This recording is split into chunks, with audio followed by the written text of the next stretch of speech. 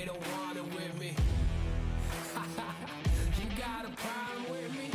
Love, you don't want it with me. Man, you won't ever stop me. Who y'all really got a problem with? Who y'all really trying to solve them with? Who don't really like the sound of this? Who come with me getting down to this? You better step back, get your neck cracked, get laid down where you best at. Better check that with a fresh map, get lost now with no extract. Like look, that's all me, got my number, don't call me. We eating up, that's all beef, you freezing up, that's y'all's team. Cause we don't really lose no more, all about heating up, leaving that cold. You can see beating up, killing that show. I ain't about giving up, no.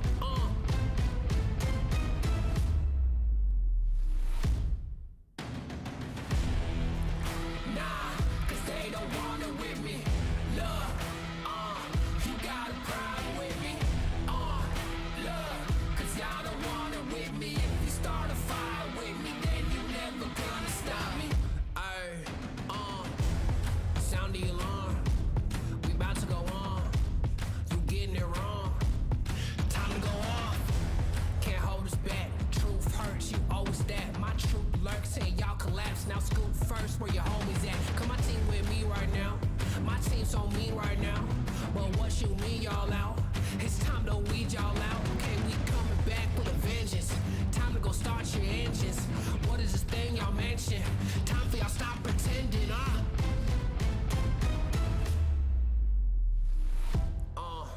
Nah, y'all can't do that. Where your crew at?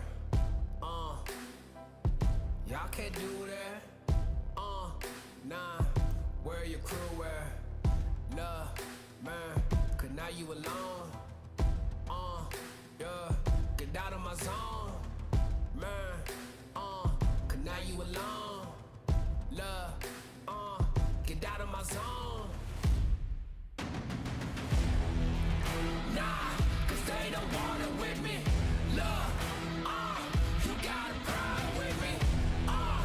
Look, cause y'all don't want it with me. If you start a fire with me, then you're never gonna stop me. Nah, cause they don't want it with me. Look, you got a problem with me. Look, cause y'all don't want it with me. If you start a fire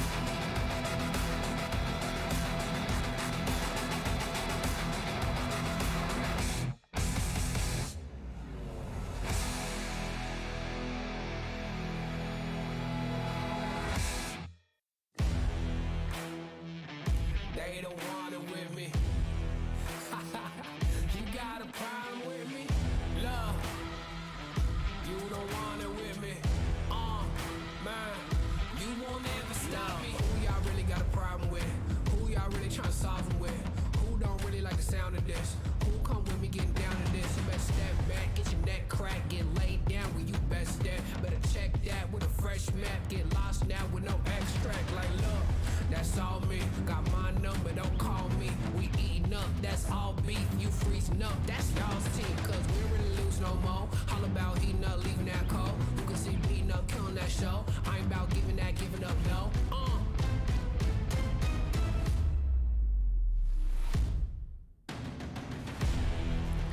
Nah, cause they don't want it with me. Look, you got a problem with me.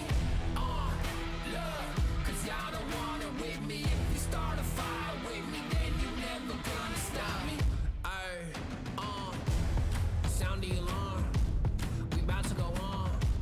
You getting it wrong. Time to go off.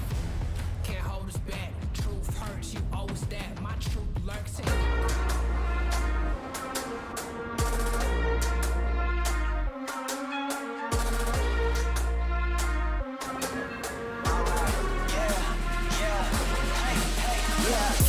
Won't stop going till a player on top know it. Rooftop penthouse suite. If you really want it, gotta own it. Fight through it, we was at the lowest. Blood, sweat, tears, the components. Riding all year, now's the moment. We are not friends, we are opponents. Yeah, I'm coming for mine. Yeah, I'm making a play, the game on the line. Yeah, I've been on the grind. Yeah, I jump in the spot, I made it my time. Yeah, look in the sky. Yeah, the stars align, no shade to shine. Can't stop it already. Emotional work and devotion, we put in this time. Look, you won't stop.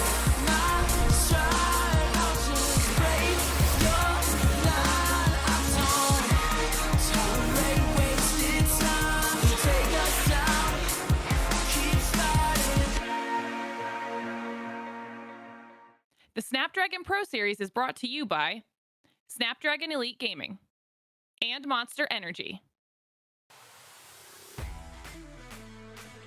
Good morning, ladies and gentlemen. It's a beautiful Saturday for some WildRift dopamine action in the Snapdragon Pro Series WildRift Open Finals for the regions of Malaysia, Singapore, Brunei, and Philippines. I'm your commentator, Husky, and alongside me, my partner in crime, always dashing, always confident Contra. I'm very super excited for today. We have some amazing series coming up. That's right. I've been waiting for some WildRift action ever since the off-season happened. And of course, there we have high-quality matches coming your way. And we have all these players hailing from Malaysia, Brunei, Singapore, as well as the Philippines that will be gathered here for the Open Finals. Yeah, and we actually did run the closed qualifiers, a couple of weeks back, and we see a lot of teams wanting to be a part of the top 8, but of course some of them have to fall, right? Namely, we had Team Secret, who were not able to make it through even after 2 closed qualifiers. They did fall to Team Underground first, and afterwards to SGP, who both are now are going to be playing today. There are just so many I would say high-profile players that is going to be involved. But let's take a look at the teams who have qualified, because I think there's a lot for us to talk about. We have Fennel Adversity, we have Grind Sky Esports, we have Nigma Galaxy, Phantom 6, Rex Regum Keon, our Sem9, SGP, and of course Team Underground. Well, this is definitely a really stacked lineup overall, and we see so many representatives hailing from the Philippines here. They definitely will be the ones to look out for. And then again, we have SGP, also a SEA Games medalist team, which I think that will offer a whole lot on the table. Sem9, how much have they improved throughout the offseason? We'll have to find out. And then I heard there's a lot of interesting things that have happened with the roster changes within some of these teams, so we will find out all together. Oh, absolutely. And I think that those roster shakeups can bring some difference. But like you mentioned, right, to what degree will the changes be? And that's all going to be unpacked later on when we look at those individual matchups. And I also just want to remind everyone out there that if you are interested in the Open Finals for other regions, Indonesia, Thailand, Vietnam, they are all happening right now. If you guys want to check them out, you can do so, because we do have all those SEA Game medalists from other regions. For example, Vietnam, Team Flash, they got an easy gold medal, and they are also competing. But this would be the prize pool for just the Open Finals itself. First place walks away with 800, and of course we go all the way down to 500 for the 6th to 8th place. That's right, and you don't want to be the only walk away with $100 for each teammate. You got to aim for the highest prize, $800, and there's going to be a whole lot more when they do qualify to the challenge stages. So for Open Finals, at least everybody here on the top 8 will be receiving a little bit of the equal distribution of money, regardless of how you end up. But of course, 800 is where we're going to be looking for the best teams to secure it. Yeah, absolutely. And not just the biggest slice of the pie, it's also the chance to qualify for the challenge stage, right? That is where the teams want to go. And out of these 8 teams, only 2 teams will make it. And if they do qualify for the challenge season, this is what they will be in contention for, a whopping $14,625 for first place, all the way down to $2,610 for 6 to 8. Well, they definitely can do their conversions back to their own local currency, and it's still going to be worth a whole lot.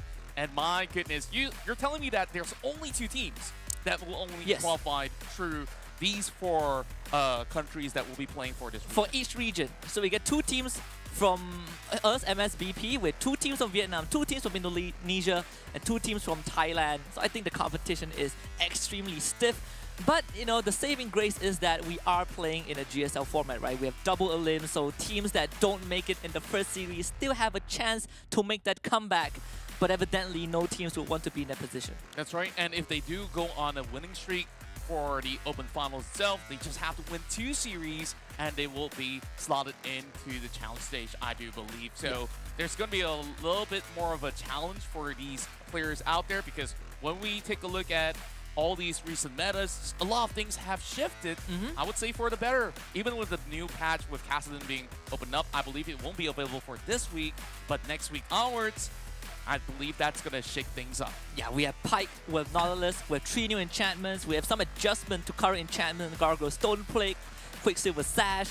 We also have the Elemental Rift. In fact, this is the first time that we would get to see Elemental Rift in a competitive setting. So I think that would also change how these teams approach the game. You know, the objective timings also did get switched around for a while. But for those who are not familiar with the tournament format, this is how it's going to be. We start with the open qualifiers, and those who make it through will be in the open final. So we have 4 teams who did qualify from the closed qualifiers. They are SGP, Nigma Galaxy, I think Team Underground, and also Grind Sky Esports. And we have 4 invited teams for our region: P6, Sem9, RRQ, and Fenrir Adversity. And afterwards, the top 4 teams from the Open Final group stage will qualify for the Open Final playoffs and play again for the top 2 spots and make it into the challenge groups, where they will face off against the representatives from other regions in a 7-day round robin format. And afterwards, we'll make it to challenge playoffs.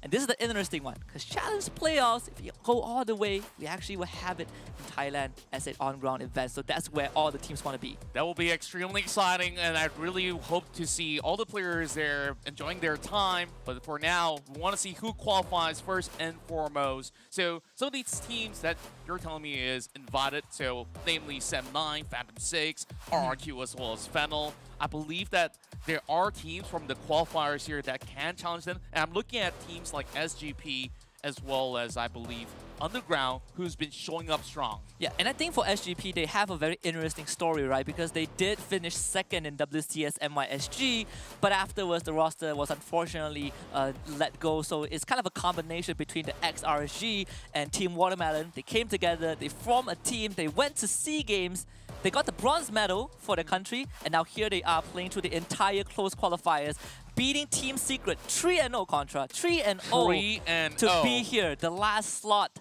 of the Open Finals group stage. And speaking of which, Team Underground is also the bane of Team Secret's existence here on many of these top tournaments, where they got knocked out even in the qualifiers into the C Finals previously. So I feel like there's so many stories here to tell, but of course we start off here with a clean slate for everyone out there in the Snapdragon Pro Series. And of course, all this is brought to you by ESL, and we're about to take a look at the tournament brackets, and we'll find ourselves with our first game, starting off with Sem9 versus SGP. On our second series, we'll have Fennel taking on Nigma Galaxy. And over on the other side of the bracket, we have RRQ versus Team Underground. And last but not least, Phantom 6 versus Grind Sky Esports, all played in the best of 3.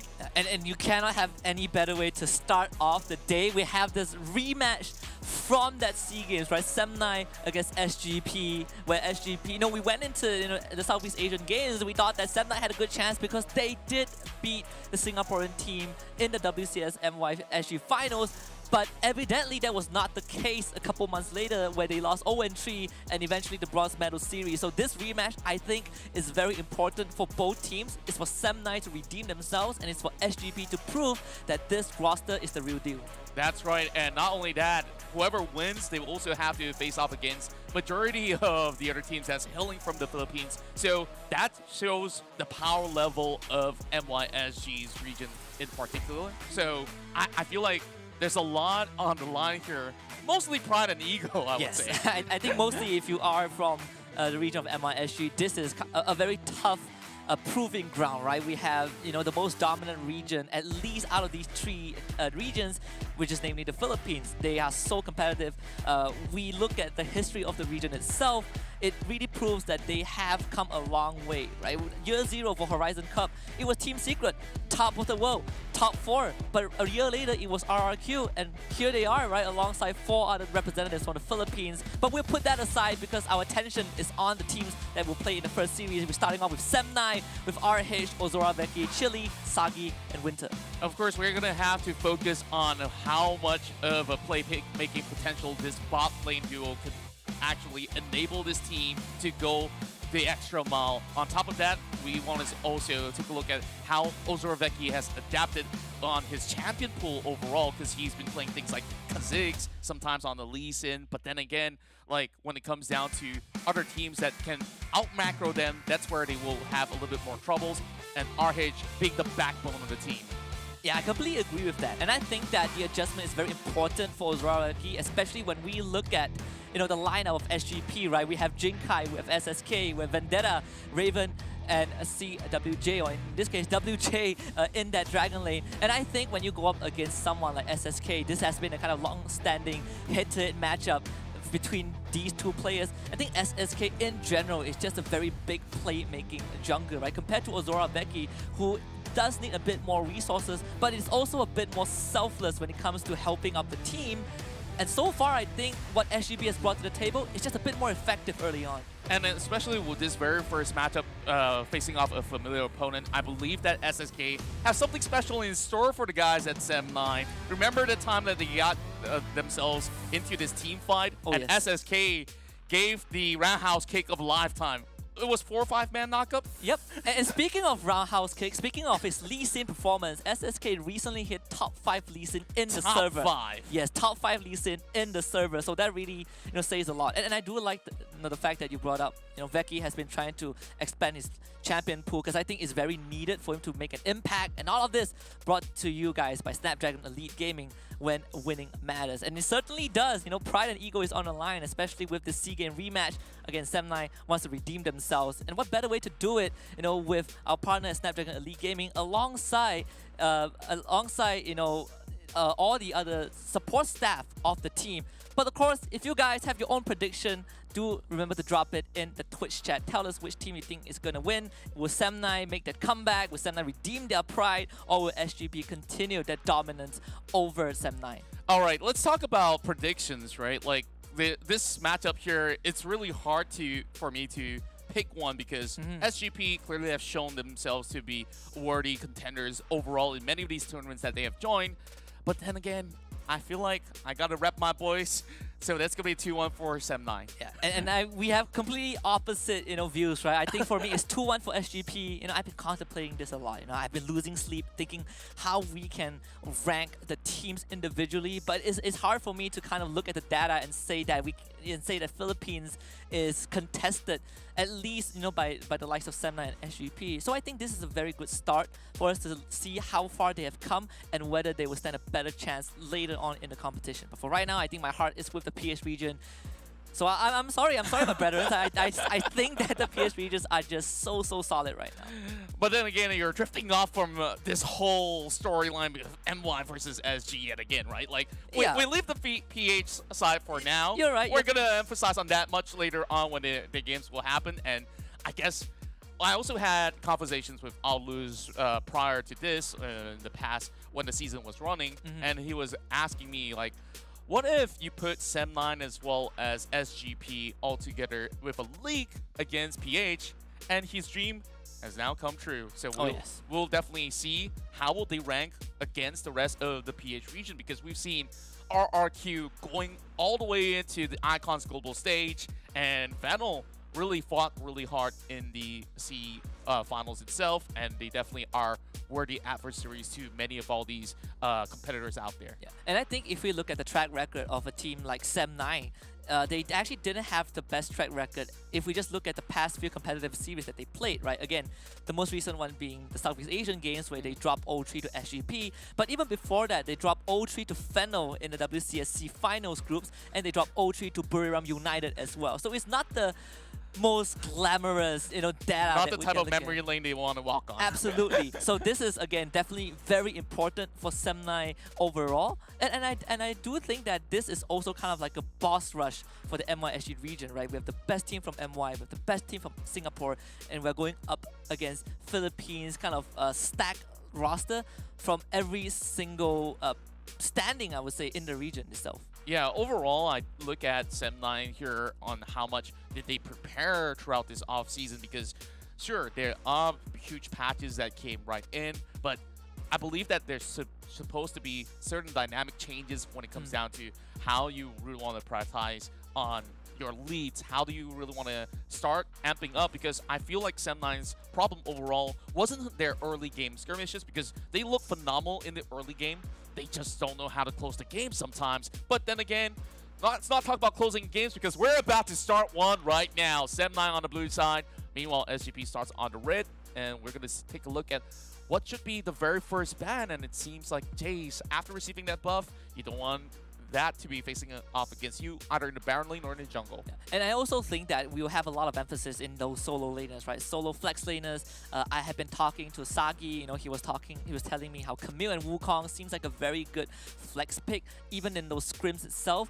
But the Enchanters are also a big contention between these two teams, right? The Yuumi has been huge, the Karma as well. The Camille gets taken out by SGP. That is one of the champions that we expected to get banned out. Yeah, it's really smart bans, because we've also seen the rise of Karma mid lane as of recent, where you basically supplement the team instead of hunting out for kills on your roams. But it's interesting to still see that Sem9 is putting a little bit more priority on this Singe ban, because it definitely is a very situational pick as well, but it's annoying to deal with when you head into the mid lane and see this Singe that's absolutely unkillable. Yeah, and that's where I think SGP kind of bring out the Lee Sin ban, right? It's a huge contest between these two teams, but you want to eliminate that playmaking potential, even though SSK is proficient with that Lee Sin, and SGP is just showing a lot of respect. But Sem9 opens up with a Lucian first pick, and it's something that we don't really see often from Sem9. Normally, you want to go for a more stable pick like the Ziggs,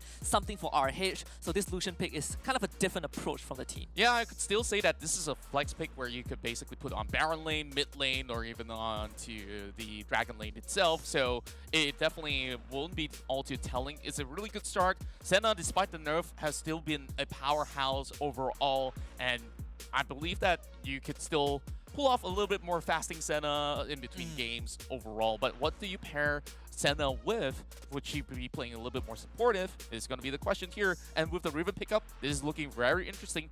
It might just be meant for Shinsekai in the jungle. Yeah, and I think Kassadin actually got through, so this is even more interesting, right? Because we thought that Kassadin would not be available, but the fact that it's now picked means that we have an even more interesting series coming our way. So the Kassadin and the Shen, we talk a lot about the Shen delivery system. now you have the Kassadin to also supplement that. And interestingly enough, I actually saw a clip, I think yesterday, where Kassadin, instead of running Electrocute, he ran Grafts of the Undying, right? So you proc a second skill, you get the extra extended range, but it's counted as melee. So you get the full effect of Grafts of the Undying. It actually makes you a bit tanky the later the game goes on. Yeah, but naturally when you're facing off against a Twisted Fate, this is still going to be a pretty tough matchup, especially pre-level 5 before the Kassadin gets the Voidwalker to roam around the map or so. So I believe that this will basically match up the tempo on that global presence whenever they have a fight breaking loose, either on the sides of the objectives or just looking for flank side pickoffs. Now, paired up with a Rakan, this is going to be a no-holds-barred matchup from SGP, just having so much crowd control to just jump in and get out of the fight. And now the question, for SGP is that who is going to go into the jungle, right? Because we still have that Riven that can be a possibility. That was actually banned. Yeah, Rakan is actually a ban. So Riven can still go into the jungle. So I think for SGP, they still have that flex potential with them. They also banned out the Nami. We're looking at the support pool right now. And if you are SGP and you're looking at Winter, you're taking out champions that can help Sagi. And I think Winter has transitioned from this engage type champion to engage type champion player to someone who plays Enchanter, so that he can supplement Sagi, who has been phenomenal, right? I think top 100 in the CN leaderboard server. So this guy is an absolute beast coming into the series. That's right, and we're looking at the very final ban here. A bunch of enchanters has been removed from play, and they banned Nasus just in case if they really want to pull off the Senna combo over on the bottom side, which is pretty tough to deal with all the pokes coming in. Now, the question is, with so many of all these engaged support roles being taken off as well, so I guess a few options left on the table will be either Galio and potentially even the Pike, which will be pretty interesting. We did talk about the Pike and the Nautilus of broadcast, right? But Senna +1, I think the Gragas is still in the table. Another champion that if the Nasus is not around, you can look at the Gragas. I think maybe Raven would consider that. But we have seen Raven pull out champions like the Brand, right? It's very aggressive bot lane champions. The Brand, the Lux, maybe SGB can also pivot that way. But they picked the Wukong, which still doesn't reveal who is going to be in the bot lane. And right now we have the set. Wow. So again, SGP just going down that we're going to flex all the way, and now it's time for you to play the guessing game. But for Sem9, the Soraka and the Vi pickup. It's really interesting to see this because now you have two global ultimates where you could easily have Winter just press or should I say the fourth button in this instance. The wish. Yeah, just give him a wish and you basically can turn the tides around. So this composition is very hard for SGP to dive upon Sem9, especially when it comes down to pickoffs in the early game. But then again, with so many of all these huge elements of SGP, I believe that when it comes down to team fight, they do have an edge. Meanwhile, Sem9, they're basically looking for key targets to quickly pick off and start to ramp up. If they don't, I think that they're going to struggle in the late game. I actually do share the same sentiment, right? Because we look at what SGP has, it feels SGP true and true. Want to run at you, we want to start a fight, and we want to quickly just close out the game as soon as possible. With Jinkai on that Riven, we have Raven on the Senna, we have the Wukong SSK. So this really screams that they want to be just as aggressive as possible to get that early lead. And, we talk a lot about Ozora Veki against SSK in the jungle, but I also want to kind of turn our attention to the Baron lane. Jinkai against RH, a very classic matchup where RH is just the stable pillar of Sem9. But for Jinkai, you leave him in the lane, and he's going to fight all the way until he beats you in lane. Yeah, and I guess that with this Shen pickup here, it definitely nullifies whatever it is offense that Riven could possibly put up in the early game or so. And is it actually worth it to really go all in when he could easily find ways to taunt you on the turret or so? But overall, we want to see how these matchups here fare, because on the mid lane itself, there's going to be a little bit of a powerhouse battle between Chili as well as the new mid laner of SGP. Yeah, we say new mid laner, but technically they've been around for a long True time. enough. Right? So I think this is, again, I think statistically it is more SGP favorite, and we're just basing it off of data. But there's an argument that can be made where this is the first time we're seeing Elemental Rift. We're looking at objective time changes, you know, we're looking at Elemental Rift, we're looking at all of these new enchantments, but what we truly want to find out is if Game 1 will go the way of Sem9, at least in terms of the redemption narrative. So we're going to jump right in. Game number 1 of this best of 3, Sem9 against SGP. Sure, we kick off in Game 1 of the Snapdragon Pro Series ESL WildRift. And with Sem9 instead on the red side. Oh, actually, it's so we got with an accidental switch of the team, so we actually get the RH on the ribbon. This changes the whole narrative, right? This changes the whole the dynamics that we've been talking about. So we so we were bamboozled. We were bamboozled the whole time. Okay, at least it starts to make a little bit more sense, right? Like when it comes down to how SGP usually likes to play ultra aggro, but to Lifter there, it gets a little bit of the drawback, just basically swinging on top of WJ. So he has to be a little bit more careful when he goes out with all these heals that he pulls off, because Ravens just basically need to draw a little bit more distance. But when it comes down to the rotations, we take a look at both junglers starting on the opposite side, and they will basically have a little bit more priority on different side of the lane, but SSK, he might visit very early on. And I think that is a big possibility when you're looking at that Riven, right? You just have so much dueling potential early on with that denting blows. Also, you get that blast you for that extra resistance. So I wonder if SGP will make that aggressive moves, because again, well, we are looking at a slightly different dynamic between SGP and Sem9, especially when Sem9 now has a roster that allows them to kind of make those full engage early on. But SGP has a very defensive lineup, but Winston gets the facebreaker into an exhaust. But unfortunately, the root from Saki does hit a minion, so no follow-up kills right there, and CWJ was able to push them away. Well, some really high aggro plays coming out there, and Raven forces a flash. SSK comes right in though. Don't think they could get anything out of it, but still, it's a good showing out of these players while we have Chili basically shoving this Kassadin under the turret. And that's what you told me, right? A few days ago, I was telling you that, oh, Kassadin is so good, but he does struggle early on when you are up against this range matchup. SSK shows up with a flash Vault Breaker. That's the flash gone from Chili. Relieve some of that pressure for Vendetta. Yeah, and that opens so much room, and now he finally gets his ultimate, so that means that Vendetta can start roaming around the map. Jinkai holding up just fine against our hedge. As you can see, as much as you want to go up against the Shen, he's so tanky, and he can still take off percentage health any sort of auto attack he lands on our hedge. And this kind of changes things a bit, right? Because even though Chili has that destiny, yeah, you can go around the map, but without that flash, he becomes so much more vulnerable to what SGP can bring to the table. And I really do like SSK just pulling the trigger. You're not necessarily looking for the kills, you're just looking to relieve that pressure for Vendetta. And this is kind of a start that SGP wants to look for, and they have gotten it. Yeah, and overall, as much as it's currently running at 0-0 each, you can still see that the goal lead is starting to develop for the rest of SGP. Now, here comes the gate coming down the bottom. Yeah, Chili only gets a gold card off, but SGP just reading that movement perfectly. Retreating before Chili even shows up, so no avenues for Sem9. Yeah, overall, I believe that the first major fight will happen on the spawn of Mountain Drake, or perhaps, knowing SGP, their priority is usually to go for that Rift Herald and start to open up a little bit more space in the map, and that's where they will shine best, because you look at SGP, their comp is designed to run at you and just pick somebody off, and Shinsekai, he's ready to do that whenever there is a little bit more opening of his space, and therefore Sem9 has to be on the lookout as well. Gotta keep the vision control being set up in stone.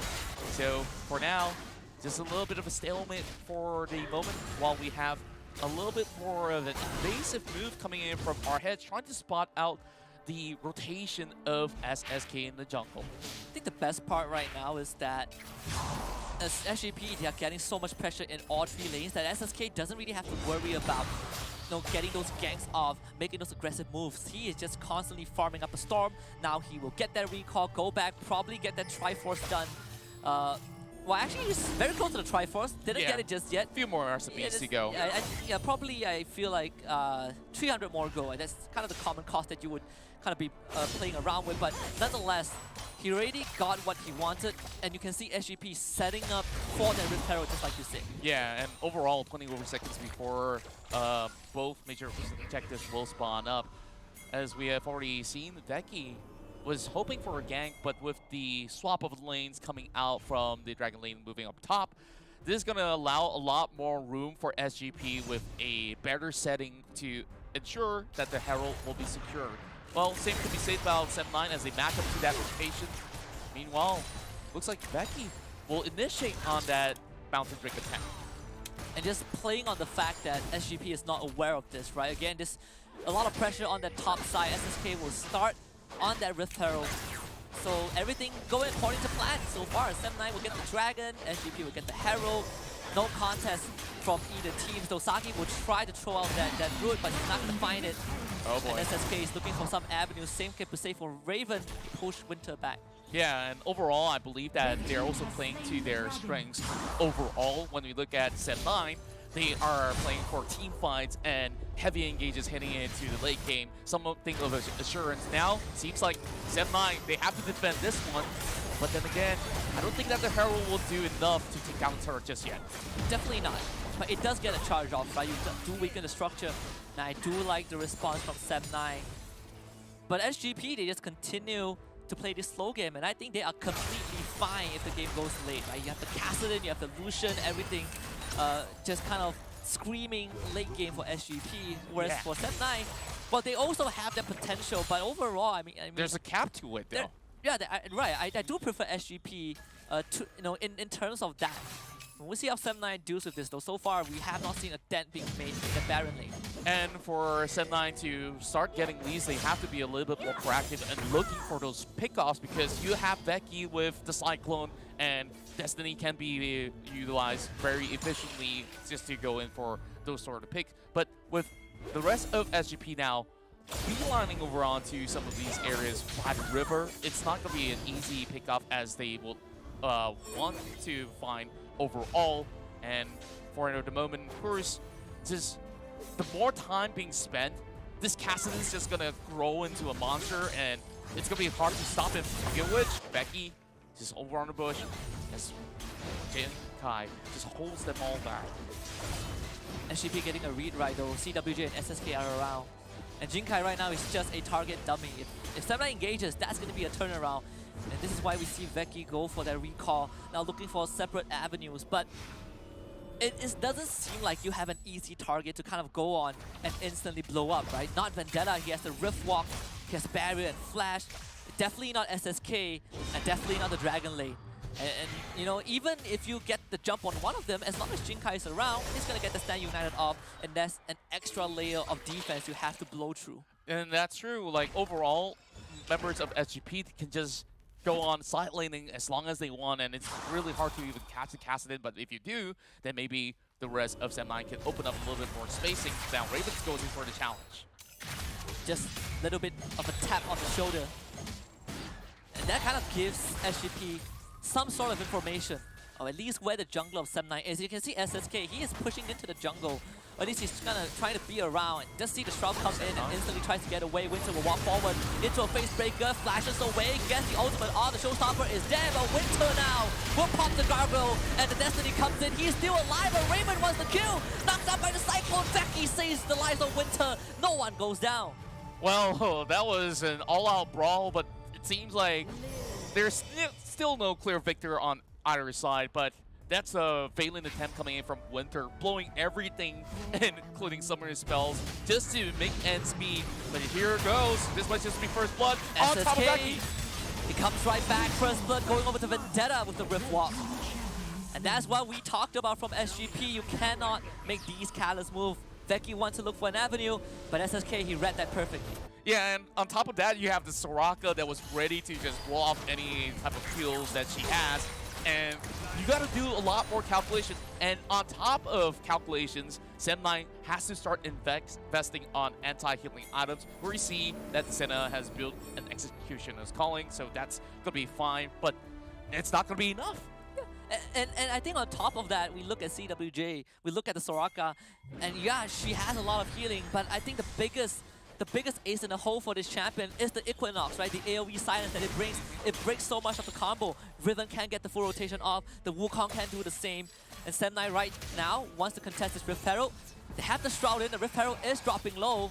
The calling unleashed by Raven. Becky is going to smite that objective away, so SGP will not be able to get it. Quite a clean take coming in from Semnai overall, understanding their positioning that gives them a little bit more edge, and they've already blown out many of these ultimates coming in from Leon. Now they will prepare to defend this though. RH caught out. Equinox silence. He goes down as the redemption will drop from the side of SGP. Healing up Raven. He still goes down to Sagi, but look at Vendetta. He's popping up with that Rift Walk as Becky loses his life. Winter gets a smackdown onto CWJ. A 2-4-2 trade so far, but Jinkai is here with the Stand United and he gets a ton off. Winter saved by the Shroud. Jinkai is still chasing SSK, waiting for the ball breaker to come online. He's thinking about going on to Sagi. Decides against that. Jinkai goes in with the taunt, gets stunned up, but has the cargo. And now he's just tanking up all of the damage. SSK, the excessive force almost blows through Sagi, but a 2-4-2 trade for either team. My goodness, Jinkai is unstoppable. The way that he goes in against all three members, he has no fear for his life because he understands, yeah, if anything happens, WJ will back me up either way. So it's so hard for Semnai to really look for avenues to basically crush somebody up in an instant. Like, sure, you have a few members that can do AoE damage, but you can't single anyone out so easily. RH now forced the flash. Meanwhile, Infernal Drake spawn up, SSK trying to look for an opening here. Perhaps SGP can steal this one away. And you gotta keep your eyes on CWJ. Again, he has to go down first, and now the flash from Becky into a Cyclone. Destiny used, but Becky, he's so close to dying. Redemption drops down. Vendetta goes to the backline, knocked up by Cyclone again, but SGP splits the team of S9 into two parts. And even with Sagi's root, they've already lost 2 members, and SGP gets a clean team fight in the Dragon. Yeah, clean team fight for SGP, but sloppy engagement coming out of Semnai as well. They were hoping to pick off SSK, but little did they know the rest of SGP were coming from the bottom end of that pit, and it's just them being overwhelmed. The rest of them are coming into mid. And SSK, he's just gonna pull the trigger and get a kill into Sagi. Doesn't even go down. Thanks to the Soraka once more providing those top-up heals, and SGP finally cracks that mid-tier 1. Yeah, just breaking down one other problems of Semnai is that you don't really have somebody that can cleanly start that engage other than, say, the Wukong. And you see how quickly he just gets singled out by the members of SGP overall. So, but even when you try to do so, the counter will come in. Suzukai has so much mobility, you can't possibly catch him. Jinkai comes in with a taunt, and you still have this Soraka being so annoying to deal with. So I don't see how Semnai could basically win that 5v5 for now. And again, we see the combo breaker from CWJ, right? He has that Equinox. But even if we look away from the Soraka, Vendetta also has a silence. So there's a lot of resources from SGP to really stop this chain reaction from Semnai. And even though the draft of Semnai once screams, "We run at your face," but SGP wants them to run into a team fight so that they can kind of catch them off guard. And right now we're looking at a 4,000 goldie for SGP, but honestly, it feels like the value is a bit more than that. Yeah, it definitely does feel so, because now with 2 turrets being opened up as well, you can see that Jinkai has so much room. He will just continue on with the split push and still manhandling RH all alone.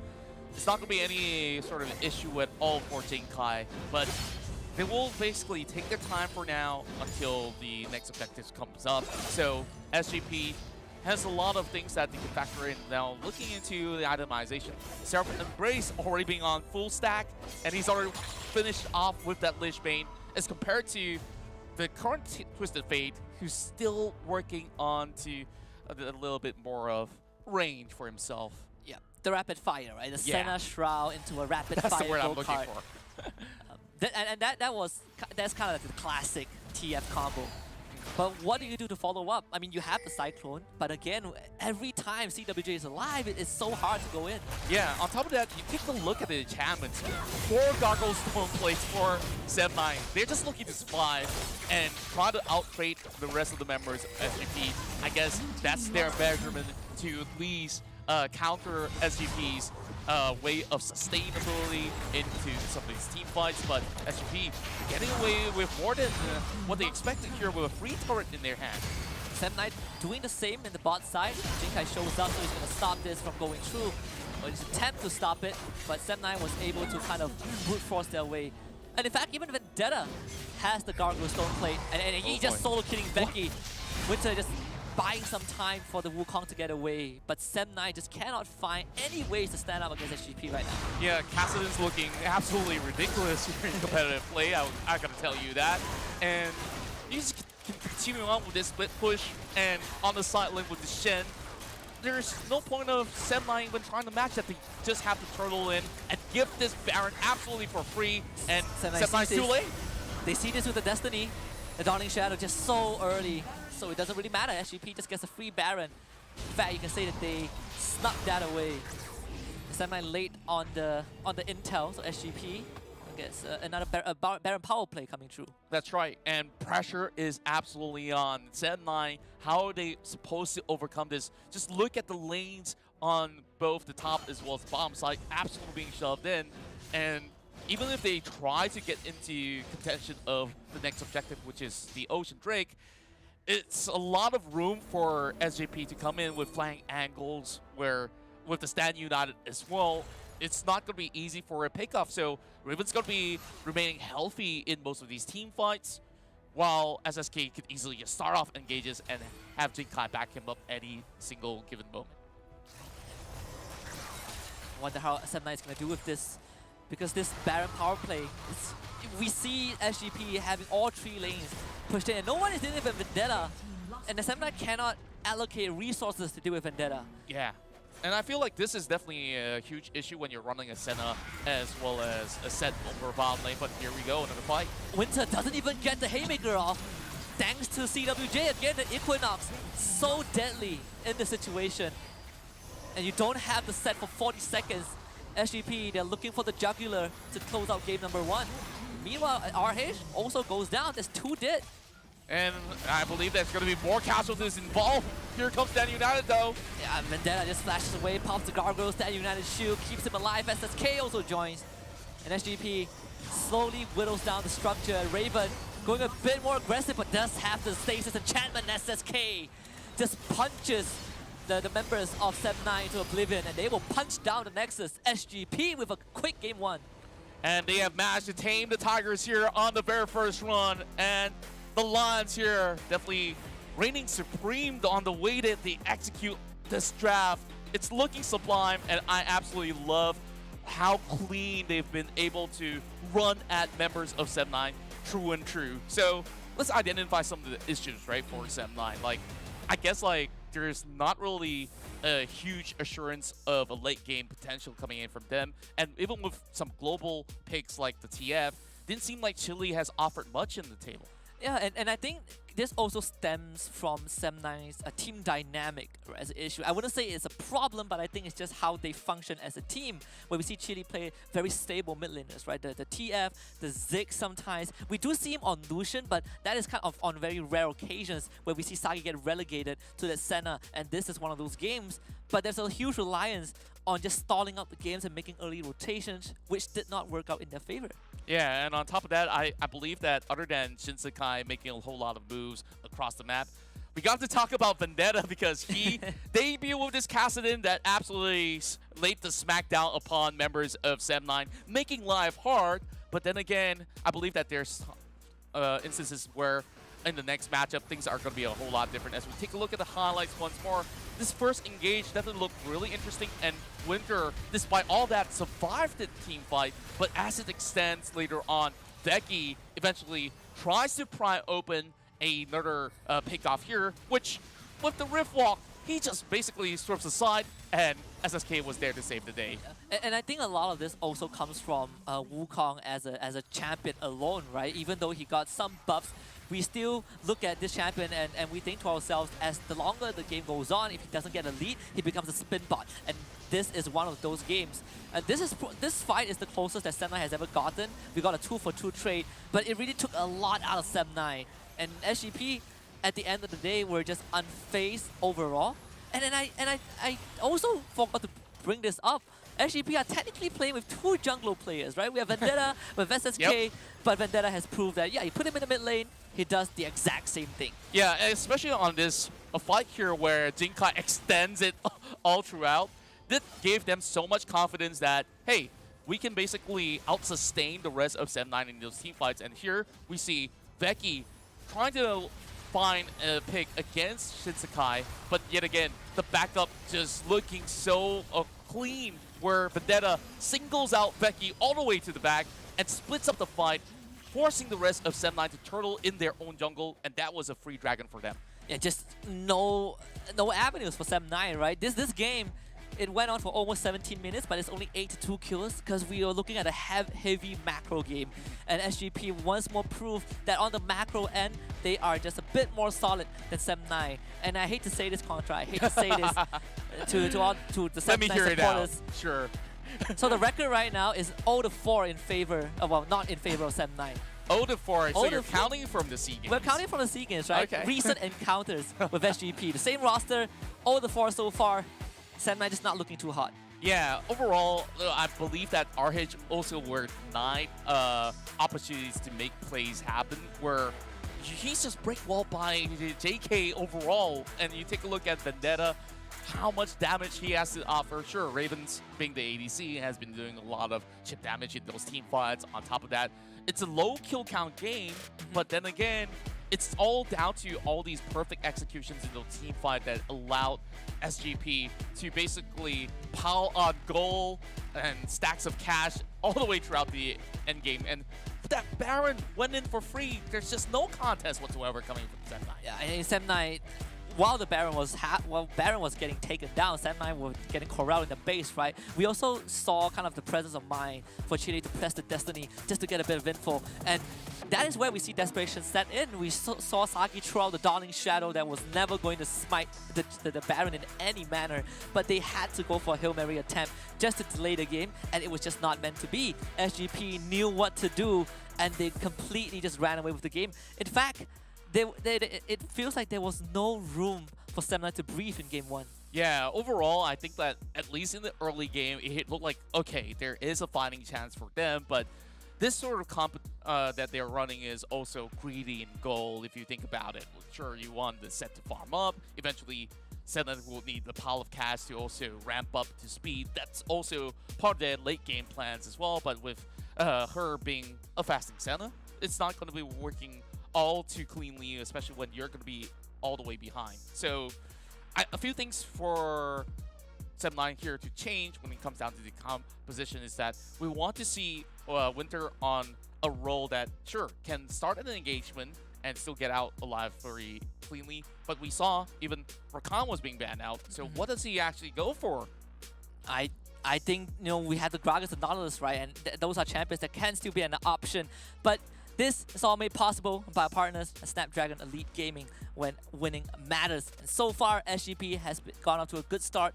We see Sem9 trying their best to shut down, you know, CWJ's Enchanter pool, but they forgot about the Soraka, and CWJ won with that. And I think it's also thanks to Monster Energy. They unleashed the beast within SGP, and we got to see the power of that Enchanter Soraka. And that kind of blows through all the combo to Sem9, right? You want to one-shot someone, Soraka stops that. Exactly. And of course, you can also join in the conversation by hopping over to our Discord server for more info on who's playing and what's in the bracket. Head over to discord.gg/Snapdragon Pro Series. It's a very interesting series that we have so far. The rematch between SGP and Sem9 continues, but SGP proves that they are still one step ahead. We're going to take a short break, and then we will come back for Game 2 of this best of 3.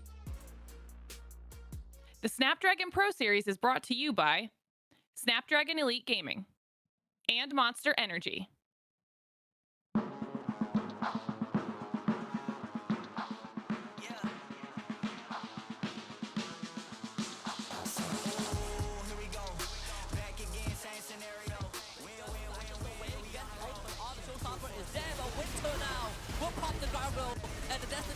He's still alive, and Raven wants the kill. Knocked out by the Cyclone. Becky saves the lives of Winter. No one goes down. Just to make ends meet. But here it goes. This might just be first blood. On top of Becky. He comes right back. First blood going over to Vendetta with the Rift Walk. And that's what we talked about. Open's coming in from him. Now, they will prepare to defend this though. Our is caught out. Equinox silence. He goes down as the redemption will drop from the side of SGP. Healing up Raven. He still goes down to Sagi. But look at Vendetta. He's popping up with the Rift Walk as Becky loses his life. Winter gets a smackdown onto CWJ. A 2-4-2 trade so far. But Jinkai is here with Stand United and he gets a ton off. Winter saved by the Shroud. Jinkai is still chasing SSK. Waiting for the ball breaker to come online. He's thinking about going on to Sagi. Decides against that. Jinkai goes in with the taunt, gets stunned up, but has the cargo, and now he's just tanking up all of the damage. SSK, SSK trying to look for an opening here. Perhaps SGP can steal this one away. And you gotta keep your eyes on CWJ. Again, he has to go down first, and now the flash from Becky into a Cyclone. Destiny used, but Becky, he's so close to dying. Redemption drops down. Vendetta goes to the backline, knocked up by the Cyclone again, but SGP splits the team of S9 into 2 parts. And even with Sagi's route, they've already lost. I think there's going to be more casualties involved. Here comes Stand United though. Yeah, Vendetta just flashes away, pops the gargoyle, Stand United shield, keeps him alive. SSK also joins. And SGP slowly whittles down the structure. Raven going a bit more aggressive, but does have the stasis enchantment. SSK just punches the members of 7-9 to oblivion, and they will punch down the Nexus. SGP with a quick around. Just see the Shroud come in and instantly tries to get away. Winter will walk forward into a face breaker, flashes away, gets the ultimate on. The showstopper is dead, but Winter now will pop the gargoyle, and the Destiny comes in. He's still alive, but Raven wants the kill. Knocked out by the Cyclone. Becky saves the lives of Winter. No one goes down. Just to make ends meet. But here it goes. This might just be first blood. On top of Becky. He comes right back. First blood going over to Vendetta with the Rift Walk. And that's what we talked about. Open's coming in from him. Now, they will prepare to defend this though. Our is caught out. Equinox silence. He goes down as the redemption will drop from the side of SGP. Healing up Raven. He still goes down to Sagi. But look at Vendetta. He's popping up with the Rift Walk as Becky loses his life. Winter gets a smackdown onto CWJ. A 2-4-2 trade so far. But Jinkai is here with Stand United and he gets a ton off. Winter saved by the Shroud. Jinkai is still chasing SSK. Waiting for the ball breaker to come online. He's thinking about going on to Sagi. Decides against that. Jinkai goes in with the taunt, gets stunned up, but has the cargo, and now he's just tanking up all of the damage. SSK, SSK trying to look for an opening here. Perhaps SGP can steal this one away. And you gotta keep your eyes on CWJ. Again, he has to go down first, and now the flash from Becky into a Cyclone. Destiny used, but Becky, he's so close to dying. Redemption drops down. Vendetta goes to the backline, knocked up by the Cyclone again, but SGP splits the team of S9 into 2 parts. And even with Sagi's route, they've already lost. I believe there's going to be more casualties involved. Here comes Stand United though. Yeah, Vendetta just flashes away, pops the gargoyle, Stand United shield, keeps him alive. SSK also joins. And SGP slowly whittles down the structure. Raven going a bit more aggressive, but does have the stasis enchantment. SSK just punches the members of 7-9 to oblivion, and they will punch down the Nexus. SGP with a quick around. Just see the Shroud come in and instantly tries to get away. Winter will walk forward into a face breaker, flashes away, gets the ultimate on. The showstopper is dead, but Winter now will pop the gargoyle, and the Destiny comes in. He's still alive, but Raven wants the kill. Knocked out by the Cyclone. Becky saves the lives of Winter. No one goes down. Just to make ends meet. But here it goes. This might just be first blood. On top of Becky. He comes right back. First blood going over to Vendetta with the Rift Walk. And that's what we talked about. Open's coming in from him. Now, they will prepare to defend this though. Our is caught out. Equinox silence. He goes down as the redemption will drop from the side of SGP. Healing up Raven. He still goes down to Sagi. But look at Vendetta. He's popping up with the Rift Walk as Becky loses his life. Winter gets a smackdown onto CWJ. A 2-4-2 trade so far, but Jinkai is here with Stand United and he gets a ton off. Winter saved by the Shroud. Jinkai is still chasing SSK, waiting for the ball breaker to come online. He's thinking about going on to Sagi. Decides against that. Jinkai goes in with the taunt, gets stunned up, but has the cargo, and now he's just tanking up all of the damage. SSK, SSK trying to look for an opening here. Perhaps SGP can steal this one away. And you gotta keep your eyes on CWJ. Again, he has to go down first, and now the flash from Veki into a Cyclone. Destiny used, but Veki, he's so close to dying. Redemption drops down. Vendetta goes to the backline, knocked up by Cyclone again, but SGP splits the team of S9 into 2 parts. And even with Sagi's route, they've already I lost. believe there's going to be more casualties involved.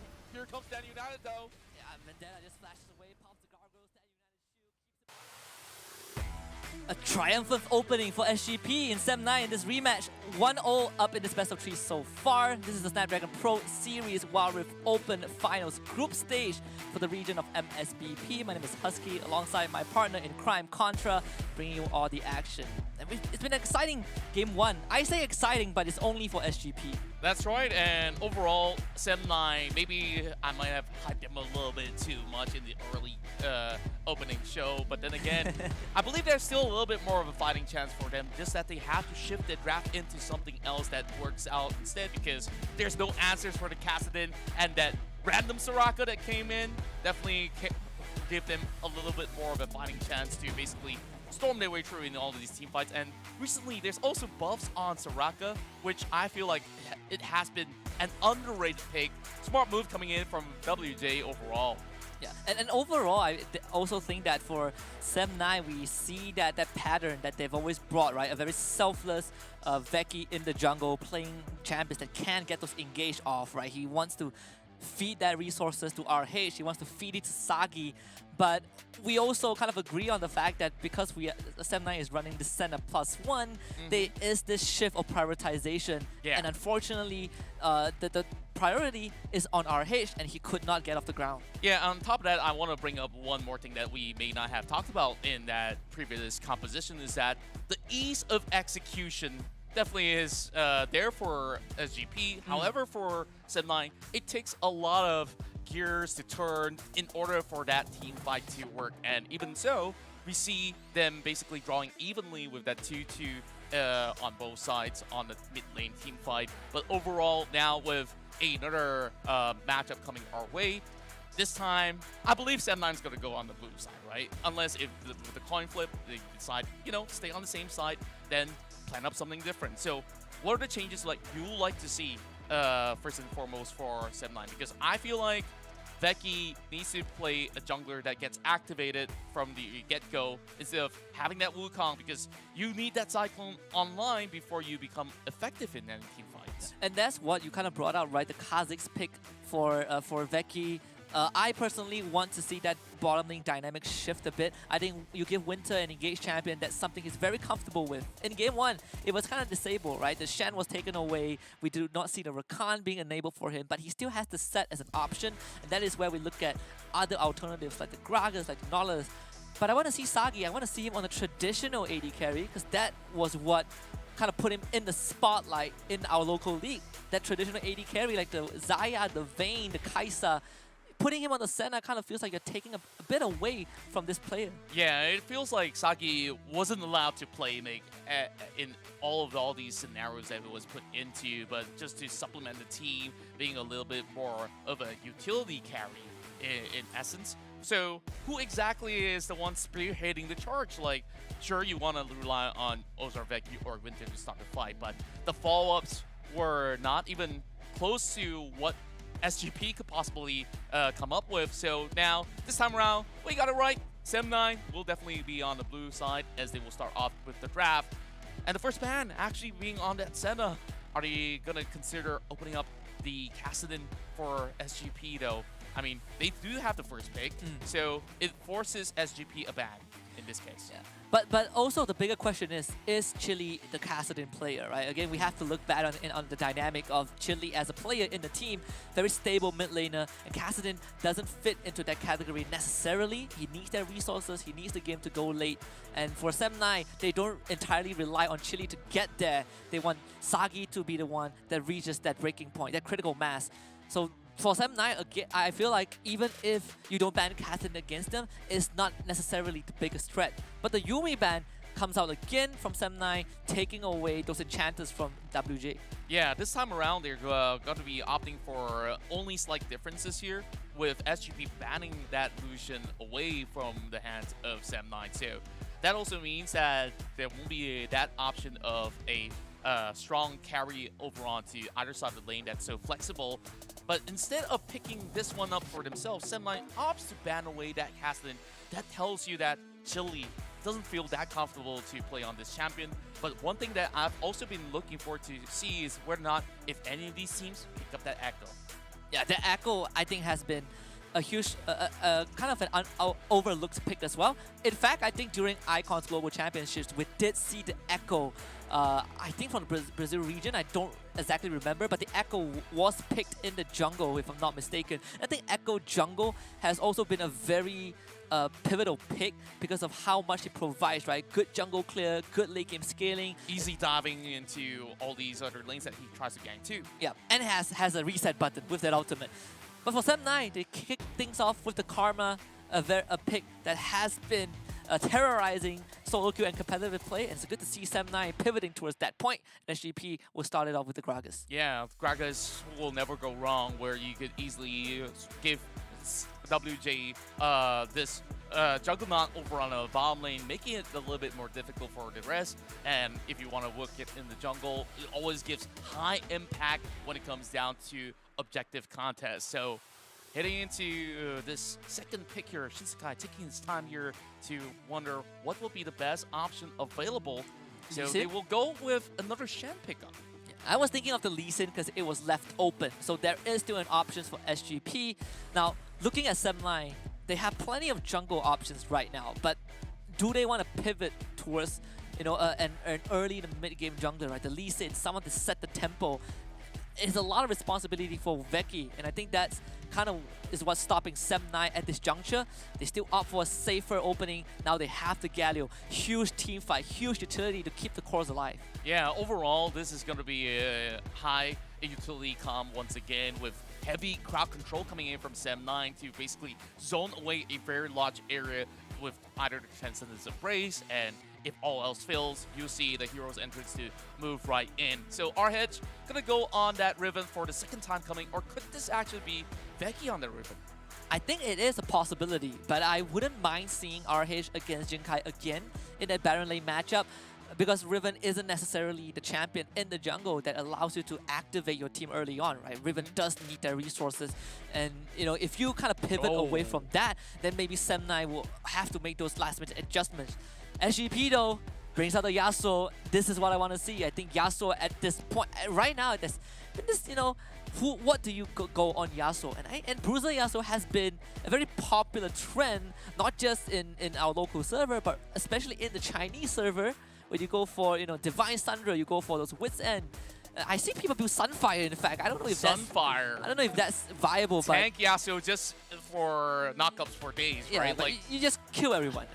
but then again, you already have enough tankiness over on the members of SGP. I don't think that he will be running on those type of builds, but it can be effective if you really want to go out sustaining the rest of Sem9. Now, second draft, we see Wukong being banned away.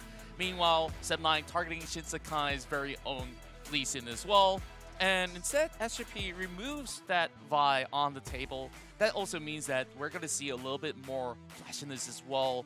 But then again, perhaps they've already identified that, okay, we want to run this Gragas in the jungle, so it doesn't even matter what you ban in the jungle overall for Sem9. Yeah, and that's the good thing for SGP. So much flexibility, and you can see Sem9 pivot away from that jungle ban and commit to a Corki ban, right? Because we haven't seen what SGP is going to go for. This Yasuo could very well still be in the bottom lane, though very unorthodox in this current climate, but it is still possible for them to pull it off. And SGP now, they get the first pick off this phase, the Xayah comes out, Yasuo is going mid. Yeah, and that makes it really difficult for Sem9 to target lock onto anybody at all. You don't want to waste your time over on Xayah so long as she has the Featherstorm up online. And good luck catching that Yasuo, because this is just going to be basically the version 2 of SGP, having brick wall of front line and still having high sustainability. And I've been wanting to talk about this Renekton pick because recently huge buffs have been made onto this Alligator, and I want to see it go running rampant, but question here remains, is he going to be facing off against a Shen, a Yasuo, or even a Gragas? it's hard to tell. But Olaf definitely answers back onto what SGP has to offer with those big AoE spells on team fights. Yeah, just put Olaf in the jungle. Very activated super early for Sem9. That's what we want to see for Ozora Veki at least. So SGP right now have to decide, right? Do we want these Gragas in the jungle? But after seeing that Olaf, I think we might get a Gragas support for CWJ unless they still decide to put him on an Enchanter, which there is a lot more choices in Game 2. We have the Lulu, we have the Janna, and Janna will be the choice. Well, Janna here to basically make or break some of all these team fights, because when you look at all these sort of AoE spells coming in from Sem9, yet again, like, she cannot afford to have her be caught out during the channeling of Monsoon whenever the Transcendence Embrace is being left available. So it's basically SGP telling you that I want to stay in the fight as long as I can, and you're not going to be able to touch my teammates, because her passive gives her a little bit more movement speed to the teammates around. So it's great to see that SGP doesn't seem to have too heavy of a change when it comes down to ideation, but it's a completely new look for them. Now, I wonder, is this Yasuo going to run that enchantment where you basically knock back other people to set it up for a huge last breath? I think there's Does a he huge... even need to, actually? Absolutely. There's a huge, well, a lot of resources to make that happen. The Howling Gale, if it catches you midway, you're going to get knocked up and you get the last breath follow-up from Vendetta. But for Sem9, once more, we see Sagi on a champion that's not that traditional ADC that we're looking for. Look at the Karma, the Galio bot. And sure, early on, you get that easy, those posts, you get easy ways to kind of shove waves, but you're against that Xayah Janna, so I don't think SGP will be too bothered about those early harassment, though Sem9 would be able to gain lane priority a bit better. Yeah, it's just basically having a stable early game for Sem9 overall, where the only worry is ganks that might come in their way. So long as that Olaf will arrive on time for a counter engage, there's still a very heavy chance that with this babysitting Karma over the bottom side, they can basically outpoke and out-sustain the bottom lane, because sure, Janna won't be able to provide any healing so long as she doesn't have the Monsoon, but overall, it's hard to really find big avenues for pickoffs there, because when we look at the rest of Sem9, what they do, they just basically want those huge 5v5s to happen. There's not going to be anyone that could basically say, go, go, go, run at them. But speaking of a go, we have the green light to start Game 2 here in the Snapdragon Pro Series, brought to you by ESL. And for SGP, they have the same answer, right? Sem9 wants to, have the green light constantly on, and SGP, they have the red light. They have the disengage button. In Game 1, it was the Soraka, the combo breaker from the Equinox. But in Game 2, it's the Janna Monsoon, it's the Janna Howling Gale. So there are still ways for SGP to do that. And better yet, Raven also has an avenue. They has the Feather Storm, right? The invulnerability does buy time for them. And of course, we see Jinkai on the Shen once more. So much protection, so much layers of defense for the squad. And because they're up 1-0 in the series, one more game will send them forward into the next bracket and knock Sem9 down to the lower bracket. Well, yeah, and Sem9 not going to be bowing out just yet. I believe there's a fighting chance, at least with some of these adjustments being made now. Of course, without further ado, let's kick off Game 2, SGP versus Sem9. And I think the worry from Game 1 is kind of still lingering around. If you are a Sem9 supporter, we are seeing this kind of composition which focuses a lot on trying to win the early game. You have the Renekton mid into a Yasuo. That is perfect, right? That is the matchup you want to look for. Just in a naturally winning matchup. But since it's that middle lane, Vendetta is not going to be that worried. You see he's running the exhaust, he has the grabs, and because the tower is so nearby, the kill pressure does get mitigated by that itself. So SGP have found a way to circumvent that. Especially with picking up that Grasp of the Undying, so that he can find ways to sustain overall. So up towards this matchup over our top side, same could be said about Jinkai. So they're just going to be making sure that they get early farm and not going to be going in for kills. And later on, once you get those power spike on the first and second item, that's where it's go time for SGP. Meanwhile, of course, both sides starting on red, as the rest of Sem9 being shoved underneath the turret here. And we're already seeing this Janna outpoking Winter as well as Sagi, something that we didn't really expect all too much from. But I think it kind of makes sense because Xayah, in general, from level 1 onwards, is just a very naturally fast pushing champion. Becky shows up trying to put the pressure onto Vendetta, but SSK is around. And again, Vendetta is just not worried about these early engagements. That you need a setup from Chili, and he's just not in position to do so. Yeah, he's still being overzealous though. Exhausted, pops the barrier, has the flash, electrocute popped, and Chili knows that he's dead. Vendetta grabs first blood. A little bit of a mishap there on Judgment when they were basically still just disengaging. Both junglers were literally there 3 seconds ago. Oh yeah. So I don't think that Chili has made that consideration that this Krakus is just going to be able to move in. And SSK didn't even need to blow a flash for it. So big win, just utilizing one exhaust to pop up a barrier. Chili understanding that he won't survive. We'll keep that flash for now. But at least RH trading much better than he did as compared to game 1. But this kind of like the early phase, right? When Jinkai doesn't have much to work with. So bottom lane, Sagi and Winter are incredibly low. The Aerie almost kills off Sagi.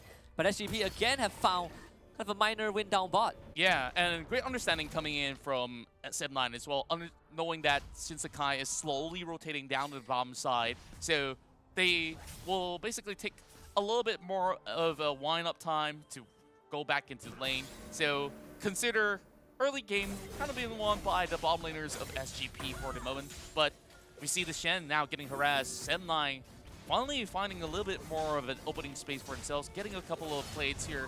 But now WJ irons it back, already building that redemption in Chan. And SGP gets to hold on for a little bit longer. For now, only the first blood has landed. A little bit of slightly, should I say, it will be amounting to more because that's 2,000 gold. It's only 3 minutes of the game. Yeah. Senna did get, I think, a plating in the top lane, but that is pretty much it. SSK did steal the Raptors away from Veki. But this was kind of the pace that we saw in game 1. A very slow start, though slightly better for SGP because Vendetta got that first blood. And if things aren't already bad enough in this supposedly good matchup for Chili, now it has just gotten worse. And you can see Chili just trying his best to stabilize the lane, but you cannot really trade against Vendetta at this point. Yeah, overall losing some amount of gold overall after losing out on that scuffle up mid. And I guess both sides just hoping to channel all that sort of goal into a late game skirmish instead of going for any sort of early pickups here, because it's just going to be a lot of risk involved for either side to start things off. So when we look at scaling overall, I believe that at least Veki, Chili has decent scaling. There's still a little bit of cap overall on these guys, but RH now meeting up with the rest of them.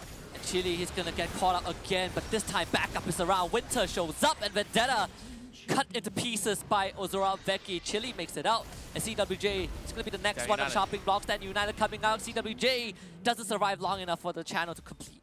And that is the best scenario for SM9 here to turn things around. It almost looked like one of the members were about to falter there, and all thanks to Veki coming in with that flank side, they managed to save them into a winning scenario at the very least. Now both objectives spawn up. Infernal Drake to start off the match.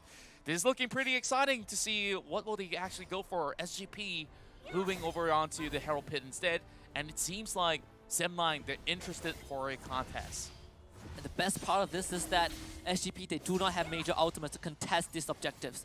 And you can see SM9, they're posturing themselves at the Rift Herald. They know that SGP do not have those skills, those abilities online. SM9, they're ready to take this fight. Winter and Ozora Veki are in front.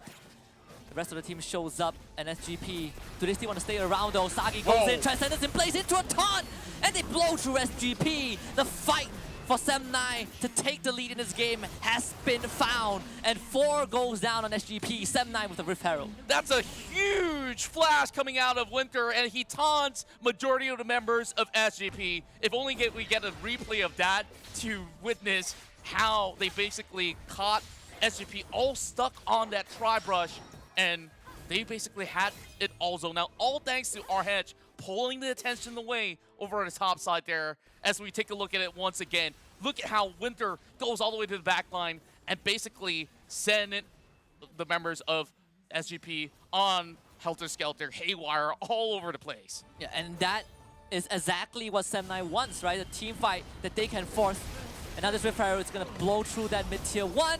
SSK protected by the Stand United, but it's a very defensive one. And again, without the Stand United, SGP will find no way to contest this Inferno Drake.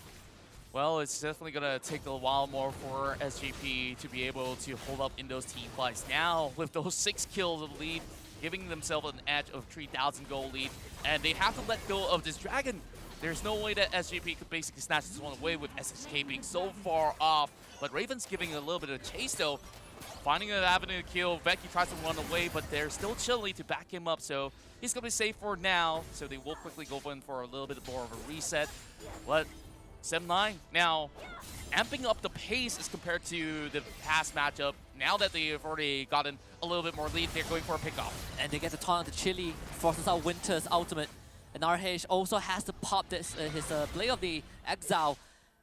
No avenues for Sem9, but it's a small price to pay if you are Sem9. You've gotten the major objectives in this game, and you're forcing SGP to play a very defensive game. Something that they are comfortable with doing so, but you generally don't want to expend that Stand United for nothing. And RH. He's waiting for Vecchi to arrive, and now He's they will huge. go in. Get this engaged on the CWJ. Exhaust is out. Vecchi goes in with the Ragnarok. It's completely decimates CWJ. He's looking for Raven. Does get the undertow, but Ragnarok expires, so no kills, but still get 1. Yeah, at least going for the Janna was an easy option overall. They're getting a little bit more crowd control, but then again, the prime target is still going to be Xayah. Oh, the redemption! Buys time for Raven, and he survives! Jinkai saves the day, and the explosive cast will be the demise of Ozora Vecchi. And we have seen this for Contra, they just cannot die. And now Jinkai, he's gonna prove that he, without that out, is still a force to be reckoned with. 3 dead on Sem9. That was on Sem9, by the way. What's with the dive? Like, there's no minions around. They were still running in for the Xayah. Like, there is so much time being bought where SJP understood, yeah, we're just going to come in for flank and cover Ravens. But it's impressive of how Ravens managing to survive with that tick of health left, and that redemption definitely came in clutch from WJ. Yeah, and WJ just doing a fantastic job on this Janna. Rod of Ages is going to be the first core item just to provide a bit of that durability in those team fights. But whatever lead that Sem9 has gotten from for themselves in the past 2 to 3 minutes, that has been nullified just off of that one dive. I mean, SGP completely appreciating the fact that Sem9 made those aggressive moves. And we kind of are seeing a bit of inkling of Sem9 struggling to transition into that mid game. Yeah, and overall, with another Herald being spawned up in less than half a minute, I guess that the opening that they could get out of this is just to secure one turret over a Wild side, while recuperating and rallying the forces back into the Herald pit is going to be a little bit of an issue here, especially when everyone's so scattered apart. Now, SSK just sets up a lot of great vision with the rest of SGP. Vecchi now going in first. They want to cast Raven, and Vecchi, he just runs in, gets exhausted. Raven ran, and again the redemption at the Stand United saves Raven.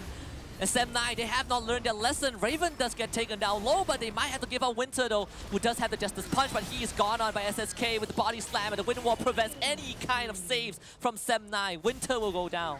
Yeah, a little too aggressive coming in from Sem9. There's no point charging into the enemy's jungle, where it was just a massive choke point, and now Vecchi does not have Ragnarok to even contest, but they're just trying to shove it away. And SSK is going for a boss slam. And there's a body slam with the flash into a last breath. Sagi survives. RH now comes in. Huge knockup. Chili follows up by Raven. He's topped up and he's going off with the feathers. They do pick off SSK, but Ravens, he's looking for more. Vecchi forced to flash away, but Sagi is not so lucky as WJ picks that one up. At the end of the day, it's SGP with a team fight win and the Rift Herald. Well, a lot of scrappy fights happening here by the river, but I'm absolutely loving it. SGP still have everything in their power to turn the tides around. And once again, Sem9 just calling for something so risky. They were outnumbered already without some of the members here with full health bars to work with. Now Herald being dropped over mid side should be able to get this turret without any sort of a problem at all. Might not get the second charge though. So at the very least, that Sem9 will have to have one other turret here to defend.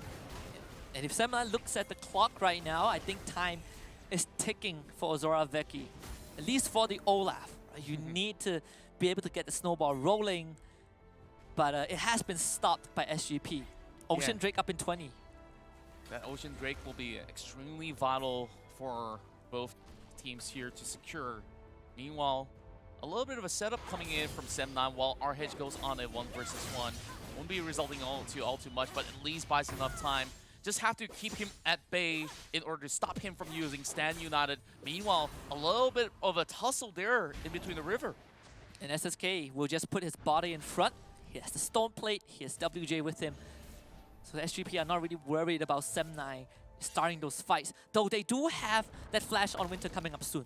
Yeah, overall, they can actually start the Drake if they want to in order to blow open the fight. And we're already seeing that our Hedge already making his way over. But look at Ravens though. Oh He's boy. doing so much. And RH is forced to use his stone plate as well. And this is a kind of a win already for SGP, right? You force the Riven out of the fight. WJ is just going to top Raven back up. SGP starts the Drake. Sem9, they're looking for a way in. Jinkai also slowly rotating downwards. He has to Stand United to get the explosive cast into a last breath, and that will completely annihilate Chili. The Hero Center comes in. Winter looking for a huge ton up to 4. RH comes in with the ultimate, but the body slam of SSK again enables Raven, but he is already out of the fight. Vendetta also goes down. Sem9 finds a good fight. They find a dream fight, in fact. 4 dead, and is about to be 5. Winter with the Justice Punch, and SGP gets wiped. Holy moly, they turn it around with the Venn diagram ultimates. Like you saw, that Transcendence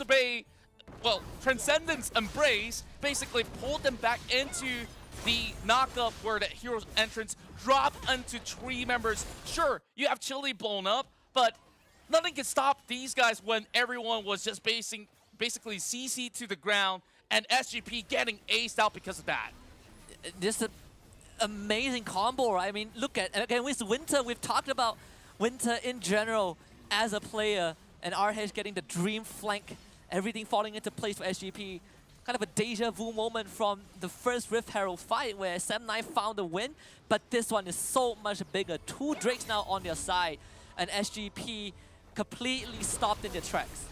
Yeah, and we just gotta see that over and over again. On top of those 2 ultimates, of course, RH was smack dab in the middle of the team fight, just basically channeling even more stuns as well as knockups that allowed so much more room for the rest of Sem9 to really plow through each and every respective member of SGP. And Ravens really have to be careful from here on when how he positions himself. And that was also kind of a fact that WJ used Monsoon to heal up its team. Very early on. And there was no disengage, right, from the side of SGP. And this kind of proves that Sem9, they can fight 4v5 and still beat you. Yeah, and we're already seeing some of all these potential leads here being hampered for SGP. Now, with the whole jungle raid going on, not much resources for them to work on. But this Yasuo forces a split over on the top side here, not allowing them to really have all their forces all aligned to defend this turret. And Vendetta is not having a good game at all. Explosive cast used to get the knockout with a tornado into a taunt. That would force Veki to use the Ragnarok and also Winter to pop his ultimate. And SGP, they're looking for something, they're looking for a fight. Raven is trying to lead the charge, but Sem9 was able to disengage. Yeah, overall, great call coming in from SGP, stacking all 4 members over down the bottom side. Even with Chili having ideations of a flank angle, he couldn't possibly even move in, with the rest of Sem9 having most of their health bars being depleted. Now, Baron is up online. We're not, if SGP can sneak another one just like they did back in game 1, it's going to be hard for them because there's still a ward being placed over onto the river, as the rest of SGP just hoping to stall until they become beefier for those team fights. We're looking at this Gragas building full AP, only relying on that Gargoyle for a little bit more health bars to work with in this team fights. Honestly, isn't going to be all too effective at this temporary measure because, sure, you're looking for Vendetta to move in with a huge last breath, but you don't have enough damage to burst through the targets of Sem9, especially with all of them running gargoyles. And this is where we kind of look back at game 1 and we have kind of the same theme going on where Sem9 has a cap in that late game, but SGP doesn't really have that, right? They have the Xayah, they have the Yasuo. When the late game comes around, we will kind of fall into the same situation, the same bubble where SGP will just have a better late game composition. Yeah. But at least Sem9 are accelerating the pace. They're not letting SGP get to that critical mass. Yeah, and as much as they try to hold on though, like, you have to find a way where SGP can form a wall of defense. And speaking of which, they're already on the run. And that's Transcendent Embrace already being utilized. So Sem9, they can afford to take big fights without that being online. 3 ultimates from Sem9, but SGP also has to use 2. They use the Monsoon and the Explosive Cast. It's safe to say that teams will not engage in the fight for the next 40 seconds. But if you are Sem9, you are slightly comfortable with the game state, right? Unlike game 1, where all these fights are getting broken down because of the Soraka, this time you don't really have that silence to do with. It's all about the Janna. If Janna can't get the disengage off, you are going to get a kill. Yeah, and speaking of which, all SGP do is stall for time, and you just basically turn this into a monster, and by then, perhaps she has enough to basically stretch through every unit, and that's why they need to form that break wall first. And instead, Winter looking for that pick up there, not managing a taunt overall, as the split push will continue on. Jinkai always ready to pull that stand united, but with the pressure also coming in from Chile with the split push. I guess this is the strength of Sem9, where you can have multiple units basically constantly shoving waves after waves on the side lanes. And Vendetta commits to the last breath. Hero Central is used as well. Vendetta getting away, but still gets knocked up in the corner. CWJ will save him though, as the Steel Tempest is there. Gets the knockout. Shinsekai shows up. Explosive cast, a bit off angle. Transcendence Blade locks 2 of them down, but a good wind wall blocks the projectile. Veki runs in. They want to kill, and they will not find it. Vendetta still alive for a bit longer, but RH finishing him off with that wind slash, but he needs to get away, and Raven clips him with the feathers. CWJ goes in. SSK follows up. Winter on the run. Body slammed up. Exhaust used by Sem9. And through all of that, they only got 1. Yeah, and that was a sloppy fight, which resulted in more casualties for Sem9. 2 members down, and we saw Ravens on that last feather managing to take down our hedge as he moves over the wall. And they're still chasing on Veki. Beautiful body slam. CWJ, bit on more than he can chew, and look at Veki going ham with the Olaf. The Ragnarok doing so much, and a fadeaway undertow for the unstoppable streak. And instant regrets have been made by SGP members out there, and that cast basically delivers those 2 kills back to Veki. Like, he says, yeah, you think that you can take me on? I'll challenge you again. Now, it's going to be a free Baron for Sem9 to secure, and perhaps this is the win condition for the team. Meanwhile, SGP, they got plans of their own. Plan B is shove bottom wave with these 2 members.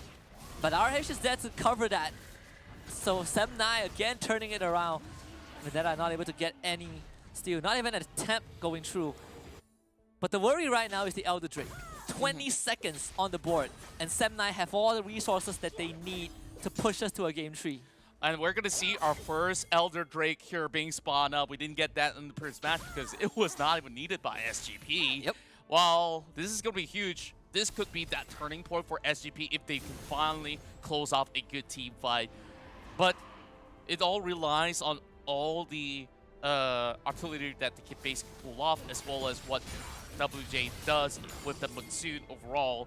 Because one way to actually set things up is either you can basically get a huge tornado knocking out a couple of members for the last rep, and SSK somehow sneaks it in, and perhaps that explosive cast can change the course of this fight. They're already working on it though. Sem9 approaches this dragon, but look at Winter zoning them away. And he's gonna get the taunt of Vendetta. RH is in the backline. SSK doesn't stand a chance in this fight. And SGP now on the back foot. And Sem9 They're not out just yet. Can SGP pull off a miracle? No smite for this fight. SGP had to do something. Vendetta goes in a tornado, but he gets knocked up, rooted down, and he will be bursted by Ozora Veki. They turn onto Raven, who uses the Feather Storm. Does not have the Blade Caller though. The hero sentence from Winter buys a bit of time, but CWJ is already out. Jinkai is also gone, and Sem9 are looking for game 3. They don't even need that Elder Drake to close this one up. Great pickoff against SSK. It all is thanks to RH, who basically found that angle all the way in the back end. Nobody even see him coming. And now Sem9 will pull this to a draw, and it will send us to game 3.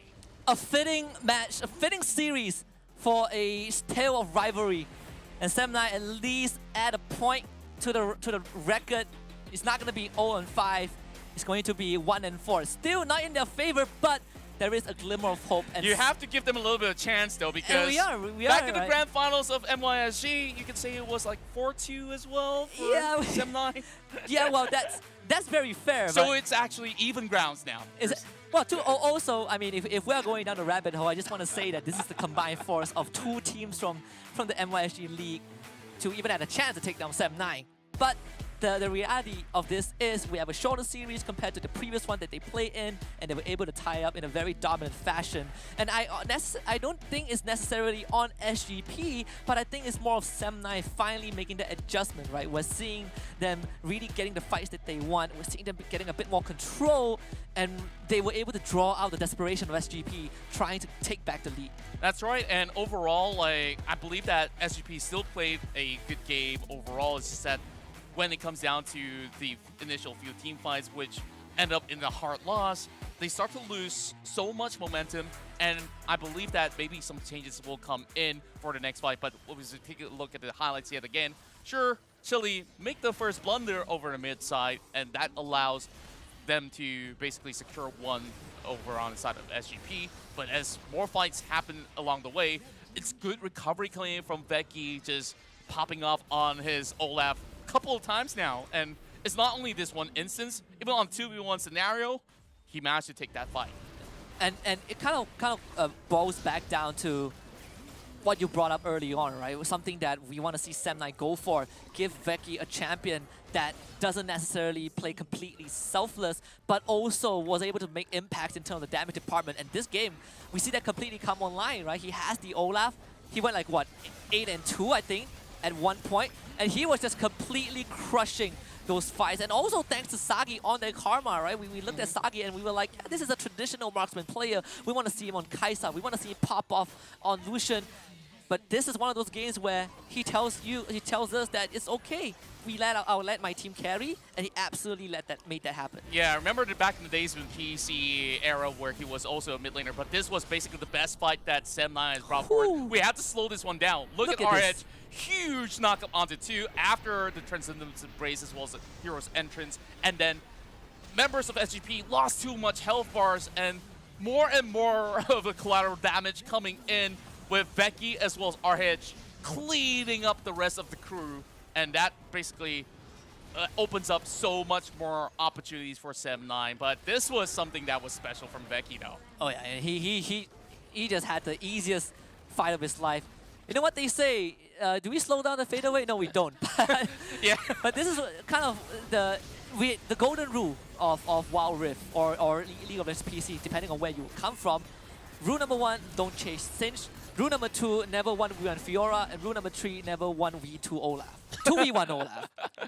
Well, it depends on who 2v1's him too. Yeah. That was a Janna alongside. So I guess like what I want to see when it comes down to the second game is that WJ in particular, to basically go for maybe a tank support or even an engage support overall, because he's been playing a bunch of enchanters. Like Ozora Veki, definitely the MVP here with those kind of stats. Like, yeah, look at this. Nobody can even touch him overall.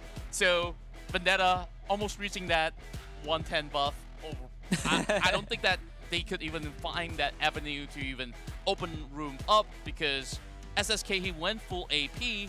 That he did get a few pickoffs in the early game, but heading into the late game, I think he was a little too squishy, which resulted in this Olaf just tearing it through, and RH has the Divine Thunderer as well, in any case.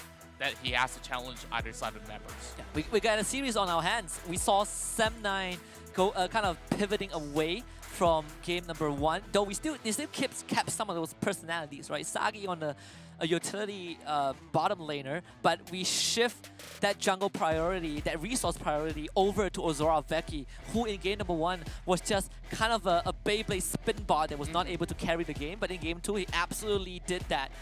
SGP, on the other hand, still stuck with the same personality, the same construct that they had in game number 1, barring the fact that Vendetta now needs a bit more time, a bit more resources to come online as a Yasuo, and also SSK playing this Gragas, trying to set up for this Yasuo, but it evidently didn't work out because they didn't have the effective combo breaker that they had in game 1. Yeah, I would say that Raven definitely did a lot in this matchup here, but the thing is that with Azaya on board, it means that members of SGP has to layer these team fight in order to create space for this Xayah to basically shred all the other targets. We see a little bit of back and forth, especially in the early game, and then when it hits the 5-minute mark, you see the rest of Sem9, sure, they had that morale to basically crash through, but they did throw a couple of fights in the early game.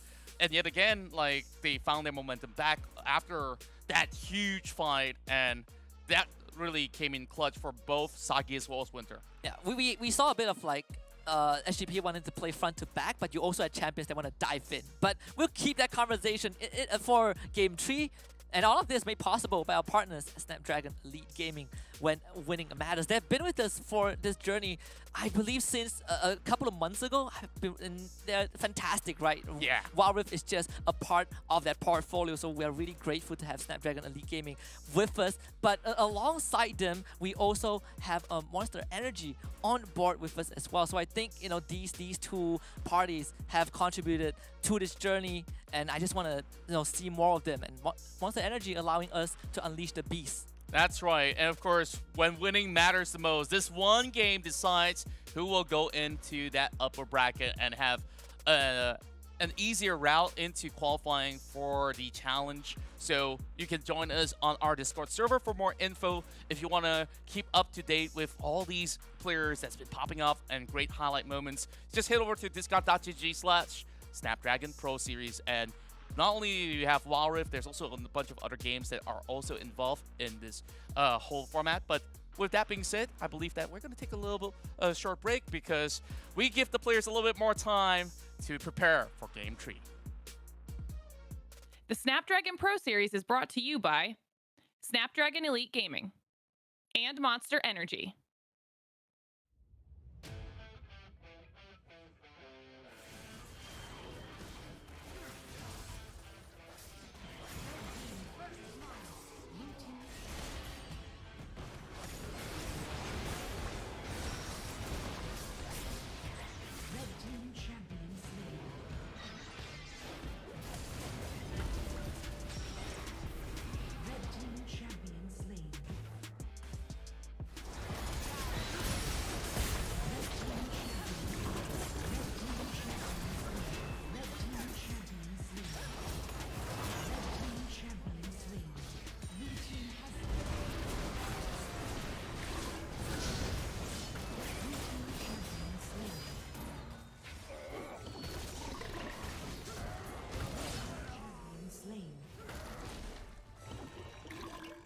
Okay, he's going forward bot slam. And there's a body slam with the flash into a last breath. Sagi survives. RH now comes in. Huge knockup. Chili follows up by Raven. He's topped up and he's going off with the feathers. They do pick off SSK, but Raven, he's looking for more. Veki forced to flash away, but Sagi is not so.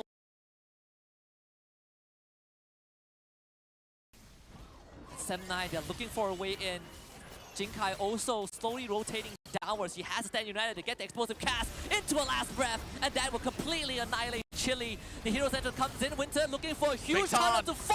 RH comes in with the ultimate, but the body slam of SSK again enables Raven, but he is already out of the fight. Vendetta also goes down. Sem9 finds a good fight. They find a dream fight, in fact.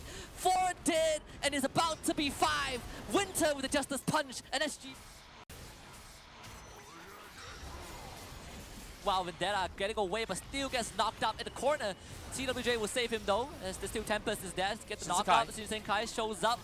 Explosive cast, a bit off angle. Transcendence Blade locks two of them down, but a good wind wall blocks the projectile. Veki runs in, they want to kill, and they will not find it. Vendetta still alive for a bit longer, but RH finishing off with that wind slash, but he needs to get away, and Raven clips him with the feathers. CWJ goes in, SSK follows up. Winter on the run, body slammed up, exhausted. He's just not in position to do so. Yeah, he's still being overzealous though. Exhausted, pops the barrier, has the flash, electrocute popped, and Chili knows that he's dead. Vendetta grabs The rest of them. and Chili, he's gonna get caught out again, but this time backup is around. Winter shows up, and Vendetta cut into pieces by Ozora Veki. Chili makes it out, and CWJ is gonna be the next one on chopping blocks. Then United coming out. CWJ doesn't survive long enough for the channel to complete.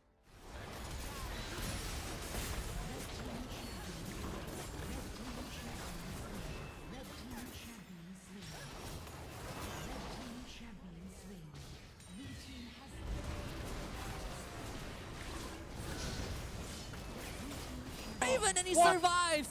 Jinkai saves the day, and the explosive cast will be the demise of Ozora Veki.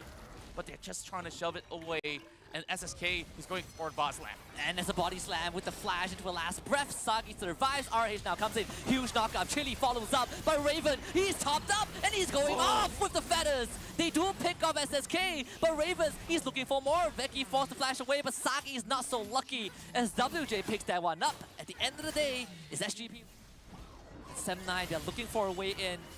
Jinkai also slowly rotating downwards. He has to stand united to get the explosive cast into a last breath, and that will completely annihilate Chili. The Hero Center comes in. Winter looking for a huge ton up to 4.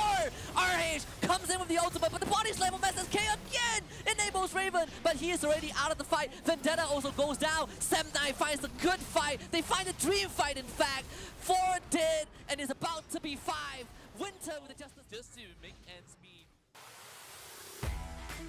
One more game in this first best of 3 between Sem9 and SGP. The rivalry of the two regions will be concluded in the next half an hour. My name is Husky alongside Contra. You're watching the Snapdragon Pro Series Open Finals for WildRift for the MSPB region.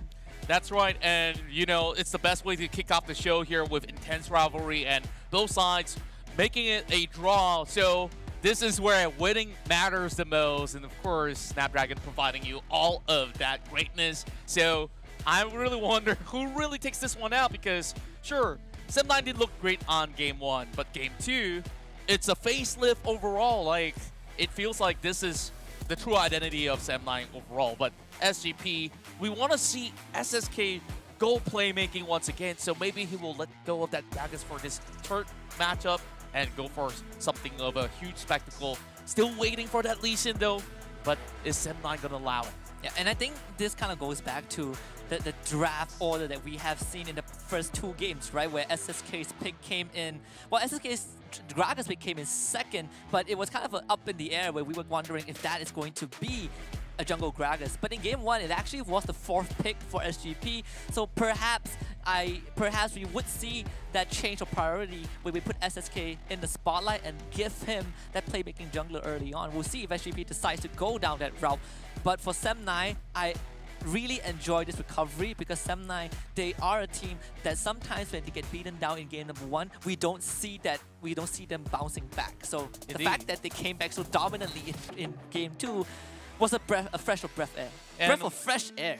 Yeah, and when you look at mages down the bottom lane, they have been prevalent since a couple of patches ago, and Sagi shows you why that it's not always the case that you're going to look for an ADC that scales late into the game to make things effective. Like, those amount of crowd control was just too immense for SGP in that game, so perhaps investing in a ban onto Kama yet again will be their best bet heading into this third matchup to negate some of all these big playmaking potential coming in from Sem9. Yeah. And initially, when I look at Elemental Rift and we look at all these changes in numbers and enchantments, etc., I was talking to Sagi and I was like, do you think that we would see a bit more of traditional AD carry? Do you think that AP carries will fizzle out a bit? And he just laughed at me and he was like, you wish. And he's right. You wish. I do Simple wish. answer. Yeah, simple answer. And he has proven that, right, in game 2 where the Karma APC worked out. And not necessarily in terms of the damage department, although he did a ton of damage, but it was the utility that he provided to his team that really enabled the rest of Sem9 to pop off. Yeah, I believe that if they were to go in for an AD construct, just like how SGP did, sure, Ravens actually did the most damage in that past round. Yeah. But I didn't really compare it to Ostrovecki. But over the bottom lane matchup, we've already seen immense pressure building up in that early game that could have actually resulted in Sem9 losing the lane entirely. So, and if that ever were to happen, perhaps there will be instances where they make a little bit more pivot. SGP, instead of playing around getting leads for Jinkai or even for Vendetta, just basically play through the bottom lane. Like, sure, the bottom side has got the staple duo of both Sagi as well as Winter, who's not to say that they will crack under pressure. And I think this also kind of gives us a new direction to go towards, right? Because we came into this series looking at the jungle matchup, in particular Ostrovecki against SSK. But right now, I think what the bottom lane brings in is also equally interesting because we expect the CWJ to go towards a more proactive playstyle, but in 2 games in a row, he has been sitting on the enchanted support compared to Winter, who is dying, who is hungry to make plays happen, and it finally paid off. So with this polarizing dynamic down bot, I think we can expect Winter to kick it up a notch. Yeah, indeed. And now that they've invested the ban onto Karma, they also have some consideration to be made. Sem9, they will have to consider to take out that Cassidy again. Remember back in game 1 where Vendetta basically was given free reins to roam around the map and pick off whoever he desires. Now they take out one Camille, but that also leaves this Lee Sin up in the open for Shinsekai, and also plenty more options heading down into the Baron lane as well. So far, that Olaf will be banned away from Ostrovecki, forcing him to play either something more squishy or something that gets activated much earlier on. So is it going to be a Kha'Zix? We'll have to find out. But one more ban. Is it going to be that Kassadin though? Is that really the core of the issue? Yeah, I feel like the Kassadin is not really the core, even though Kassadin in the late game kind of explodes. But I don't feel like it is the bane of Sem9's existence. But in Sem9's boat, it was a big threat. So I do understand this Kassadin ban, but this opens up the Lee Sin. And this is what we talked about coming into Game 3. Will SGP kind of pivot towards prioritizing SSK's jungle pick and give him that Lee Sin? Well, we're about to find out here with the first pick though. But then again, you could find ways to answer back. But for now, I won't be having any type of idea what will basically negate Shinsekai from being so effective on this jungle pickup. So there's a lot of consideration to be made here, and they start off with a Lucian, just like how they did back in game 1. Yeah, and Raven had a fantastic game with the Lucian, right? Contrary to the Xayah that wants to play front to back, Raven on the Lucian doesn't mind going forward and getting those initiative ults. We see him flash just for a kill, and because CWJ is behind him, Raven always has that boost of confidence, that support system that allows him to go aggressive. And Sem9 goes back to the center. That was banned in game 2, but right now Sem9 will get it again. Yeah, the difference maker here being the Renekton as compared to back in game 1, and it definitely has worked out much better when Chili goes for something that can just move into a team fight, go with a point and click stun, and try to shred anybody else. But still, another Enchanter support comes in just to supplement what Ravens can possibly do over on the bottom side. And Nami seems to be the best bet now that you have so many of all these prime enchanters being removed. Though Lulu is also a safe call overall. Now Garen, naturally with his kit, he's going to be able to hold back this Renekton, and it doesn't matter if you have dominance or not, he could basically deal that killing blow with his ultimate. Yeah, and the best part is Garen also has that point and click silence, right, with that with his first skill. So that allows SGP to again go for a potential combo breaker. If the Renekton wants to slice and dice in to get a stun off, you can easily stop that from happening. Though for SGP, I did talk to Sagi about the meta in general, right? He was telling me the Wukong and the Camille, and he also brought up an interesting point where Garen and Darius in particular had kind of fallen off a bit. So seeing Garen in the lineup of SGP, I wonder if the matchup is going to be Renekton, especially with the numbers buff on this Crocodile. Man, he can really bully you out of lane. Yeah, and overall, like, whether if you put it in a Baron lane or in the mid lane, I've seen a couple of Garen up in the mid lane as well, just to basically answer back to any sort of aggression hitting into that mid lane that it's going to be hard to challenge by a mage in general. Now, moving into phase 2, we see target bans onto Shinsekai. Same could be said about the ban on Vi for Veki, but I don't think it really hinders him all too much. Now, with that Wukong still available, this is going to tell you that they have CC for days yet again when it comes down to team fights. And it brings up the same question as game 1. Who is doing the damage, right? Definitely not the Senna. He needs a bit more time. And because of that nerfs, it's an overall nerf going into the late game as well. So you cannot completely rely on Sagi. Definitely not Winter unless he goes for those, full AP Rakan. But, you know, in all seriousness, that would not be the case. Echo shows up for SGP. Finally. I love this pick a lot. I've been playing a lot of Echo, but not just from my experience. I think Echo in general as a champion right now is so good in the jungle. And I'm glad that SGP is going to show off what he's made of. All right. I really want to look at the dynamics of this because you now also include a Jax into the full picture of what SGP has to offer. So it's about ticking time bomb coming into this matchup because the longer that Sem9 drags this fight onwards, you could basically see the Jax just basically hitting everybody with the lamppost. Now, final pick being the Fiora here to answer back to some of all these tankiness and hard to shred units up in the front line of SGP is going to be the answer. I believe that it's going to be our hedge moving up over onto the Baron lane with this pickup. It could still fare very well if it's going to be matching up against the Garen though. So I really do wonder how this one's going to go because it could be Jax, which will still be a little bit of a challenge. But then again, you can still riposte any sort of counter-strikes. Yeah, and this kind of brings us to whether we will see the Fiora in the jungle. Most likely an Echo in the right? mid lane, if that's the case. I was thinking the same as well, but, you know, Oh, it indeed, for jungle. SGP, they put the Echo jungle, which Wait a I minute. do think does make a bit more sense Yeah. because the Jax passive no longer stacks on jungle camp, right? So it does hinder the jungle clear a bit. We get the Fiora into the Garen top, so Veki will be playing on their Wukong jungle. I absolutely love this because we have SGP once more with a draft that can run in, that has a break wall, but also has decent disengage. And especially now you have SSK, who can be selfless with those engages, but has a reset button to get himself out of problems, Yeah. unlike the Gragas. Very self-sustaining when it comes down to how SGP wants to execute this one on top of the amount of execution abilities that they have on board. So I believe that this could basically work out fine for them so long as they can handle their early game pressure. Because when we look at the rest of Sem9, sure, you have a lot of big AoE spells on top of that. So when they congregate into a big team fight for objectives, I still see that Sem9, they may be able to win a few team fights, but hitting in the late game, that's where they will start to struggle. Yeah, and I that was kind of a problem in game 2. We brought up, but Sem9 never let that happen. And we'll see if they can stop that in game number 3, because I honestly think that what SGP has brought to the table right now is the same blueprint that they always had. We want to win the game. We want to have strong laners, especially in the Dragon lane.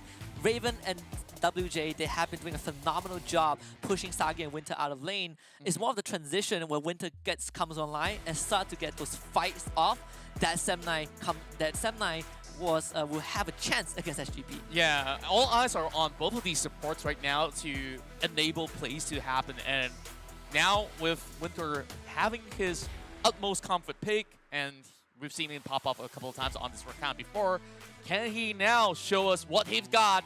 Because we're about to get into game 3.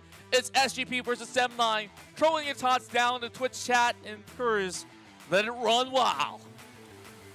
An important match for both teams, especially Sem9, right? The spearhead of the MY region. SGP, the one that represents the SG region. In fact, the combination of two of the most talented teams that we had in our local league a couple of months ago coming together and was able to claim the bronze medal in the Southeast Asian Games. And they do have a really good portfolio coming into this, right? They had to play through the close qualifiers. They beat, again, Team Secret in a 3-0 scoreline, which a lot of us would not have expected. But now they're on the ropes against Sem9. And if they can take down Sem9 again, it would be a big statement for the team. Yeah, it seems like they will go into lane a tad late though, so having this entire wave being shoved underneath the turret might just be a little bit of a setup coming in for Veki much earlier on. But then again, Still a lot of time for them to reset that wave, so it's not going to matter all too much. Now, going into builds, as we see most of them going in for Conqueror from Veki as well as Chili. Meanwhile, what do you think about our hedge on the Kraken Slayer, it seems? Is that Kraken Slayer? It is a Kraken Slayer. Yeah. We have RH Kraken Slayer. We also have Chili Kraken Slayer. In fact, it is very, very easy to proc Kraken Slayer on both of these champions. You just need 3 hits anyways. Like, when it comes down to Chili, you just basically move in, and if you have a charge second spell, that stun itself is already 3 strikes. Yeah. Same for RH, right? You get the lunge into his third skill, and that's 3 hits.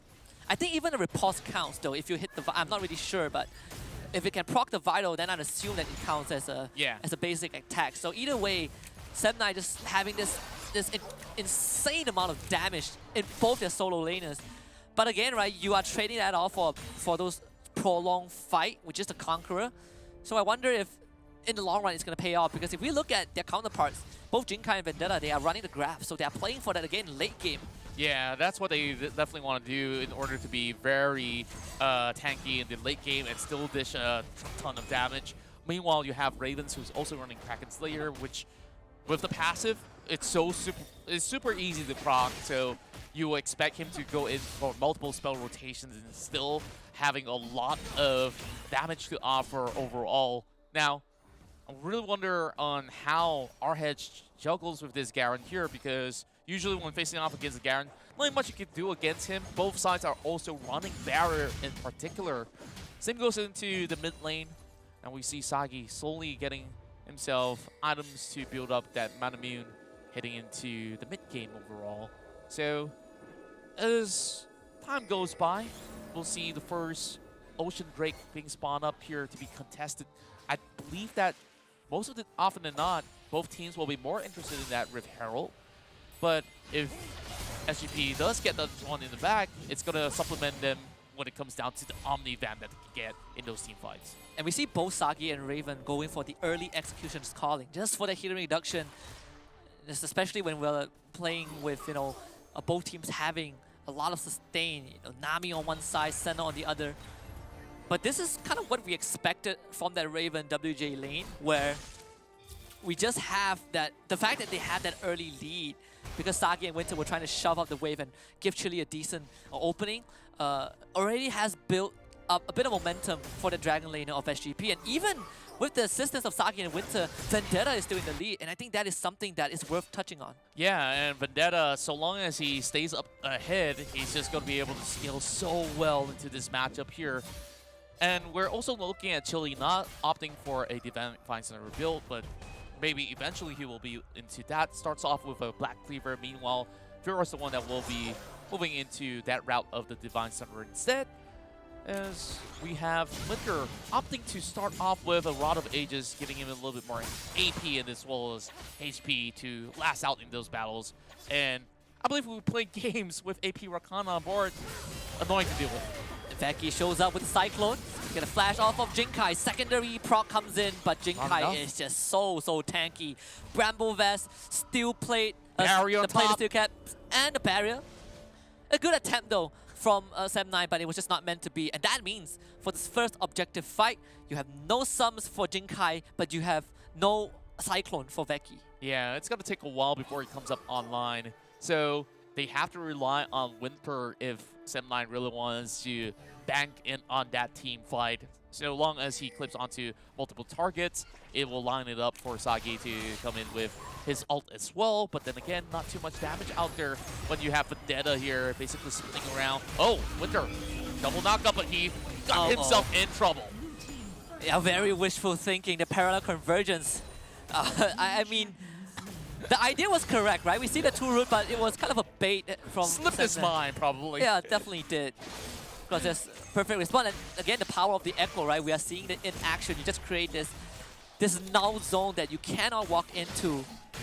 It's a small price to pay overall, but you can see Vendetta is contesting the Dragon. Herald secured by SSK. Redemption drops down. Seb9 losing control of the Dragon. The Cyclone does get popped. Vendetta still going on! And they execute Veki. Now Chili, he's going to be the one in trouble. They get the root off of Jinkai, and Winter shows back up after respawning and get the double kill for himself. SSK is still around. The parallel convergence hacks Aspire, but Seb9 cannot really contest the Dragon. They don't have Veki. Raven is in the building. RH now coming in to provide a bit of support, but SSK, he does have that ultimate. He has that ultimate, the second life for himself. He's going to try to secure the Dragon with the help of the Calling. The Smite is still available. SSK gets it, doesn't get out, but he does have the face up and the flash. RH wants his blood, and he will find it, but RH now gets the heal from the Grand Challenge, dashes over the wall, but Raven chases him down. Great attempt to deny that Drake, but Shinsekai, he has that smite available. Not only that, you saw him basically surviving a little bit longer and made it out, but RH just basically wants him to be taken down, and of course there's always going to be a price to pay. Now, even Stevens from both ends, both tied at 22k and same amount of takedowns overall. Let's take a look at that again. Once Veki was taken out of that equation, it makes things so much easier for SGP. And you see Seb9 immediately falls back after losing that Wukong, but Winter comes in for a really huge moment just to ensure that Vendetta doesn't stay alive. Despite trying to reset it, SGP always kept a member inside the pit. Look at Raven juggling up with a little bit more damage, and then when they thought, okay, he's already out of the pit, and there comes Shinsekai coming in with the blast cone, and it's like, okay, this one is mine, smite it away. But look at RH's chase. He flashes over the wall and still got it in back. Yeah, it's definitely a lot of commitment from Seb9, but you know, you get something out of that at least. It's kind of a very even exchange for both teams, but they got the Herald though. The silver lining for SGP is that they got both the objectives. Yeah. SSK once more is around that mid lane. Something that Seb9 has to be really careful about, and Sagi doesn't get stunned up by the parallel convergence, but all SSK wants to do is to drop the Herald. The thing is, they do not have the minion wave, so Seb9 have a decent chance of defending the turret. RH in trouble. SGP, they're rotating top. Oh boy, and they've already secured that mid lane turret with the help of the Herald, and RH understands that there's no point staying any longer, but the rest of Seb9, they really wanted to go in for the challenge as they chased right through. Couldn't get a catch against SSK just yet. Winter already being spotted out, so that buys a little bit more time. SGP only walk away with turrets, but that's just about good enough. Sagi actually, wanted to go for the root, but once more, blocked by the Crux. He's just not having a good day with the Senna. His roots are getting blocked by random stuffs on the map. All things considered, SGP was able to pull ahead with a 2k goal lead because of that mid-tier 1. SSK going for the Lich Bane next. This Echo, the later the game goes, the more he ramps up, and he's gonna be that one-shot assassin, going into the late game. And Seb9, they do have some vulnerable targets, right? Even if he gets on top of Sagi, that's it. The Senna would just explode. Yeah, it's also interesting to see that Sagi is basically going for the Bobby boots, just making sure that she creates that distance with the Senna. So it's just gonna be a little bit more of a movement speed, but then again, what's the upgrade gonna be for this Senna? We're not expecting another Gago Stone Plate, are we? Yeah, I don't think. No Twin Shadows. That has been removed. So for parallel convergence, if you get 3 items on Echo, right, Lord of Ages, Lich Bane, and the Rabadons, and you max out your parallel convergence, you actually get a shield of more than 1,000. More than 1,000. Yeah, more than 1,000 in terms of value. Imagine adding a Goggle on top. Like, you could basically last for days in that team fight, but then again, he has to wait for those cooldowns to come back up online. But Shinsekai definitely looking great on a jungler that basically allows him to move in and out of fights. Speaking of which, Herald now being spawned up, and Veki. Just a clone. Almost scared me there with a clone. Yeah, just a clone. It's no big deal, at least for now. SSK working on the Herald once more. And Seb9, they do have the intention, though. They are able to split SSK away from his team. Cyclone is available. SSK waiting for the ultimate. Tidal Wave comes in. SSK, Time Miner goes in. But Veki still takes the Herald away. Now, with re-engage, Nimbus Strike into a Cyclone, stopping SSK in its track. But the parallel convergence again connects. And that means that Veki is stunned up, and he will be taken down by Vendetta. The power of the Echo once more shows up in the skirmish. Yeah, and they're still chasing on, but Sim9, get ready to strike! And there is the stasis keeping Raven alive. CWJ flashes away, and the rest of SGP piles in once more. And SSK gets the double. Vendetta once more pops the Gargoyle, survives with a slither of Valve. The timing of SGP is impeccable. And Winter will leave, but the rest of his team will be bagged up in a body bag. Another team fight like this for SGP, this win will be in the bag. And just look at how well they basically saved all these huge items to last out in the team fights. Not only that, they were basically prepared to storm on. They know that Sim9 will still be around, and they were expecting that aggression. Yet again, it didn't result to all too much. They were hoping to at least pick off WJ, but he created distance with the flash, and the rest of SGP have no issues just storming directly into the tier 2, not only getting one, but 2 other members of Sim9. Yeah, and once more, Sim9, if you go for the engage onto SGP, you gotta remember there are a lot of tools that SGP have that gets these kind of disengages off, and SSK, he's just going absolutely ham.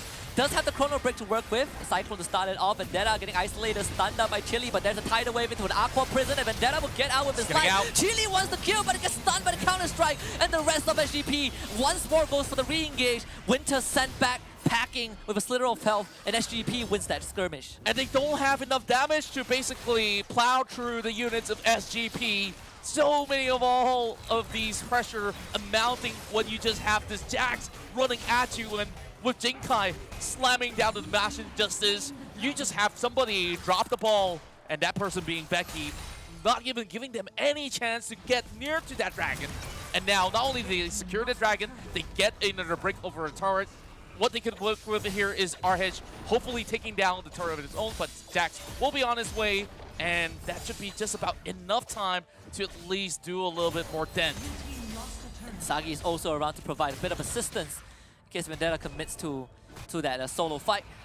But overall, we are seeing the same problem in this Wukong, where unlike the Ola that runs in and mauls and just plows through the cores of SGP, the Wukong doesn't necessarily provide the same damage as the Olaf, and Becky kind of relegated back to that selfless engaged jungler. 0-3 so far, just not having a game at all. And I wouldn't be surprised if he commits to the Guardian Angel second item at this point. Yeah, I believe that he's actually going for it, which I really want to highlight. He's already moving into the spin bot setup for himself, because he knows he's not even going to get pickups of his own. And when you look at items, there's nothing that tells you that, hey, I will burst you down, SGP.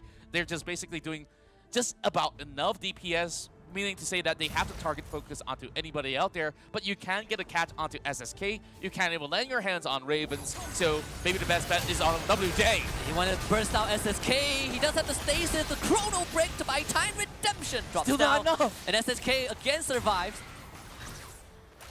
And again, we talk about the difference between the Echo and the Gragas. Reset button is always there. You can always have a second life. And realistically, who do you go on, right? If Vendetta has a counter-strike, that's going to negate your physical damage. SSK has the Chrono Break, that's going to negate all your damage. And just don't even think about Jinkai. This guy is a Hullbreaker and the Gargoyles and a Barrier. In conclusion, he's a Garen. Yeah, and I guess that there's one way that Sim9 can work this out by having a split push of a 1-3-1 formation going on, because you have a Fiora, you have a Renekton, so if you can basically juggle the lane, pull some members aside, and then try to find a way to form up yet again. So SGP will either have to tunnel with 5 members, and speaking of which... Uh-oh, Sagi caught up in his own jungle. It's not Sim9's jungle anymore. Oh boy. They're just taking too many L's right here, and the more that they take, this Baron's just going to be handed over to SGP yet again. And speaking of which, SSK already working on it alone.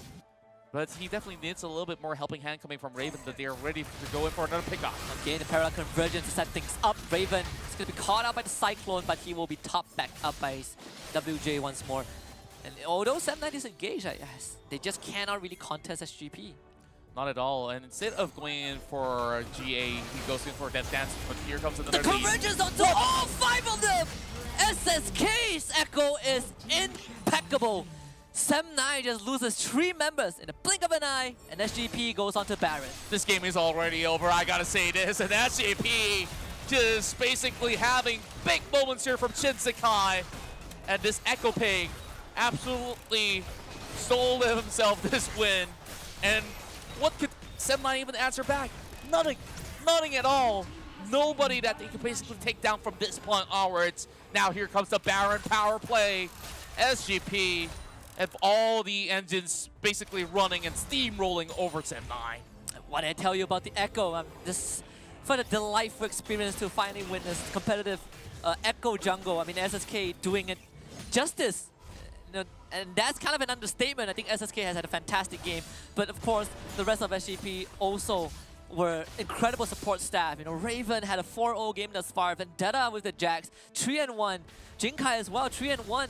So overall, the members of SGP are just rolling over their individual counterparts. Yeah, there's basically just no stopping SGP from here on. Look at the goalie, 10K already surpassing Sem9. And you just have this Jax working his way into the final turret, down over the bomb lane. And here goes another one. And Winter is already out of the fight. Chile is not going to remain there for long. And SGP, they just lay out their own red carpet and they run down the members of Sem9. And I think this rivalry has reached its conclusion. SGP, they will not let Sem9 win this. That was never meant to happen. And SGP are just cleaning up the final kills.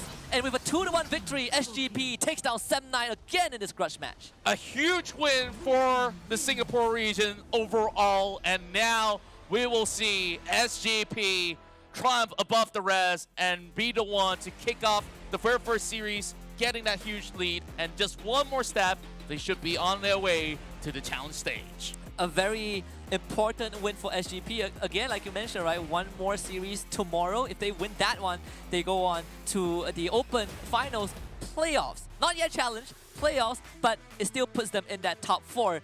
But they will be going up against the winners between Fennel and Nigma Galaxy, which is coming up next. Oh, that's going to be huge. Yeah, SGP has a lot to prep for, but at least they can rest easy temporarily. But for Sem9, they were just not able to overcome their kryptonite, which is SGP. Yeah, overall, it's still spectacular game pacing coming in from both teams. As for Sem9, I think that the crutch of this moment is the type of picks that they're going for inside the jungle, because like Vecchio on that Wukong just have so much less of an impact for the past game 1 as well as game 3 that you kind of wish that he would be able to get something that has a little bit more flair.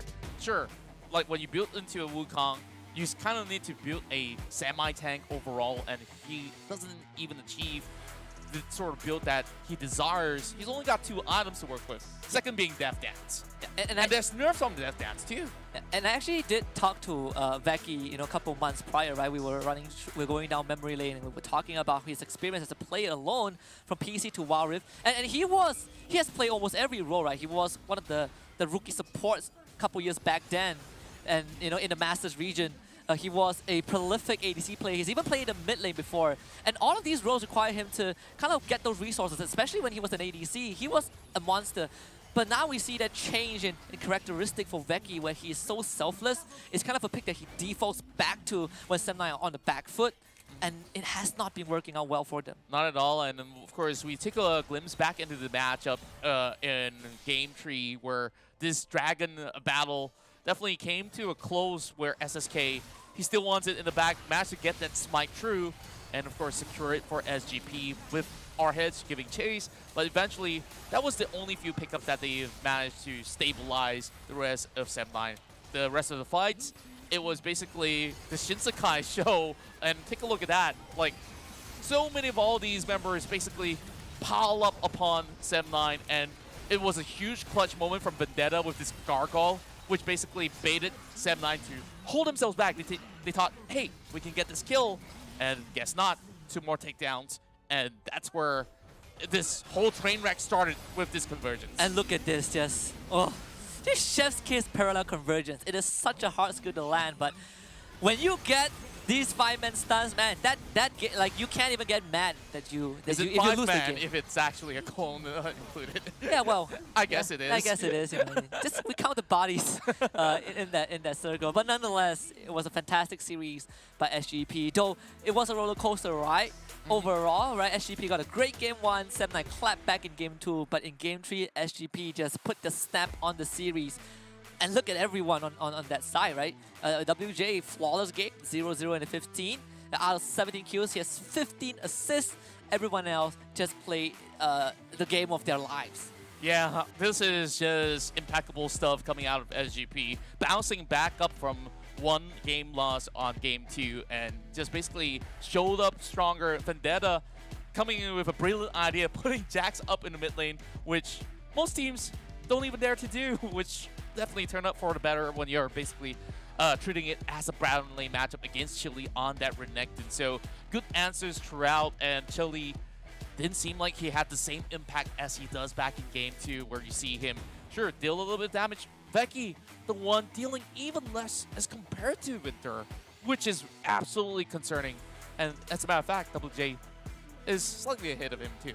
Yeah, absolutely. And again, this also boils down to the dynamic we talked about in the bottom lane, right? Where for Sem9, Winter always wants to look for engage, and he has kind of been the enabler for the team. When you look at Sem9, we specifically look at Winter to be the one to start a fight, to be the one that calls the shot on when to take a fight and when to back off. Whereas for SGP, they are very comfortable having WJ staying behind and just throwing out those skills to support the rest of his team. And in this case, they have been able to make that draft work out and completely stop Sem9's aggression. Yeah, and basically it's all colored in blue, only for that tinge of that 3-minute mark or so that we see a little bit of red dot, where SGP, they're just basically pushing it right through. The moment that they've got the first few fights secured, especially after the drag, on 7 minutes and a half was where they have found that sort of takedown onto multiple targets of Sem9 over the top lane, and many of the areas of the map being opened up. And I could also reason as to why did Veki not go for things like Kha'Zix, which he has been so good on for a couple of all these matches in previous tournaments, is because now with the Gargoyle Stone Plate, I don't think that is going to result too much. Sure, you just press that button, you basically can't burst that guy down. Yeah, I think that's definitely one of the biggest reasons why we don't see much of these assassins. But I still feel like when we look at Veki as a player alone, there are certain characteristics that, you know, you can kind of look at Sem9's jungler and you think to yourselves, right, if this is the current situation where they are behind in a series, they will definitely go for a more selfless pick. But we're going to put Veki aside because we got to talk to the winner jungler from the side of SGP, and we have SSK with us. So good to see you again, SSK. Congratulations on your win. So it seems like the region of SG is still better than MY, and you know, I feel happy for you guys. How are you feeling? Thanks to you and for the congratulating us, and also thanks to Sem9 for giving us this free win. So yeah, I think it felt good winning Sem9 again, because right now we are head to head. We are on top in this year. Yeah, so far so good. I want to talk to you about game number 3, right? The Echo pick that you brought into the jungle, and it has been in a conversation for quite a while, and you finally brought it up. What led to that decision? I guess it's just a very comfort pick. I think Echo isn't really much in the meta right now, because everybody and their moms are buying Stoneplate. But I just really like Echo, and it just suits me and the team really well, so I just pick it there. Yeah, that huge convergence that you landed on multiple targets there definitely was a game-winning moment overall for you guys. And of course, up next, you guys might be facing against a few Filipino representatives that will be playing their matches today. Is there a team that you're looking out for that could prove to be a challenge to the rest of SGP? Not really. I think all the team are equally good, and all of them will smack us. So we have to back out our game and maybe do more research on them. Okay. Yeah. So with that being said, we are looking at the next series, right? You guys are either gonna face Fennel or Nigma Galaxy tomorrow to, you know, have a slot in that playoffs. But if we just look at those two teams alone, who do you think has a better chance of winning their series later on and going up against you guys tomorrow? Honestly, I think Nigma Galaxy will come out on top in that series. Maybe a really close one, but I think they will come out on top. They have a really strong jungle top duo, sorry. And I think they are both really very mechanically skilled, and I think they are able to outplay Fennel mechanically, yeah. And we haven't really seen much of Fennel in the recent tournaments too, so I think they might be a little bit rusty. Oh. Yeah. All right, and so we want you to play this game. I know you played this with us a lot of times, even back in WCS. Who do you think the MVP is? You can say yourself. I personally think it's you, but who do you think is the MVP? Oh, who's the thing that MVP would give? I'll give to. I'll give to. Trying to be humble. You can I say guess I'll yourself. give it to me. Okay, I'll give it to me. All right, I think I played. that's what I want to fine. hear. All right, and instead, it's actually going to be Raven's area as he got a 7.0 KD overall. But of course, he did supplement a lot of damage throughout many of these team fights. But yeah, I believe you're still MVP in our hearts. Yeah. So Do you agree with this? With this screen, you can contest this. In fact, we can help you appeal. So Yeah, I think this might be some technical issues. Like the game itself, when I look at the WildRift, the match history, it says that I'm the MVP for both our wins. So so I think there might be some problem here.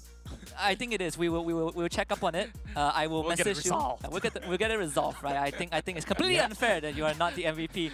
But serious talk before we let you go. Since you guys won this rematch again over Sem9, any parting thoughts for the team? Like as a team that faced them multiple times, even in scrims, I think they have very clear strengths and very clear weaknesses. And what we are good at is always exploiting their weaknesses, and we won't say what is it. So unless they learn to fix their weaknesses, which is very common in all 3 times we fight each other, they will continue to lose to us. Ooh, I like that. I like that. We'll leave this with that, and thank you very much for joining us again. Have a good rest, and too. we'll see you guys tomorrow for your good series. luck for your tournament run. Bye-bye. And of course, we'll see you soon. Yeah. It's always an enjoyable interview when we have Shinsekai Kai on board, and I love how straightforward he gets, and especially leaving them instead of, more trash talk. It's like, word of advice, fix your weaknesses because you're making it easy for us. Yeah, and I think that is kind of one of the best parting message, right? They are clearly telling us that Sem9 have very glaring holes that needs to be patched.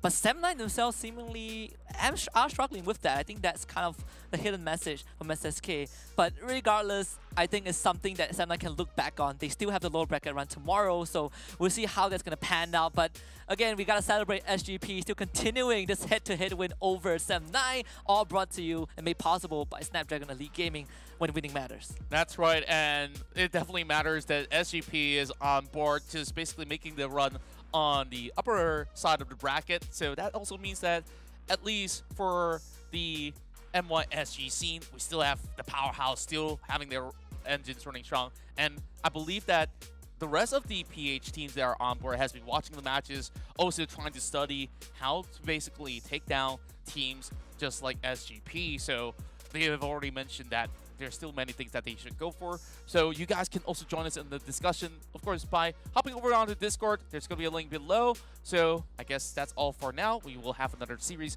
coming your way. So do stay tuned. This is a Snapdragon Pro Series, ESL WildRift. The Snapdragon Pro Series is brought to you by Snapdragon Elite Gaming and Monster Energy. You have Vendetta here basically spinning around. Oh, Winter, double knockup, but he got himself in trouble.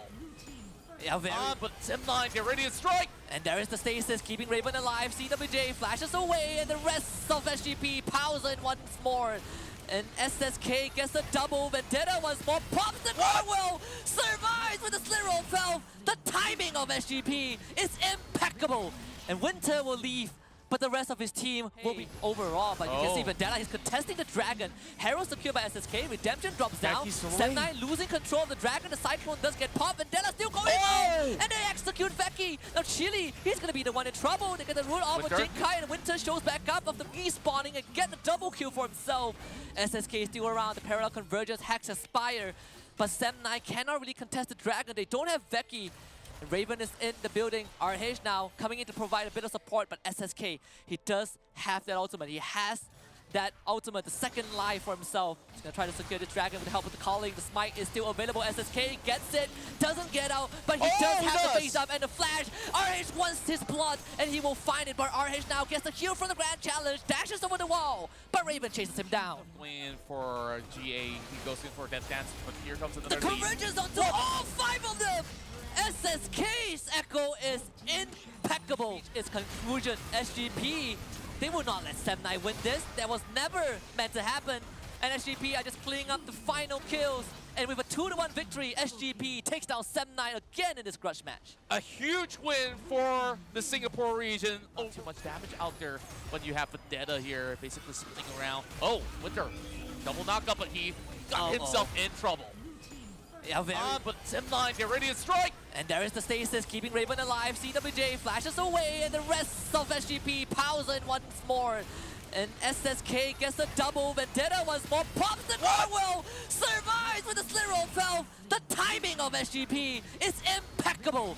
And Winter will leave, but the rest of his team will be overall. But you can see Vendetta, he's contesting the dragon. Herald secured by SSK. Redemption drops down. Sem9 losing control of the dragon. The Cyclone does get popped. Vendetta still going on. And they execute Veki. Now Chili, he's going to be the one in trouble. They get the rule off of Jinkai, and Winter shows back up after respawning and get the double kill for himself.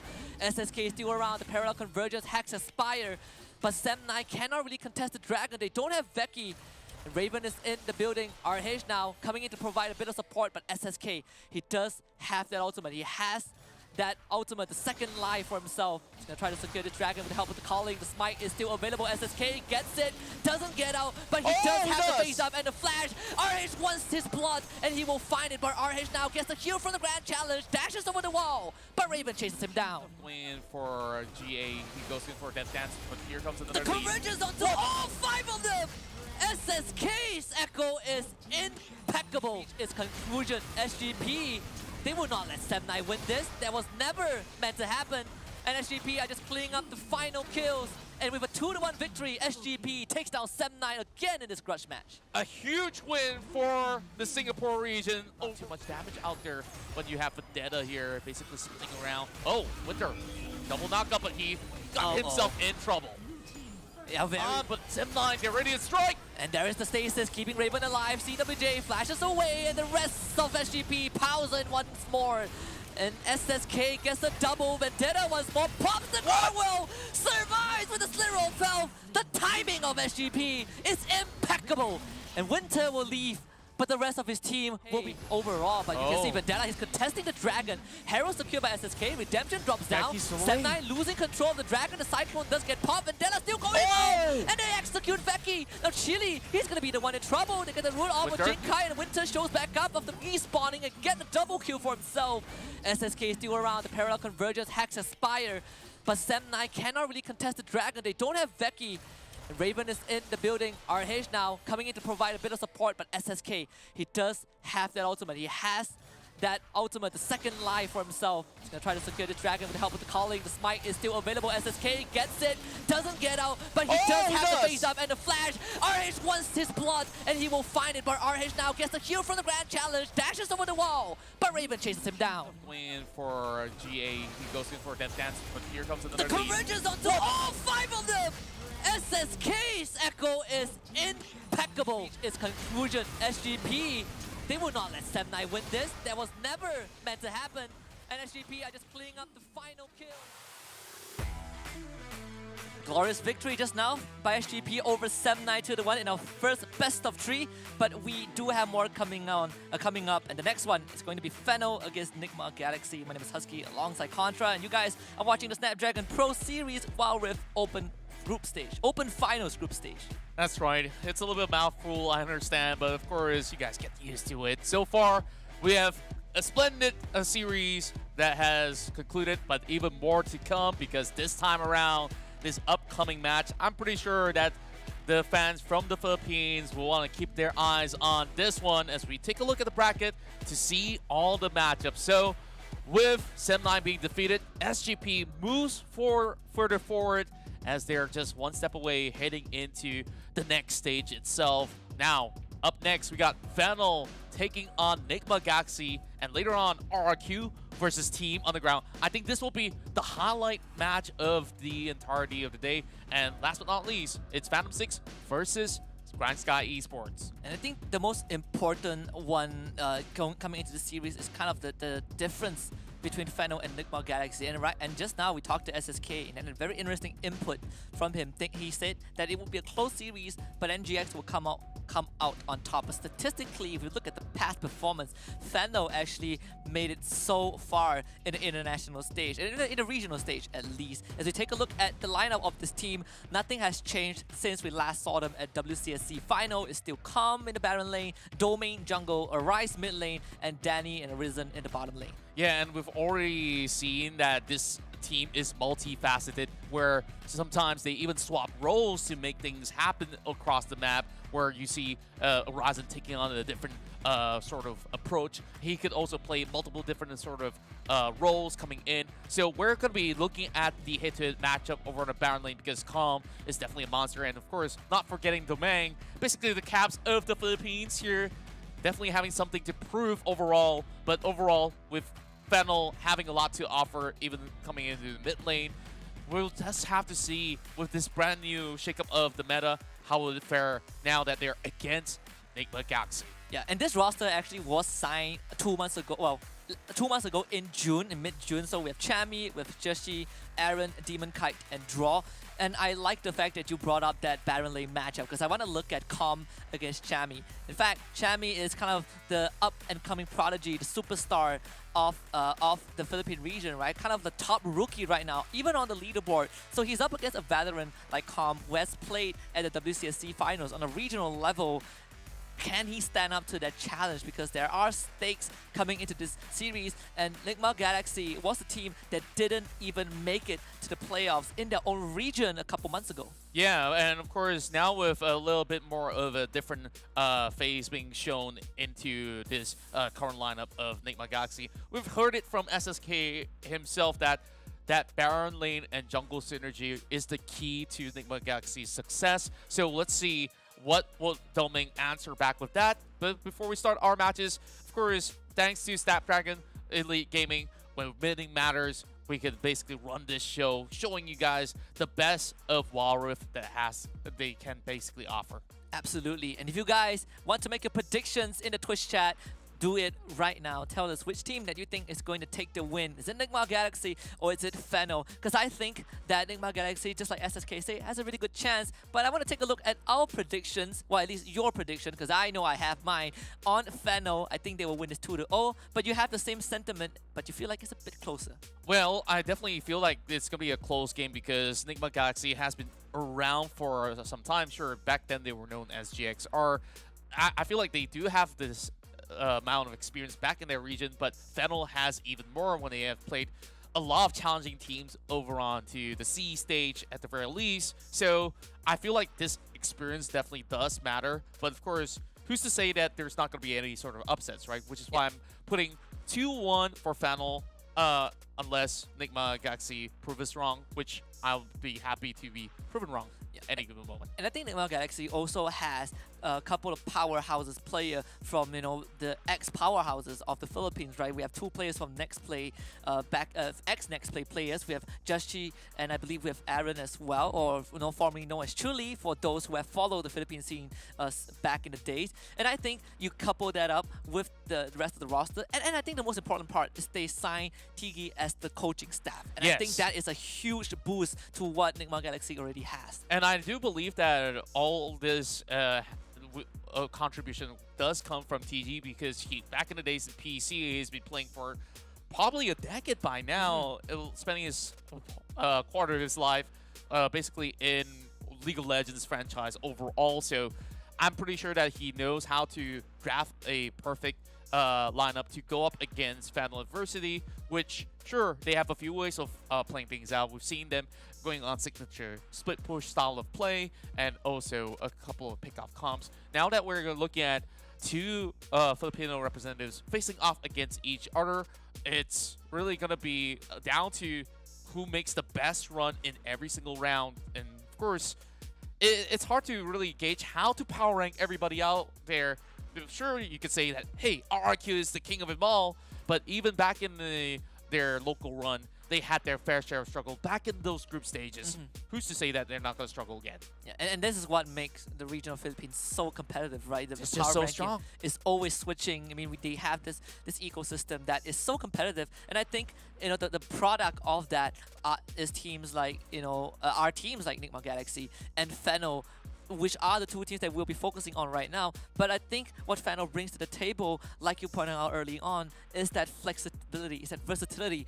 We have seen them back on that C final stage where they were rotating between Arisen, Arise, and Raph, right? And they do have some pocket picks, primarily the Thresh. And I do wonder if that is still a part of Fennel coming into this best of 3. Perhaps so, like we have known them for playing a whole lot of Camille back in the days of the C champs, and of course we'll take a look at how they have basically developed this meta, especially with the addition of Kassadin involved. I'm pretty sure that the PH region absolutely love their assassins, and that also includes that Kha'Zix's on board. Immediately we start off with Fennel batting off that Camille already, so they're not going to book it for themselves. Yeah, so it's a huge priority ban right now, the flexibility that Camille brings and just Camille things in general. But the bans that we're seeing so far in the first 2 eliminations is kind of the same that we saw in series number 1, where Nigma Galaxy goes for the Yuumi ban and Fennel follows up with a Karma.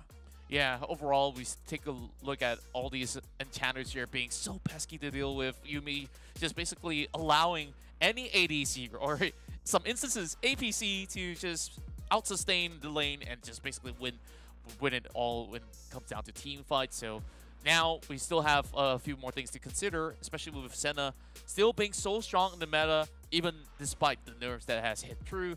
You saw in those games that you will still have a little bit more of a lead when it comes down to the laning phase. It's just about the mid game onwards, how well could you utilize that? And moving on forward, another ban onto Jace. And so far, Jace has not seen daylight in day 1. I think my Galaxy, though, I do wonder what is going to be the option, and they do go for the Lucian. So what we saw from Series 1 is that the jungle priority isn't really emphasized, right? Jungle picks come in 4th to 5th. Does it change with these 2 teams going up against each other? We know the Kassadin is going to go through. And immediately, Fennel, they would hesitate to secure it. So when you play around this Kassadin, it's about creating a safe space for him to hit those early levels and start to help out when it comes down to roaming around the map, taking a few of these dives into turrets. And what is Fennel going to do to pair this Kassadin up with something that's going to be solid for them? Meanwhile, Nigma Galaxy opting to take that Wukong. Perhaps Sam9 can take a few notes if they do win the game with this. Hopefully so, right? Because so far Wukong is 0-2 today. Both of them were brought into the jungle, and I think Wukong is kind of a you either go really big or you don't, or you just turn into a spin bot. So Nigma Galaxy, we'll see if that Wukong goes into the jungle even, because there is a possibility that he gets put in the Baron lane. Honestly, I do prefer a Wukong on the Baron lane, or in some rare instances over a mid lane, because you could basically have a lot of ways to basically shove the Baron laner back by just amping up the firepower, just throw every spell, get back in with the clone, and just rinse and repeat until that guy wears out. Meanwhile, Fennel, they come in with the signature combo of the Lee Sin paired with a Renekton, so you could basically have the Renekton locked on the target and just set it up perfectly for Domain to land those kicks. And we have seen Domain on the Lee Sin, one of his signature picks, even at the regional stage. I mean, when you go up against Fennel, that Lee Sin has always needs to be a consideration. But in this case, Fennel gets their hands on it.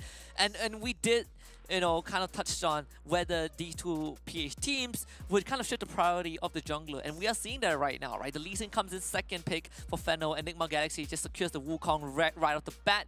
Now we move on to the Rakan to close out the first pick phase for Nigma Galaxy. And this is where we see the transition into the support ban. The Set and the Yasuo both banned out.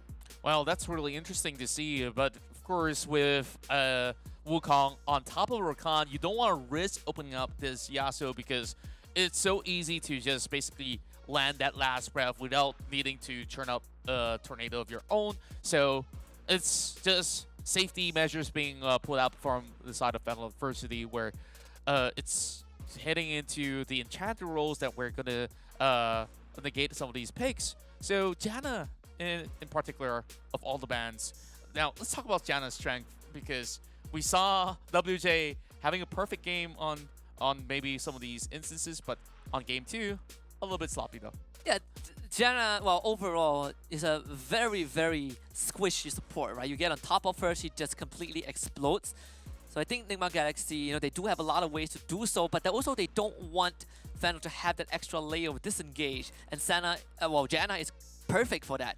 Now Nigma Galaxy doubles down with the Morgana, with that Black Shield, Morgana Wukong, Morgana Riven, so much resource to enable these cores to just get into the fight without a hitch to pull off their combo. Yeah, you could basically ensure that whoever dives head first will still have a lot of safety net to get out. But with Fennel now picking that Galio here to try to hinder them and hold them back, whenever you have a member getting picked off, was where you drop into the hero's entrance, and you will basically understand Nigma Galaxy, in order for them to basically take fights, they have to clump up all together. Same goes to that Morgana that needs to channel on her ultimate. So I guess this is good answers coming from Fennel, and they're bringing out their very own Jhin. And we've seen them on this Jhin before. Yep. And I'd love to see it again. Yeah, it's one of those picks where Fennel is just very comfortable with, and this is what we kind of love about the team, right? They have their pocket picks. You know, when Raph was playing, it was always the Thresh. Danny loves that Jhin, and of course the Domain Lee Sin. So very comfortable pick for Fennel to start off game 1. Nigma Galaxy responds with the Xayah Rakan combo. But overall, I just think that this sets up for a very interesting first game, simply because we're getting comfort picks for both teams. Indeed, and overall, I wanted to take a dive into the mid lane overall, because casting it against Morgana, you definitely don't want to even try to get near that Morgana in any sort of instance, and he's going to have a little bit of a tough time getting farms throughout. So you expect perhaps Domain to pay a couple of visits to ensure that this casting can stay effective throughout. Meanwhile, bottom side, that's going to be a little bit of a tug of war going on between both sides, where so long as Straw actually lands it, it's going to be looking interesting. It's a Morgana jungle. Morgana and jungle I do like this from Nigma even Galaxy. Better, right? Because Riven absolutely counters it. So this morning I show you one of my match history, and I was like, Morgana jungle is insane. You have a very fast clear speed, and you do provide the utility for your team, right? You get your items so early, and I do like what Nigma Galaxy brought in with this Morgana, because you have the Rakan with the Xayah, you have that Riven and Wukong who are very oppressive in lane. Put Morgana in the jungle and let her support these solo laners. Yeah, I love it. Especially sometimes you just don't expect the Dark Binding to come out of those bushes in the middle of nothing.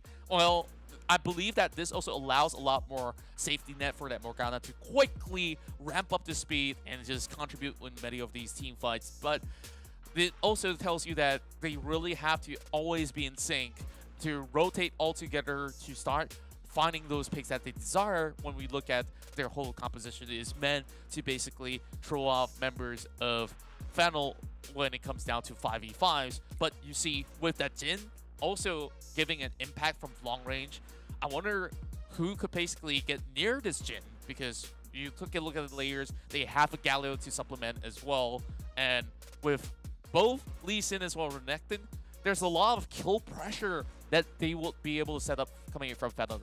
Yeah, overall. And I think that's going to be a hurdle that Nigma Galaxy needs to go through. They have the Black Shield, but we'll see if that is enough. Game 1 between Fennel and Nigma Galaxy is going to kick off right now. The representatives of the Philippines at that regional stage up against a team that didn't really make a dent in their region, in their own region's league, but right now with a revitalized staff, with a revitalized roster, they're ready to prove a point.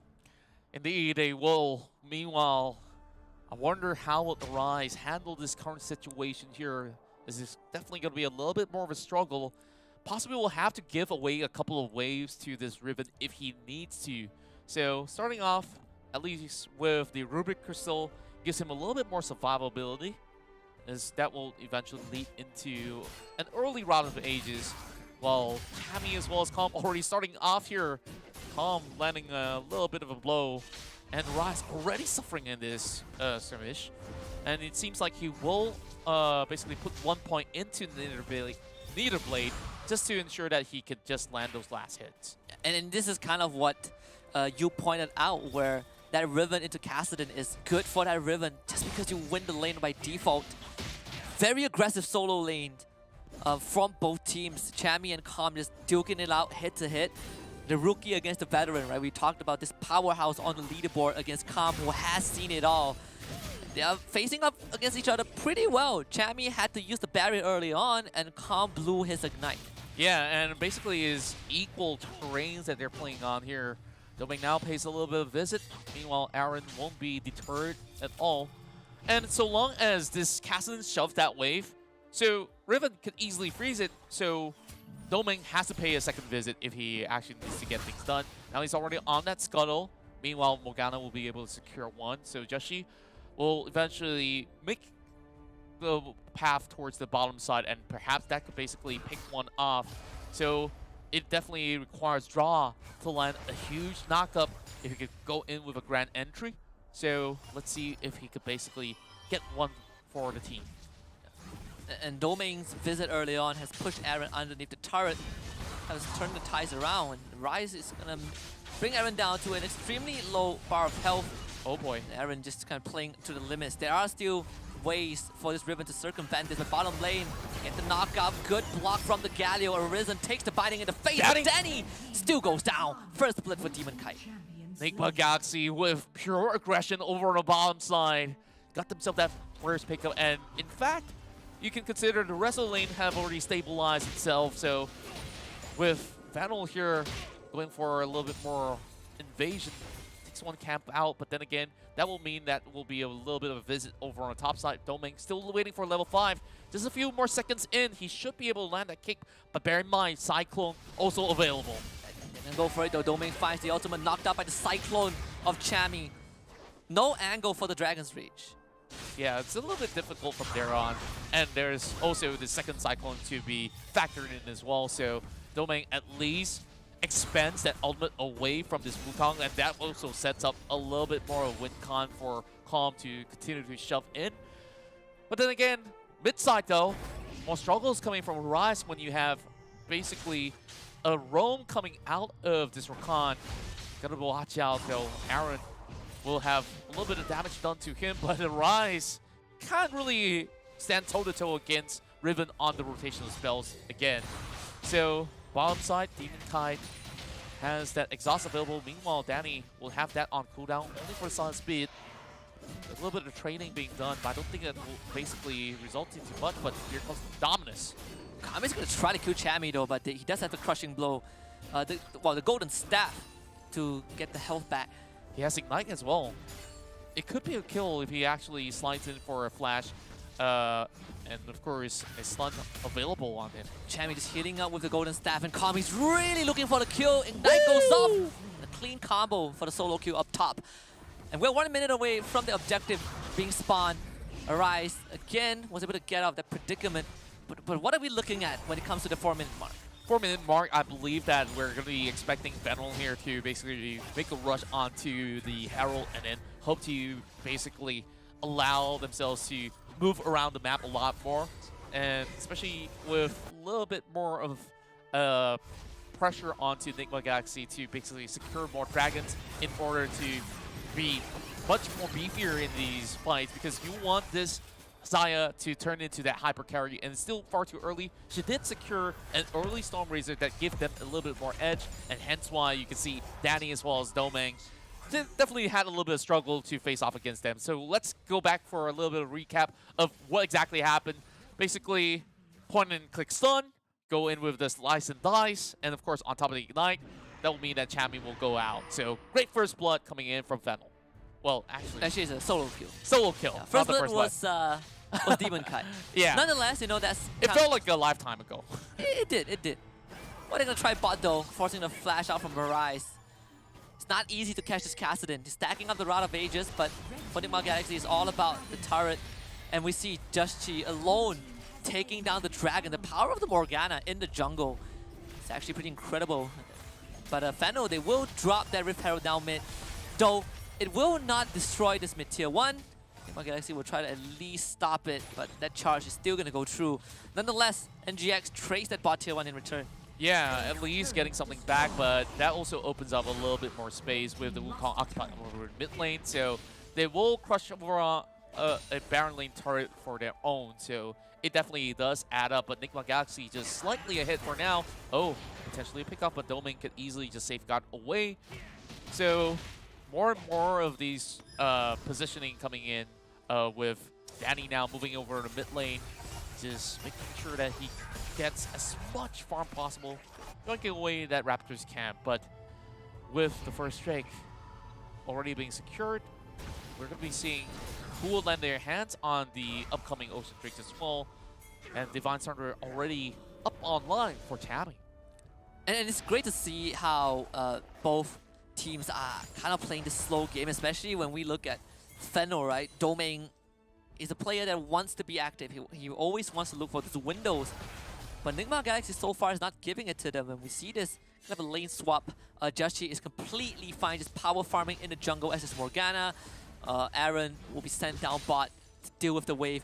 But overall, you know, Nigma Galaxy coming into this series, again, just a lot of expectation on this new and revitalized team, but at the same time, they're dealing with Fennel, who was the team that played through play-ins, took down the second seed of Masters region at that WCSC finals, and even took down teams like Semnai in an 0-3 fashion. So this team is definitely, you know, stacked to the brim with veterans. They didn't change anyone in the roster.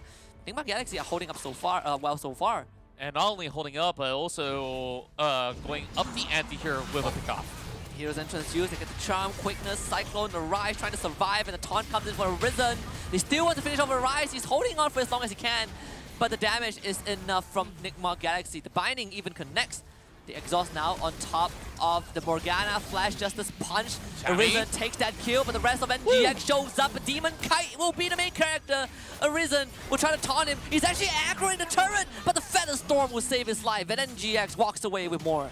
What a good balance of just basically juggling the turret aggro in order to take those 2 kills. Meanwhile, Domain as well as Calm working in tandem, trying to secure a little bit more. They already got the turret though, which is well worth it, but they're now still currently a little bit behind when it comes down to kill numbers, but they've evened up the goal at the very least. Arise just trying to stack up all these Tier Regatta stacks until he gets himself that self-embrace. And until then, it's still a lot of work before this Kassadin actually pops off. So it's really down to Calm as well. Domain. Draw again, post the trigger. There's an easy kill onto Danny. Just now we see Aaron actually getting taken down in the bot lane. That resulted in the bot tier 2 going in the way of Fennel. But NGX so quick on that trigger. Indeed, and I just love what we're seeing from Draw overall, where he's involved in 5 fights already, and he's definitely up for more now that they spawn out Horizon. But they won't be all too worried about this. They should be able to clear off this wave, but a chunk of damage being done towards the turret while they hold it back. Well, there's only 1 minute left. They can't afford to stay for Tamar Chidong. Get caught! Yeah, Chammy, he really wants the turret, but he doesn't get it. And now the curtain core is out. Arise goes in, gets taunted as well. Arisen supporting him, but it's Danny getting the shots off for 2 on NGX. Overstayed their welcome there. They shouldn't have basically greeted for the turret. Meanwhile, at least they open room for Aaron over a bottom side that they have to give up this Rift Herald. So can they actually match up to speed? Can Aaron actually get this turret? Because 2 members of Fennel is about to chase right in. So consider that a little bit more of a lost cause. Fennel finds their way back in the game, and they were about to claim even more. Dropping another Herald in the mid. Second attempt, should be able to take this one down. And Fennel just transitions to the Ocean Drake. Well, NGX, they did get the first one, but Fennel, they will kind of try to set up for the second. 15 seconds left until the objective spawns, and so far, that mid-fight put NGX on the back foot. Yeah, and first dips onto the Drake here. Horizon already secured ground. Already spotting out members of Nigma Galaxy, now getting caught out. Forces a flash away. And that's not going to be available for this team fight that's about to happen here into the Drake pit. But Domain, he's getting himself prepped up. Instead, you see the rest of the members marching up mid lane, trying to draw the attention away, and now re-secures a little bit more room for themselves. Enigma Galaxy attending to the wave and further allows Fennel to take over control. There's so much deep push from NGX, but what is the next move from Fennel though? Again, a good engage from Draw. The Gargoyle popped as well, and NGX powers onto Fennel. The Cyclone also popped, and you can see they actually caught the Riven. Aaron, he really wants to flank, but Fennel shuts him down. The curtain calls will force the rest of NGX out of the Dragon Pit, and Fennel comes in. Great call coming from Enigma Galaxy, basically going for that dive, but although it was way too deep for Aaron, this still has a lot of all these Fennel ready to react, ready to respond, and hence why they get themselves their own Drake. And that definitely evens things up against Enigma Galaxy with a little bit more on them. Man, it's going to be a little bit harder for them to take down Calm, especially with the damage he does throughout the span of this round. It's going to be a little bit more absurd as compared to what a Wukong can offer. So consider that a little bit of a knee-jerk reaction of Enigma Galaxy, because you see how many members actually went to the mid lane just to attend to that wave, which won't even take down that turret anyways. If they stay put, they could still basically dictate the pace of how that team fight could have went. And that all stemmed from the attempt to really break the structure. Turned out poorly, and NGX, losing that dragon fight, it definitely does sting a bit. Because we saw Draw really making, he has been making a couple of plays early on that gave his team the lead, and Chammy this time made sure that that turret goes down. And Fennel, so far in a very comfortable spot. We're seeing this Renekton just building up that damage. We're seeing Domain, just another day in the office on this Lee Sin. Yeah, and they're already on the hunt as well, just basically camping by the edge of the bush. Oh my. At least didn't face check for that.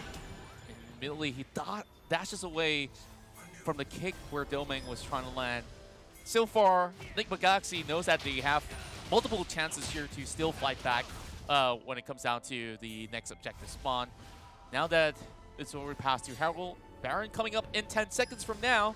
So they're basically relying on Aaron to open up the map a little bit with the sort of split push that we see in that early game, which you saw even the tier 2 turret over the bottom side almost got crushed. So if you do it again, it's going to work well. But the good news for Fennel is that they are eating up the map. Right? We're seeing a bit more control from Fennel, and NGX relegated to a more defensive playstyle. You want Chammy to split push, you want Aaron to do the same. But individually, it's hard for them to match up against the counterpart because, just to go back to the point that you brought up at the start of the game, Fennel just has a bit more mobility with their solo laners. Especially, we talked about how Domain and Calm, Domain in general as a player on this Lee Sin is just so effective. He has been able to cover a lot of grounds for the team. That early curtain call for Danny just to buy a bit of info for the rest of Fennel.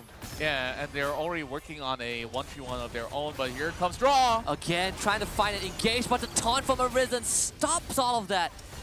And NGX just could not find an avenue, and that was the flash and quickness though. Chammy gets the treatment Cyclone. They really wanted Danny to go down, and Danny will eventually do, but the rest of Fennel, they respond, and that's not even the full force of Fennel. Here comes the Rise shows up in the backline, a taunt, a stun, and a slice and dice from Fennel Adversity cleans up the battlefield, and NGX bit on more than they can chew. They want Danny, but the rest of Fennel, 6 Vengeance, and it's an ace for Fennel Adversity. This is basically game over, where we have the perfect wave set up over the bomb side. The timers are about 30 seconds, and Demon Kite will be the first one to basically react and respond. But is it going to be enough though? Because we have a couple of counter minutes for them to work with. Fennel should be able to close out the first game. And that response coming from Enigma Galaxy to dive have costed them way too much more. Bit me once shy on you, but doing the same thing 2 times, shy on them. And a great win from Fennel, but it's more off of NGX's desperation, NGX's initiative, right, to get those engages off. But it never really worked out. We saw how much resources Enigma Galaxy pulled in just to take down Danny. But at the end of the day, there was no contingency plan, and I just love how Fennel punished that. Yeah, and that punishment came in very swiftly as well, where you have basically the flank coming from the Kassadin that was already bit pushing over the bomb side. It didn't take them too many of this Rift Walk to get back into the fight. Meanwhile, I felt like that second call for the dive itself was uncalled for. Like, I believe that Chami was thinking that, hey, there's a chance that we could basically find a pickoff against Danny even, which he have created space. They have to also put into judgment of all the summoning spells that were left available, which many of the fellow members haven't really burned all of it. And it's all arisen. This guy on the Galio stopped the first engage and kind of set up for a team wipe. In the second phase of that team fight, if it was even a fight to begin with. And it's safe to say that NGX actually starts off well, right? This bottom lane worked out completely fine. And we do know that, okay, there is this Morgana jungle. Just she can provide a black shoe for Chami and Aaron to come online, but there is a limit to that. And I think NGX pushed it a bit too hard. Yeah, and overall, we see Enigma Galaxy at least showing us a lot of great early game plays, especially on this jungle on that couple aggro in order to secure 2 kills back-to-back until, of course, Danny arrives to the scene and makes it a little bit harder. But then again, full backup coming in from the entirety of the squad in order to basically take 3 members out of Fennel. Though, there were still responses, however, as Fennel managed to secure a tier 2 turret. And this was where things start to go a bit wrong for Enigma Galaxy, right? The desperation, or at least the commitment that they want to go for that tier 1 turret, it ended up poorly for them. They lost a couple of members, they lost the Herald, and this is where the entirety of NGX just broke down.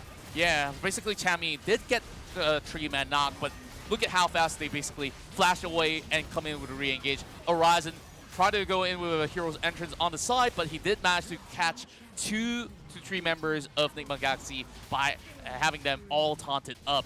So the cleanup crew basically will be able to stop the entirety of Enigma Galaxy, and this time around, their stars do not align for them. Yeah. It was definitely a mad moment that NGX decided to not only go for the second engage, but to dive past that mid-tier 2. So this is kind of the end game screen for game 1. I think not much needs to be said.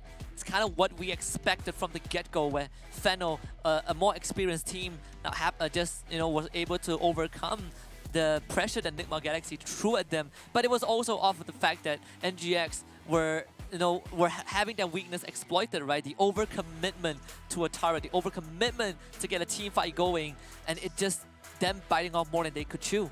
Indeed, and of course, Fennel now with 1 game up ahead.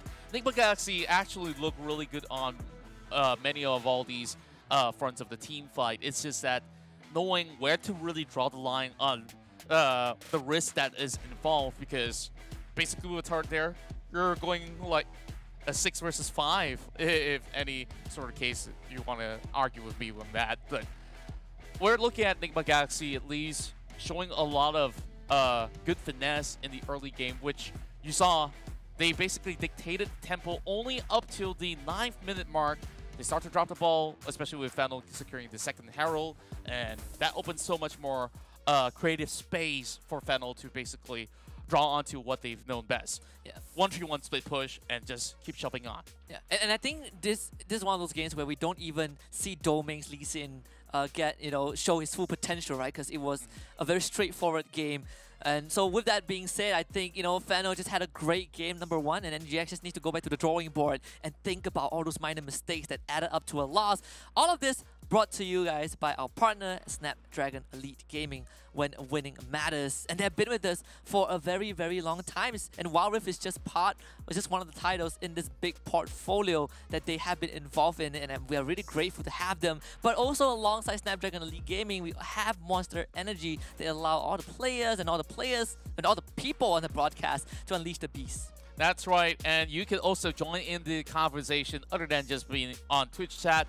Be a part of the community, and you could basically head over to discord.gg/Snapdragon Pro Series for you to find out all the details necessary, who's going to be playing, who are the players involved, and who knows, you might actually get to chat with some of these guys out there. So we definitely want to look forward to what the second game will offer this time. Yeah, and with that being said, we're going to go for a short break, and when we come back, it's going to be game 2 between Fennel and Enigma Galaxy. The Snapdragon Pro Series is brought to you by Snapdragon Elite Gaming and Monster Energy. Knockout, good block from the Galio. Arisen takes the biting in the face. Danny! Danny still goes down. First split for Demon Kite. There's a slug available on it. Chammy just hitting up with the golden staff, and Kami's really looking for the kill. Ignite goes off. And a clean Going up the ante here with a pickoff. Hero's entrance used. They get the charm, quickness, cyclone, the rise trying to survive, and the taunt comes in for Arisen. They still want to finish off the rise. He's holding on for as long as he can, but the damage is enough from Nigma Galaxy. The binding even connects. The exhaust now on top of the Morgana Flash Justice punch. Arisen takes that kill, but the rest of NGX shows up. A Demon Kite will be the main character. Arisen will try to taunt him. He's actually aggroing the turret, but the Feather Storm will save his life, and NGX walks away. While they hold it back. Well, there's only 1 minute left. They can't afford to stay for too much long. Get caught! Yeah, Chammy, he really wants the turret, but he doesn't get it. And now the curtain call is out. Arise goes in, gets taunted as well. Arisen supporting him, but it's Danny getting the shots off for 2 on NGX. Overstay. And NGX just could not find an avenue, and that was the flash and quickness. Though Chammy gets the treatment cyclone. They really wanted Danny to go down, and Danny will eventually do. But the rest of Fano, they respond, and that's not even the full force of Fano. Here comes Arise. Shows up in the backline, a taunt, a stun, and a slice and dice from Fano Adversity cleans up the battlefield. And NGX bit on more than they can chew. They want Danny, but the rest of Fano 6 vengeance, and it's an ace for Fano Adversity. This is basically game over. Defend this, the bottom lane. Get the knockout, good block from the Galio. Arisen takes the biting in the face. Danny! Danny still goes down. First split for Demon Kite. There's a slug available on it. Chammy just hitting up with the golden staff, and Kami's really looking for the kill. Ignite goes off. And a clean Going up the ante here with a pickoff. Hero's entrance used. They get the charm, quickness, cyclone, the rise trying to survive, and the taunt comes in for Arisen. They still want to finish off the rise. He's holding on for as long as he can, but the damage is enough from Nigma Galaxy. The binding even connects. The exhaust now on top of the Morgana Flash Justice punch. Arisen takes that kill, but the rest of NGX shows up. A Demon Kite will be the main character. Arisen will try to taunt him. He's actually aggroing the turret, but the Feather Storm will save his life, and NGX walks away. While they hold it back. Well, there's only 1 minute left. They can't afford to stay for too much long. Get caught! Yeah, Chammy, he really wants the turret, but he doesn't get it. And now the curtain call is out. Arise goes in, gets taunted as well. Arisen supporting him, but it's Danny getting the shots off for 2 on NGX. Overstay. And NGX just could not find an avenue, and that was the flash and quickness. Though Chammy gets the treatment cyclone. They really wanted Danny to go down, and Danny will eventually do. But the rest of Fano, they respond, and that's not even the full force of Fano. Here comes Arise. Arise shows up in the backline, a taunt, a stun, and a slice and dice from Fano Adversity cleans up the battlefield. And NGX bit on more than they can chew. They want Danny, but the rest of Fano 6 vengeance, and it's an ace for Fano Adversity. This is basically game over. Defend this, the bottom lane. Get the knockout, good block from the Galio. Arisen takes the biting in the face. Danny! Danny still goes down. First split for Demon Kite.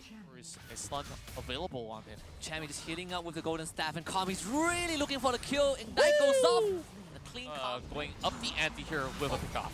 Hero's entrance used. They get the charm, quickness, cyclone, the rise trying to survive, and the taunt comes in for Arisen. They still want to finish off the rise. He's holding on for as long as he can, but the damage is.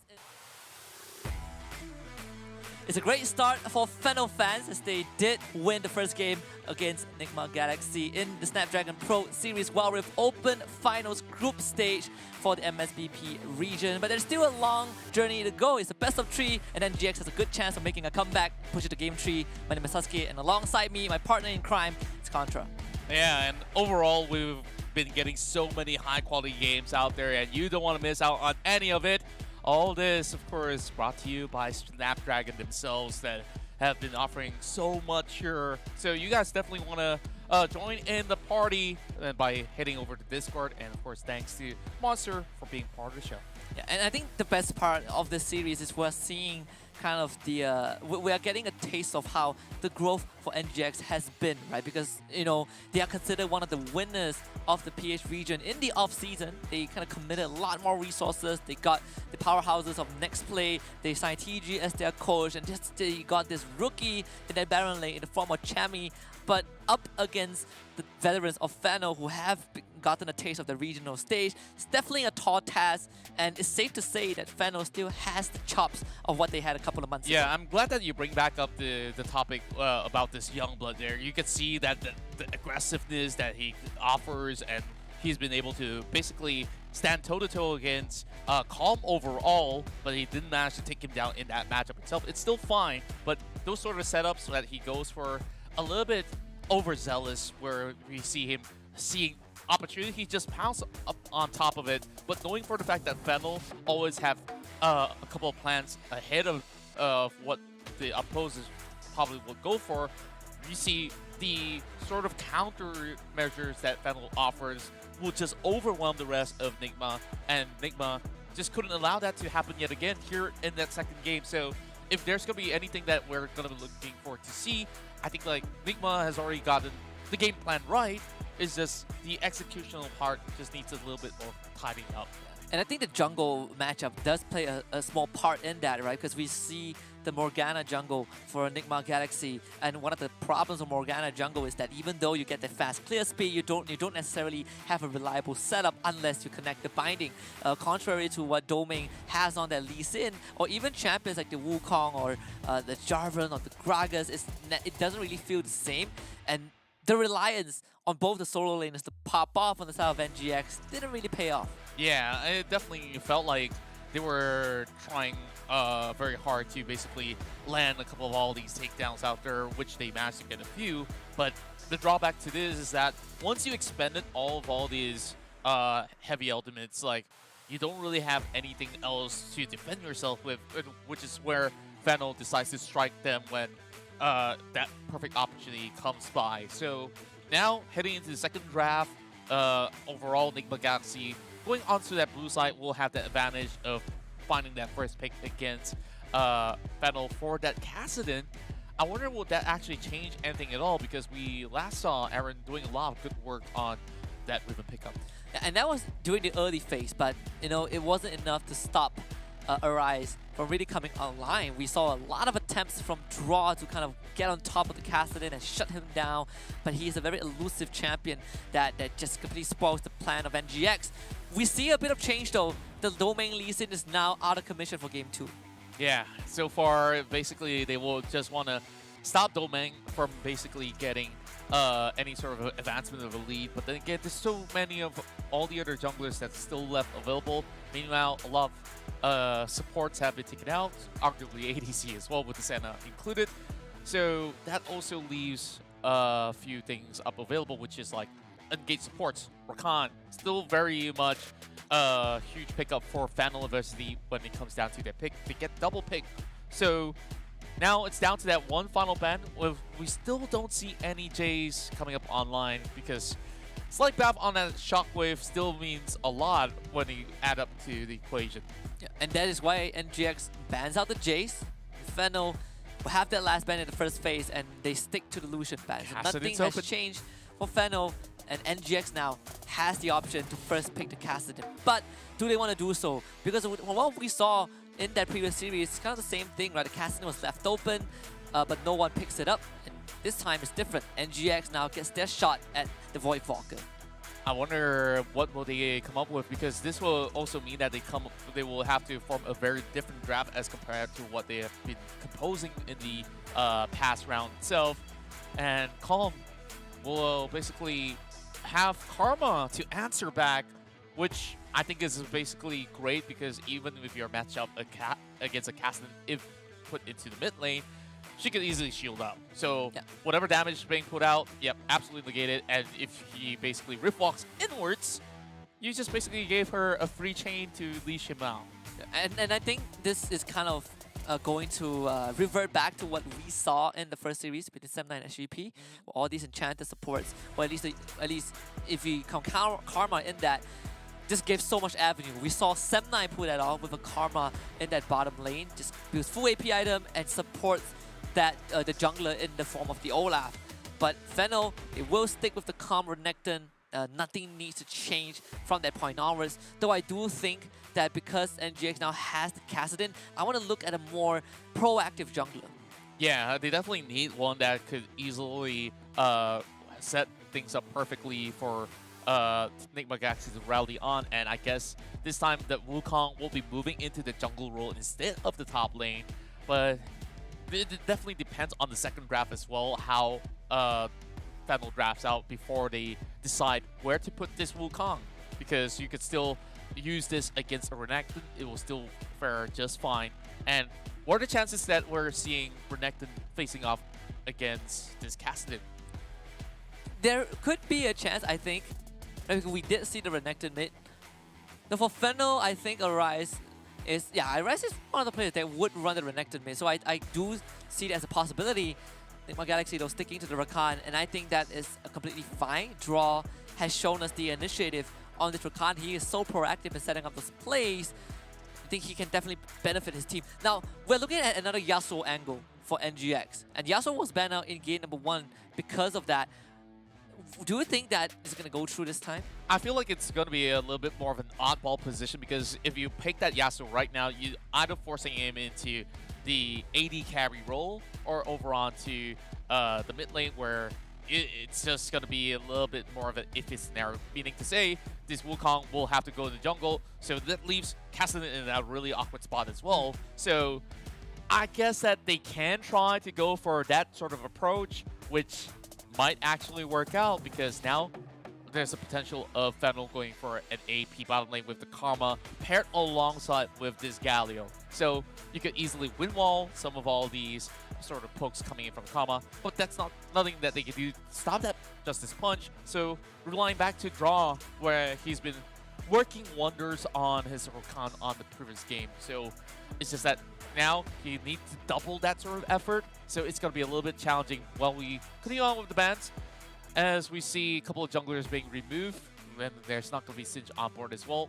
Olaf being the last ban of Fennel adversity. Now that leaves Nigma with his final pick back. Yeah, huge emphasis in shutting down, Jashi in that jungle. Though Nigma Galaxy with that response as well is going to give Doming a slightly hard time, but he does have the Sinja with him. This very bulky front line from Fennel is going to give them a lot of avenues to disengage and even deal with someone like a Kassadin if he decides to jump into the fray. But Nigma Galaxy, they do have that Varus, a very staple bottom laner. Yeah, I do like this pickup instead of what we projected Yasu to chime into the picture, where you basically have something that is basically utilized in such a way that it's just a point and click. Destroy it in the team fight whenever that happens. Now Zed, though, make things really interesting. Double assassin setup. So is this Kassadin still hanging out over mid or top? Because either one of these matchups still unfavorable, because they have thrown Garen into the mix, and these beefy boys could just easily out-sustain Nigma Galaxy and still have the damage to book out. Fennel basically going off the charts here with this last pick. Yeah, and to add on top of that, I think you think to yourselves, which matchup is going to be worse for NGX, right? Zed into Garen, that is a losing matchup for sure. But casting into Garen doesn't make it any better, right? Then you put Zed against the Renekton. There's a lot of questions that Nigma Galaxy need to answer in the last few seconds. But for Fennel, I think they've set themselves up for an incredible game. Yeah, Fennel just masters the draft right here.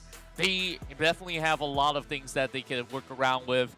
On top of that, sure, they may not have that much AP damage, but that's definitely not their concern at all. The disengage potential is also pretty high when you have both Xin Zhao as well as the Galio on top. So what's this Wukong gonna do in this match? Spin bot? Spin? Well, spin and get caught. Yeah, that sounds more like it. Because Wukong so far has had a 0-3 record to date, right? And it's all, well, 2 Wukong jungles, 1 Wukong Baron lane. And I think, if Fennel taught us anything from game 1 is that these kind of brick wall lineups suits them the best into a Nigma Galaxy who just wants to start those fights. That's right, and we're also talking about plenty of Gargoyle enchantment here on top of those sort of layering that they have. Like, they're going to be really difficult to be taken down, but let's see if Nigma Galaxy can do it against Fennel, who's currently 1 point ahead, just needing 1 more. And they will eventually face off against Sem9, whoever wins this match. Yeah. Well, whoever wins this faces off against SGP. Whoever loses this faces off against Sem9. Right. I got it the other way around. Minions have spawned. I mean, we are looking at, Fennel to take this, right? I think, again, on paper, that just feels like a more reasonable prediction. Just looking at the track record, but NGX, they are showing us something completely different from game 1. Okay, the double assassin, they just really want to commit to this. But who is going to break through this defense of Fennel? And it is a Kassadin Baron lane into a Renekton, another lane where you are just going to have a tough time into these bruises early on. I love what they just did here. So how they decide who will face off against this Kassadin is just like, let's see who goes up the mid lane, and we'll just basically part separate ways. So Arise stays put, faces off against Zed, which typically would just cancel off the chain combos, whether if you have the shadows up available. Ooh, and those shurikens probably wouldn't hurt. What this Garen can do is just basically level up on the second spell, get a little bit more armor chunk onto himself, and everything's going to be absolutely clear. Tammy already having struggles of his own, but at least did decent amount of damage against Calm. I just noticed that NGX went for 5 control wards as the trinket early on. It's really those vision denial from the side of NGX. I think in the bigger scheme of things, Fennel are not really bothered by it though. We're seeing this very early rotation to contest the Scuttle Crab. They're matching up to this sort of aggression though. They're about to come in. The Demonic is going to go off. There's one plating gone. Fennel, you're going to run right now. The rest of NGX are showing up. Can draw, pull something off. The silence is dead. He gets a knock-up. And Fennel just respawns. And responds with the first blood. Arise getting the kill onto draw. And Fennel reading that movement perfectly. Yeah, and that's great relay of information, because it definitely will be suspicious if all the lanes are emptied out so early in the game. Though it's a valiant attempt coming out from draw, but the response not swift enough from the rest of the members of Enigma Galaxy, and that was basically the prize to play. Not only did they rotate over for nothing, they lost one member out. Now they have to pick another fight, which Danny is going to lock them down. Aaron got spun down really low, and Rise again being the brick wall for the team. And so far, NGX, they have been trying to make those early moves, but unfortunately, Fennel not only read their movements, but it's also preventing them from getting those initial kills. It's just so hard if you are on the side of Enigma Galaxy, where all of these moves that are meant to pull you ahead, it's not really going to work because Fennel has this very beefy front line. And I foresee another problem for Enigma Galaxy is that if this jungler chooses to go more on the semi-tank route, basically you don't have a proper tank for the team, which you can't outlast in this sort of team fights. Sure, Joshi eventually will build into maybe either Divine Sunderer, a Trinity Force, or maybe even Black Cleaver into the mix. It's going to be just daunting when they just jump into the team fight, and how much can Wukong possibly do in one full sweep. So now Aaron tries to match it up, but won't be able to catch a kill. Forces the flash away from Arise at the very least. And look at this response from NGX once more, trying to mirror the movements of Fennel. Draw shows up top. Aaron does the same as well, but at the end of the day, there was just nothing that NGX can get out of that. So we're getting all these movements from Fennel. They're slowly withering down the turret. NGX forced to mash that to defend the structures, but NGX walks away with nothing. Interesting usage of Transcendence Embrace coming from Danny, just to clear the wave immediately, who rotates over on the mid lane as well. So it's just a little bit of a reset being called in, where the Karma won't be actually offering much of the anything in sort of team fights when that ultimate is going to be down. But NGX basically playing all around the map, switching things around, but not really getting the best out of it. Now putting the Varus up in the mid lane to farm up, but with this member getting caught out, I don't really see how Tammy will be able to defend this. He has to let this one go. If Fennel gets this turret, it's going to be huge going into the objective contest at minute 5.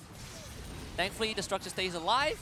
Draw to go in, gets the quickness onto Arisen, who did take a turret shot early on. Arisen's going to throw his life for this, but they would not be able to get any kill. A flash forward from Domain doesn't get any knockup, and NGX finally gets the trade back. Yeah, and Tammy had a little bit of an interesting interaction right there. He rift walks in, flashes out immediately. Not enough to even provide damage to take out all these beefy units of Fennel once again. They could basically trade for days. There's only one pick-off at the very least, but that also was a little bit of a risk that they have taken there. the turret will eventually fall once again, but Chami still try to answer back, holding it while it lasts, while the rest of Fennel are looking to earn themselves that Infernal Drake. But it will be a bit tough though. Fennel does have some pokes from the Galio and the Karma. Again, if they go for that force engaged, Nigma Galaxy will really need to rely on draw to kind of stall things out, kind of break that combo. The Divine Thunder on Just-Chi, which I think is a bit better on the Wukong jungle compared to the Triforce. And I do like that selection, especially when you're up against so much tanks from Fennel. But this Dragon Dance is going to be a bit extended. NGX won't be able to start this without Fennel contesting. Yeah, but they do have all 4 members inside of the pit already. Rise already on the lookout. They do have that ward being placed in. But are they going to be swift enough? Here comes Doming. Here we go. Chain of Corruption is out as well. Transcendent Embrace into a hero's entrance. They eliminate Just-Chi. Then Justice Punch and an Exhaust onto Aaron, who wants to get away. They did lose Doming though, as Chami shows up. The backup from NGX is perfect, but unfortunately no one gets the Dragon. Yeah, they're just going to call for a reset. Not going to coin flip this over both teams who don't even have Smite available. Meanwhile, Calm at least brings some gold back to the team by taking out that Tier 1 turret over on the top side. So, both objectives still online. And that took a lot out of the likes of Fennel, which could have been a lot cleaner. And it's definitely great that Nigma Galaxy have been able to identify who's the key target here. You want to take out Doming before anyone else. And now it's going to be take 2 of the Dragon fight. Arizen's in the brush. 3-man taunt coming through. The engage from Fennel onto Draw, who's going to better dance out, but the damage comes in from NGX as well. Arizen's going to back out with the Gargoyle Stoneplate. Aaron goes in alongside Chami to get that poke off, but it's only onto Arise. This is Garen will slowly heal out with the Perseverance. They finally eliminate the War of NGX, but again, NGX stops this Dragon attempt. But good news is they have those big ultimates coming back up, and Fennel does not. Arise doesn't have all of them as well. Cyclone, engaged, quickness, and Aaron goes in and just cuts through the members of Fennel. Chami follows up. They get a taunt from Arisen. A Justice Punch onto Just-Chi, but Just-Chi is still alive, and Aaron is making quick work of Calm. He has to flash away. Fennel forces NGX to back off. No Dragon for them, but they did get 2 kills. Man, this time around, Nigma Galaxy definitely match up to the tempo and forces both sides to call it a truce yet again. Nobody gets this one in the back. I felt like it's better that they basically get one objective apiece and not basically fight out for the Infernal. But you understand why Nigma Galaxy values the Infernal Drake overall. That's because you have double assassin comp that's being run throughout this course of the battle. So you want that damage output to be at its maximum output. So one more time, they're going to go for the Drake. Attempt number 3 from Fennel. This is the longest that the Drake has survived in this game, at least today. But NGX, they just show up with the whole squad, and Fennel are forced to leave the pit. And for now, just a little bit more dance coming in for the temporary measure. Just-Chi still wants to bait out the rest of Fennel University. They can't afford to be caught out. And here he goes in with the Cyclone Deathmark follow-up from Aaron. The taunt is good. Redemptive drop down into an execution from the Garen. They take out Just-Chi, so no jungler for NGX. Fennel have finally cracked this composition. The re-engage comes in from Drop with the Grand Entrance. Based on the Hero's Entrance, the root is there. Arisen stays alive as Domain finally secures the Drake. Chami Riftwalks tries to go for a kill, doesn't find it. Yeah, and finally they have been able to break it and make it all worthwhile. Fennel, as much as they got themselves that turret though, they are trying to hold on for this turret, and Aaron just gets exhausted by the edge as they are forced to back away, so they won't be able to secure all too much. It's a little bit of a lost cause right there, but we would like to take a look at that fight yet again inside of that Drake pit. We do get the replay. Now, Fennel not only gets access for that Drake, they're also getting this Herald absolutely for free. And I'm surprised that, you know, the timer didn't run out on that first Herald. But still making a dance, don't want to overcommit as Just-Chi has arrived to the scene. Good news for NGX is the fact that the Kassadin is having a great game so far. I mean, Chami is 3-0, stacking out the Archangel. He has the Rod of Ages. and he has Aaron to help him up. Yeah, and at first I was skeptical because when you put the Kassadin over on the Baron lane, you don't have that opportunity to roam that much. But since that Baron lane is opened up, we see him basically having a little bit more of a room to wiggle with. And in those team fights, he was so impactful to basically hop onto low health targets and make life hard for the rest of Fennel. Now, of course, Herald being secured already, as that will fall in the hands of Nigma Galaxy. Nigma Galaxy kind of equalizing, relieving some of that pressure on the map for sure, right? Again, we kind of call back to how they were trying to make very proactive move to kind of help that Baron lane. And I do think that Fennel had the right idea. You want to shut down Chammy in that long lane, we break the turret, and we force him out of the lane. But Nigma Galaxy has been able to hold on just off of that proactiveness that we saw from game one. Just the willingness to get those engages off time and time again and allow these assassins to do the work. Yeah, and of course, for a Kassadin heading into the late game, he does have slight burst damage when you stack up the Rift Walk overall, but he's also going to be heavy mana consuming into all these battles, so how long can he possibly last out against all these players, which eventually might build into a force of nature, which could basically hinder him back. Both teams trading a turret, but for Fennel, you are definitely happier for taking down that mid-tier 1. So all these movements, I think you did make a point that Fennel are always a step or two ahead of NGX, and I think that NGX are definitely matching up the best they can. So my concern is going into the later stages of the game, which team are we looking at to have that edge as the game skills? So we're gonna hold that thought for a bit. Calm is gonna get engaged on by the Death Mark though, tries to go for a stun combo, has support from the rest of his team. Calm goes in, tries to finish off Baron, and the Battle Dance can keeping him alive for a while, but Draw would not be able to complete that task as Fennel finally takes down Aaron. Yeah, and here comes the redemption just to basically revitalize themselves, keeping themselves healthy, and I basically will answer Fennel easily because you already see Goggles Stormplate all up available, and it's just going to be a lot of damage output that's needed for them to burst. So you see Aaron already struggling to find that target to single out. The only possible person that he could possibly mark is going to be Danny. And yet again, what's going to be a great use of the Death Mark if there's always going to be that exhaust readily to expend onto the Zed? And there's the locket, right? We have so much shooting from Fennel. This is kind of the crux of the Assassin lineup, where you really rely on whittling down your opponents and going in. And I think Fennel kind of got the idea, which is why we saw this Garen last pick to kind of solidify that front line. And the NGX have just been struggling to get those fights off. The one that they were successfully pulled off was Fennel got completely caught out, but it really puts a lot of pressure onto Draw to make that engage. And this Rift Pharaoh doesn't even get a charge off. Yeah, sad to say that basically happened. And Nigma Galaxy could have basically used the time to drop it somewhere else.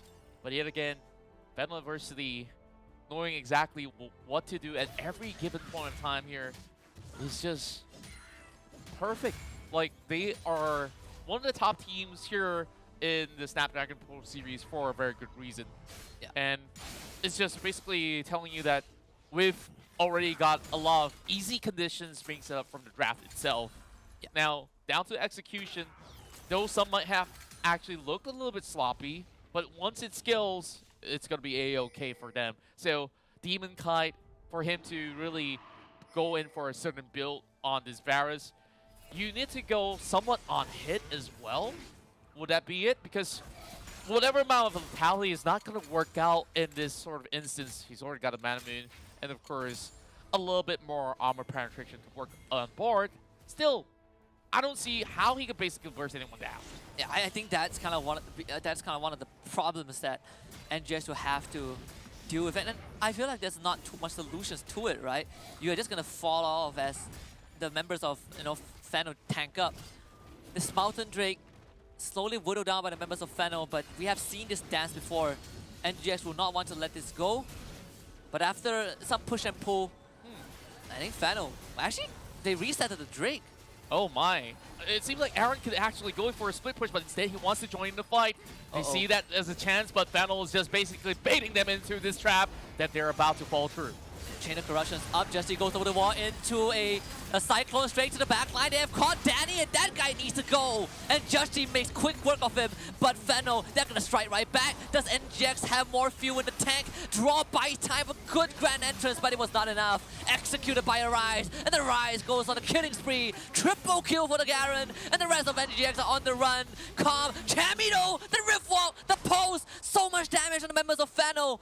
And the assassins of NGX are still fighting, but Fennel walks away with 3. They're basically just limping off after Tammy least managed to open a little bit more room for himself. It's a Kassadin after all, but you saw it was basically a huge setup that Fennel laid it out on the train tracks and just basically had that full speed ahead running down at them. And what could they possibly do? Enigma Galaxy had to fall, and we saw Aaron could basically take that sort of turret, but with this sort of commitment, they were a little bit too late on an attempt, and for the fact that 2 of the members of Enigma Galaxy committed to the back, it also put them in that uncomfortable position where the rest of Enigma Galaxy, they want to follow up, but there's already distance created between both sides. All things considered, I mean, both the assassins, especially Chammy's Kassadin, did incredible work. It really felt like it shouldn't have been this close. But we give a bit more time, and maybe we will see that Kassadin really put the final nail in the coffin. Though it's a very far-fetched idea at this point of the game. Guardian Angel now out for Calm, and this Renekton is 0-4. Fennel taking control of the Baron pit. Oh, calling for Baron already, and this is gonna put Enigma into an unsettling position once again. Now a little bit ping over on the bottom side with Fennel calling for backup in case if that push happens. So Enigma Galaxy can still continue with that 1-3-1 approach if they really want to. And Chammy working on that Crystalline Scepter as well gives him a little bit more survivability, which means that this Kassadin can easily last much longer in that team fight, especially now with the Rabadons up, offering a whole lot more, being the saving grace of the team.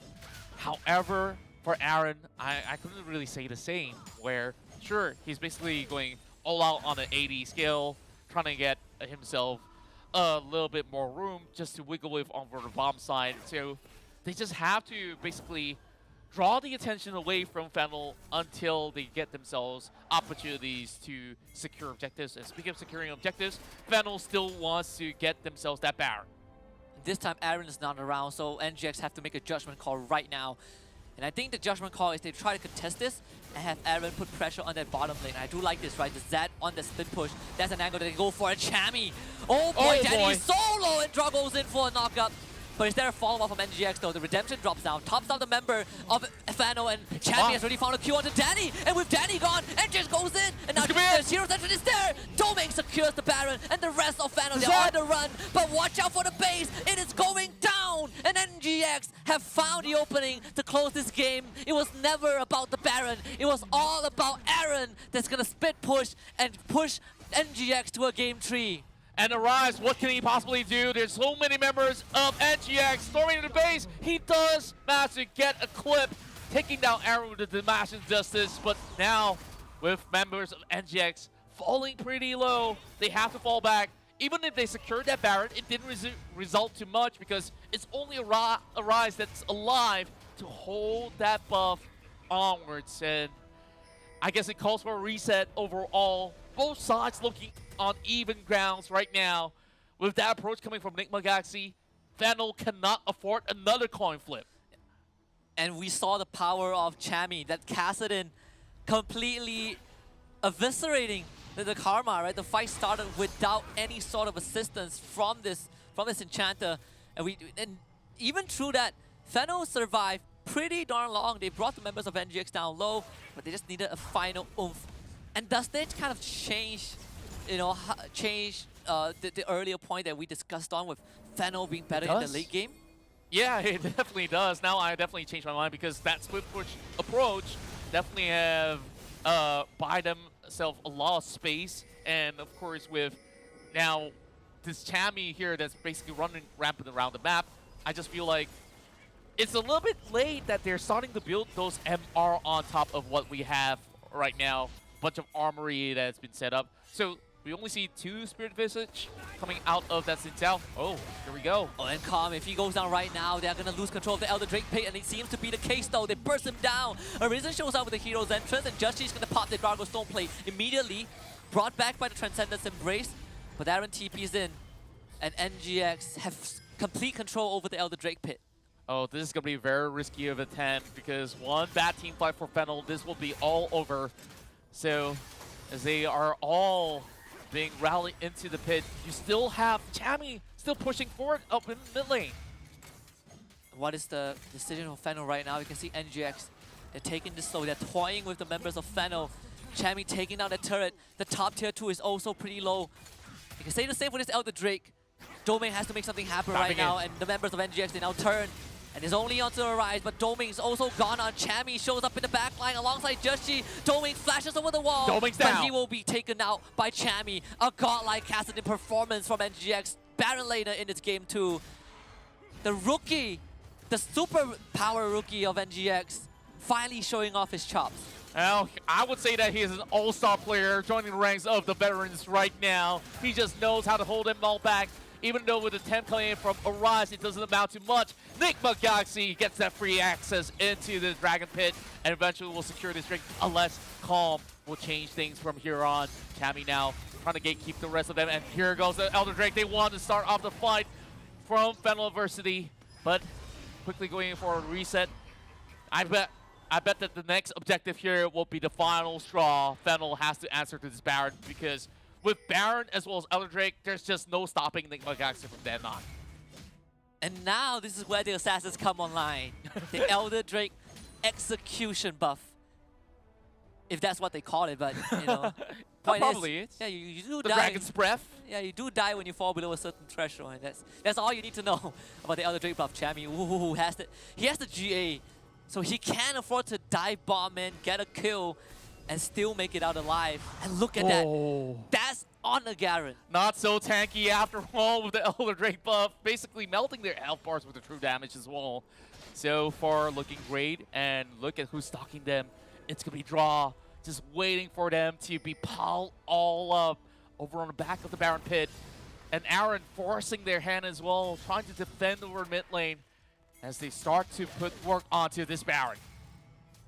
NGS can smell this victory, and it comes down to one objective. Here goes. Draw goes in again, the knockup onto 3 members, and it's already Danny going down. The redemption buys a bit of time. Hero's entrance is there, but the GA has been popped. Come, he wants someone on the side of NGX to go down. The execution from Arise is there. They take down Justy, they take down Draw. They might be a chance, but the Elder Drake buff is so strong. Chami is still alive, and it's a Chami show. A double kill for the Kassadin. Deathless the entire game, and NGX pushes us to game 3. Nigma Galaxy basically turned us all into fans of theirs, and now this time they will just run right through. No Baron needed, and that Dragon has definitely got themselves this game, and we have ourselves another series here with Nigma Galaxy tying it up 1-1. And Nigma Galaxy the patience finally paid off against a team like Fennel, nonetheless, right? We did bring out the point. They are the biggest winners in the off-season. And SSK did say, Nigma Galaxy has a great duo in the jungle and Baron lane. But even if we look at it individually, Aaron and Chami alone, both assassins, the fact that they knew what their job was against Fennel in that game too was splendid. Yeah, and they basically not only win those team fights, they out-macroed them in many of all these instances. And Chami, man, he was a god. Like, absolutely untouchable. We expected this Kassadin to be bullied from minute 1 all the way to the end game, but yet again, who on earth would have expected that double assassins would be able to take down all these juggernauts? And we just have to go in for a recap once again, because there's a lot of all these early fights that didn't really favor members of the side of Nigma Galaxy at first, but they did manage to eventually turn the tides around, and they took too much time, basically spent fighting in for the Infernal Drake, which will still end up in the hands of Felversity. But the way that they've been able to juggle with the pressure is absolutely impressive. So far, Kassadin has had a 100% pick and ban rate, and Kassadin has won all of his games. 100% win. 100% win. One of it is in the Baron lane, right? A very uncharacteristic lane for him to be in. But we saw this game, right? Even though it really felt like Fennel had control for a majority of the game, NGX was never really too far behind. And this is kind of a foreshadowing of actually how strong Chammy can be. And we see how he manhandled those tanks from the side of Fennel, like cutting through butter with a hot knife. And when that late game rolled around, I mean, this Baron fight kind of almost sealed the fate for Fennel. Yeah, as much as they managed to secure that Baron overall, like, just look at them running on retreat. And when you have a Cassidy on the opposite end, there's honestly nowhere they could basically escape from. While Aaron basically spent so much time basically on that split push, allowing this scenario to happen. And this was basically the final team fight with the Elder buff basically online. As much as they have Guardian Angels left available, you see every member of Enigma Galaxy piles onto each respective players one after another, and that looked so much easier as compared to what they were planning to build juggernauts throughout their team. And that all started with you pointing out that Draw was kind of stalking the members of Fennel, right? That engaged from the side, completely unexpected, but it was necessary for Enigma Galaxy to win that game. And just look at Draw. This guy has so much metal off of this game. You can clearly see, if not for Chammy's outstanding 10-0 performance, I can easily give it to Draw, who enabled the team to achieve this win. Yeah, and it doesn't seem like Domeng was actually playing bad after all, though it shows you 1-7 in the scorelines. Basically, Chammy as well as Demon Kite on top of Aaron was trying to basically take him out in any of all these team fights that, sure, Arise, he has managed to do a lot of takedowns, but for Garen, you can only go at one person at a time. Yeah. Even if you spin, there's barely enough damage to rotate around when you could have them basically cut things out. 17-minute mark, or just 16:30 to be specific, is where things turn out for the better for Enigma Galaxy. And just look at this insane swing into the favor of NGX, right? Again, when we say that Fennel were in the lead, they were never really leading by a lot, right? Just some very minute dip in the graph. But at the end of the day, when that late game came around, we really thought that Fennel had what it took to close things out. Chammy proved us wrong, and in a very big way. Kind of the rookie of the team, but rookie or not, he definitely has proved that he is worthy to be up there with the top dogs. That's true, and we're going to see who's going to make their way to the top on this upcoming game itself. And man, I can't wait to find out, because there's a possibility that Fennel, despite all this sort of experience, could even crash out. And I think for Fennel, it's very important, because if they lose this, they get a rematch of the WCSC finals against Semnai. That comes out the game 3 though. But all of this actually made possible by our partners at Snapdragon Elite Gaming, when winning matters. Again, they've been with us for a very, very long time on this journey, and WildRift is just part of that portfolio that they have, so we are very grateful to have them. But aside from them, we also have Monster Energy, allowing the players, allowing us, and everyone behind the scenes on that broadcast to unleash the beast within us. That's right. Make sure you visit Monster Gaming overall, and of course, join our Discord server for even more info if you want to know what's happening throughout the WildRift itself, or even other games of the Snapdragon Pro Series. Head over to the Discord. Yeah, and with that being said, we're gonna go for a short break, and when we come back, it's the final game of this best of 3 between Fennel and Enigma Galaxy, and we'll see who comes out on top. The Snapdragon Pro Series is brought to you by Snapdragon Elite Gaming and Monster Energy. Showing up, can Draw pull something off the side of his deck, he gets a knockup, and Fennel just respawns, and responds with the first blood. Arise getting a kill onto Draw. He's gonna be swift enough. Here comes Domeng. Here we go. Chain of Corruption is out as well. Transcendent embrace into a hero's entrance. They eliminate Joshi. Then Justice Punch and an exhaust onto Aaron, who wants to get away. They did lose Domeng though, as Chammy shows up. The backup from NGA. Well, Cyclone engaged, quickness, and Aaron goes in and just cuts through the members of Fennel. Chammy follows up. They get a taunt from Arisen. A Justice Punch onto Joshi, but Joshi is still alive, and Aaron is making quick work of Calm, who has to flash away. Fennel forces NGX to back. Calm is going to get engaged on by the Death Mark though. Tries to go for a stun combo. Has support from the rest of his team. Calm goes in. Tries to finish off Baron. And the Battle Dance can keeping him alive for a while, but Draw would not be able to complete that task as Fennel finally takes down Aaron. yeah, and here comes the redemption trap that they're about to fall through. Chain of Corruptions up, Jesse goes over the wall into a Cyclone straight to the back line. They have caught Danny, and that guy needs to go. And Jesse makes quick work of him, but Fennel, they're gonna strike right back. Does NGX have more fuel in the tank? Draw buy time, a good grand entrance, but it was not enough. Executed by Arise, and the Rise goes on a killing spree. Triple kill for the Garen, and the rest of NGX are on the run. Calm, Chamido, the Rift Walk, the post, so much damage on the members of Fennel. And the assassins of NGX are still fighting, but Finn drops down, tops down the member of Fennel, and Chami has already found a Q onto Danny, and with Danny gone, NGX goes in, and now the Hero's Entrance is there! Domain secures the Baron, and the rest of Fennel, they're on the run, but watch out for the base, it is going down! And NGX have found the opening to close this game. It was never about the Baron, it was smell this victory, and it comes down to one objective. Here goes. Draw goes in again, the knockup onto 3 members, and it's already Danny going down. The redemption buys a bit of time. Hero's Entrance is dead, but the G has been popped. Calm. He wants someone on the side of NGX to go down. The execution from Arise is there. They take down Justy, they take down Draw. They might be a chance, but the other drink buff is so strong. Chami is still alive, and it's a Chami show. A double kill for the Kassadin. NGX are showing up. Can Draw pull something off? The side of his dead. He gets a knockup, and Fennel just respawns. And responds with the first blood. Arise getting the kill onto Draw. He's gonna be swift enough. Here comes Domain. Here we go. Chain of Corruption is out as well. Transcendent embrace into a Hero's Entrance. They eliminate Justshi. Then Justice Punch and an Exhaust onto Aaron, who wants to get away. They did lose Domain though, as Chami shows up. The backup from NGX. Well, Cyclone engaged, Quickness, and Aaron goes in. And just cuts through the members of Fennel. Chami follows up. They get a taunt from Arisen. A Justice Punch onto Justshi, but Justshi is still alive. And Aaron is making quick work of Calm. He has to flash away. Fennel forces NGX to back. Calm is going to get engaged on by the Death Mark though. Tries to go for a stun combo. Has support from the rest of his team. Calm goes in. Tries to finish off Baron. And the Battle Dance can keeping him alive for a while, but Draw would not be able to complete that task as Fennel finally takes down Aaron. yeah, and here comes the redemption trap that they're about to fall through. Chain of Corruptions up, Jesse goes over the wall into a Cyclone straight to the back line. They have caught Danny, and that guy needs to go. And Jesse makes quick work of him, but Fennel, they're gonna strike right back. Does NGX have more?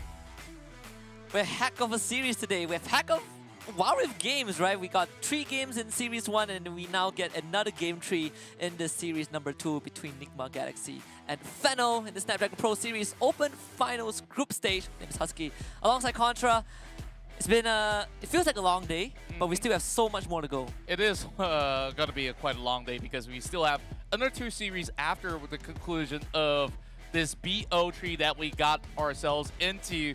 Fennel now lost that match and now find themselves in the brink of defeat as well, but they have to pull it all the way back and find winning ways once more against the members of Nigma Galaxy that look so strong. Now I'm convinced that Chami definitely deserves to be the next superstar of WildRift in the international stages. And if he isn't already won, I think this is a huge statement, right? And even though when we look at the head-to-head, him against Calm, they do just fine in lane, but in the contribution overall in the game too, it was just all Chami saving the game. And alongside Draw, who has, again on that Rakan, proved that those proactiveness, they eventually pay off.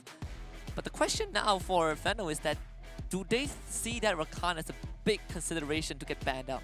Yeah, I believe that there is a little bit of a probability that it will be a factor of whether or not should they secure for themselves that to just actually leave it out for the ban. It definitely depends on the sides that they go to for this upcoming game. But I still feel like Rakan itself is always there just to provide setups. Is what you complement it with overall. So is it worthy of a ban? I think that there's bigger fishes to fry, which we saw most of these bans being invested in things like Karma or even the likes of another Kassadin, which definitely in game 3, I think that this Kassadin won't be left available to play. Like we said, 100% of win rate, a little bit too much for everyone to basically find a way to lock this White Walker in the Rift. Yeah, I mean, when you have an assassin that destroys half of your tank's health pool, then you will have a big problem, and that's kind of what we saw in the game number 2. So And I'm surprised that, you know, Kassadin is still making it through these bans, right? It really says a lot on how much more other champions that these teams are looking at as priority to ban out. And with the pattern that we saw at least in this series was the Senna, the Yuumi, I think these two, oh, and also the Jace.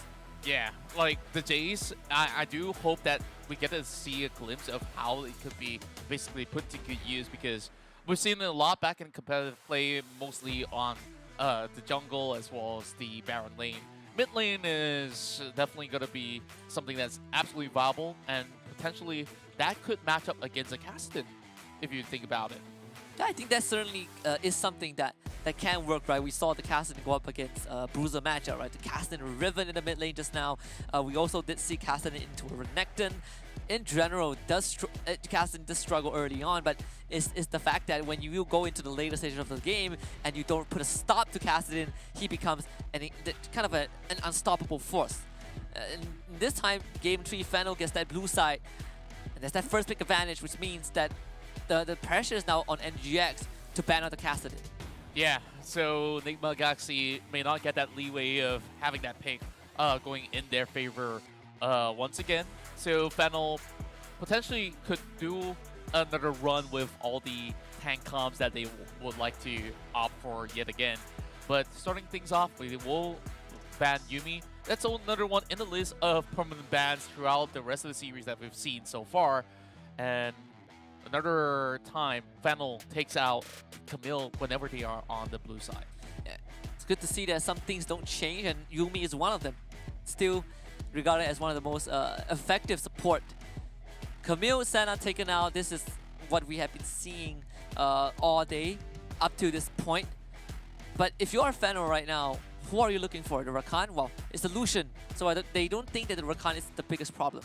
Yeah, overall, they can still let Rakan off, and they would play games with Rakan's Aya being open up. It didn't deter them overall. So if they were to go in for a pick, it has to be a Karma, because now it's let off the hook. Yeah, and Enigma Galaxy had to make a choice, and they decided that the Kassadin is kind of the win condition for most of these teams today. So Fennel get their hands on the Karma, which they did pick in the previous game, and they did lose because of Enigma Galaxy's draft, especially the Kassadin on Chami. But right now, you take that out of the picture, Enigma Galaxy responds by taking away the Lee Sin. Yeah, then we also want to consider the fact that they also want to supplement it with a Galio pickup instead of going for a Rakan, because that could easily hinder Fennel from getting that chain combo from working out for themselves. So now, with a slight difference into the line of champions that they pick up, it's the Corki here, most likely heading to mid lane, but still could be flexed into the bottom side, which we see heavy priority still given over to this Rakan pickup from Fennel MSC. And this is the first time that Rakan gets picked up by them, right? It has been draw for the past 2 games, but this Corki pick still doesn't reveal much of what NGX wants to go for. Still a very flexible pick. But I think this also is going to allow Jashi to show his true potential as an active jungler. Because, you know, again, one of the focus was, you know, Jashi and Chami synergy, a good jungle top combination, and Lee Sin is one of those champions that enables that. Yeah, overall, we're already seeing a little bit more of a pick-off composition coming out of the Fennel versus the, for the time being. Now, Enigma Galaxy hoping to bank in on this Wukong yet again. Not really feeling it, though, but it definitely does match up well against a Renekton, at least on that laning phase, if they were to meet up in lane. So far, Enigma Galaxy now starts off with the second phase of the ban. Let's see what will they basically negate, as we have Shyvana being taken out. Now, Shyvana is actually an underrated pick in the most recent patch.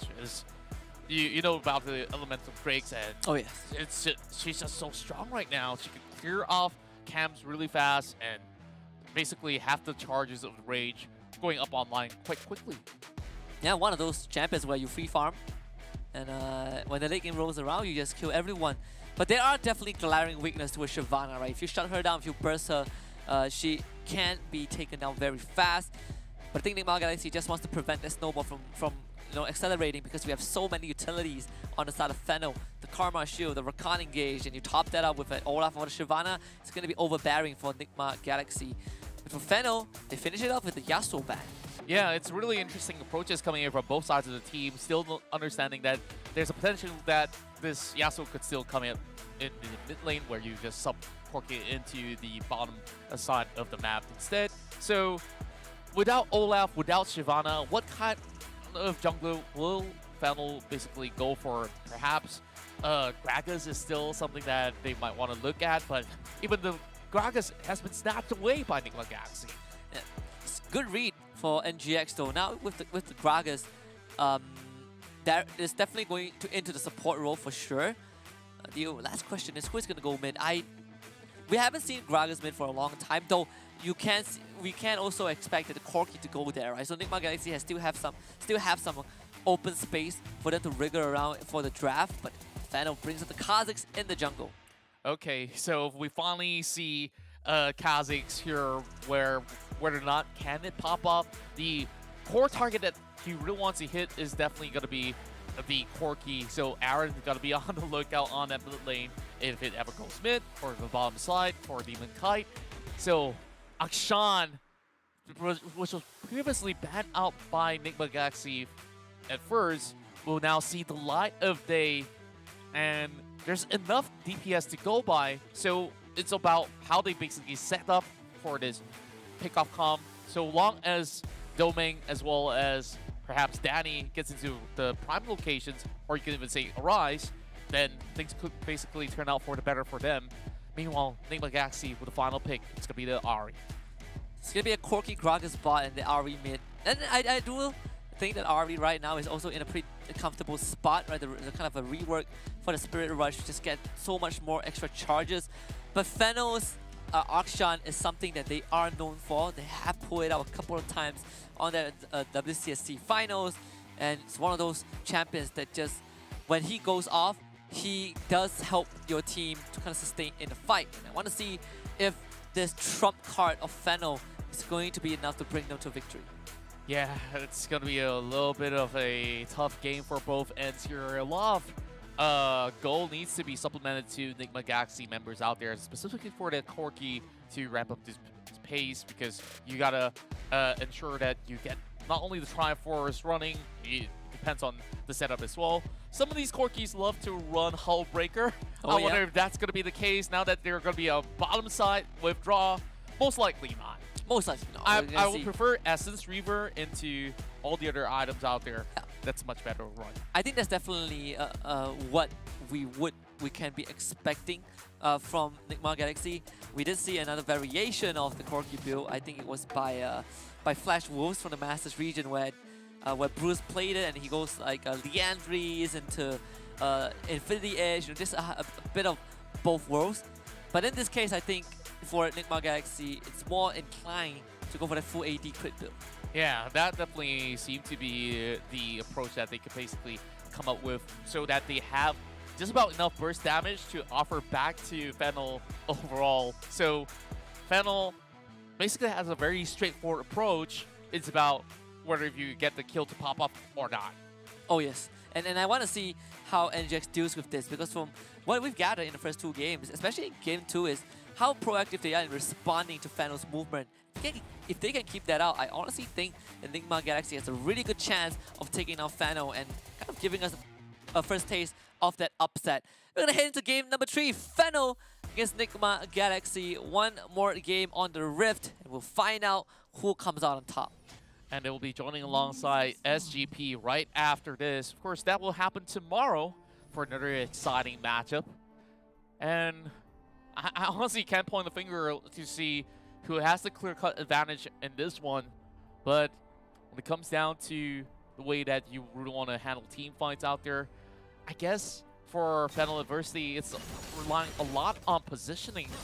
They do have a lot of things that they could easily rely on to just basically pile themselves on top of members in Nigma Galaxy. Tammy on that Wukong though plays a key role alongside Withdraw to basically find ways to deter Fennel Adversity when it comes down to those 5v5 team fights. with the Cyclone as well as Explosive Cast whenever it's up available. And Joshi, what's he gonna go for here when it comes down to the builds? I think what's interesting to note is that just now we saw some of those numbers, Hit to right? hit. The hit-to-hit between Chami and Calm, and we look at the go at 10 minutes. In fact, Calm actually has a positive 785 go over Chami, but the rest of the numbers, the damage dealt to KD, was in favor of Chami, and I think that says a lot of how much he is involved in getting all of these fights started and kind of cleaning things up for his team.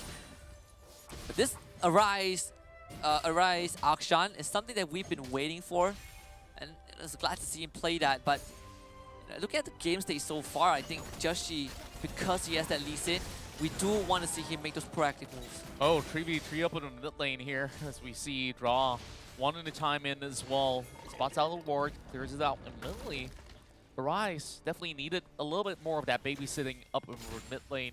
There's so much pressure on the line, and seems like Enigma Galaxy will be the ones that get the first dibs onto that Scuttler instead. Calm getting shoved all the way back. And it doesn't seem like Fennel is reaching out for the other side of Skull as they are already having their blue buffing challenge. Yeah, we definitely have seen this before. Domain is in the brush. They do have backup from Calm and Arisen. Arise also showing up as well. That's going to be enough to deter NGX. Did make an attempt to Arise, but that guy's just going to heroic swing to safety. So far, again, NGX going back to what they're comfortable with, all this active rotation. They're trying to get something out of Fennel. Yeah, and for Enigma Galaxy, that's double Skull of being secured for themselves. Domain being held back for a little bit longer because of the little bit of a challenge inside the jungle, but honestly, it won't be able to hinder him from hitting level 5 soon. But with a setup coming in from Enigma Galaxy on the bomb side, Danny has to be extremely careful now being all alone. Joshi just showing himself up for the time being. So no potential for any sort of ganks for now. Each lane is pretty much stabilized, but we definitely want to take a look at some of all these builds coming out for the teams. Chami opting for the Grasp of the Undying just so that he could basically find a little bit of sustenance against Renekton, who's always pretty difficult to deal with in lane. And that was what we have seen from Chami in all 3 games. You see the Grasp of the Undying, or see footwork for the casting just now, and now it's going to be a body slam coming through from draw. First blood, that's going to go over to Chami.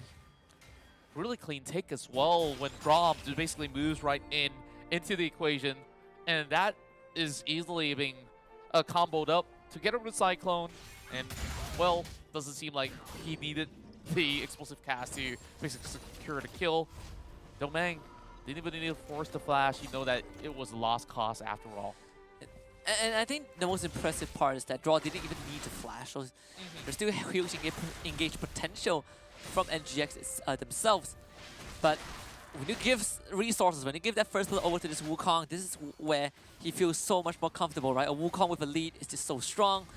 This replay says it all. I mean, Domain tried to make gank happen, but there was a counter engage from the Gragas.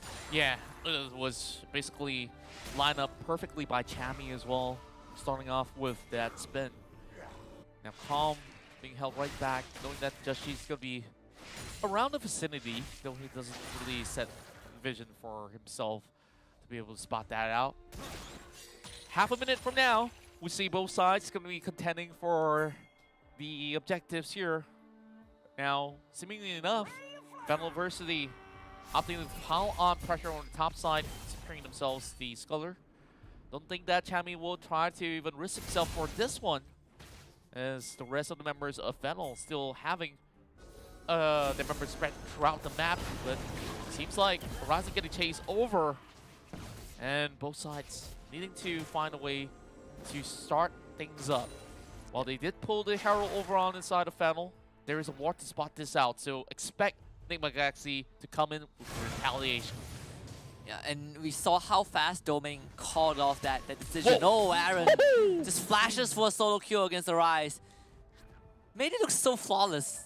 Yeah, that was so quick. Like, even with the flash, Arise couldn't even do anything at all. I believe he's already used his Evangeline to move all around, so it's not gonna be able to do all too much. Meanwhile, Chami trying to hold Calm back, but Fennel still working onto the Rip Herald while Enigma Galaxy will offer a trade, picks the Dragon instead.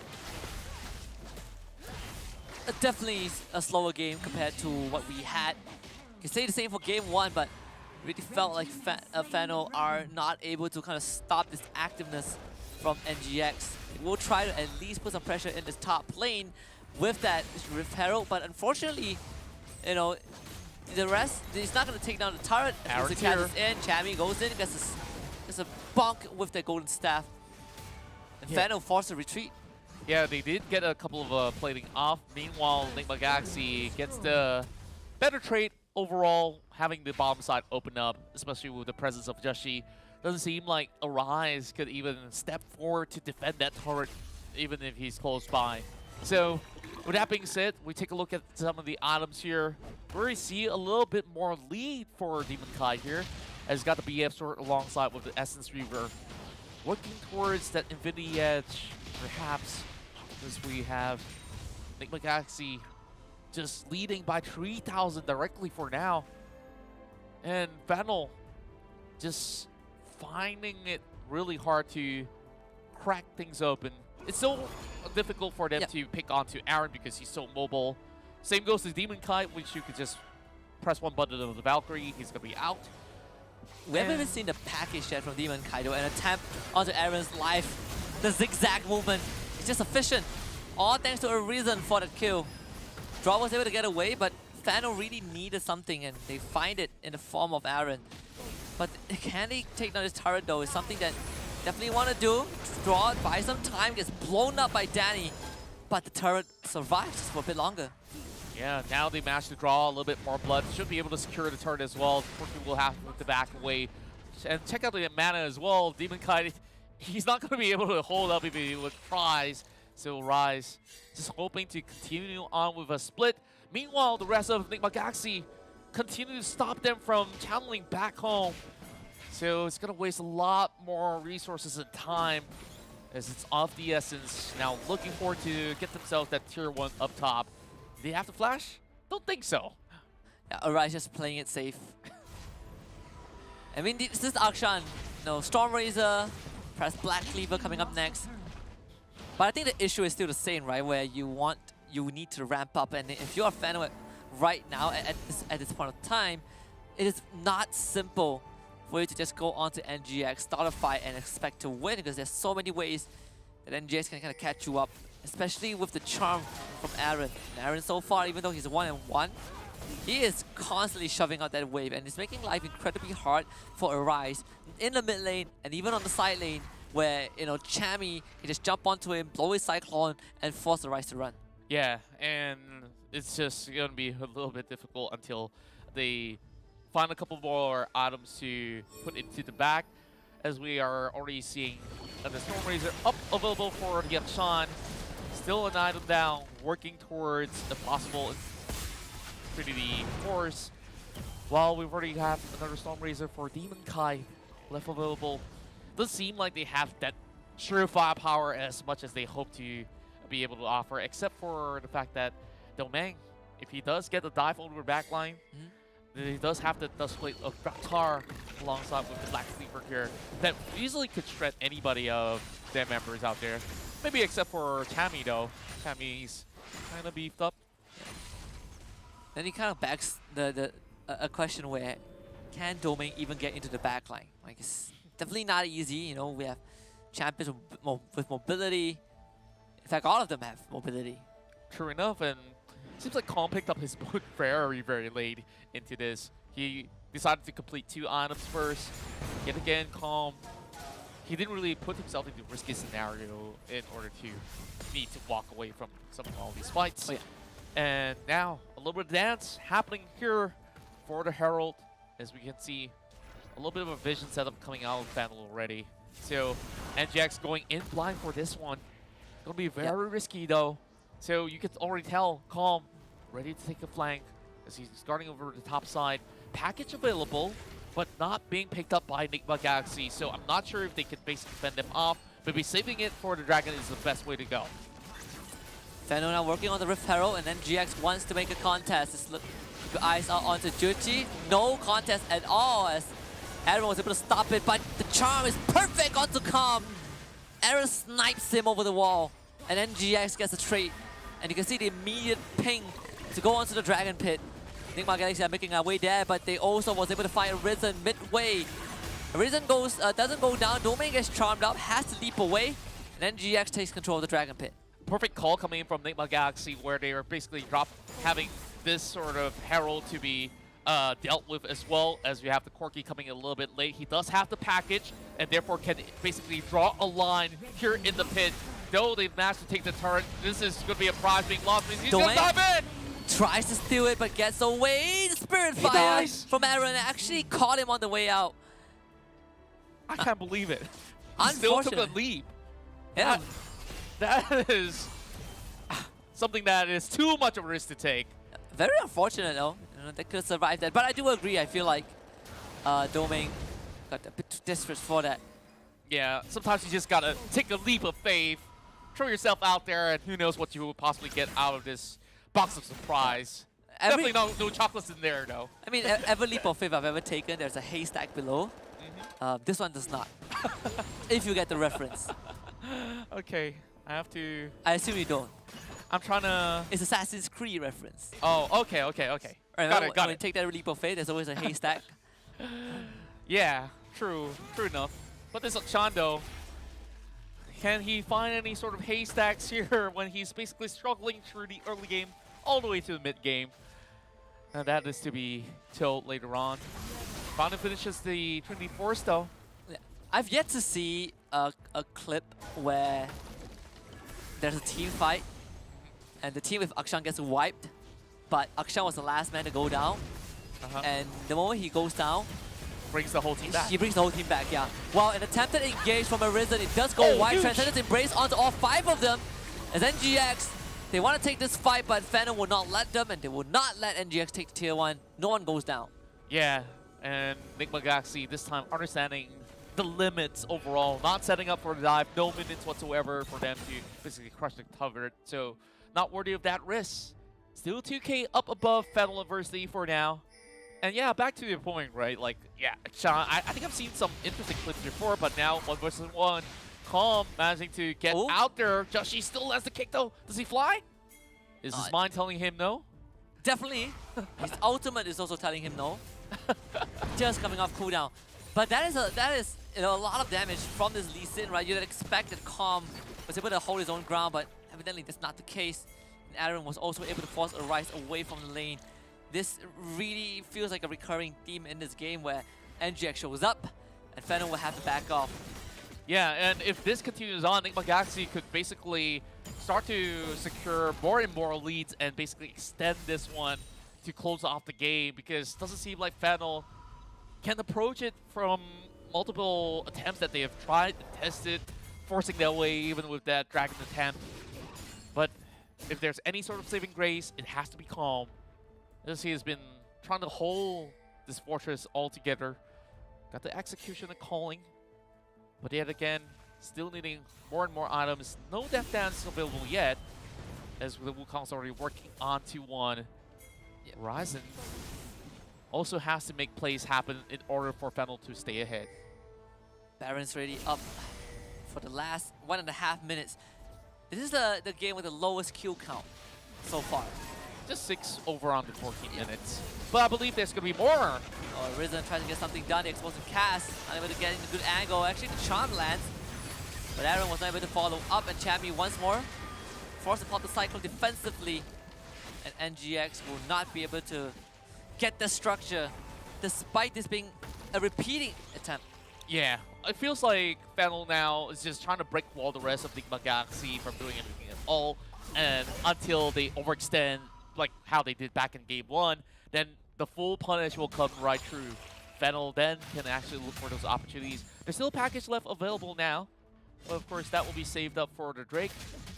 No chances for Baron to be attempted by either sides for the temporary measure, as we're already seeing the third item coming into effect, and that's going to be a big IE for Demon Kite. He's about to do huge load of damage. And of course, now with the package as well, you can easily go to the backline, blow up this Akshan without him even having time to use the Evadurang.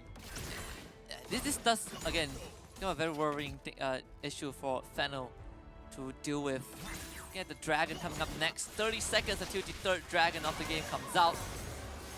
And then GX, they're looking to secure all of them. So far, having that Mountain and the Inferno Drake has given us so much more survivability in these fights. But I think that is also reflected by how Fennel is moving. They really want to secure this objective. Still having a little bit more of a setup as they're trying to blockade the rest of Enigma Galaxy from coming right through. But they're about to pounce onto them though. Draw with one good barrel of explosive cask could basically open up a little bit more room. Arise now, taking a deeper angle, but here comes the rest of Enigma Galaxy. And Transition Risk completely goes wide. The explosive cast is there. Cyclone to follow up. The rest of NGX powered in. Even the package was expended. They kill off Domain, and they take the dragon for themselves. NGX with a flawless engage, now tries to catch up to Danny. The Sonic Wave is on in Resonating Strike, comes up on Joshi, and he's gonna try and go in for the final kill. The Sonic Wave to get the cleanup. NGX with an ace. And my goodness, with one full swing coming out of Enigma Galaxy, they will be able to close this one off. Death time is here. Looking impossible for Fennel to basically come back into the game, but with them attempting that Baron here, there's slight glimpse of hope that they could still find ways back into the game. But take a look at this. That package basically went out on a hunt, diving all the way to the back line onto low members like Horizon, and everyone just basically collapsed at the same time, leaving only Danny behind. What can the Karma even do? Well, in this case, there was nothing much, right? The whole composition collapsed under the weight of NGX. Again, that engage, we talked about the proactiveness of the members of NGX, willing to go for those engage, willing to really challenge you at those objectives. And this one really paid off big time. And finally, the stalemate has been broken. No thanks to NGX's proactiveness. And look at Aaron, he's looking for Arise again down in the jungle. Forces out the stasis, the explosive cast into a body slam, and the damage all piled in. Arise knows that he is dead. Yeah, and then there's nothing too much to lift off from Huron. Fennel University just having their backs against the wall. Meanwhile, Aaron lands that charm. Danny would still have Horizon to be around to at least give him a little bit more shield. So, Enigma Galaxy definitely working very hard for this matchup here. And Fennel University on the brink of defeat. Can they turn this one around? And they only have 4 members to work with. And they gotta make a choice right now. It's gonna be a kick from Judgy onto Tree, gets brought back into the fountain, and he goes down. Chameo so low, pops the Cyclone. Judgy caught out in the middle, but the Nexus is getting pummeled. And NGX, they will give us the upset that we want. Fennel goes down 2-1 over to NGX. Enigma Galaxy will pull through in this best of 3 and will make their mark further onwards in the bracket. And boy, oh boy, this series definitely was extremely exciting. And of course, it was a great run overall for them, and their ideas basically fall in place exactly how they want it to be. It's just an amazing showing by Enigma Galaxy. Again, we didn't really see them much because they didn't even qualify for the WCS PH playoffs. Kind of got on radio silence for a couple of months, and now they come back in the off season. They power in more resources. They had a coaching staff. They signed superstar from Next Play. They had this super rookie, the guy called Chami, and it finally paid off. A statement piece after a couple of months against the second best team of the Philippines. It's just like how Brickson quoted, like, if you're not gonna be working as hard, the moment that you meet your adversary, they're the ones who will be taking that win. And Fennel, maybe it's just like what SSK said, they haven't been doing too much of the screams as compared to Enigma Galaxy, and a little bit rust have been built up, but Fennel University still has a chance though, as they will be at least fighting for their lives on the lower brackets. And as we, look at kind of the moments of that game tree, I just want to quickly, remind everyone the fact that NGX won this one is not only a big statement for the team, but it also means we get the WCSC Finals rematch between Fennel and Sem9 in that lower bracket tomorrow. Oh, that's definitely going to be a banger of a match. Sem9, they better be prepared for this one, though, because even Fennel might have actually lost on this third game, they still did put up quite the fight against Enigma Galaxy. Though this time, Enigma a little bit more calm and calculated in all their approaches here, down to this one dragon fight on 16-minute mark, which we saw Danny was absolutely zoned off, couldn't even contribute in all these sort of team fights. Meanwhile, everyone else stuck inside a pit on the edge of it as well, just gets clipped off.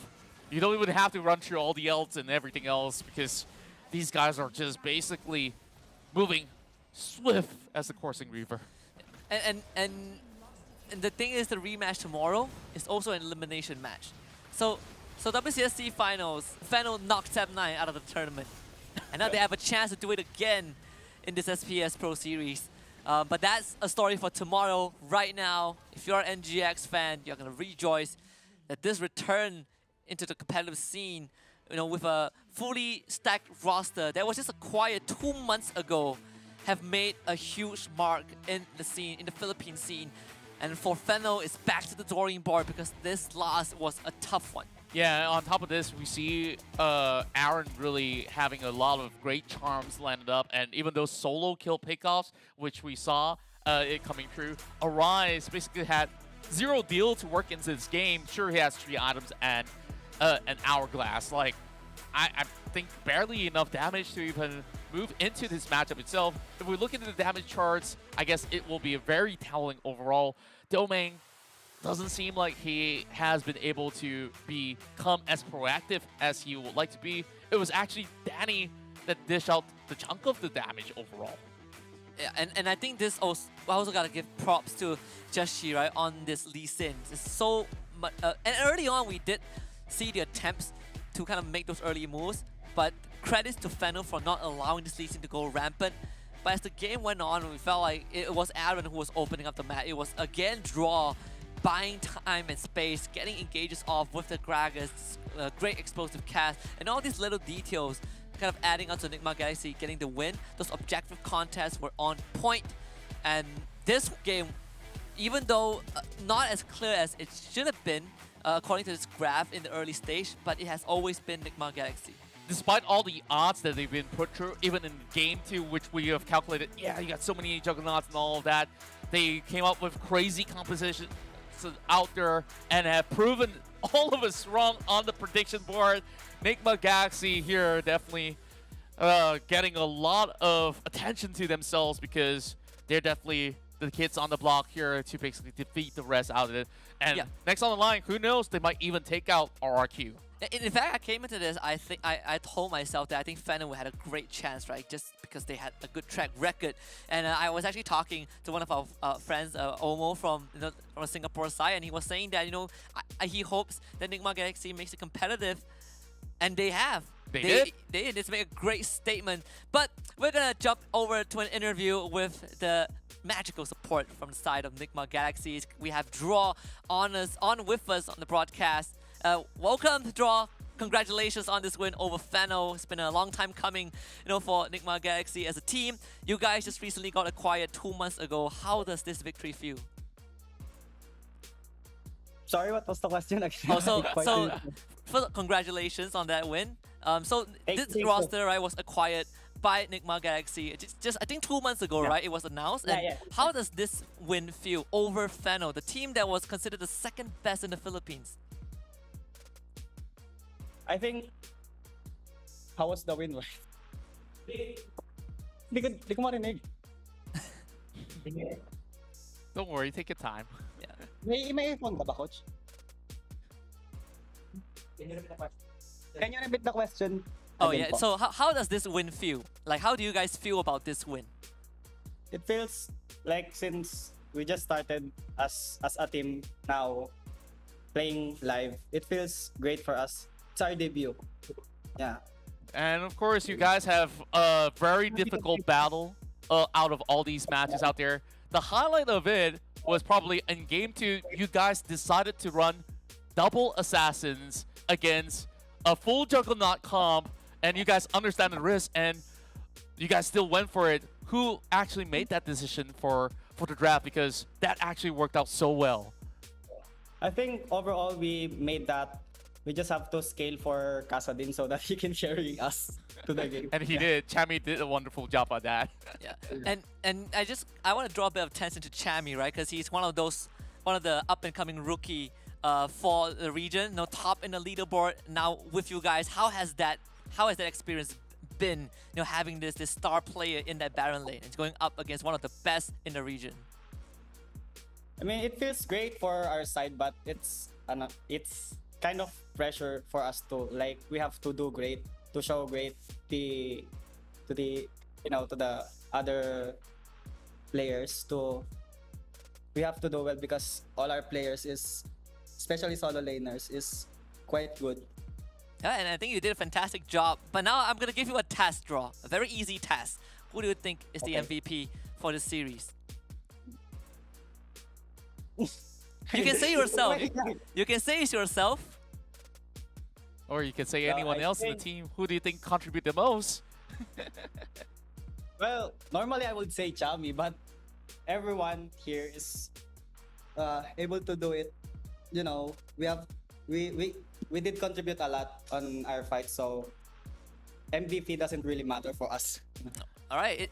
I do like it, right? So you're generous with everyone, but we still gotta look at the MVP screen. We just take a look for a while. I think Chami deservingly the Okay, MVP, Chami. right? A debut season for him, even debut in the competitive scene, and he has been able to leave a great mark in this first series. That's right, and you can just basically see these stats. It boasts high numbers overall, and especially on that kill participation of 78%. Like, he's everywhere across the map and always out there to start off fights as well. Same goes to you, Draw. You've been doing absolutely phenomenal. But of course, if you predicted Chami, then yep, you got it right. Yeah, I mean, credits to you as well, Draw. All these proactive engages, I think you have set up Thank you. incredible for your team, and I love it. Right? You guys feel really happy. But here's the next one. So tomorrow you guys will go up against SGP in a best of 3 to see who goes into playoffs. What do you think the chances are? Because early on we talked to SSK, the jungler of SGP, and he says that you guys are gonna beat Fennel, and now that has happened, and you guys are gonna face off against each other. What do you think your chances are against them? I think we're confident that we're gonna win that match because we already defeated them 2-0 last time. So really confident. Okay, so make it into a 4-0 if that's going to be the case. So, of course, we hope that you guys will be able to definitely make it all the way through. We definitely thank you guys here. Love all you guys here at Nigma Galaxy. So, we'll see you guys real soon, all right? Thank you. Always welcome. Guys, way too excited. So is the rest of the team. They're Yeah. also joining in the rally behind the camera, which they get to speak to us too. Yeah, this is, again, a great debut for the team, right? 2 months ago, I remember when this roster was announced, and I looked at it and I was like, oh my god, there's a new roster for Nigma Galaxy. Like, how are they going to fare? When are we going to see them? And 2 months later, here they are taking down a team that has represented the region on that regional stage. So it could not have been a better debut, not just for the organization itself, but also for some of the players. Chami, for example, I think that guy gave us a very good impression. And definitely a bright future ahead for his journey in WildRift. So far, Nigma Galaxy is definitely the Enigma of the Philippines here. That's going to be claiming the very first win of the region. Let's see who's going to join them though, because the next upcoming match, we still have a banger of a series as well. So what do we have? I mean, coming up, we have RRQ against Team Underground, right? Another match to watch out for. And all of this would not have been possible without Snapdragon Elite Gaming powering us through when winning matters. And I just want to quickly throw this out because if we look at the ranking of all 5 Filipino teams, Nigma Galaxy was the only team that didn't make it to top 4. They didn't even make it to playoffs. So this really says a lot about that region, something that needs to be reiterated time and time again. But aside from Snapdragon Elite Gaming, we also got to thank Monster Energy for allowing everyone to unleash the beast. Check them out at www.monsterenergy.com/gaming. And you can also join us in Discord for even more details, and even if you want to sign up for even more to come in the upcoming Snapdragon Snapdragon Pro Series, you can basically hop over to discord.gg/Snapdragon Pro Series. Easy as that. Yep. So with that being said, I believe that we're going to prepare ourselves for another great best of 3. So we'll see you guys soon. The Snapdragon Pro Series is brought to you by Snapdragon Elite Gaming and Monster Energy. Going up the ante here with a pickoff. Hero's entrance used, they get the charm, quickness, cyclone, the rise trying to survive, and the taunt comes in for Arisen. They still want to finish off a rise, he's holding on for as long as he can, but the damage is enough from Nigma Galaxy. The binding even connects. The exhaust now on top of the Morgana, Flash Justice punch. Arisen takes that kill, but the rest of NGX shows up. A Demon Kite will be the main character. Arisen will try to taunt him. He's actually aggroing the turret, but the Feather Storm will save his life, and NGX walks away. And NGX just could not find an avenue, and that was the flash and quickness though. Chammy gets the treatment cyclone. They really wanted Danny to go down, and Danny will eventually do, but the rest of Fano, they respond, and that's not even the full force of Fano. Here comes a Rise. Rise shows up in the backline, a taunt, a stun, and a slice and dice from Fano Adversity cleans up the battlefield, and NGX bit on more than they can chew. They want Danny, but the rest of Fano, 6 vengeance, and it's an ace for Fano Adversity. This is basically game over. Drops down, tops out the member of Fano, and Chammy has already found a Q onto Danny, and with Danny gone, NGX goes in, and now there's Hero's entrance is there. Domain secures the Baron, and the rest of Fano, they're on the run, but watch out for the base, it is going down, and NGX have found the opening to close this game. It was never about the Baron, it was smell this victory, and it comes down to one objective. Here goes. Draw goes in again, the knockup onto 3 members, and it's already Danny going down. The redemption buys a bit of time. Hero's entrance is dead, but the G has been pop-come. He wants someone on the side of NGX to go down. The execution from Arise is there. They take down Justy, they take down Draw. They might be a chance, but the other drink buff is so strong. Chammy is still alive, and it's a Chammy show. A double kill for the Kassadin. Rise now, taking a deeper angle, but here comes the rest of Nigma Galaxy. And Transition Risk completely goes wide. The explosive cast is there. Cyclone to follow up. The rest of NGX powered in. Even the package was expended. They kill off Domain, and they take the dragon for themselves. NGX with a flawless engage now tries to catch up to Danny. The Sonic Wave is on, and Resonating Strike comes up on Joshi, and he's gonna try and go in for the final kill. The Sonic Yes, Wave they do. to get the cleanup. Bring up the feed. Can they turn this one around? And they only have 4 members to work with. And they gotta make a choice right now, and it's gonna be a kick from Judgy onto Tree, gets brought back into the fountain, and he goes down. Chammy also low, pops the Cyclone, Judgy caught out in the middle, but the Nexus is getting pummeled. And NGX, they will give us the upset that we want. Fennel goes down 2-1 over to NGX. Nigma Galaxy going up the ante here with a pickoff. Hero's entrance used, they get the charm, quickness, cyclone, the Rise trying to survive, and the taunt comes in for Arisen. They still want to finish off a Rise, he's holding on for as long as he can, but the damage is enough from Nigma Galaxy. The binding even connects. The exhaust now on top of the Morgana, Flash Justice punch. Arisen takes that kill, but the rest of NGX shows up. A Demon Kite will be the main character. Arisen will try to taunt him. He's actually aggroing the turret, but the Feather Storm will save his life, and NGX walks away. And NGX just could not find an avenue, and that was the flash and quickness though. Chammy gets the treatment cyclone. They really wanted Danny to go down, and Danny will eventually do, but the rest of Fano, they respond, and that's not even the full force of Fano. Here comes a Rise shows up in the backline, a taunt, a stun, and a slice and dice from Fano Adversity cleans up the battlefield. And NGX bit on more than they can chew. They want Danny, but the rest of Fano, 6 vengeance, and it's an ace for Fano Adversity. This is basically game over. Drops down, tops out the member of Fano, and Chammy has already found a Q onto Danny, and with Danny gone, NGX goes in, and now there's Hero's entrance is there. Domain secures the Baron, and the rest of Fano, they're on the run, but watch out for the base, it is going down, and NGX have found the opening to close this game. It was never about the Baron, it was smell this victory, and it comes down to one objective. Here goes. Draw goes in again, the knockup onto 3 members, and it's already Danny going down. The redemption buys a bit of time. Hero's entrance is dead, but the G has been pop-come. He wants someone on the side of NGX to go down. The execution from Arise is there. They take down Justy, they take down Draw. They might be a chance, but the other drink buff is so strong. Chammy is still alive, and it's a Chammy show. A double kill for the Kassadin. Rise now, taking a deeper angle, but here comes the rest of Nick Magaxi. And Transition Risk completely goes wide. The explosive cast is there. Cyclone to follow up. The rest of NGX powered in. Even the package was expended. They kill off Domain, and they take the dragon for themselves. NGX with a flawless engage. Now tries to catch up to Danny. The Sonic Wave is on in. Resonating Strike comes up on Joshi, and he's going to try and go in for the final kill. The Sonic Yes, Wave they do. to get the cleanup. Bring up the feed. Can they turn this one around? And they only have 4 members to work with. And they gotta make a choice right now. And it's gonna be a kick from Joshi onto Tree. Gets brought back into the fountain. And he goes down. Chameo so low. Pops the Cyclone. Joshi caught out in the middle, but the Nexus is getting... It's a Snapdragon Pro Series WildRift Open final group stage for the region of MSPB. My name is Husky, alongside my partner right here, Contra.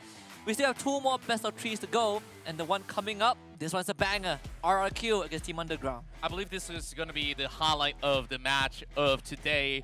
Though the past 2 already feel like it was the best games starting from the get-go, and things just get better and better. And I think this is going to be a huge crescendo for us here. And of course, not saying that the final game is going to be any sort of lack of display, but of course, high focus on these 2 teams, Team Underground versus RRQ.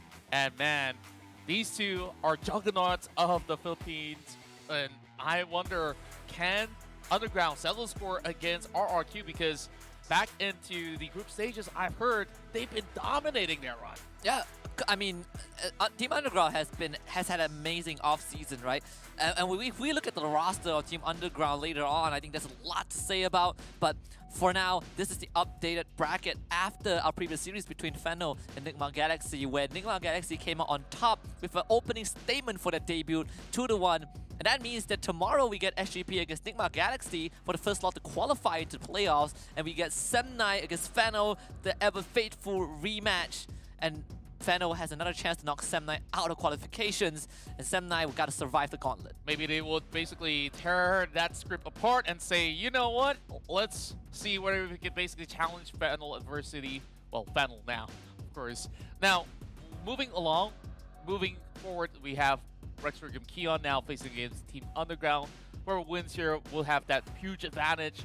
Phantom 6 will have to take on Blind Sky Esports, and I heard there's a lot of interesting changes that's involved for the team hailing from the MYSG region. Yeah. So that we will story you another time, because our focus now is on RQ versus Team Underground.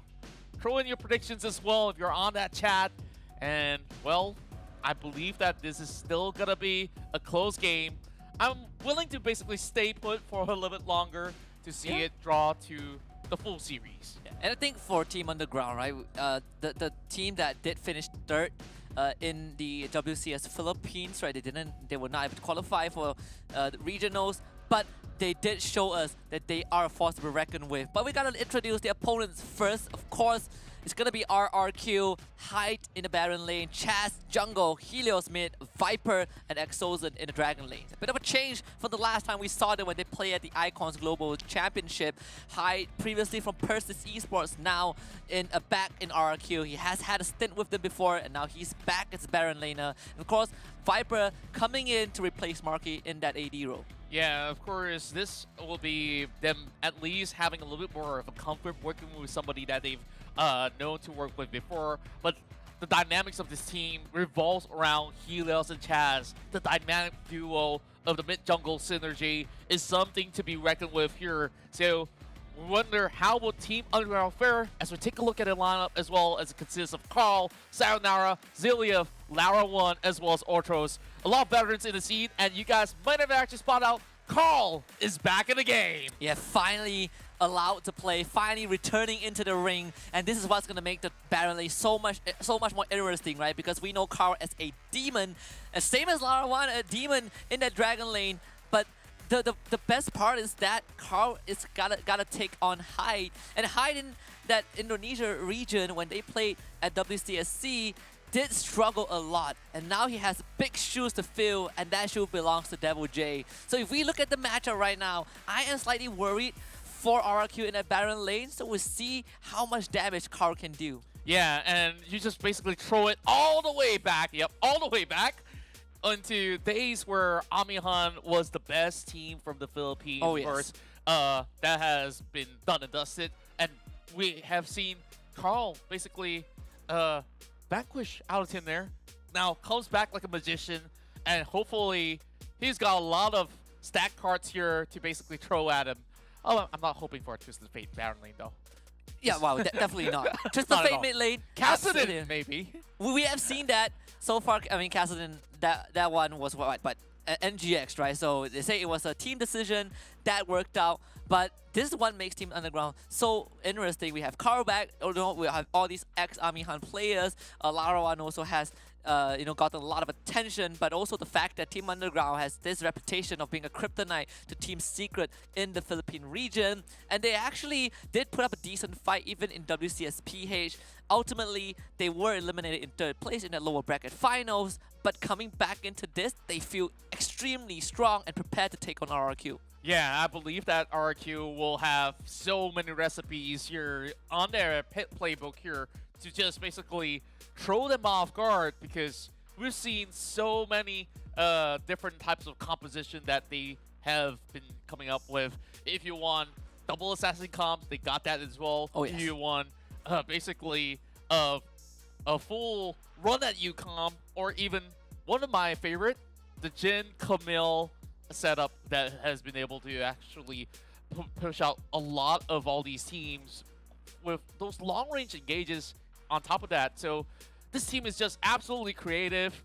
I believe that they have definitely got some things here to shuffle against members of Team Underground. Yeah. And I wonder how this new patch, this new environment is going to affect RRQ, especially when we look at Chaz in the jungle, because he loves super aggressive junglers, right? The Kazakhs, the Lee Sin, all these junglers that goes in and assassinate the target, but the Gargoyle Stone play has kind of changed that meta, and I wonder how much it has affected RRQ, or do we expect Chaz to just go back to the same pick and work together with Helios? I don't expect him to do things too differently from what he used to, because he's known as one of the best junglers of Southeast Asia itself, where he has been able to match up to global teams out there back in Icons, and really giving them a little bit more run of their money, being the team that has been showed up and definitely hoisted the pride of SEA with them all together. So yeah, there's a lot of things that we could talk about RRQ, how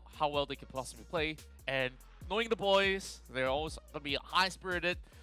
But when it comes down to picks, look out for this Lee Sin, because his Lee Sin, his Kazakhs, like whenever you go to the leaderboard, go into the jungle picks. Most often than not, you see RQ Chaz. Oh, yeah. His name's gonna be there. And a year ago, well, less than a year ago, he was kind of the rookie as well, right? So he does had one of the best rookie performance, making it all the way to that world stage.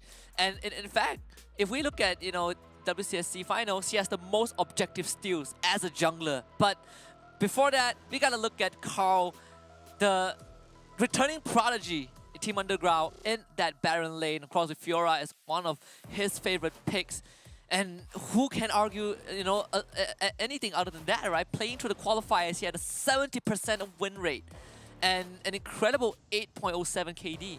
8.07 KD. This is the type of Fiora that you don't want to mess with on a 1-versus-1 scenario. So it's got to have him back to know that there's no rust whatsoever when it comes down to how he basically executes his moves around the Baron lane. But of course, on the opposite end, Hyde, coming off of Persis Esports, though they're showing on the C finals, wasn't really the best out there, but he's been definitely one of the hot favorites back in the days in the Philippines when he was still playing with teams like RRQ. Yeah, and I think, again, right, he has huge shoes to fill, and there's a lot of pressure on his shoulders. We'll see how that pans out. But you can tell us your prediction for the series. Do you think RRQ is going to remain as the kings of the Philippines, or do you think that Team Underground is finally ready, locked and loaded to take down the kings of kings? Because if we look at history alone, I mean, RQ, top 4 in the world. There's nothing much that needs to be said about them. But for Team Underground, they're just third in the Philippines, last we checked in. Yeah, basically they're just taking a walk back to their throne, but then again, can any of all these teams basically halt the Kings from reaching where they need to be is the question here. And I think that Team Underground is the best bet. Like, Oh, yes. On top of that, now you also have Nick Magasi waiting to see where if they can draw blood from the Kings. And I think that's very important for Philippines as a region, right? Because even when we look at Fennel struggled a lot against RRQ. So maybe Team Underground is the solution. But I want to look at our predictions because for me, I definitely think RRQ takes a cake. And I think you feel the same as well. I feel the same. Actually, I want to change it to 2-1 because I understand that Team Underground, they're still a really solid team. But then again, matching up against RQ, you got to beat the top 4 team. In the world. So that is definitely a little bit more pressure on the shoulders of Team Underground. But Team Underground, they're a hungry team. If they can beat Team Secret, what's to say that they couldn't take down the Kings here?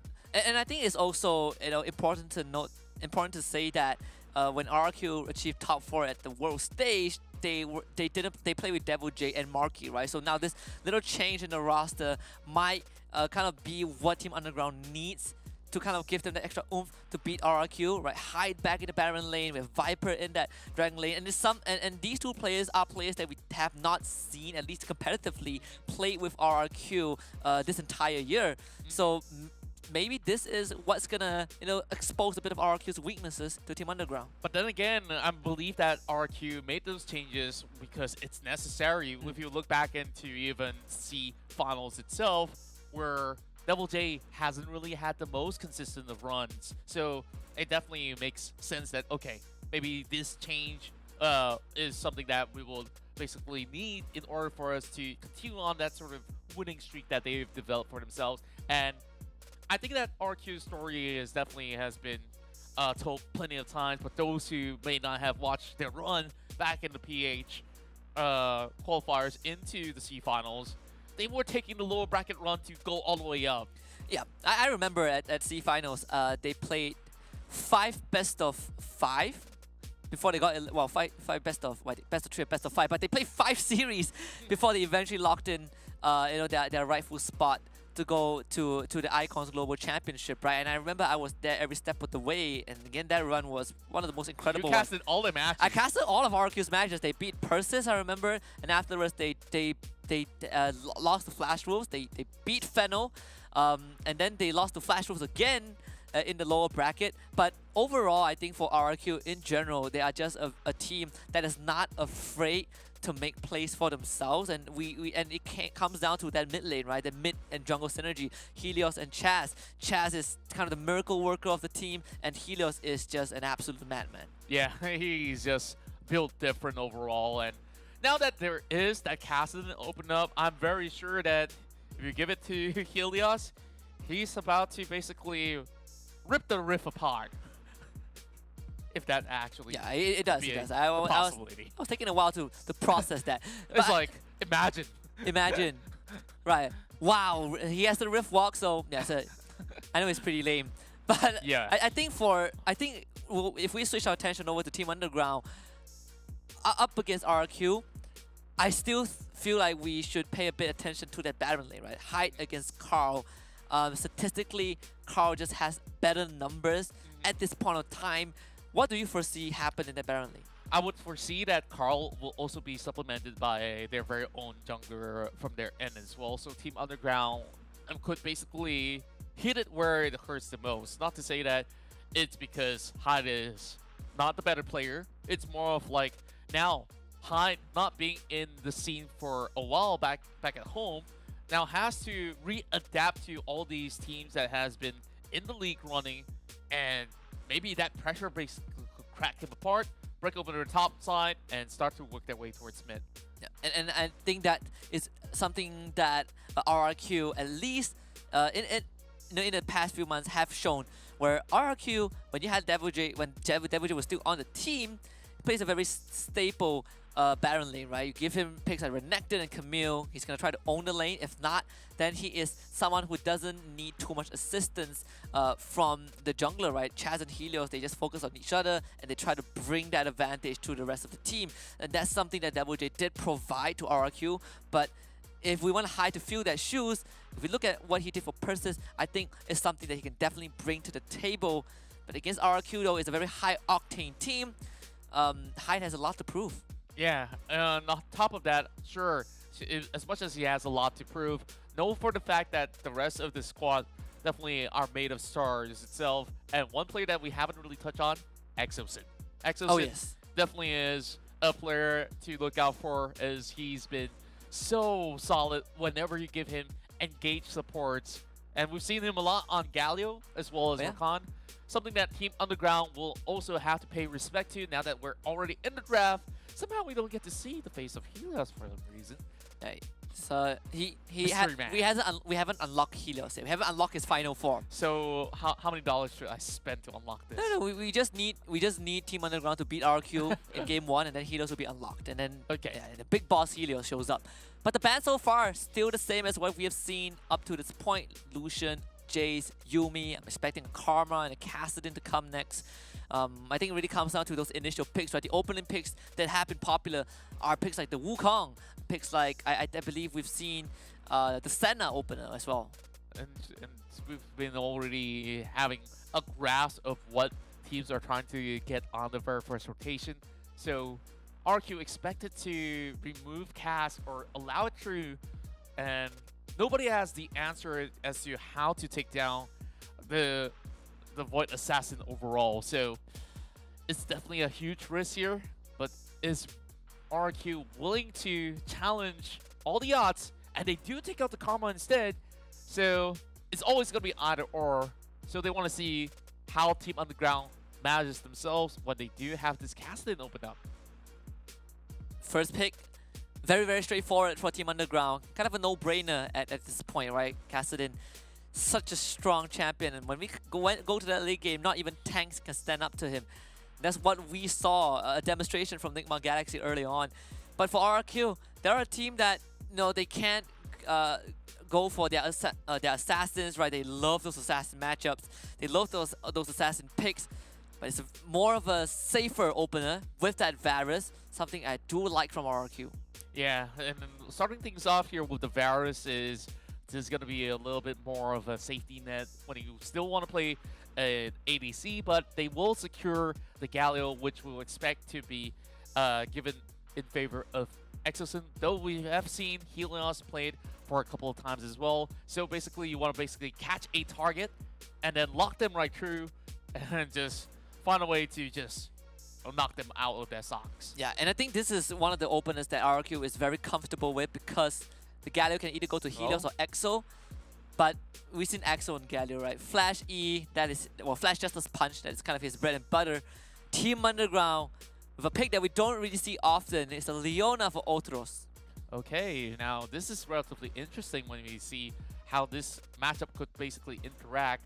So sure, you could come in with the Solar Flare to find Varus, who's not all too mobile, but you still have that Galio to move into the picture. So you try to brick wall it. So alongside with potentially a Corki, assuming if it goes through its bottom side, they could basically come in with easy follow-ups, especially with package being available. Shouldn't be too much of a problem for them to deal with. I say RRQ, are they gonna keep Chaz in the dark, at least for now? I think that could be the case. We've seen RRQ go for picks like the Lee Sin, the Olaf. I think Chaz loves the Kha'Zix as well. And this time, get the Riven out. And this definitely feels more like a high champion in that Baron lane. But if it is, I think Team Underground will find an easier time to give Carl a better matchup, right? We still have a couple more of that champions pool available, and you can see RRQ immediately banning out the Fiora. A lot of respect towards Carl. Yeah, and I still would think that this Riven has good potential to just head over onto the mid lane, or unless if they choose to send this Corki over mid side, then Kassadin goes up there into the Baron lane. Sure, it will still be a decent matchup for the Riven. Now, on second phase, we see Team Underground opting to ban away Wukong, and the last ban coming out of RQ will have to target onto Nara. So no Kha'Zix for him, and seems like Team Underground says, okay, we don't want to deal with any sort of assassins coming right through. Yeah, and just a good response to Team Underground, right? You take away the engage of the Wukong, and you have massive respect for Helios, is that and one of his staple picks in that mid lane. So, Team Underground completely understanding what enables RRQ. They want to go into you. They want to get those fights going, and it's a kill pick for RRQ, a pick that we have not seen at all for a very, very long time. And I think like not even being played in MYSG in particular. So I guess like it's about the battle of scaling when it comes down to Cassidy versus Kill. Sure, she does offer a whole lot of DPS, and we finally see Shyvana unlocked, ready to roll, and we'll see the Powdered Dragon, how much he has to offer. And this is going to be a pretty scary prospect for RRQ though, because the Shyvana doesn't have to get those ganks off early on. And he does have a lot of setup from the team as well, but when it comes to those power farms, the Shyvana is going to have an insanely good time. And, you know, if you're RRQ, I do fear the Shyvana is just going to outpace you with how fast she clears the jungle and comes online. And this Renekton going over to Team Underground, it's going to give them so much lane dominance. And it feels like all of these lanes, except for the Castle lane, is going to have a good time. RRQ picking up the set means that we get a Riven jungle into the Shyvana. Yeah, I guess that this is going to be able to work out for RRQ, but it does take a little bit of time for them to scale up, though. You need some items on the set. Same goes through the kill overall. So it's about who ramps up into speed first and foremost. But Team Underground definitely looking like they will have themselves an early stable game to play out, and anything that they get along the way is going to be a bonus. So now both sides have locked in. Husky, I want to hear it from you, right? Like, sure, we may have predicted RQ, but with Team Underground drafting something that's so intriguing, could this be something that would surprise RQ in general? I honestly think it would. I think that it would, again, right, the top lane matchup is something that I'm very invested in right now. How Hyde is going to deal with Carl. Sure, we are taking out the Fiora, but Carl in general has had a good track record as a Baron laner. And now you give him Renekton, a champion that received great buffs and is generally a lane bully. And if he can dominate that Baron lane, he's going to make the job of Chaz 10 times harder. Yeah, overall, Chaz got a lot to work with here, and especially now coming up with a few laners that he will have to protect at all costs. Especially look at that kill that will suffer early game, just like Cassidy does. But then again, since both of them are weak in the early game, I think it makes it fair. Yeah, and we do see Chaz play a lot of that Riven jungle, even at the regional level. But if we compare his success rate on the Riven jungle to other champions that he has played, Riven jungle is definitely lower on the skill. But we'll see how that pans out, because this is the match, the series of the day. RRQ against Team Underground. Team RRQ, top 4 in the entire world against Team Underground. With a couple of superstars coming back on the Rift, and they're about to take on the Titans of the Philippines. Now introducing Hyde onto their roster as well. Let's see, how does he fare up against Carl? The return of what we used to call kings. Oh, absolutely. I think that this is one of the biggest reintroduction of a player into the team, right? Into the competitive scene, in fact. I would say a very deserving welcome for Carl. And on top of that, of course, paired with the rest of the members of UDG, I think one remarkable player has to be Ortros. Oh, yes. We've also seen the clip of his heartfelt interview that they have worked so hard, and they could finally find a breakthrough right here, and it has to start off on the really difficult task of taking down RRQ. Despite some of these challenges, I don't think that will basically hinder them from reaching to the peak where they need to be, as they once have been there before. And I think the best thing, or one of the best part about their story to this point, was that back in the WCS Philippines, they were regarded as the favorites to win the whole thing, right? Even over RRQ, even over Team Secret and Fennel. And sure, they fell short of that, but you can see like when Underground first introduced their roster, when Underground was even first formed, you know, the star power behind the organization, and when they acquired this roster, it really captured the heart of the community. And right now, I think even if WCS Philippines isn't it, I firmly believe that UDG has a great potential of joining RRQ on that road to glory and even qualifying for challenge. Just the problem being that they're both in the same bracket.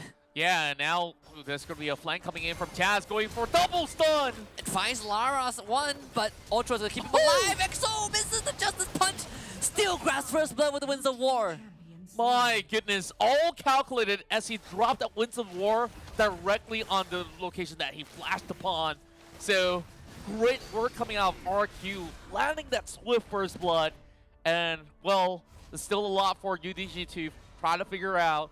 But if there's anything that they can bank on, I'm still looking at Kassadin, so Ziliev will just have to go into the late game to show us what he's got. But take a look at this once again. Like, this is just great follow-up and quick reactions out of EXO. I like how EXO just mashed all his buttons. He's like Justice Punch, I'm flash. in, bro! He's like, oh, I missed my Justice Punch. I press W. Oh my god, the AoE is not huge enough. I'll press Ignite and I'll press Winds of War.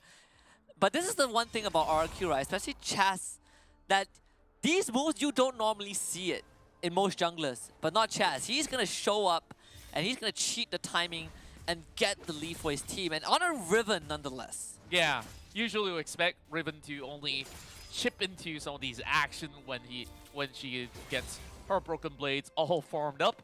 So now, of course, back towards the Baron lane where both sides drawing pretty even, but when it comes down to the goal lead, only slight lead coming in from Hyde, which also tells that it's working out. But then again, it seems like the counter minion hasn't been claimed by Carl, so that should be just enough goal to balance it back.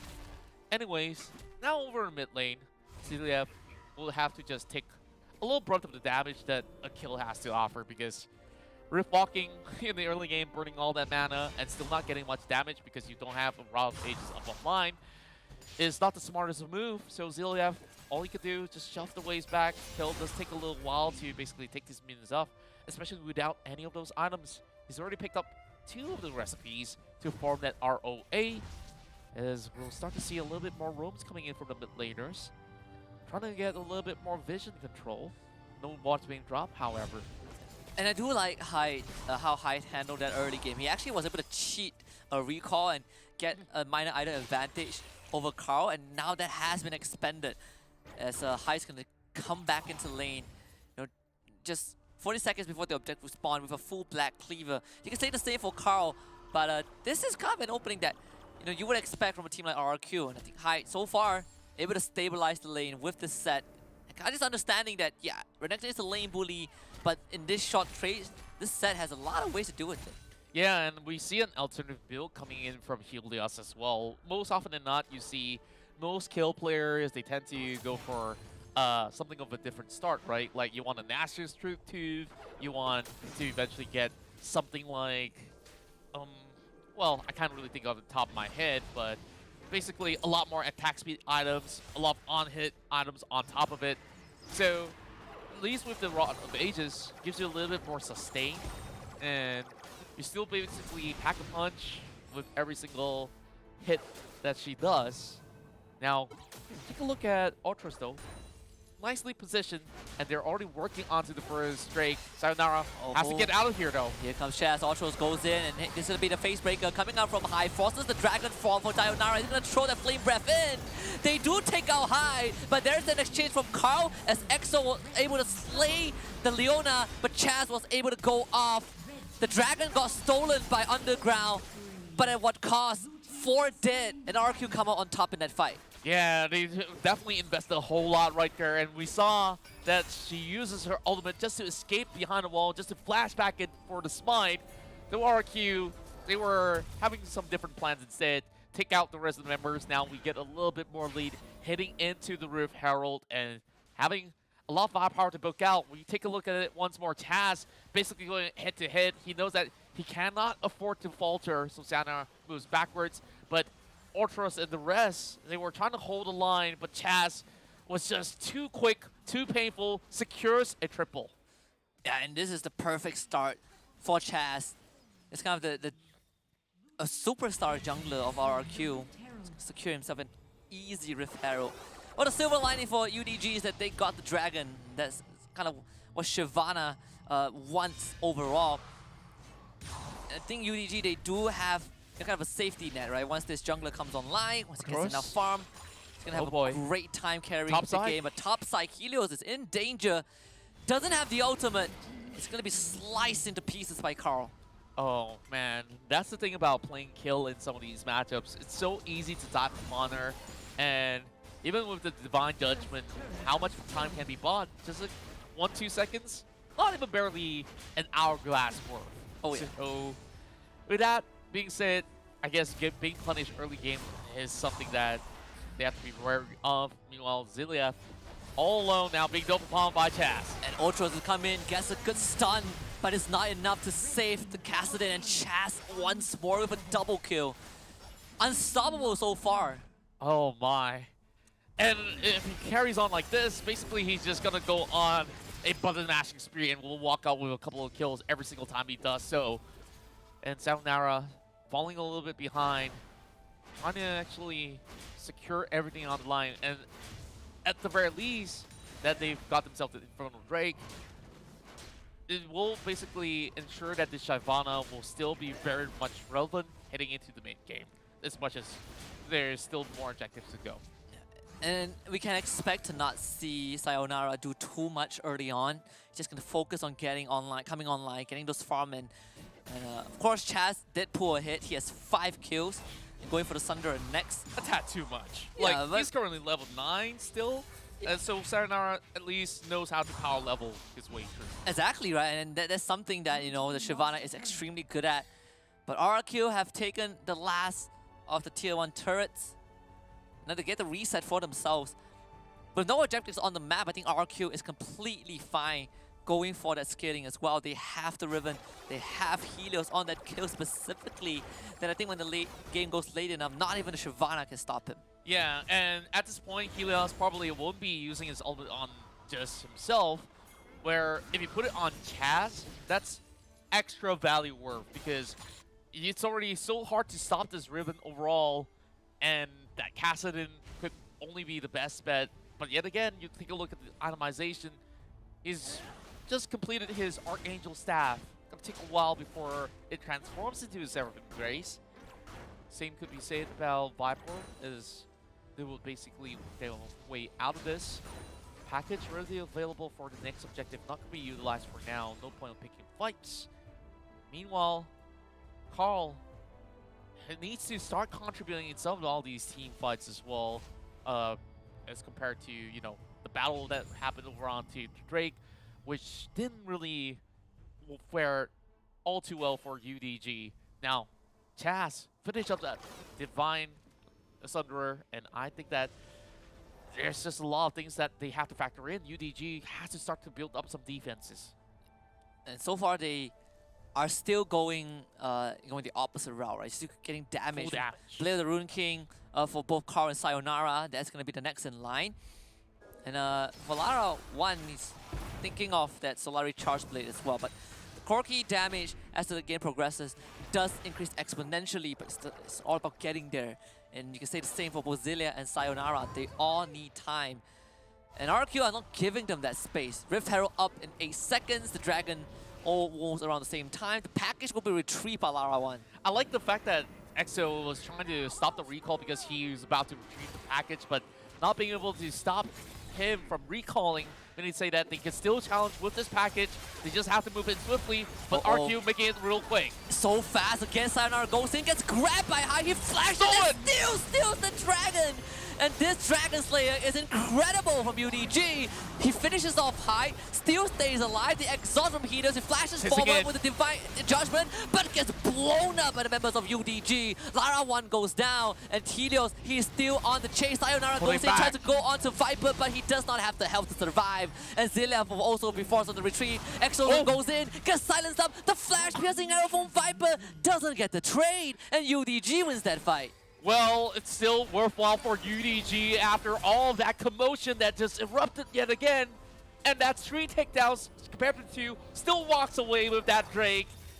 I call that bang for a buck. And UDG found their way back into the game as we take a look yet again with great coordination, She flies right through the wall, and even then, Sayonara flashes for it just to get into that smite range. As we see Hyde, the whole reason that he was there in the pit was just to stop them moving forward. And then again, you have the kill, basically storming right through. But they were just being extremely hopeful to pick up more kills out there, as Ziliev basically made that outplay possible, slowing EXO down under the turret. Yeah, and this is one of those moments where you face up against a Shyvana 1v1, you are never going to win that fight. But the good news is that, you know, for RRQ, they were able to minimize their losses. And you know, Chaz, unfortunately, I think still went down. Helios did end up surviving that one, but they are scaling up. Helios has the Nash's too. He's going for the Morelos next. He has a QSS in case he gets caught out. And Chaz is also building towards the Mortal Reminder with the execution is calling. So there are ways for RRQ to kind of win these fights, but you gotta be a bit careful though, because the later the game goes, the stronger Sayonara becomes, and the harder it is to man fight it. Yeah, just expanding the ultimate here, it doesn't seem all too costly, as the next objective is going to be Baron. Nobody's going to be fighting for it so early, but you know how crazy RRQ could get if they've been able to sneak very early Barons in some of their matches that they've played out, even in international stages overall. So, gotta keep an eye out, as UDG doesn't seem to have vision controls being set up over on the other end. So, Ziliev at least getting that one kill back, allowing him a little bit more room to purchase more items. Still working on the Rabadon up next. Chaz hiding in between those corners here. We'll have EXO giving a little bit more chase. An attempt on Ziliev's life. The taunt does connect, clips him on the edge. Ziliev goes down despite the Rift Walk. And again, RRQ springs the ambush. Now they should be able to get this tier 2 top. They don't even need Shelly to do it. This is huge for RRQ because there's a chance that they blow through this inhibitor turret. They could also march right inside because they already lost Ziliev, so it's not going to be all too easy for them to stop them on their tracks. They did take down the Herald. EXO goes for a taunt, only gets onto 2. Hyde pops the Haymaker, and Ultros gets eviscerated. The Divine Judgment and the Hero's Entrance guarantees that Baron lane inhibitor turret, and RRQ now gets to go for the reset. Just clean macro plays coming out of RRQ. Now there's another setup. Sayonara. Oh, say goodbye.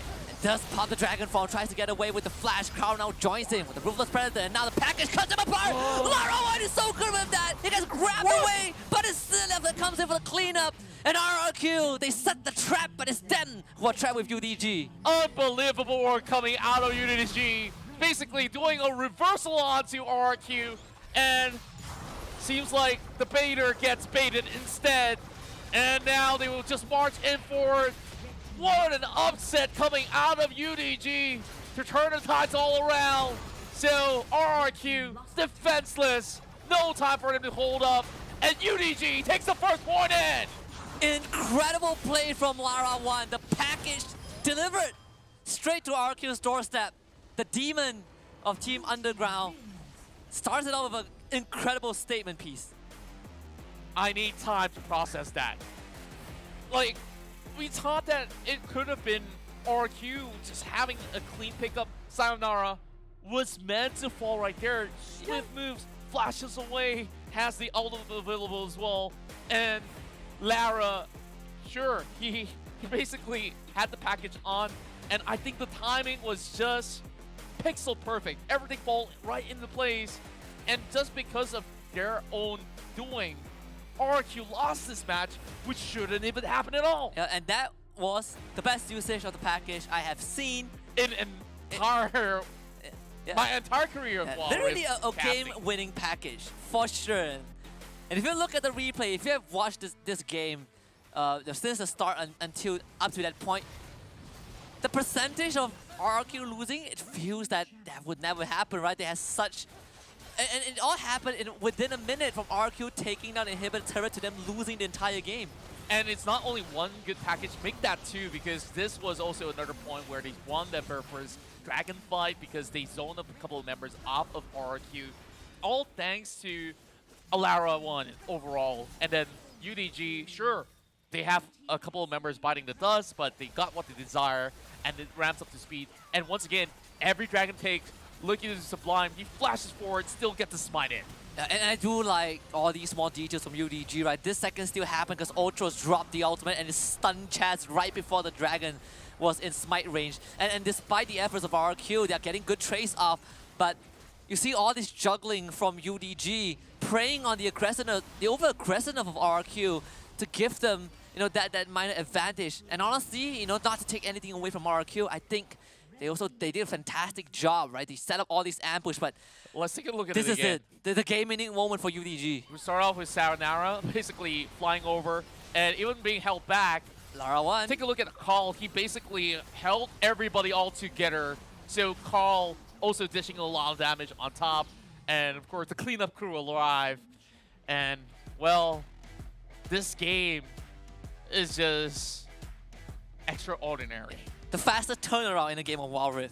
It's not a In the Baron, blink of an eye. yeah, it's not a Baron coin flip, it's not an Elder Dragon coin flip, it's just a package from Lara 1. As close as it can get. You know, and despite all the lead that RQ has gotten for themselves, at the end of the day, didn't really matter too much. And I think, you know, I think that it makes perfect sense, right? We look at Lara 1 and we say that this guy, he has so much potential, one of the demons of Team Underground, and he definitely delivered at the very last second. Of course, the numbers won't tell the full story, but if anyone has not watched this game yet or has missed out, you have to watch it up to the very last moment. And this also means that RQ are now on the back foot. That's right, and RQ needs to find their way back. Honestly, things have been looking really good. Just based on the charts alone, RQ dominated from the early game all the way into maybe that Dragon Steel, which they have been able to crack things open with the Herald towards the top side. And I would say this is all they're doing. The greed backfired, and they just basically throw this giveaway to Team Underground, and they can't afford one more. Yeah, this is definitely kind of a minor heartbreak for RRQ, but of course, there is still chance for RRQ to stay in this upper bracket against Team Underground. And I think that the storyline of the Philippine region continues in the direction where it is hyper-competitive, right? And I think if Team Underground can really take down RRQ, it is going to be a big, you know, a big display of power. The fact that they have gone through the close qualifiers in such a dominant fashion, and they're still going off of that high. And all of this is actually made possible by our partner Snapdragon Elite Gaming when winning matters.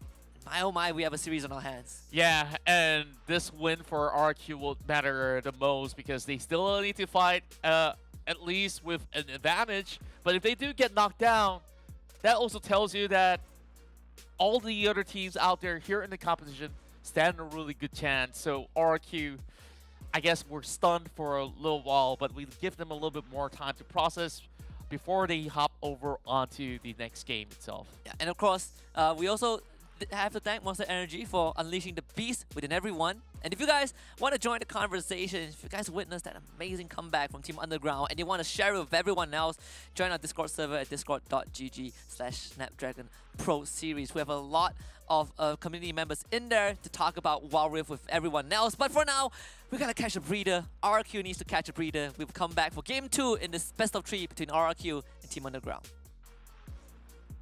The Snapdragon Pro Series is brought to you by Snapdragon Elite Gaming and Monster Energy. A flank coming in from Chaz, going for double stun. It finds Lara's one, but Ultra's gonna keep him alive. EXO misses the Justice Punch. Still grabs first blood with the Winds of War. And they're already working onto the first Drake. Sayonara has to get out of here though. Here comes Chaz. Ultros goes in, and this is gonna be the face breaker coming out from high. Forces the Dragon Fall for Sayonara. He's gonna throw the Flame Breath in. They do take out high, but there's an exchange from Carl as EXO was able to slay the Leona, but Chaz was able to go off. The Dragon got stolen by Underground, but at what cost? 4 dead, and RQ come out on. Meanwhile, Ziliath all alone now being double palmed by Chaz. And Ultros will come in, gets a good stun, but it's not enough to save the Kassadin and Chaz. This package, they just have to move in swiftly, but RQ making it real quick. So fast again, Sayonara goes in, gets grabbed by high, he flashes Stolen! and steals the Dragon! And this Dragon Slayer is incredible from UDG. He finishes off high, still stays alive. The exhaust from Helios, he flashes forward again. with the Divine Judgment, but gets blown up by the members of UDG. Lara 1 goes down, and Helios, he's still on the chase. Sayonara Pulling goes in, tries to go on to Viper, but he does not have the health to survive. And Zillian will also be forced on the retreat. Exo goes in, gets silenced up. The flash piercing arrow from Viper. So it's not going to be all too easy for them to stop them on their tracks. They did take down the Herald. Exo goes for a taunt, only gets onto 2 high, pops the Haymaker, and Ultros gets eviscerated. The Divine Judgment and the Hero's Entrance guaranteed reset. Just clean macro plays coming out boy. of RRQ. Now there's another setup. Sayonara. Oh, say goodbye. Does pop the Dragonfall, tries to get away with the flash. Crown now joins in with the Ruthless Predator, and now the package cuts him apart. Lara 1 is so good with that. He gets grabbed away, but it's Zillian that comes in for the cleanup. And RRQ, they set the trap, but it's Flank coming in from Chaz, going for double stun. it finds Lara's 1, but Ultra's gonna keep him alive. Exo misses the Justice Punch, still grabs first blood with the Winds of War. And they're already working onto the first Drake. Sayonara has to get out of here though. Here comes Chaz, Ultros goes in, and this is gonna be the face breaker coming out from high. Forces the Dragon Fall for Sayonara. He's gonna throw the Flame Breath in. They do take out high, but there's an exchange from Carl as Exo was able to slay the Leona, but Chaz was able to go off. The Dragon got stolen by Underground, but at what cost? 4 dead, and RQ come out on. Meanwhile, Zillian all alone now, being double palmed by Chaz. And Ultros will come in, gets a good stun, but it's not enough to save the Kassadin and Chaz. This package, they just have to move in swiftly, but Uh-oh. RQ making it real quick. So fast again, Sayonara goes in, gets grabbed by high, he flashes Stole and still steals the dragon. And this Dragon Slayer is incredible from UDG. He finishes off high, still stays alive. The exhaust from Helios, he flashes Hits forward again. with the Divine Judgment, but gets blown up by the members of UDG. Lara 1 goes down, and Helios, he's still on the chase. Sayonara Pulling goes in, back. tries to go on to Viper, but he does not have the health to survive. And Zillian will also be forced on the retreat. Exo goes in, gets silenced up. The flash piercing arrow from Viper. So it's not going to be all too easy for them to stop them on their tracks. They did take down the Herald. Exo goes for a taunt, only gets onto 2 high, pops the Haymaker, and Ultros gets eviscerated. The Divine Judgment and the Hero's Entrance guaranteed reset. Just clean macro plays coming out boy. of RRQ. Now there's another setup. Sayonara. Oh, say goodbye. And we are back for the Snapdragon Pro Series WildRift Open Finals Group Stage for the MSPB region. We just witnessed one of the biggest and swiftest comeback from Team Underground against RRQ. Now they take the lead in the series, and Misuski alongside Contra with another series on our hands. And that sort of scenario couldn't have been better written in stone, right? Like, RRQ, they just need one more fight, and that seemingly to be a big bait towards members of UDG. But then again, they've already expended all their utilities of ultimates in that previous fight, and then UDG basically struck lightning and a whole pot of gold along with it, and just basically ace out the rest of RQ. Who would have thought that will happen in just a span of less than 10 seconds? And you said that this is going to be the series to watch, the series of the day. And we have almost certainly guaranteed ourselves a game 3 if we see RRQ, play how they did in game 1 minus that final comeback.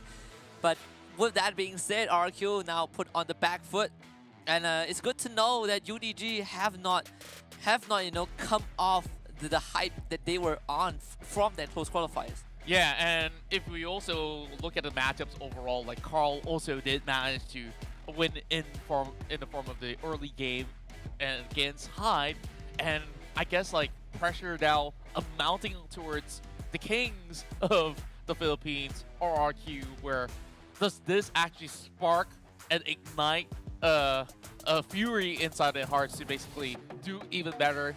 I believe that they're just about to get started here as we move into our second match of the series. So I believe that it wasn't errors in the form of draft. Both sides definitely have clear ideas of what they really want to do. It's just down to the final few bits of the puzzle pieces that they were missing. Yeah, and I think that in this case, RRQ, they are no strangers to kind of dropping games and coming back strong as ever, right? RRQ is a team that is incredible when it comes to recovering, but aside from that, they also, are prone to, when they are on the back foot, pull out all of these crazy strats. I think we're about to see it against UDG in this game too. Yeah, UDG, man. This is our first time actually casting a UDG match overall, and I'm starting to basically lean into this team that's formidable to basically take everybody out. And we talk about their story back in the league where they were dominating and then heading into playoffs, crumbled in defeat, not making it into the top few spots in the C finals instead. And now we have to take a look once more on some of these stats that we have. It's Sayonara One that ends up as the key player of Team Underground. And of course, on the Shyvana, there was, you might look at game one and say that there's nothing very impressive, but got 2 Dragon Steals. Clutch Dragon Steals. And he was kind of a factor that won Team Underground game number 1, if you include getting baited in as a factor. But nonetheless, the jungler of Team Underground, one of the players that brings us Shyvana for the first time competitively in a long time, in fact, in this current meta, especially ever since the passive rework, and is showing what the Shyvana is capable of. And I do think it is also enabled by the rest of the team, who are able to buy space for Sayonara to eventually come online. And this is just a Shyvana. Imagine other picks that Sayonara could possibly go for, could even put in some huge impact into the game. So what else is there to unfold for this ace of a jungle that we have seen overall? And even seemingly in times where we might have actually doubted them, that could they even actually afford to fight off in some of these team fights. Sure, they drop a team fight, secures the objective still, and then moving on, they just keep on getting better and better as time progresses. Sure, UDG lost a couple of fights, especially the one in the late game where top side were just blown to pieces.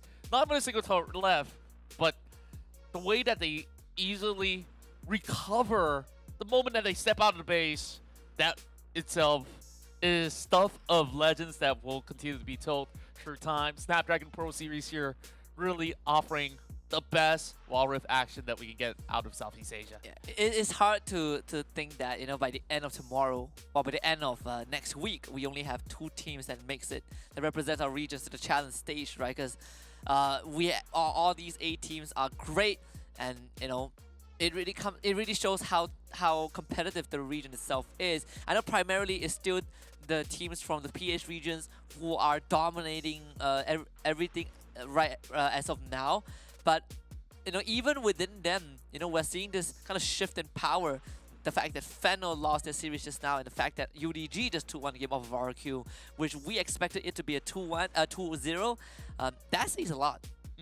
And well, I believe that we could just throw aside all our predictions from here on, because a lot of these things have not really went well on our end, but we're pleasantly surprised. Nigma actually started off this run and knocking down Fennel University. Well, I'm still used to calling them Fennel University, now known as Fennel overall. So, RRQ, 1 game from defeat, and Underground basically have the best of morale, coming back from close to an impossible game for many other teams out there, and they took that 1 chance of a percentage and still make the cut.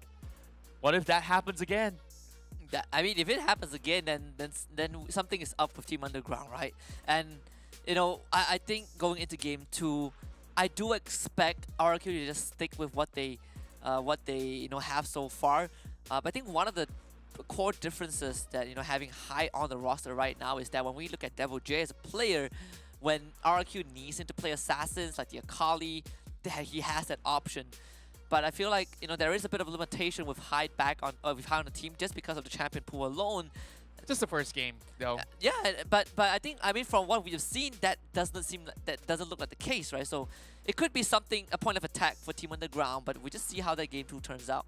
Yeah, I felt like maybe Hyde does need a little bit more time to adjust to the rest of the members of RRQ, but 1 game isn't all too telling. He did hold his own when he was playing in that sort of matchup where, you know, he was fighting off against Carl, and yeah, a couple of skirmish went through, and yet again, Carl did manage to come up ahead eventually.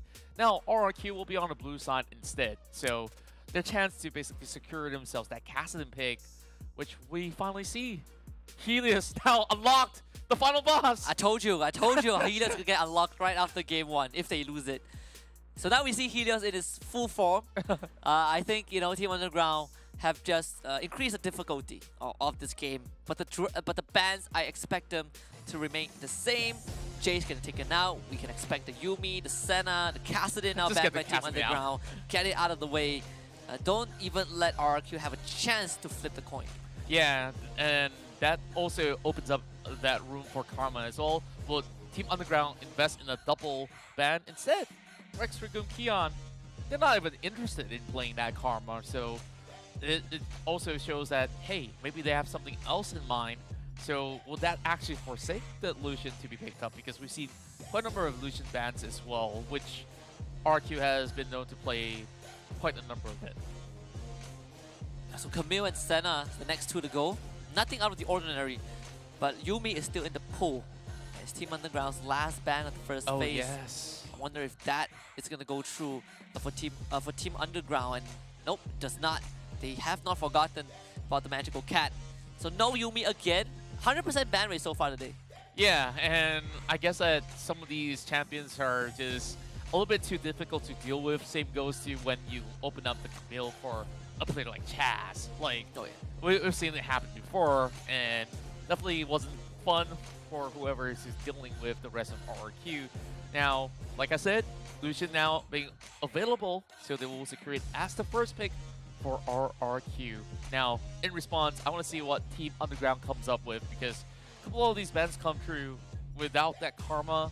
Are they going to look for something else? Hey, we finally get ourselves a Ziggs. Yeah, haven't seen the Explosive Expert for quite a while. So seeing the Ziggs and the Wukong, Ziggs back, seeing that Team Underground is going to double down with the Wukong as well. There's a lot of AoE damage coming out from Team Underground, but well, actually it's a Renekton, which makes more sense. Carl back on his Renekton once more, but this Ziggs, a decent flex pick for Team Underground, great tower taker, and we've seen how Team Underground are very comfortable with just taking those fights and taking them in on the chin when RQ runs at them. I think Ziggs is perfect for that. Yeah, now that they managed to combo this Lucian alongside with Exosin's signature pick, it's going to be the Galio again. Not much what we expect to be all too different. We will expect very much early game aggro to be focused down over on the Dragon Lane itself. So Helios, he has options available. So far, he will secure himself that Lee Sin and then further invest in more bans towards Team Underground's jungle. And there we go, the Chaz Lee Sin is finally online. This is the second Lee Sin game that we saw today. I think the earlier one was by Enigma Galaxy against Fennel. That's true.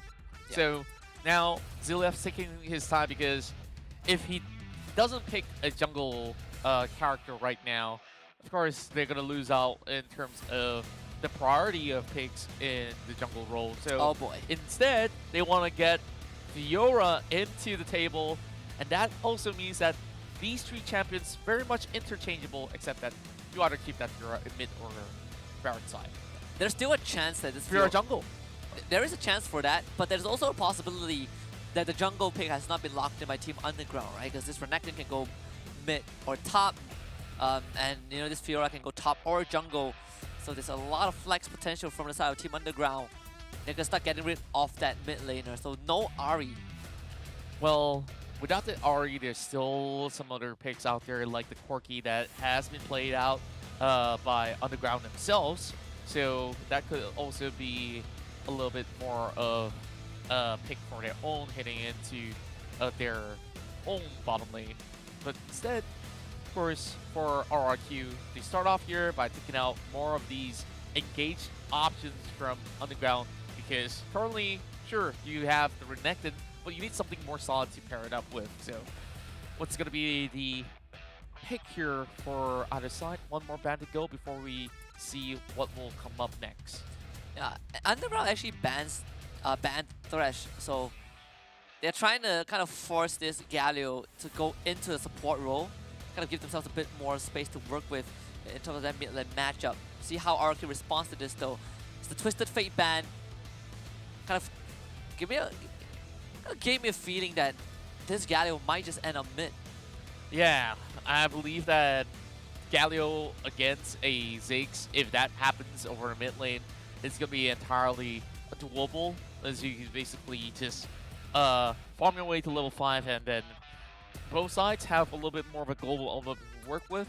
Now, Team Underground will lock this Gragas for themselves, so still could go over the support role or even inside the jungle. Either way works exceptionally well. And now that they're also dealing with Lee Sin, so it does make a lot of sense now. There we go. They're bringing back the Akali. Now I'm excited. There we go. The Akali finally shows up, and I think it's about time that RQ brings it out. It's one of their staple picks. You know, even at the C finals, and you know, Helios and Devil J at the time were huge Akali players. And I feel like this is definitely going to be a Helios Akali just right up his alley. Yep, and now also finishing off the whole comp with the set. So there's so many ways for them to just initiate into the fight and then just have this Akali to bring around the Rosie. But Underground, they want an assassin of their own. They bring in their own Zed. So question is, who's going to play what? But Zilief most likely going on to this assassin Zed.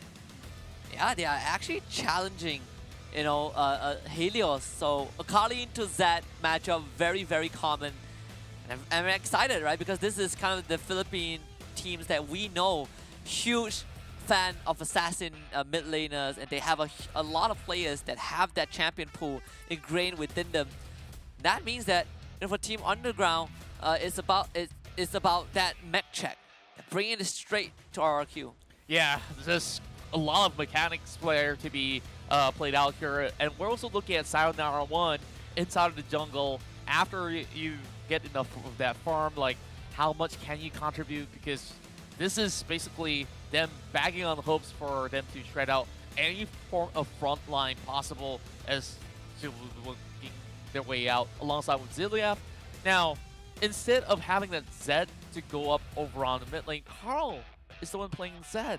So perhaps it's going to be a switch of roles that we're seeing, or could it be Zed versus Zed, which is it actually ideal against a Zed itself? Well, it's definitely... It's still a decent fight. Yeah, I feel like you can't really catch the Zed easily, but it's a matchup that we don't normally see, you know, in that Baron lane. So kind of back to the question, right? We've seen the Kassadin top, so who's to say the Zed top can't work? If they want to really avoid the matchup, you know, into the Akali, I think this is kind of the only way for them to do so. But a lot of questions are left up in the end unanswered, and most of them are about Team Underground in this game too. Yeah, and I'm just hoping to see something that is as impeccable as the very first game. And I can't wait to basically get this show started for Game 2. Hope you guys are too, as you're currently tuning into the Snapdragon Pro Series, the ESL WildRift. So, Husky, do the honors. We are ready. Game number 2 between RRQ and Team Underground. It's about to kick off right now. And Team Underground, they are up 1-0. And it's all because of an incredible package comeback in Game 1 by Lara 1. But if anything, let's see if this is going to be the case for Game number 2. There's definitely no coin flip with the package. And you're right, Cargo is going mid and Zilief is going top. Something that we have seen a couple of times coming in from the Philippines region, that there are role swaps involved in between. Now, Carl, as well as Helios, has met previously, maybe some time ago, many seasons. Now, Carl makes his return, and this is just him trying to go all out on this one. Double AP bottom side for Underground. Should be able to hold up fine. But oh, pressure is mounting over top. Exhaust already used by EXO on Lara 1, but still there's still a level 1 on the Galio, so they don't really have the necessary output to finish off the Ziggs, but does put a lot of pressure nonetheless. And this is kind of what you expect from a Galio Lucian lane. It is incredibly oppressive. Indeed, it is, and both sides already burning some of the spells. Already pop both exhaust. almost at the very same time, as that looks to be a little bit of a barrier. Of course, I can't really confirm from here when it's still loading up. But down to RRQ, they're already shoving members of UDG into their own turrets. Nothing that could basically deter a Ziggs in such an early state of the game. Meanwhile, a little bit of tussle inside the jungle as they are basically fighting for the Skull Crab. RQ will secure it though. Nothing much that Sayonara can do. Have to give everyone the way. Yeah, it is. And unfortunately for Zilef, he doesn't have lane priority at all. So there's nothing that he can do to help out Sayonara. One of the few minor weaknesses of Fiora early on, you want to contest the Scuttle Crabs. You definitely need your team to be there.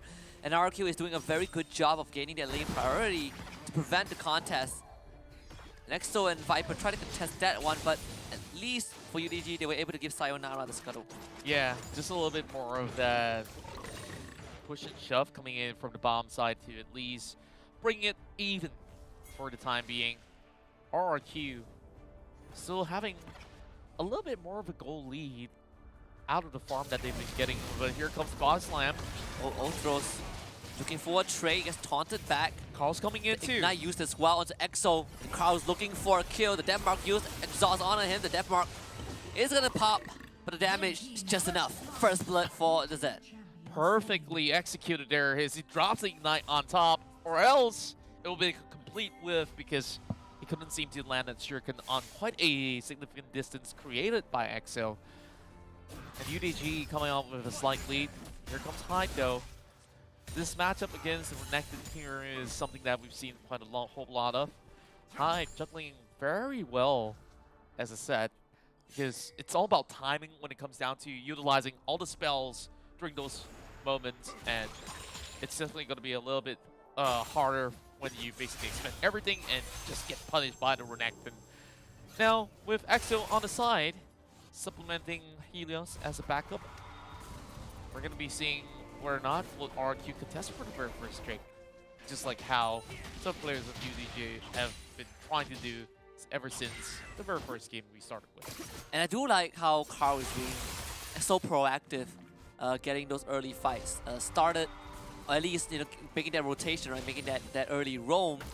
Was able to at least get a lead not only for himself but also for his fellow fellow bottom laners. Instead of just laning into Helios head on, I think all these active moves definitely benefit a bit more. As all the players get their first core item, we see that Morello first item for Helios, just for that, just to cut through that healing reduction against Sayonara later on. But when the objectives spawn, it feels like RRQ just have a better chance of contesting it. Speaking of the contest, they're looking for ping. Oh, Exo again just assassinated by Carl. And this time Helios is also in the mix, has a Twilight Shroud to buy a bit of time. Sayonara the grand challenge onto Chaz, and Helios tries to cut through Ultros with a perfect execution, and Chaz with a kick doesn't finish off anyone. As Ultros and Sayonara flashes away, but Chaz follows up with a resonating strike, gives his life away over to Carl, who is on a killing spree. My goodness, UDG just doing a lot of damage in that fight itself, and it's all thanks to Carl. Singled out Exosin, so the fight becomes so much easier to deal with. Chaz getting taken out, so it's going to hinder them from getting the early approaches to some of these objectives. Meanwhile, a little bit of setup coming from RQ, looking to take the Rift Herald as the first objective instead, and UDG have the same interest in mind. Spots out Exosin with the Scryos Bloom. The members of UDG do not have the ultimates available. In fact, the only ultimate available right now is the Hero's Entrance of Exo. We can expect these teams to draw it out first. RQ, they are under the wall of UDG. You can see UDG kind of backtracking, double backing to the Rift Herald pit. But it might be a bit too late. RQ have gotten that one, so UDG, they will just settle for the Ocean Drake. Not too sure if Helios can basically challenge though. Sometimes you can basically use perfect execution to basically strike them down. But oh my, pickup coming in. Gone on, kicked back, finished off. Very easily taken down there. So you basically drop the Rift Herald very quickly as they secure it, and will secure the first turret of the game. RQ opens up with a little bit of a extra lead. Just 1,000 off for UDG for the moment. But at least getting themselves that Ocean Drake gives them a little bit more of a team fighting power going into some of these late game skirmishes where you expect this Fiora to have a lot of lifesteal built inwards. And latter one, starting to look onto the boats instead. Now heading into the next phase of the game. I guess that over here, we'll see a little bit more prio being built up over the bomb side as they find ways to crack it open. This is classic RRQ where you have all these early moves just to get the structure, the emphasis on the Rift Herald. Always is the main reason it gives RRQ a huge lead early on, especially against a Ziggs comp.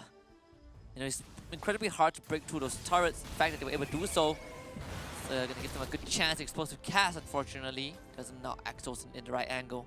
So RRQ gets away. Thankfully for UDG, RRQ was not able to get much done down bot, though we see Sayonara coming up top. Yeah, we see both sides having a little bit of a Ghost Blade being built in, and Hyde could just manage himself just fine. Meanwhile, majority of the rest of RRQ just taking control over onto the river side, hoping to find like a little bit of a catch against UDG members, rotating across. Currently, as it stands, they're just going to be finding avenues to build into the items, as we already have 3D forts being set up for this Fiora. But Zillia finds that pig. Exosyn's going to be A-okay. Yeah, not much of a threat. So did use their gargoyles as well, just in case UDG commits to killing him off. Though it's gonna take a while for Sayonara to come online in the jungle. Just gotta try force, but net worth wise, Chaz is just a hit. More than 1,000. Like, that's close to 1.5 if you really calculate it. I believe that Chaz now, either he works towards a Sunderer or even the Viper is up to his liking. Viper has to flash away, dodges the cast, and now the rest of RQ coming in. Yeah, they used the calling, but again, no follow-up from the side of RRQ. So UDG was able to muster up a clean disengage, and best part, they didn't have to use any sums. Viper did blow his flash though. Yeah, with a great zoning potential here, trying to land a kick onto Sayonara, but once again, Zillia just quickly clears off the wave, negating any form of threat coming in from RQ. But a few moments from now, in another minute or so, we'll see Infernal Rate being a prized possession for either side of the team to basically secure for themselves, while Carl just free farms his way throughout this game. It's not looking all too good for RQ if they continue on this pace, because Carl, with 3 kills in the back, got himself Black Cleaver. Here comes the Dragon's Rage. Was able to kick all throws back, but they still were not able to take down this turret. Grand Challenge juice as well. Ruthless Predator and the body slam to secure a kill for Sayonara down bot. UDG with an adequate response. Rift Herald's going to be spawning right now. See if UDG decides to contest that. Yeah, and they're just basically holding back the recalls, coming with a body slam, but misses instead. And actually, he gets the kill. Oh my word, Artros risking himself for that. And he will have to pay the price. Perfect execution will seal it. Even if he goes down, UDG have gotten control of the Rift Herald pit. RQ can't really contest this. A very worthy sacrifice if you are Otros.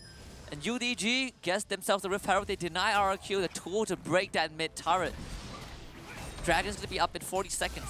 Yeah, ample time for UDG to still have Otros to be involved in that team fight later on. And Carl just creating so much space. He doesn't even need to be in that fight itself. 20 seconds now. RRQ, are they gonna fight for this one? Members are all segregated across the map. Hyde's gonna be a little bit late to the scene. Should be able to arrive just in the nick of time. So now we're still working on the raid buff just to amp a little bit more firepower in their arsenal as they try to set a death trap here by the brushes. Uh-oh. Don't think that they will be not checking into these bushes, so UDG know that they're just hiding in there. Oh, the Justice Punch missed, and Carl was able to use his ultimate to get away. And Exo loses his life as a result of that. And look at UDG, they just pull the trigger. Drops the Rift Herald, goes in for another engage. Hike! Good! Hit Showmaker into a face breaker, but unfortunately the damage was not enough. Zillia pops the Gargoyle Stoneblade, gets pulled back for a stun. Helios gets the kill. Perfect execution to Lara 1. Flashes away, but Helios follows up with a double.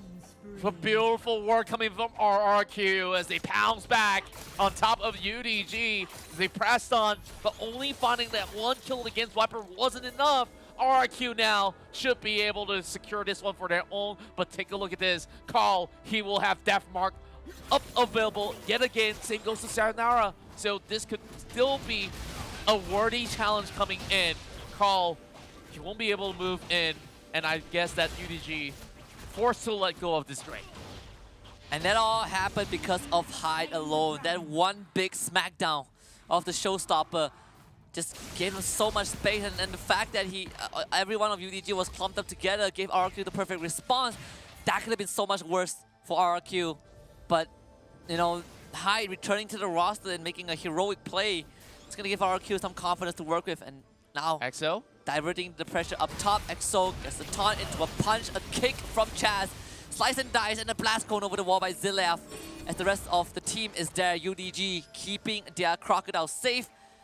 And EXO not able to get the follow-up. Meanwhile, Hyde is in danger down bottom with the Grand Challenge onto him, and a good juggle of the turret aggro. Hyde still holding on with a face breaker, but still ends up going down.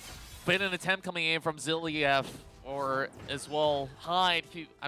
He's just holding on by a thread, all alone with Tree-Man diving. I guess we won't expect too much of a result. The only consolation is to take out Sayonara in that sort of instance. Yet again, it's not going to be enough. Well, a little bit of trades happening across the map here with Baron spawning up. We see a little bit of ping going down. Not sure if there's going to be an early attempt, but both sides will be on their toes. But with that sort of chase, I think that Zilev, that was a really sweet escape. Just look at how he juggles, not only with Flash, slice and dice, on top of the blast cone, and still left surviving, not needing to really expend too much before he goes out. Absolutely. And this is definitely a super close game. Just 1,000 net worth separates these two teams. UDG looking for some avenue down bot. We see Carl has had a great game so far alongside Sayonara, but it really becomes, you know, they really become an incredible force to be reckoned with as the game goes late. When you have a Fiora on your team, RQ scouring the jungles of UDG to find some sort of pick-off, some sort of members of UDG if they're farming there, but they do not see any. So this Death Brush will be set up with our UDG so far not falling for it. So far the carries of RQ have been on heavy duty, just taking down a lot of all these core members of UDG, and still left untouched. Just taking a look at Helios in specific.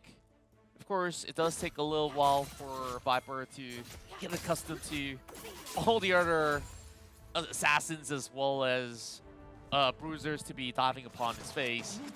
And that's down to Exosun to protect him overall, which has been hard to do because Exosun's initiative here is to set up a dive or to start up a fight.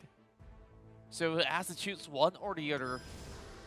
And RQ just looking for those avenues. Perhaps the next Drake is where they're going to call it. Yeah. It's going to take a while before that happens. We go back to a stalemate between these two teams. And RQ are kind of the active ones looking for information around the map.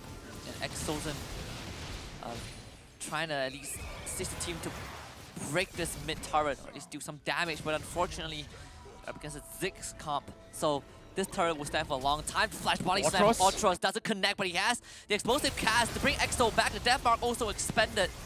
That is going to force the flash out of EXO. Yeah, and of course with a little bit of backing coming in from Viper, Exosun stays alive as well. And now without the flash, it's going to be a little bit of an issue for them to start things up. So EXO has to reset. Meanwhile, 1v1. Helios against Sayonara. The Gargoyle is really popped. Helios, perfect execution. Just completely kills off Sayonara.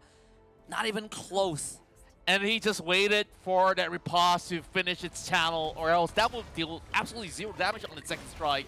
Well, EXO Goes on to Ultros. There is the kick from the Chaz. Ultros will not survive that. Ziliaf. And suddenly, it's going to be Ziliaf isolated. Hero's entrance used as well. Pull back by the face breaker. Ziliaf falls to flash away. And here comes Carl with the Denmark trying to blow up High. And he does. Hyde explodes. Exhaust used onto Lara 1. And Lara 1 responds with his onto Viper. A trade for both teams, but it's RRQ walking away with 2. Yeah, they have to finish off all these shenanigans up over the top side though. Dragon's about to spawn up. RRQ showing interest. They want to go in for that quick reset. They should be marching their way down into the bottom side of the river. Meanwhile, Lara 1 has already utilized his exhaust. Won't be available for this fight. No flash available for Ziliaf as well. Same can be said about members of RRQ. A lot of their summoners are currently down. They have to tread with caution. And now Exosin face X. But he's extremely tanky, so definitely not in danger. They're waiting for the hero's entrance to come back online. And that's something that it's going to be pivotal for RRQ to win these team fights. And UDG are exploiting that fact. They have Ultros covering that brush, that tri-brush on the right side. EXO again walks in. Helios is ready to dive the backline though, and now they go on top of EXO. He knows he has no way out. Oh. EXO once more caught out. UDG secures the Dragon in an uncontested manner. Yeah, by losing that one member, you can see that RRQ just have to hold their horses for now. Though Chaz have already set up a little bit of vision out there with his initial kick. Then again, Chaz. Now that he's hitting the late game, you can see the effectiveness of this Lee Sin is going to be drawn back a little bit as he's dealing full damage so far. Perhaps the next item that he's going to be adding into his inventory will be a Guardian's Angel that will be working out for them. That does feel like it's something that Chaz needs, right? Because you know the game goes late, Lee Sin's damage, it does fall off. Chaz will be setting up those kicks a minute before the Elder Drake spawn. And that's gonna be the contention, you know, between these two teams. In fact, out of so many dragons that we had in the series, this is the first dragon that RRQ has gotten for themselves.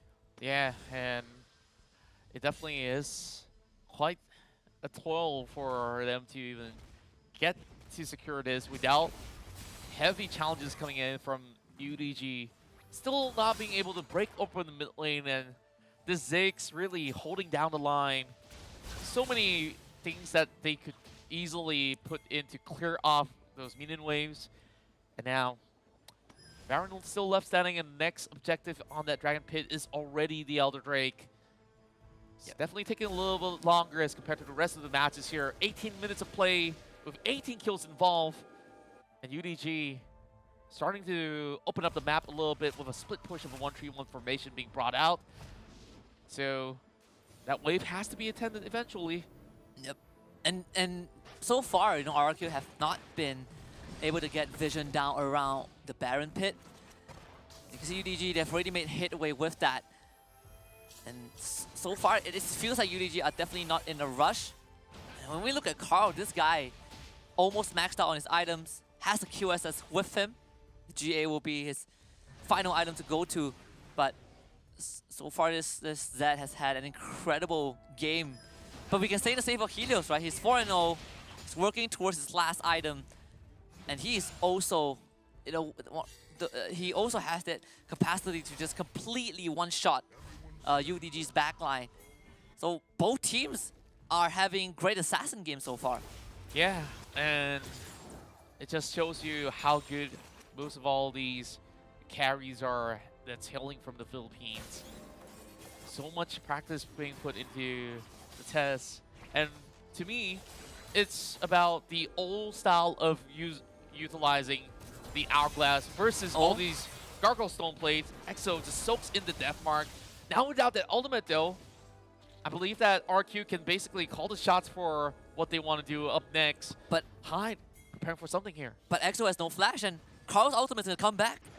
He's such a low cooldown on the Death Mark. I don't think he's worried. The kick!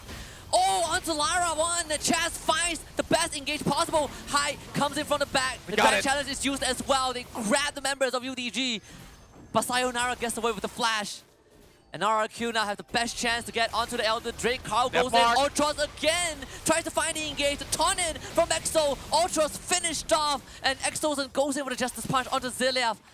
And for once, UDG finds no avenues. They're Hito still fighting. goes back for the Shuriken, goes into stasis. Sayonara just trying to get some challenge. They're buying time. This dragon is dropping low. Chaz looking to finish it off. Sayonara doesn't find a way in. Can Zilep get something done? No, he cannot. The hero's entrance by EXO to protect his teammates. And the Elder Drake used as well. They get the kickoff onto Carl. And Carl forced to escape away with his shadows. And RRQ finds the lead. What a call coming from RRQ to take that fight over mid side. Now they've gotten themselves that Elder Drake. They can just storm their way into the mid lane and finally crack that one open. It started with Lara getting picked off, and Ultros tried to basically move in, navigate his way out, and every member was ready by the pixel brush, and there's just no stopping RRQ from here on. Yeah, I mean, that catch was what, allowed RRQ to kind of start this fight. Yeah, and Ultros, Darkest Black in the middle, while the rest of the members of UDG were absolutely held back, weren't ready to basically take them on, while the whole time, Hyatt was just basically punching his way through that Elder Drake. And even with Chaz going in and out, they could still afford it. Like you can see from here on, like they managed to land that smite, and Sayonara tries to move in from the back of pit, also getting denied, absolutely. UDG, they definitely fought tooth and nail for this one, but they have lost too many more members that they should have in the early contention. But watch out for Carlo. He's going for the split push down bot. Is there going to be a response from RRQ? UDG, the job is to stop these recalls. Hai was able to make it back. So there is some sort of defense. And Valara 1 again, he's caught out. And he explodes. And that's just happening in the blink of an eye. No time to even flash or even exhaust. Now it's going to be RQ trying to rinse and repeat this process over and over again. But keep in mind, Elder Drake's buff does not last forever, but that damage output, almost enough to overwhelm the member out there. So, one more Baron for the taking. Absolutely free of charge, RQ secures it. The good news is, when the Elder Drake buff expires and Lara 1 respawns, RQ, UDG still has a good chance of defending the base, with that Ziggs. But you have to be really careful of Chaz. This is the second time that he caught Lara 1 and he got converted into a major objective. So UDG not being able to protect that one champion that can D-push. And I definitely identified the problem because he switched that Hourglass into a TP early on. Now Chaz tries to dive in, gets a kick. A lot of damage. And of course, Mega Inferno Bomb used as well. Chaz uses the stasis, but didn't really dodge the damage nonetheless. They were able to get the tier 2 mid. And Chaz does have the GA. Now they're just gonna put in the slow burner there as they are about to equalize this match against UDG. This time making not much of a mistake. Though it was a hard-fought battle. UDG still prevailing, still defending their base. Down to this last hurdle here for RRQ. Meanwhile, Carl still split pushing though. How long is it going to go on though? Can UDG even buy time? Because RRQ, they're making headway, and now Sayonara gets gone on EXO with the Justice Punch. TP coming in from Carl. They gotta get out right now. RRQ on the run. Ultros is looking for an angle in. EXO is gonna buy a bit of time. He throws his life for his team. And it's a worthy sacrifice from RRQ. And UDG, they bring it all the way back. There's not gonna be any sort of members of RRQ that could basically push forward. And 25 seconds, that's where the next Elder Drake comes back up online, and not having Helios there to fight. Yeah, and Helios got picked off as well. RRQ, they still have 3 members to make this Elder Drake work. And they have Miracle Worker, they have Chaz with them. The most objective steal that we have seen on the regional stage, but a good defense from UDG. And we take a look at this once again. That TP was perfect in time. While Ziliev basically gave chase, managed to land a stun onto EXO as he was basically sacrificed to ensure the rest of RRQ will stay alive. But basically a snipe from downtown from Lara 1 has secured that one in the back. He was about to come back up online. Here comes another Mega Bomb though. Hyde trying to look for an entry, but Viper, it's too late. He's getting pushed away. Lara 1 just buying Carl is buying so much time. Viper doesn't go down. Hero Centers for EXO. They're going straight to the back line. Hyde buying a bit of time. GA is ready to pop. Who's gonna get the dragon? Chaz steals it again! RRQ's Miracle Worker does not disappoint. And UDG's chance of winning this game has gone straight down the gutter. And you all have to give props to Chaz. When RRQ needs him, Chaz steps up. And Contra, we're getting a game 3 in the series. And I look forward to the next game here because this series itself is the best game that we've gotten and definitely the best highlights out there. And of course, as much as Kyle tried, they will still be stopped. And now it comes to a draw, down to that one game. And my goodness, RRQ Can never count out Chaz. the kings of it is always Chaz. We again right the statistics, most objective steals in WCSC finals, and he pulls it off again. He's even done it at Icons Global Championship, and this is why when Chaz is alive, your objectives are never safe. And I felt like UDG, instead of focusing on so many different targets, they could just finish up the dragon first, and then you could just blow everyone up. That dragon was hanging around with less than a quarter of HP, and I think that they were absolutely distracted. We have to break down that moment. We're gonna have the highlights again eventually, and then we get to see how did this basically got out of the way. Like UDG fumbled when it matters most, and they had the numbers advantage. Yeah, and that was a game that if UDG secured the dragon, they go on to the upper bracket. Yeah, and basically that sends RQ with a lesser percentage to basically make their way out again. Sure, they can find their way out even if they are on the lower bracket, but the game this quality, you could basically rewatch the VOD over and over again because both sides really put out their best in terms of how they've been able to take fights and the way that they juggle the macro. Early game, we see a lot of Exosun being picked off, but most often than not, he uses himself to basically draw a line against the rest of his teammates so that he keeps them all safe, and then that's where Kilo strikes from the back. Yeah, I mean, we're getting a lot of game trees. This is the third full series that we have had in this day one, but impeccable performance from both the Assassin players. Both Carl and Helios had an amazing game too, but it really came down to just Chaz. Once more, the game-winning steal.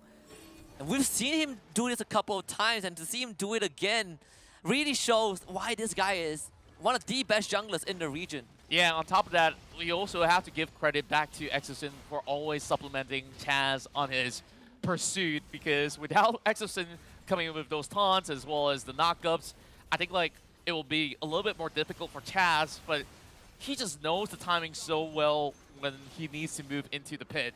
And at first we were kind of worried because we was dealing with all the other members on that occasion, and especially this fight that brought life back to UDG, shoving them backwards. And keep your eyes out on Lara 1 because he dropped a huge nade out of nowhere. It's not even recorded on the screen, and he took out the key target, Helios.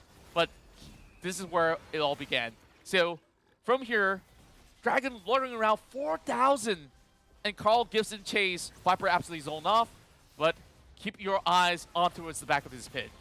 Yeah, and look at that. Chaz revives with the GA, safeguards in, and steals the Drake. It could have been finished off. Just saying. Could have been finished off. Absolutely.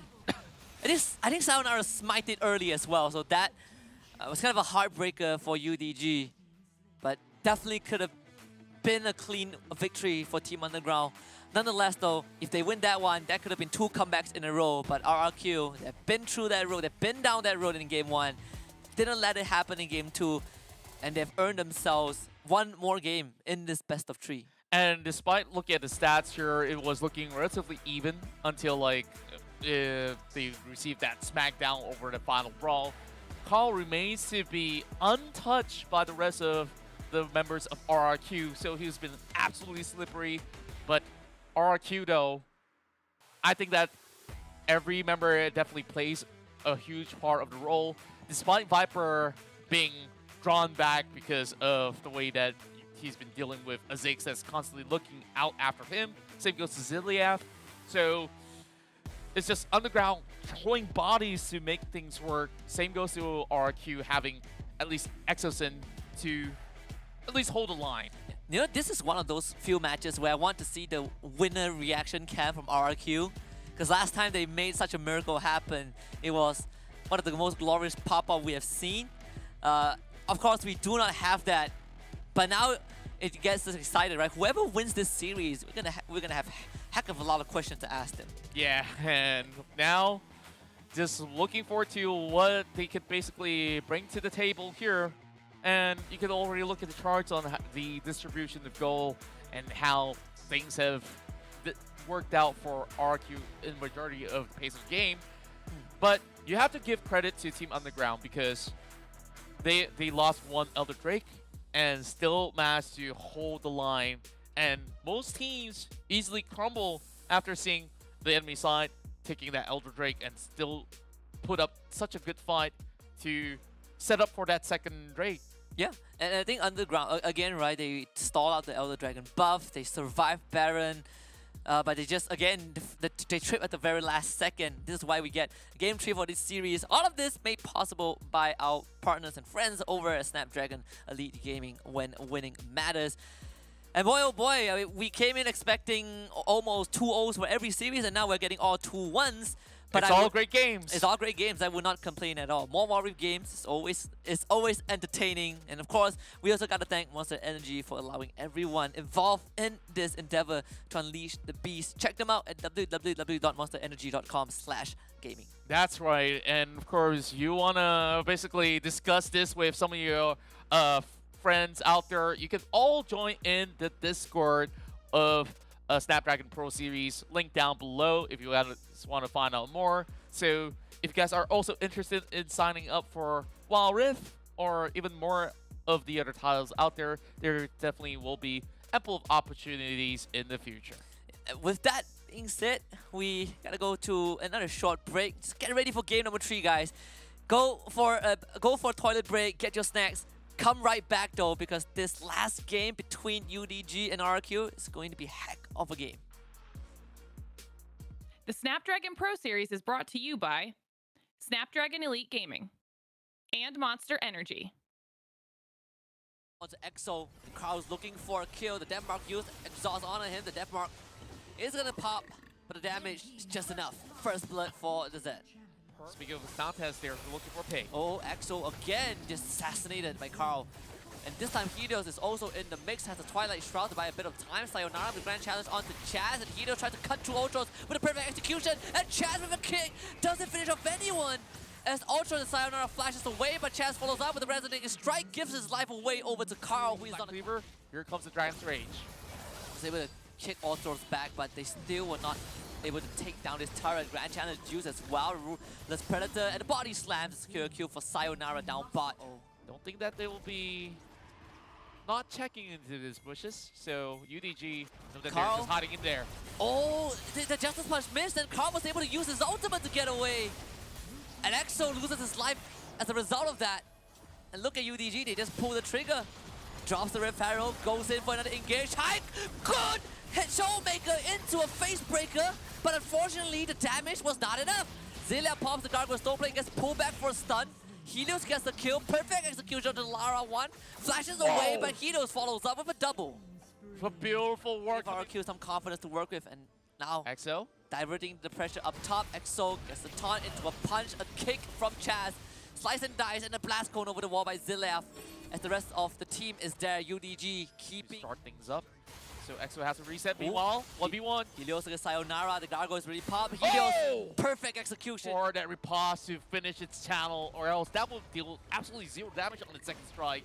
Well, EXO goes on to Ultros. There is the kick from the Chaz. And Ultros will not survive that. Zilliaf. Suddenly, it's going to be Zilliaf isolated. Hero's entrance used as well. Pull back by the face breaker.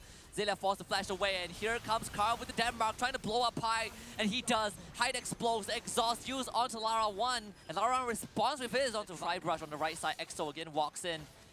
Helios is ready Down to to dive Chaz, the back line though. And now they go on top of EXO. He knows he has no way out. Oh. EXO once more caught out. UDG secures the dragon in a uncontent.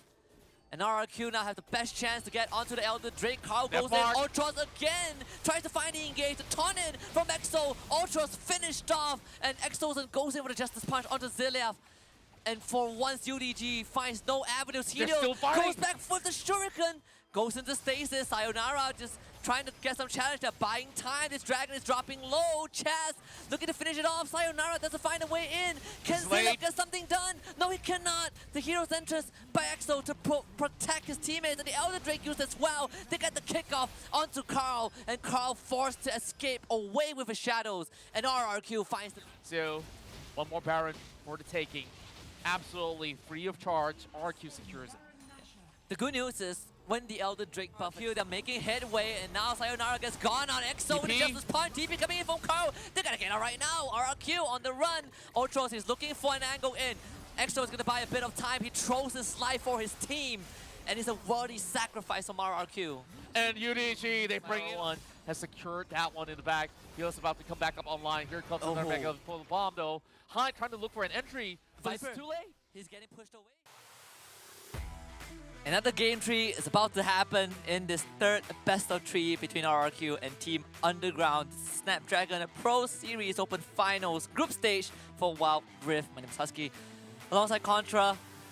I'm still recovering from the game. I have to fix my hair. I mess it all up every single match that we're getting into every best of 3. Yeah. And this is the best of it all. And I guarantee you that from the get-go. Yes. Yeah, you said that this is going to be the series of the day, right? We started the day with the rivalry between MY and SG, and then we follow up with a big statement from Nigma Galaxy's debut. And right now we're looking at the Team Underground putting up an incredible fight against RRQ. Yeah, and man, even the tense rivalry from their inter-region itself, the PH, has so much finesse to basically show us from either side of the teams. Like, everybody has something special to offer on the table, and you're telling me there's only 2 slots. This is going to be really painful and brutal by the end of this open run, because there's only that 2 team that makes it to challenge.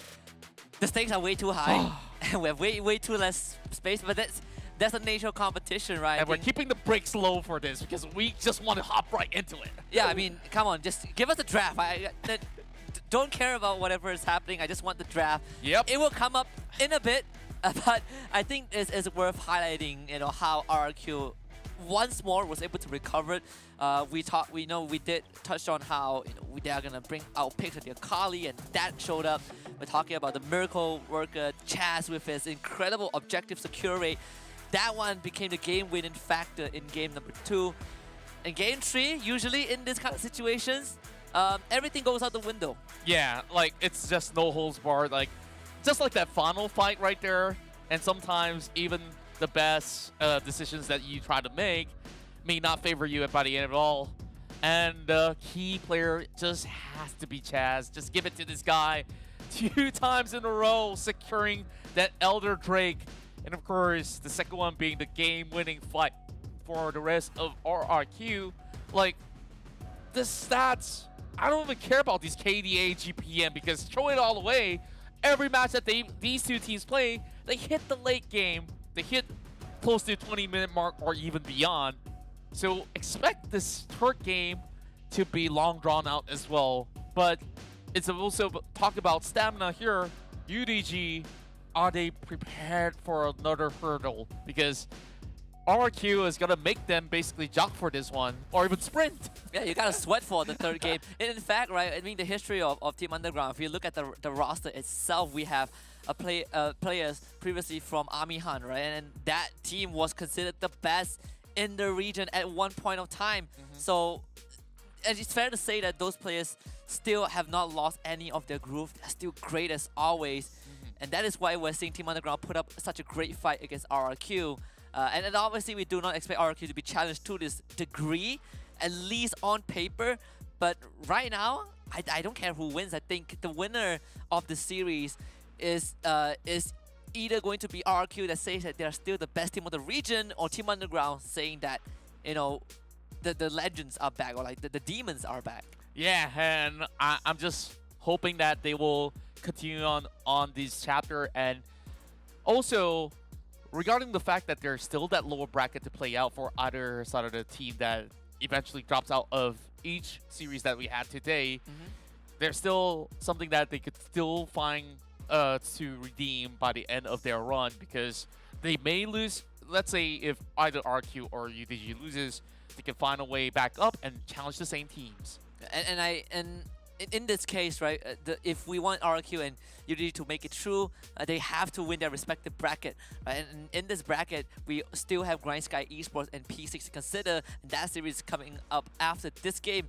So there's still a lot of uncertainty. We haven't get to catch a glimpse of Grind Sky Esports, nor the new Phantom 6, which I think is also very, very interesting with their new roster. But here we go. Game 3's draft for Team Underground and RRQ. And I can't wait to see what they're gonna bring to the table. I expect the bans to be the same, but the picks, man, I think Underground is gonna bring something new. Yeah, perhaps something that differs from here. I don't think that Underground needs to even ban that Lucian. Let's take a look at the previous run for Viper. It didn't really contribute all too much, but yet again, it being a flex pick is a little bit risky, especially if you are planning to run the Kassadin over on the mid lane.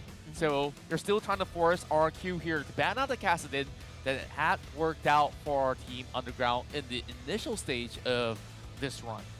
And RRQ, on the other hand, again with the Yuumi ban, we're seeing a bit of pattern for both teams. Team Underground, they love to give the Renekton over to their players. We saw Carl play it, we saw Zilliav play it as well. But this also confirms that if we see an assassin get picked on the side of Team Underground, we can be confident that Carl is going to kind of switch that role over to the mid lane and put Zilliav in the Baron lane, which I think overall doesn't affect them too much. It's the flexibility that Team Underground brings to the game. Yeah, it's definitely a little bit of a switch up whenever they deem fit, but does the situation call for it now that they are on that blue side with a little bit more of a priority pick? So without Karma as well as Senna, it will be exactly the same sort of draft, the only difference maker being the Lucian as we speak of. So down to the final ban. What are they about to unlock here? There's still the Camille that will ban away, and forcing their hand here, RQ either has to choose between the Jace or the Kassadin.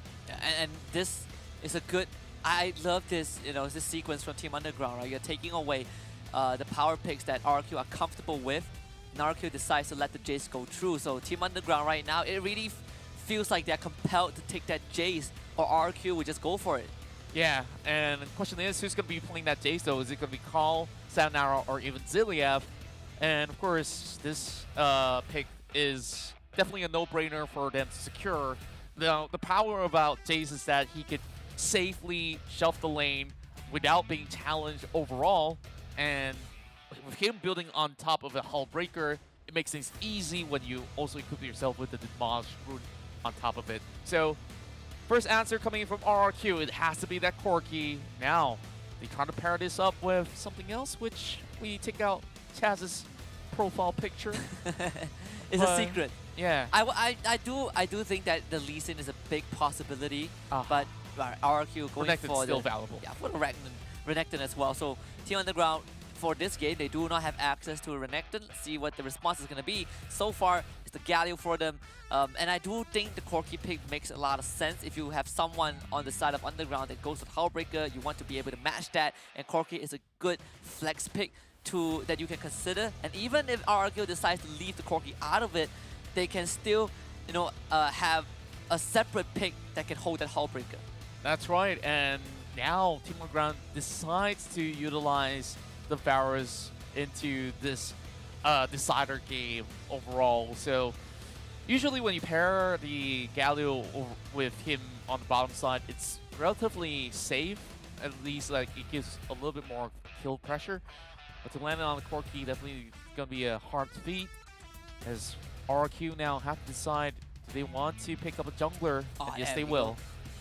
The Kazakhs, the Chaziks, the Chaziks. The secret weapon is out here. Yeah, the secret weapon for RRQ, definitely. And again, one of his signature pick in the jungle. I think there are not many teams that would willingly go for the Kazakhs, especially when we talk about the Gargoyle Stone play. But RQ is one of those teams that will commit to it, and that's just how they roll. I mean, Chaz super comfortable with these kind of assassin type champions. Yeah, and if you consider the fact that there's 2 units that you could still burst down relatively with high ratios of taking them down. You have Jace in the early game. Sure, you have the Hull Breaker, but if it's going to be a 1 versus 1, it's still hard for him to actually plan off. And Varus, if he's being zoned off, I think that he's going to be a sitting duck for this one. Now, second phase of picks and bans here, we'll have bans focus onto Sayonara, but Shyvana isn't going to be that pick that will still be brought back in by Team Underground. This is where the set gets picked up. So this could be an EXO set in the support role, right? Since they did not get the Galio for themselves. Get on the ground. They go for the Garen. Another brick wall for the team. Yeah. Trying to make it a little bit more difficult, as it will be a decent matchup for the Renekton at the very least. Does that actually signifies that they are going to be putting that Jace over in mid lane, making it a support Galio and a Morgana in the jungle? Yeah, I think that's very, very interesting. Or you can have the Jace, the Morgana mid and the Jace jungle, right? I think there's also a possibility for that to happen. But I do agree having that Jace in the mid lane does make a bit more sense. And now without the Akali, of course Helios will go for the other assassin, which is Zed. Okay, and RQ wants to show how you actually play the Zed better than Carl did. So 8-0 was the record. Let's see if Helios could do it better this time around, or could it be high? They used to be deathless though. I mean, that is the problem. You know, if you're not a deathless Zed, you effectively are not better than Carl from game number 2. But looking at this draft, again, this is RQ in a nutshell. But for Team Underground, it's a bit of a shift in that dynamic. Yeah, and you can already see that there's such a strong split pushing power as well as a pick-off potential coming from RQ. If this is going to be a Hull Breaker Corki eventually, then yeah, sure. Even if he doesn't, yeah, with the sort of amount of damage that he deals per second, it's just RQ telling you that send whoever, we'll blow him up. Meanwhile, Team Underground, it's going to be a little bit more of a catch and pick off sort of scenario there, especially when you have Dark Binding and, of course, the Chains of Corruption here to be utilized in those team fights. Yep. Expect members of RQ to be quite hard to catch. And, you know, we've seen Morgana jungle once, and that one didn't really work out exactly to plan, right? I believe it was Nigma Galaxy against Fennel. So, coming into this game, I think the Morgana jungle has, again, the fast player speed. You can get your items early, but it's more like how you function in that team fight, right? It's completely different. And in this case, it's all about enabling the rest of your team. I want to see if Sayonara can make that happen, because it's kind of a diversion from his usual playstyle. Yeah, just looking at how Sayonara has been working so well when it comes down to all these sort of picks that can set up fights by just diving head first. It has been looking good. Now, down to this final battle between Team Underground versus RRQ. And here we go. Last game, probably one of the most exciting game tree that we have today. RRQ against UDG. And both games were a comeback, right? UDG came back in game 1, RRQ came back in game 2. And game number 3 is kind of where we really pushed you know, both teams to the limit. And it's good to see that RRQ still falls back to the comfort zone. Chaz on the Kha'Zix, Helios on the Zed, and UDG once more puts Carl mid on that Jace. Yeah, and for the time being, it should be a Jace that will be able to actually get slight leads against Zed until he gets his Living Shadows up available. Level 1 looking to shove this wave upon members of RRQ. Should be able to find ways to stabilize this set. Could easily plow through if it's not careful enough. Here comes Zillish. Going for a spin, but he's going to risk it all. Barrow's now being popped. Flash available. He gets out of it alive. And you gotta be, again, extremely careful when you're up against a Renekton. But unfortunately for Zilliaf, he had to use both his sums. In the meantime, Sayonara, again, just continuing that clear in the jungle on this Morgana. Starting with the blue buff, but this is the power of that Morgana clear. At least for UDG, you know, in that bottom lane, you can definitely stand up against, you know, both Viper and EXO, especially with the amount of pokes that they have with both Piercing Arrow and the Winds of War. But I wonder how UDG is going to make that early move with this Morgana to gain the lead. and especially without any sort of wards being placed onto the Tribe Rush as well as the side push as well. It's going to be looking quite risky, especially now with Sayonara slowly paying a visit. Already upgraded Smite in order to get a little bit more damage and slow inwards. And speaking of which, first blood happens! Yeah, they force EXO into the river, and Sayonara comes in with a flash binding, grabbing that one. Exactly what UDG is looking for.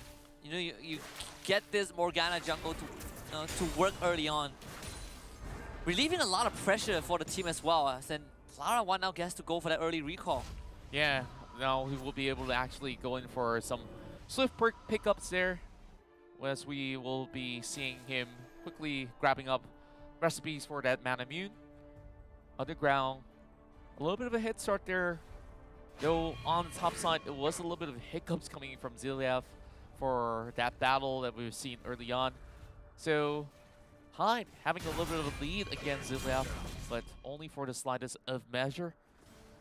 As for Call, who has been their mid laner for twice in a row in this best of 3, feeling relatively comfortable facing off against the Zed, and keeping him at bay is what he wants to do. So constant lane shove will also put him into a really precarious situation where Chaz could also pay a visit. So that's something that he has to look out for, as Chaz hasn't been making a move yet. That ward, if he cuts through the river, will be spotting him out. I think it's completely fine for Chaz, as he just wants to get to the Dust Blade as soon as possible. I wonder if Helios will consider the Hullbreaker at any point of the game. We have seen that example before, but it's definitely a rare one. So once more, we get this very slow start to the game between these two teams. Definitely a bit uncharacteristic when we look at the Philippine region in general. But this is a very high-stakes game, and the fact that, you know, UDG were able to come out with 3 distinct drafts for the series is, you know, it's a testament to how flexible the players are. The reason why I really love this patch is because now building Hullbreaker as a first item may not be the most effective after a little bit of nerf, and of course, not to say that the effectiveness has been absolutely taken out, but it's much more worthwhile for champions like Jace to invest in a Yubu's Ghost Blade, where you just go vroom vroom, goes in and out of your lane if you want to, and having stronger survivability after all.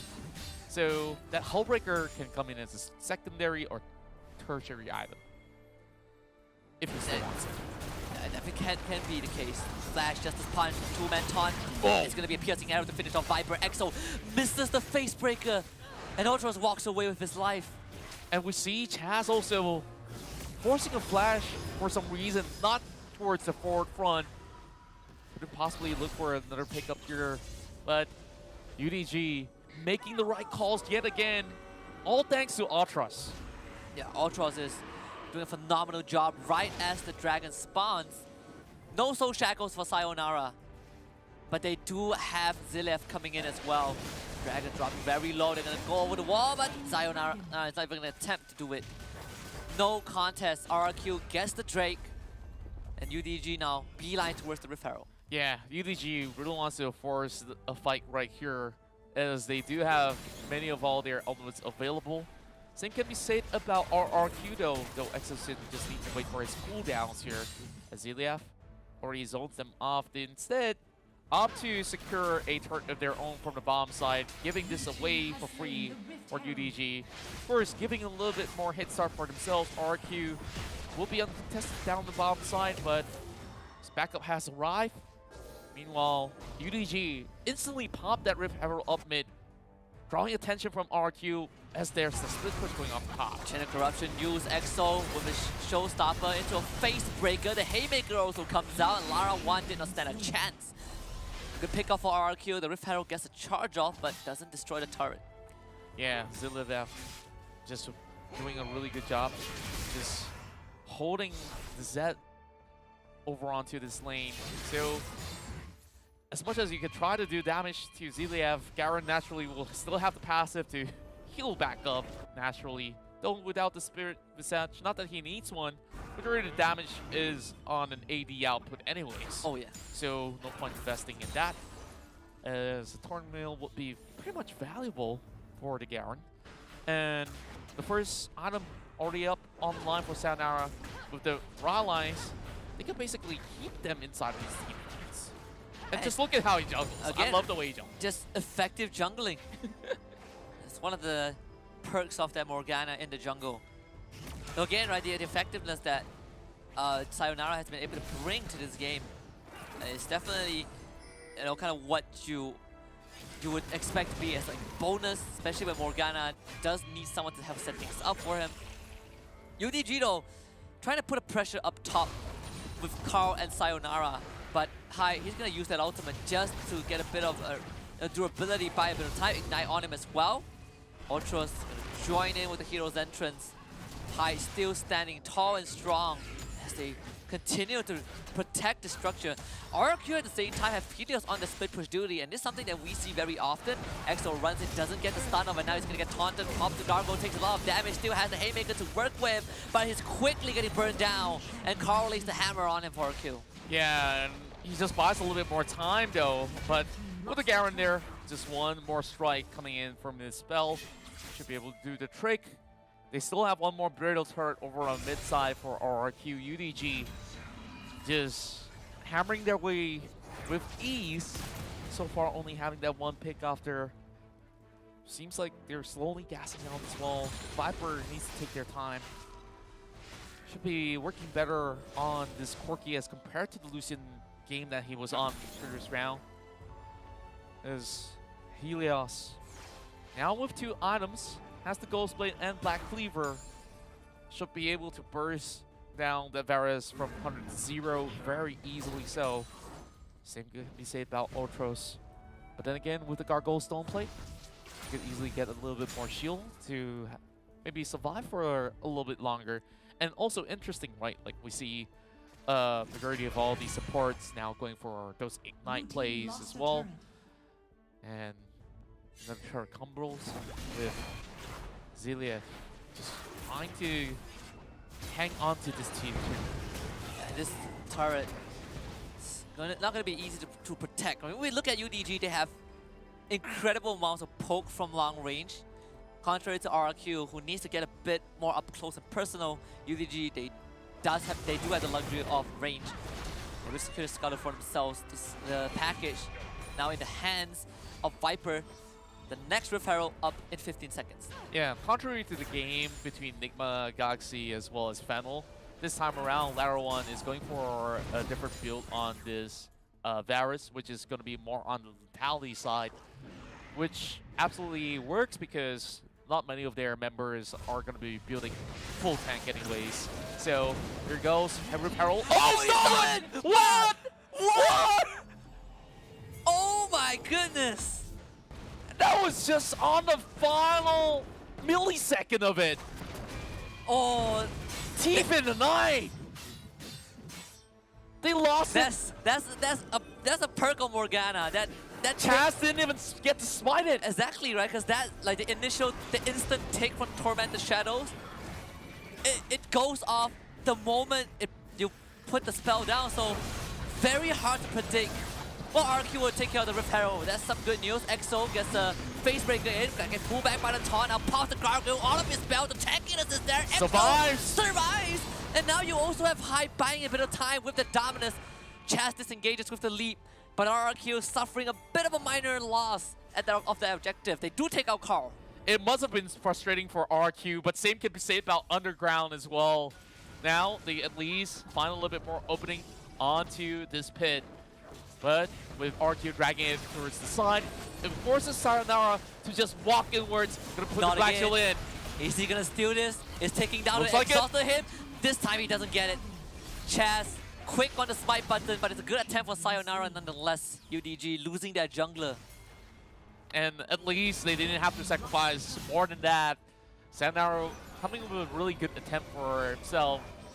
Now, back to the drawing board we go. RRQ finds their way back, leading in goal, as it has been equalized in terms of kill numbers throughout the span of the game.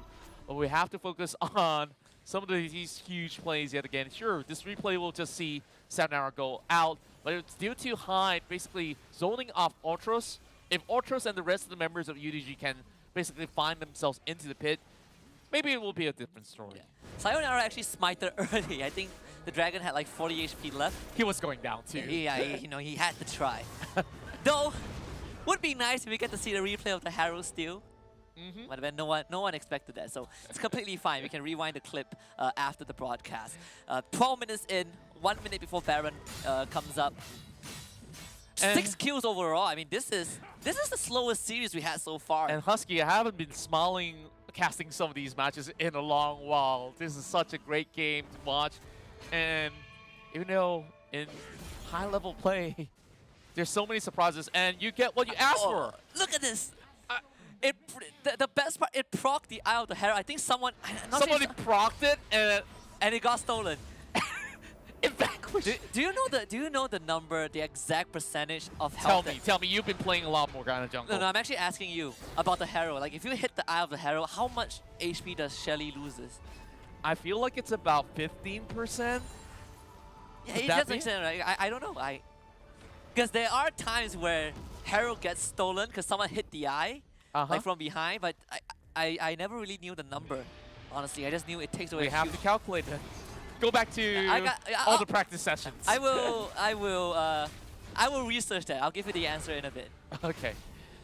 Well, maybe not within a few hours because we still have one more series to go. We have a long.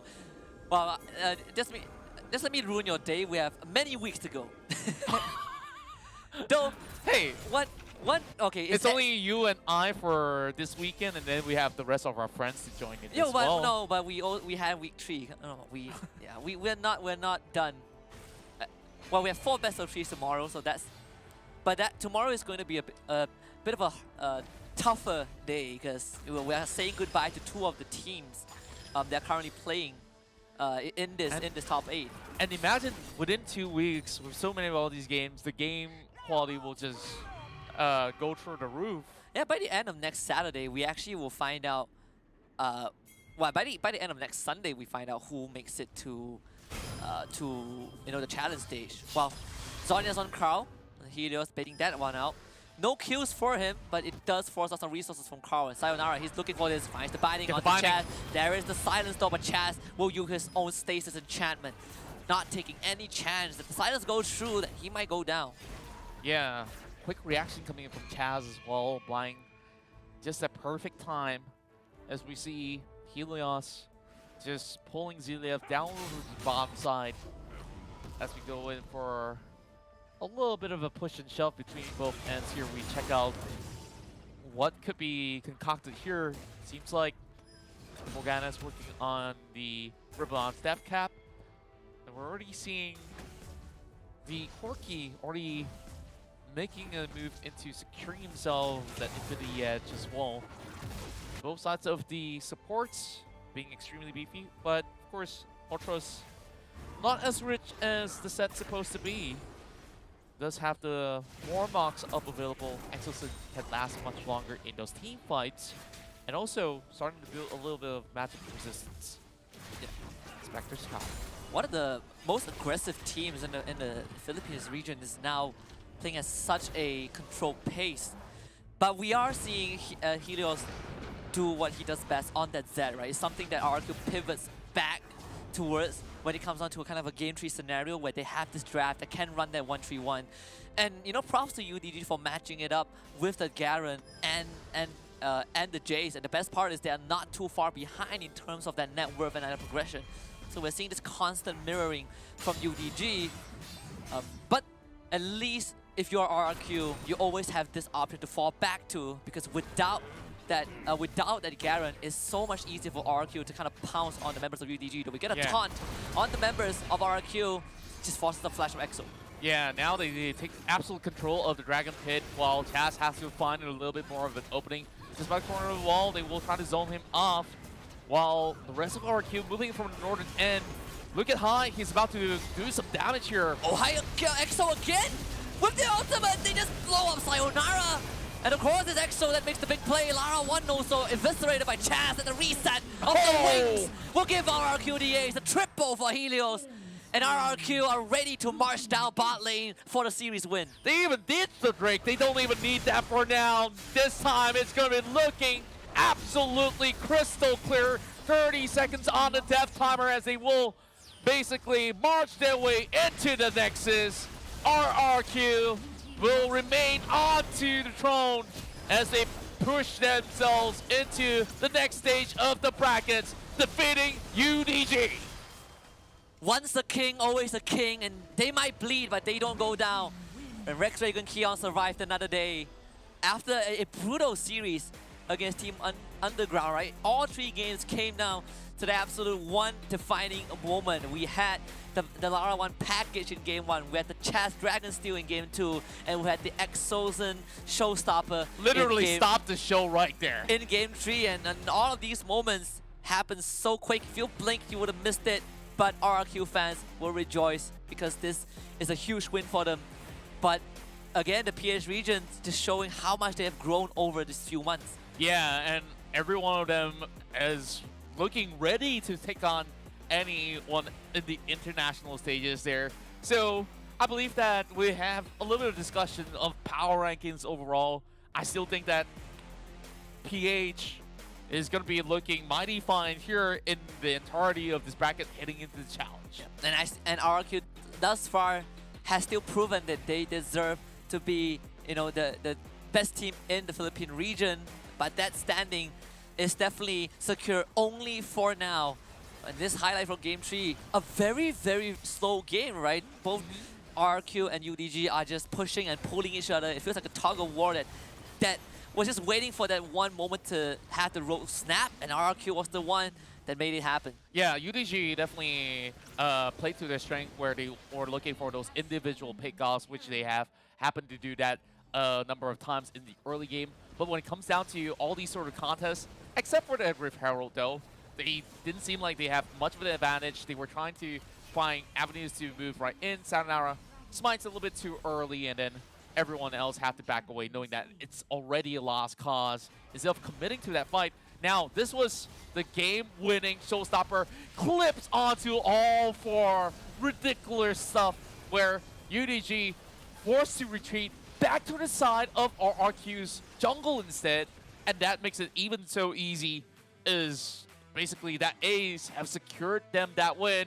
And if you want to answer whether or not if Helios is better than Carl on his Well, yeah, well, the game duration is half of it, so I think they're equally matched. Yeah, they're equally matched, right? They're both deathless. We'll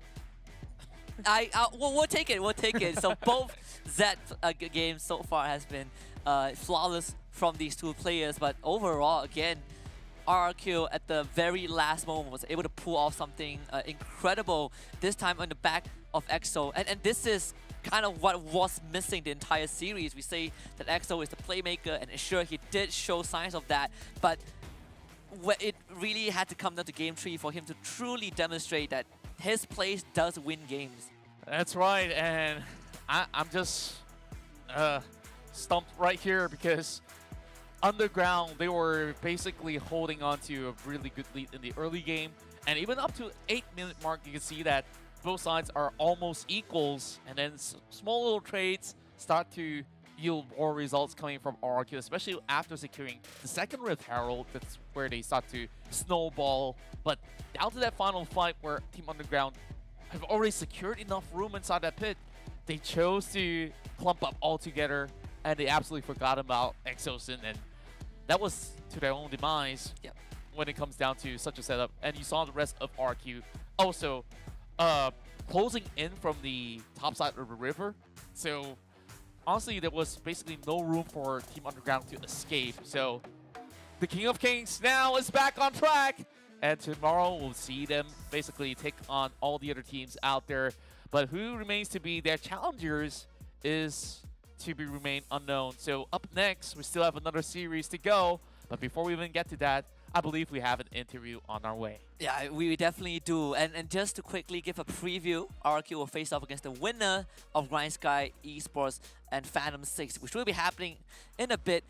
But I mean, you know, again, RRQ coming off from Icons for Championship, and they come right back and now this is kind of the next first off-season tournament for them, and they put up a very close fight. But we definitely saw RRQ's growth from that world stage, and even through this minor roster change, they've been gelling in pretty well. That's right, and of course, the team with the most experience internationally will continue to find their way into the brackets.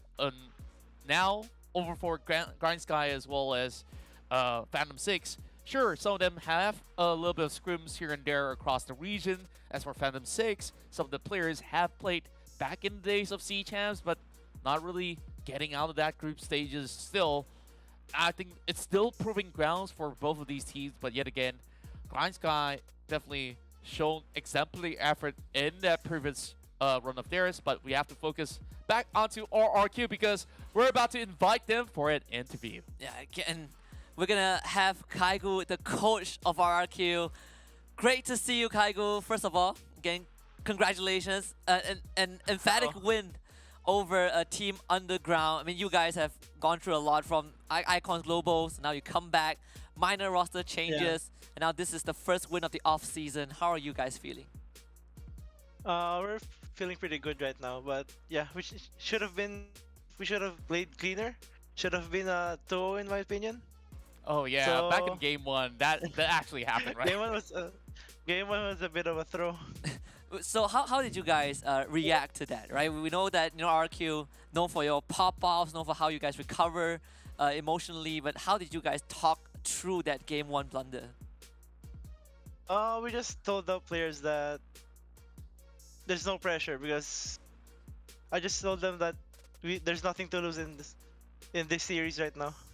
So Yeah, just play and we their hearts definitely up. see they definitely stand back up on top of this matchup.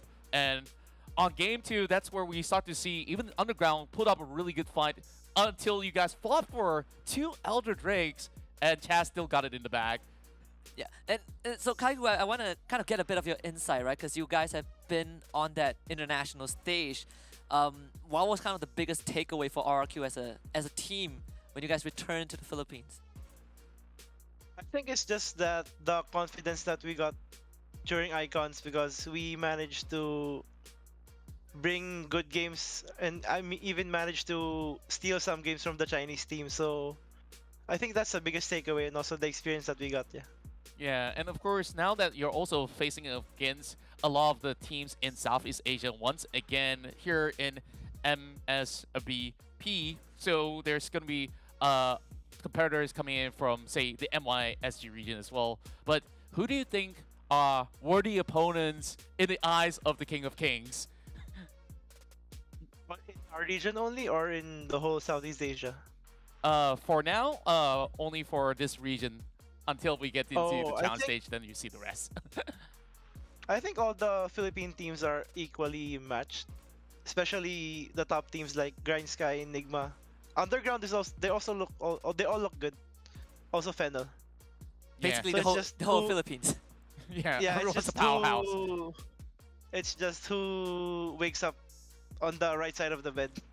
I think that's a fair point, right? It's something that we can all agree on. But we need to borrow your insights a bit, Coach Kaigu. Who do you think the MVP is for this series? Who would you give it to after watching your boys play?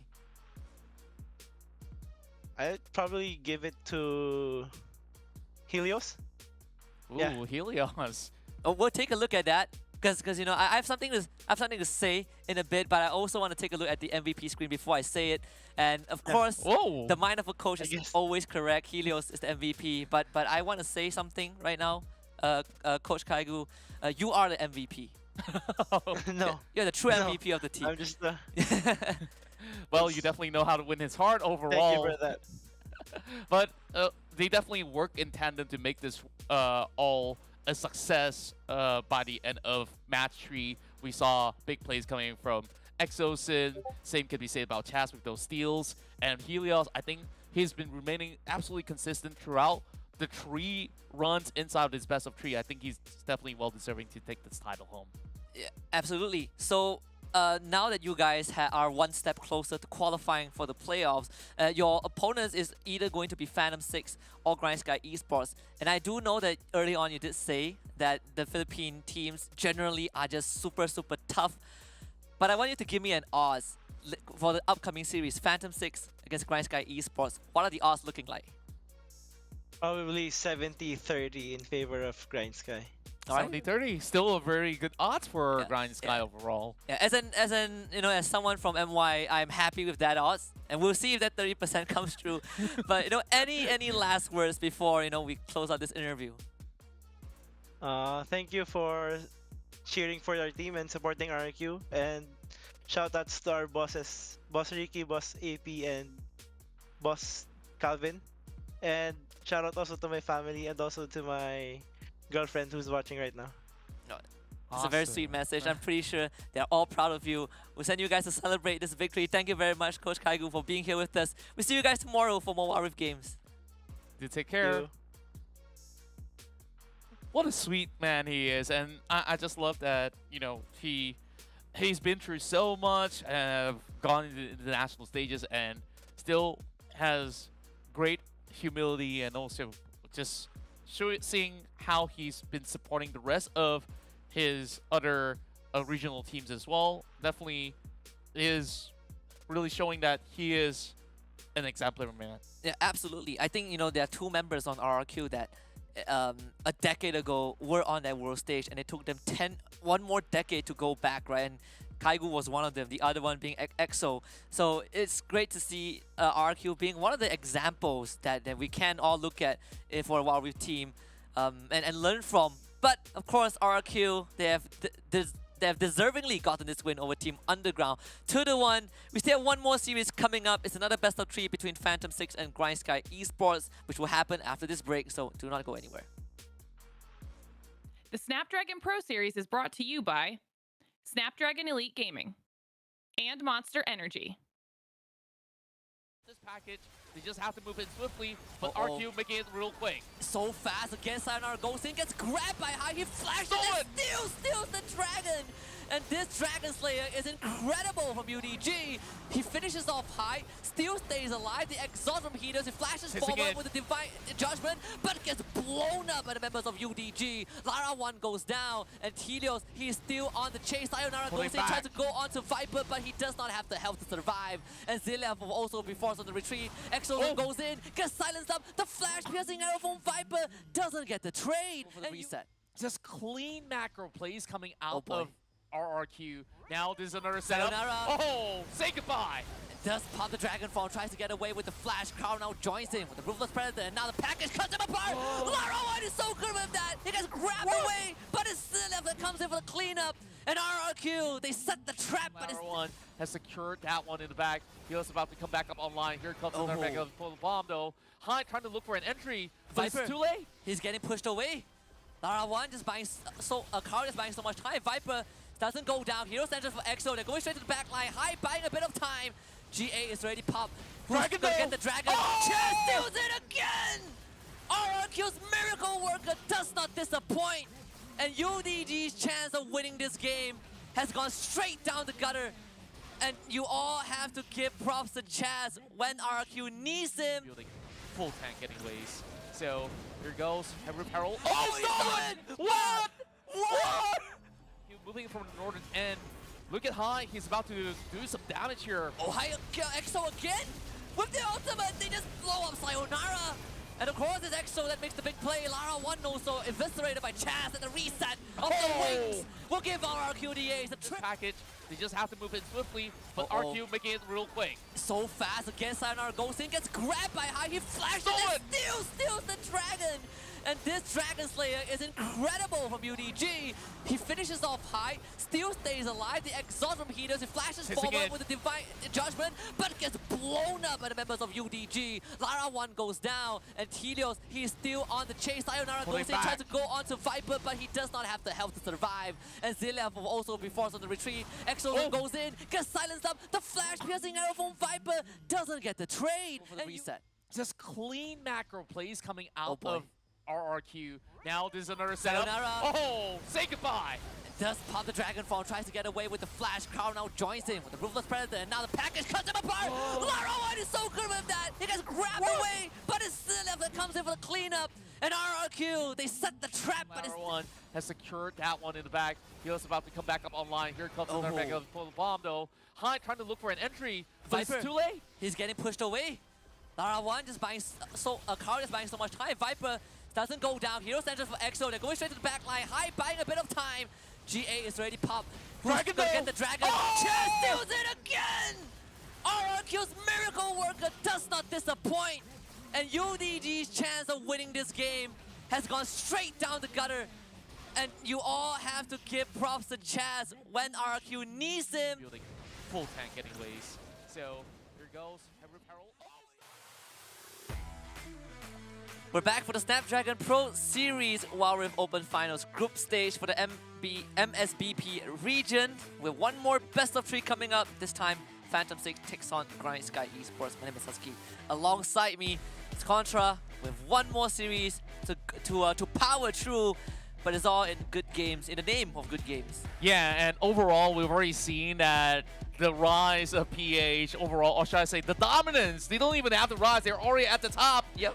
Because they are just showing us great games back to back. Starting off, we had Enigma Galaxy that definitely had that sort of win against members of Fennel. And now, just like what Kaigo said, whoever wakes up on the right side of the bed will be able to pull through. SGP started off the run here with that BO3 fighting off against M9, knocking them down. So tomorrow we'll be seeing M9 versus Fennel Adversity as Nigma also takes that win.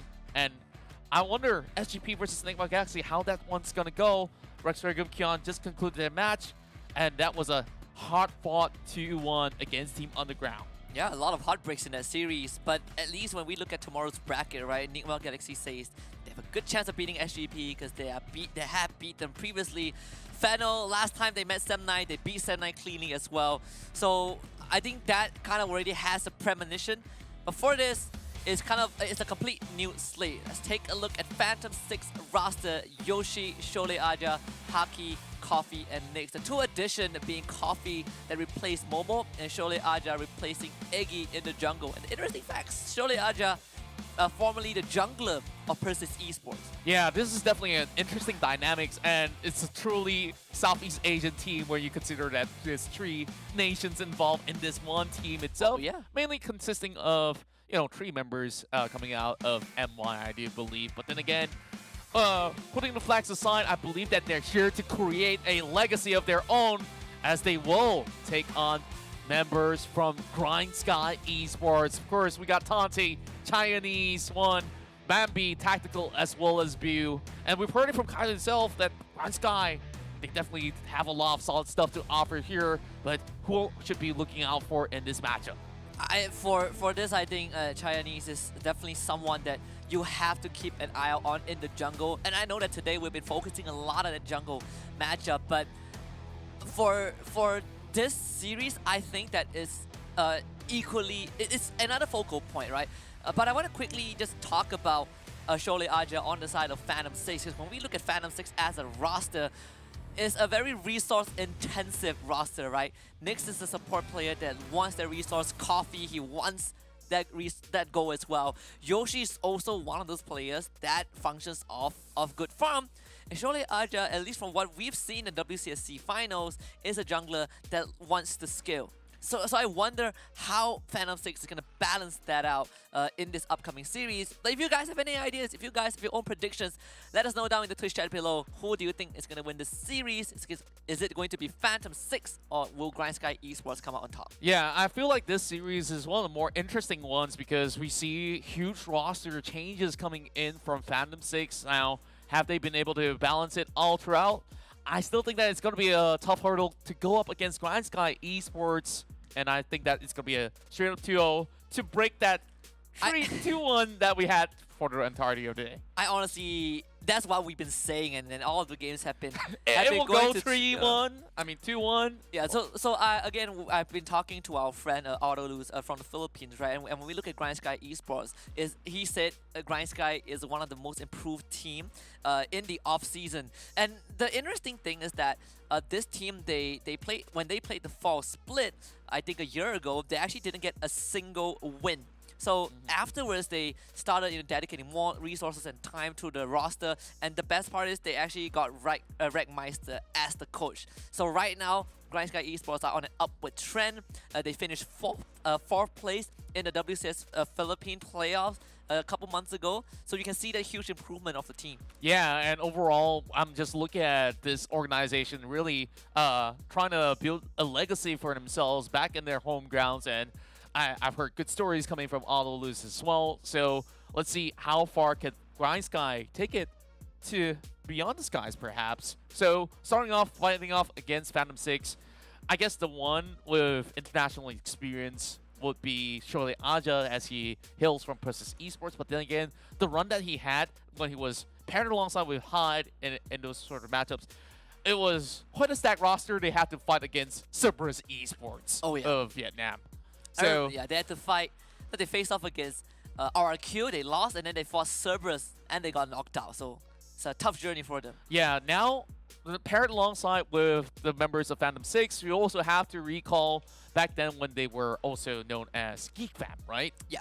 They managed to take down Sem9 and claim the title on the second season back in the days when they were trying to qualify for the C Champs itself. Yeah, and I think since then there have been some minor changes, right, in that jungle role where Eggy came in, and then afterwards they went on to finish third in WCS M1SG, only falling to Sem9 and RSG. But of course, right now they have this roster change coming into this, where surely Aja became the new jungler to replace Eggy, and you also have Coffee to replace Momo. And of course, for Coffee, renowned as one of the top-ranking ADC players in the region. But the thing is, in terms of international experience, he actually doesn't have much.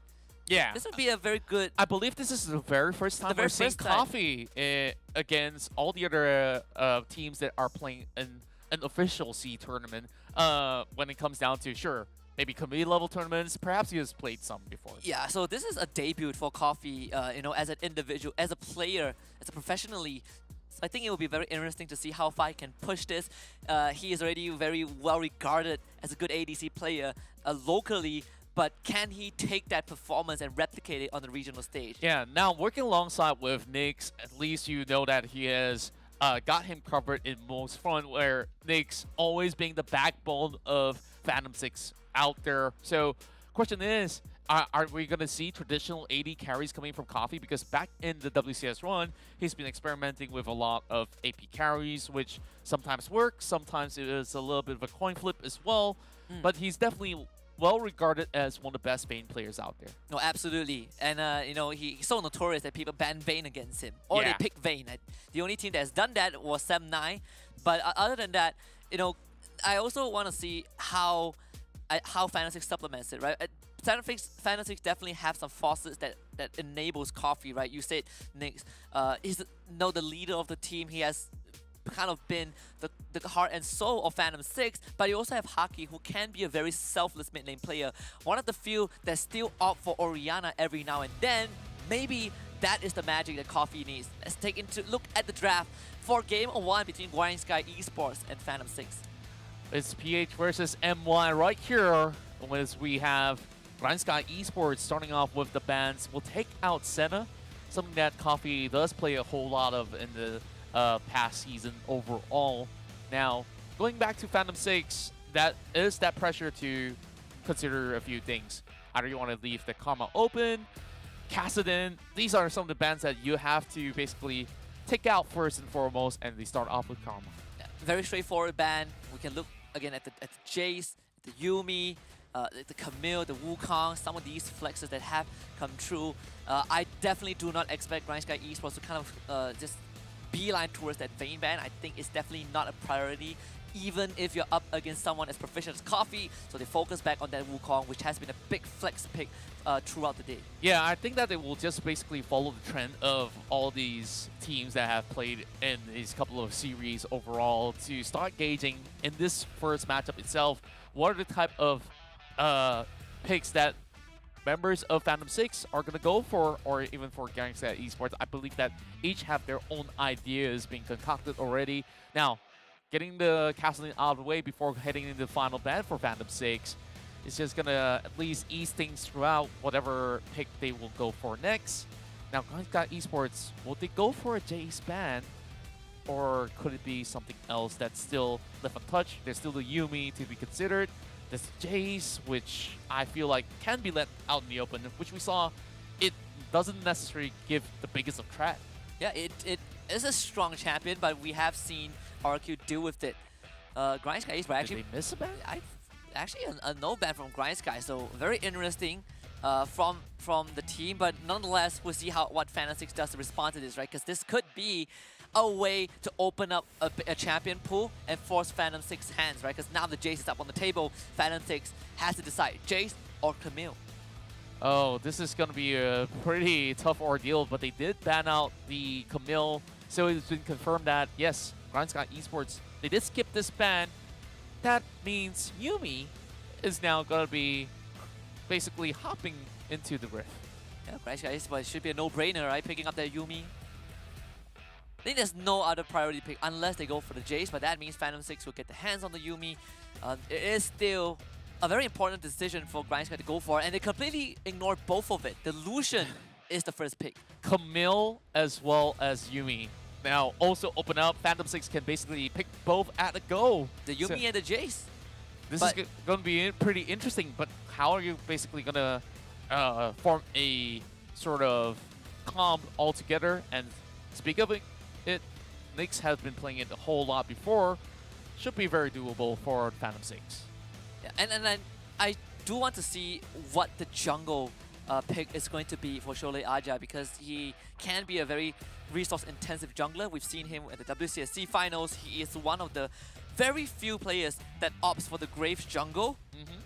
And this time is go for the Olaf, which I think absolutely makes sense. When you have the Yuumi, you gotta pair it with an Olaf. Yeah, it definitely would be an easy call for them. Now that whatever Grind Sky Esports tries to draft, they will have to factor in that you have to put into consideration whatever crowd control you throw at him, he'll just basically run right through. But with that sort of pick, they let them, the Grind Sky Esports side, to secure not only the Jace, but also the Thresh. So Thresh just to add a little bit more pressure onto Phantom 6 Coffee. If he missteps or did not dodge that hook, then they have to pay the price. A lot of power picks going over to the side of Grind Sky Esports, and most importantly, it's a very oppressive Dragon lane, and Coffee brings out one of his signature pick aside from the Vayne, which is the Caitlyn, right? When you're up against the Lucian and the Thresh, the Caitlyn does make a lot of sense just because of their range advantage. And I do like what Coffee has done is picking to adjust to the picks, and they're going to start banning out champions like the Ziggs so that he doesn't get poked out in lane in case this Lucian doesn't go bot. Yeah, going off the usual course of the popular champions out there, but then again, Phantom 6 should be able to work this one out on their own. Moving into the second phase of pick and ban, they are taking Shen out so that you remove another brick wall up in the front line. So moving over on to Phantom 6, they decided to ban both Jax as well as Ziggs. Now Grind Sky Esports' turn to finish up the bans. So if they were to target anyone, maybe they would be looking at a Baron lane investment as well, because Phantom 6 have yet to pick one for themselves. You can say the same for the mid lane, right? Phantom 6 still have both solo lane champions kind of up in the air.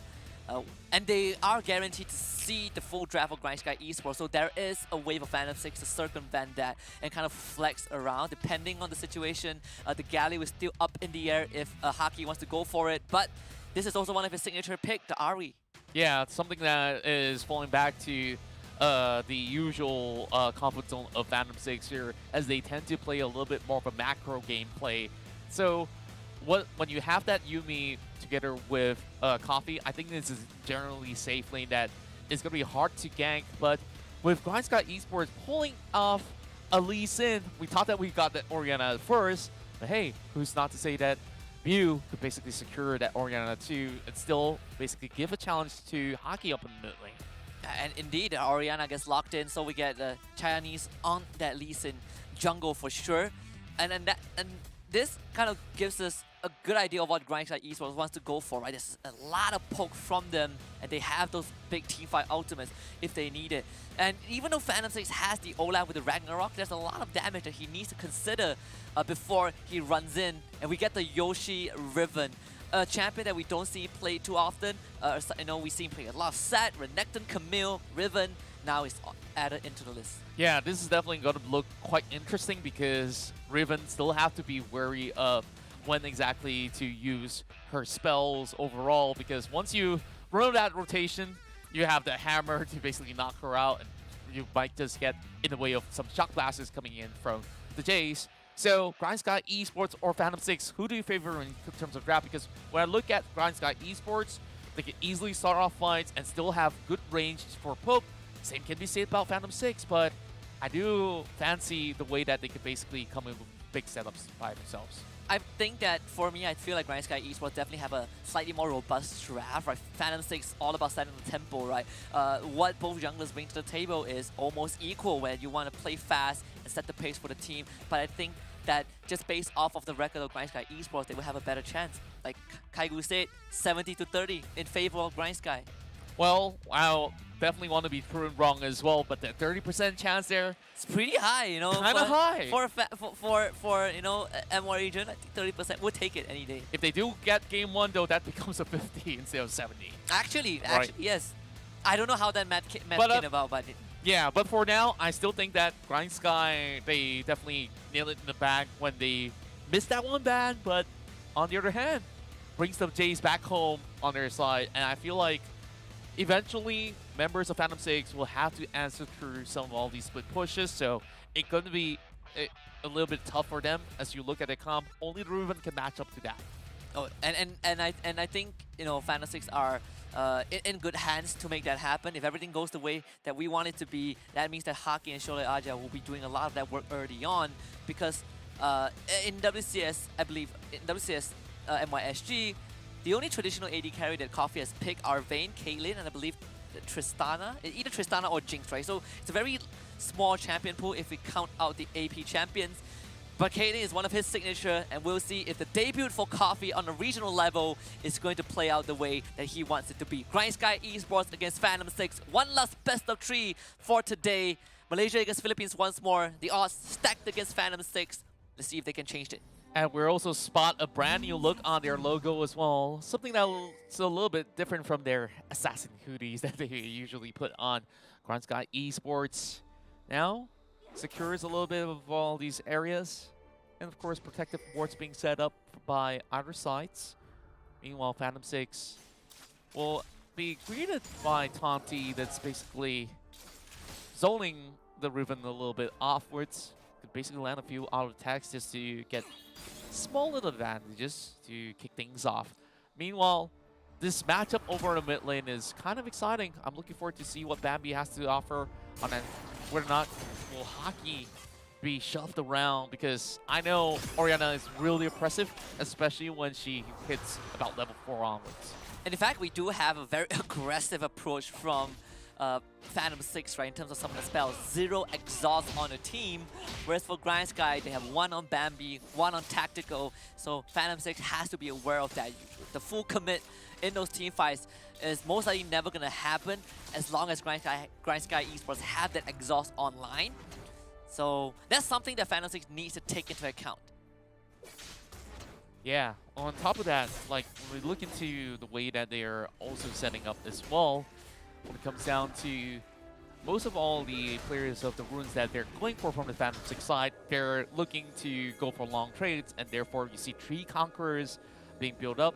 Now Chinese being spotted out by the ward, but will still deal with the dive. Here he comes, the dive, perfectly set up. Coffee and no chance. Bill just juggles the turret. They do lose Tactical, but 2 kills go over to Sky. But that's going over onto Nick, so is it really values worth though? She comes back with a tome of our own, but eventually that might be built into a Ludens. But here comes another dive setup coming in from P6. Surely Aja draws the aggro very early on, and that means they don't have enough damage to finish the kill onto Tanti. Oh, if only one member stayed a little bit back, that could basically keep him gated from moving out from the territory of the tower range. So we take a glimpse of how the setup came true. Bu walks in, gets the flay of a lifetime. Well, basically, if you just flayed at Caitlyn, the kitty comes along. I thought Tactical accidentally took aggro because Bill walked out of range and he went down. But all is good, right? Again, you said the kill went over to Nyx. Tanti survived kind of the mirroring of P6. Everything going to plan so far for Grindsky. And look at Bill, he is already making moves into the jungle of P6. Oh, this is going to be a little bit difficult for Soili Aja. If he has his tempo disrupted, then you will expect Chinese to really be so up ahead. He's already got that one kill to give a little bit boost XP. Now, that pickoff will come into fruition. Does land that death sentence, though. Not going to result too much. No follow-up. You can see Chinese just messing around with Yoshi. They were never really going to commit to that. But this early movement from Grindsky is kind of throwing a wrench in P6's plan, right? Because again, that initial rotation onto Tanti didn't work out, and now they do not have Blade of the Exile. It's going to be slightly harder to finish off Tanti.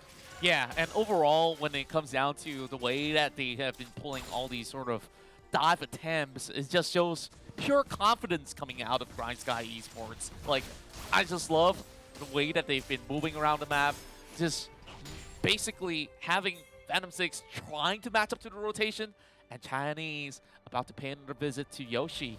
So this time, spot about an award. So he's got to act cool though. And you can see the instant ping from P6. And Haki is the one that pinged that one. It's going to take a while for him to get there, and Yoshi, he does have the barrier to hold on. No ultimates for Yoshi to work around with though, and his health is not looking the best. And Chinese just tempting for an engage, gets the kick off, the knockback from Tanti, and Yoshi plays the perfect bait for the kill. And Chinese goes back with a resonating strike. Yoshi comes in, Chinese flashes away. No kills on the Lee Sin. Smooth moves coming out of Yoshi as well as Haki, both working like a dynamic duo. And the moment that he lands the knockup, you saw Haki just aligns the kiss of death. And that seals the deal. Now drawing back to 2-2. So Phantom 6, honestly not too shabby of work. Yeah, and I do like this. Yoshi actually baiting that out, but Haki again, the rescuer of P6. Could have definitely been a bit better if they got Chinese. That would be the icing on the cake. But again, you stop the aggression. You keep Yoshi alive. You keep that top lane intact. That's what you want to see from Haki when he plays Ahri. Just this proactiveness on the map to support that side lane. Yeah, and they're already exchanging lanes right now. The mid laner of GS will be hitting down bot. Sholeaja already initiating on the Rift Herald. As this is a traditional move being pulled over by Phantom 6, giving much more priority onto the Heralds in the early game. But they lose out on Vernal Drake. That is going to be quite a risky attempt later on. Might be costly. Yoshi now all alone. Oh, he sidestepped the Flay, but he has no barrier. And it's going to be an easy kick. And the Lantern to get out. Chinese makes it look simple. Yeah, and Bu just got his back, already preparing that Lantern. Like, yeah, he knows where exactly that kick's going to land anyways. But Phantom 6 have been able to secure the first turret of the game with Tanti as well as Bu to match up instead. Sholeaja now dodges another Death Sentence, being triggered in the very early round. Yeah, they were able to get the second charge of Shelly off, so some value for Phantom 6 despite them losing, losing Yoshi down bot. They did lose a turret, but overall, P6 still keeping tabs with Grindsky. But this jungle invade from Grindsky is something that we saw from the get-go, and surely Aja, he knows about this. Was able to get the red buff, pop the Ragnarok, but eats the culling in the face. Exhausted as well, so can't follow up with any kills. He still has the Ragnarok. He tried to pop the blast cone, couldn't really get over around the anywhere. But coast is clear, thankfully for Sholeaja, as he moves into the bush, still get what he needs to get. So honestly, it's still a really good showing. I'm actually impressed by Phantom 6 after not seeing them for a long time. But Chinese though, oh, making a lot of aggressive moves, and they will get the kick once again. Chinese secures it.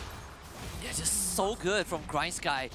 And again, this is those Lee Sin plays. In fact, Chinese just starts off with the Triforce and it's paying off value, but a lot of this supplemented by Bill.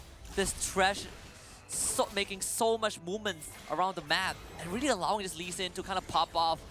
Grindsky showing down bot. A good shockwave to start things off. The final chapter out as well. You can see Tactical goes right in. The box keeps Yoshi in place. Yoshi goes down. Shole Aja goes out as well. Coffee forces the flash to escort Nyx to safety. He'll be able to do so, but P6 lost 2 members. And Grindsky, they're looking for more Chinese. Watch out for the safeguard into a sonic wave, and that will connect. Of course it will. And the culling will finish off Nyx 4 for Grindsky. Kick one, get to Chinese just being an absolute monster in this matchup here. As they claim another turret for their own, leaving only the tier 2 left available. And on top of that, there was a huge shove coming in from Tanti much early on. Now, Grindsky Esports start off on a really high tempo as they are willing to take so many of these trades. Sure, Bambi did go down in the scuffle. He's trying to hold them back with the shockwave, but the rest of the backup has arrived. So it was definitely worth it. 1 for 3. And P6 already losing a bit of momentum, you know, this early on into the game. And we can now just see Grindsky not relenting in terms of, you know, that game pace, that tempo. We're seeing that gap being created between Chinese and Shole Aja, where the Lee Sin is just doing so much more compared to the Olaf. And remember, it was Grindsky who willingly gave this Olaf Yumi combination over to P6 and ends up beating them down with it. Yeah, what you could possibly do to counter this sort of pickups, just get yourself the executioner's calling.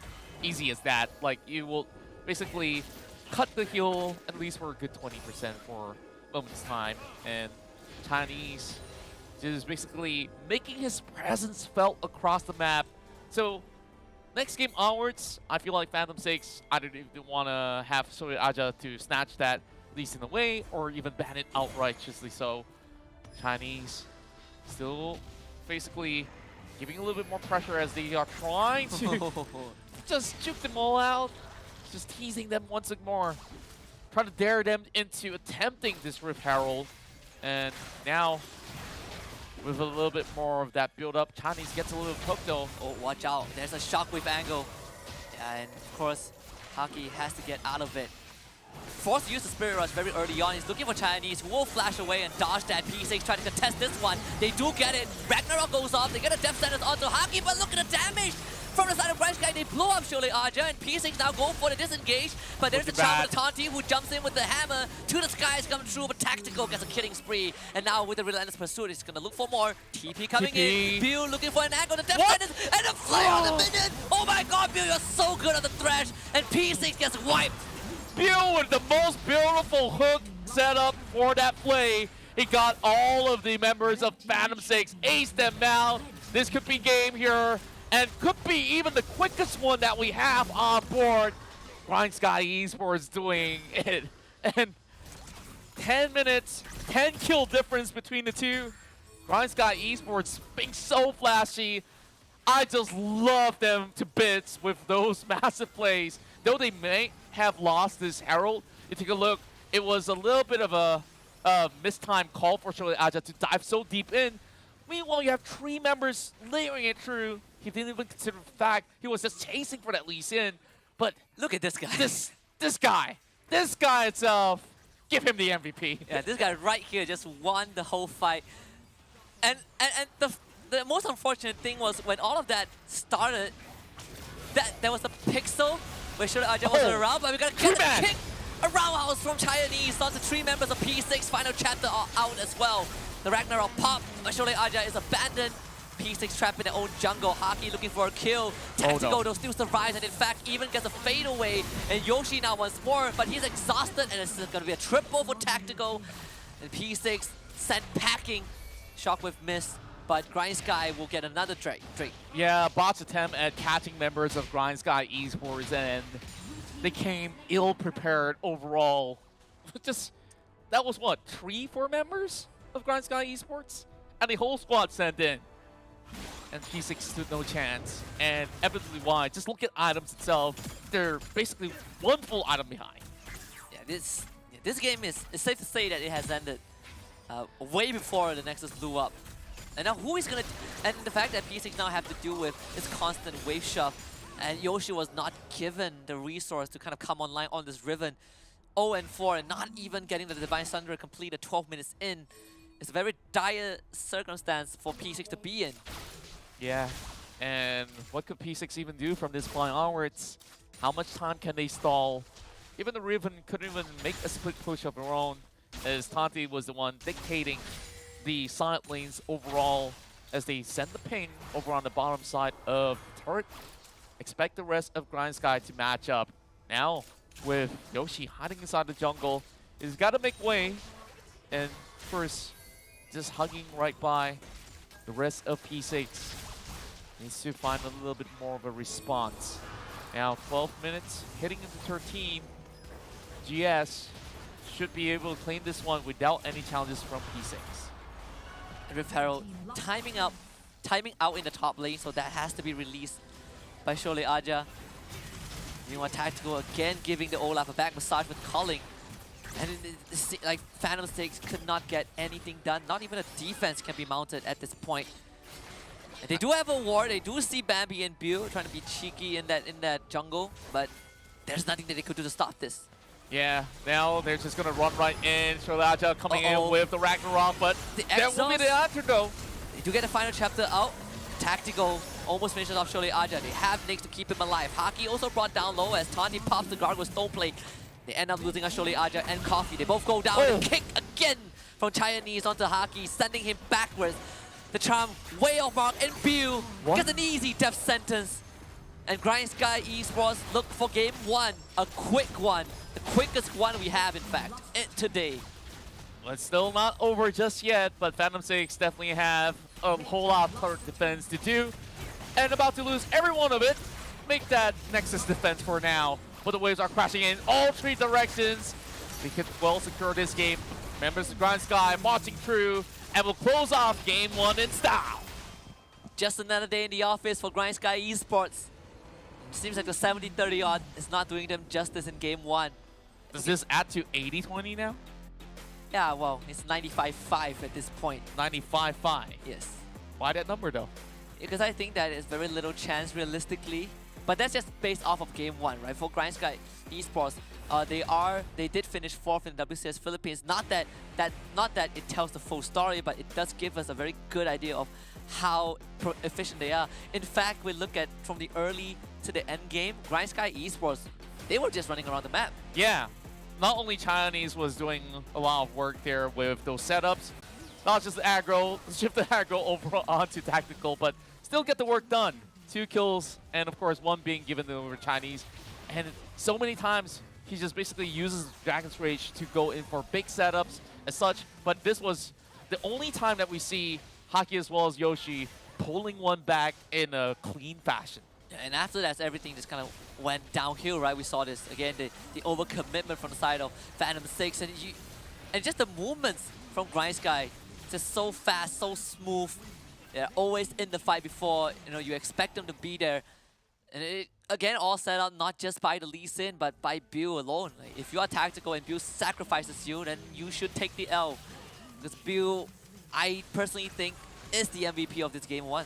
Yeah, and I guess that it could be either Chinese or him, but Bill definitely had the play of a lifetime over on the top side here. Yep, they gave chase, but take a look at this. He took the jungle passage. He's like, don't worry, guys. I got the highway. Wait for me.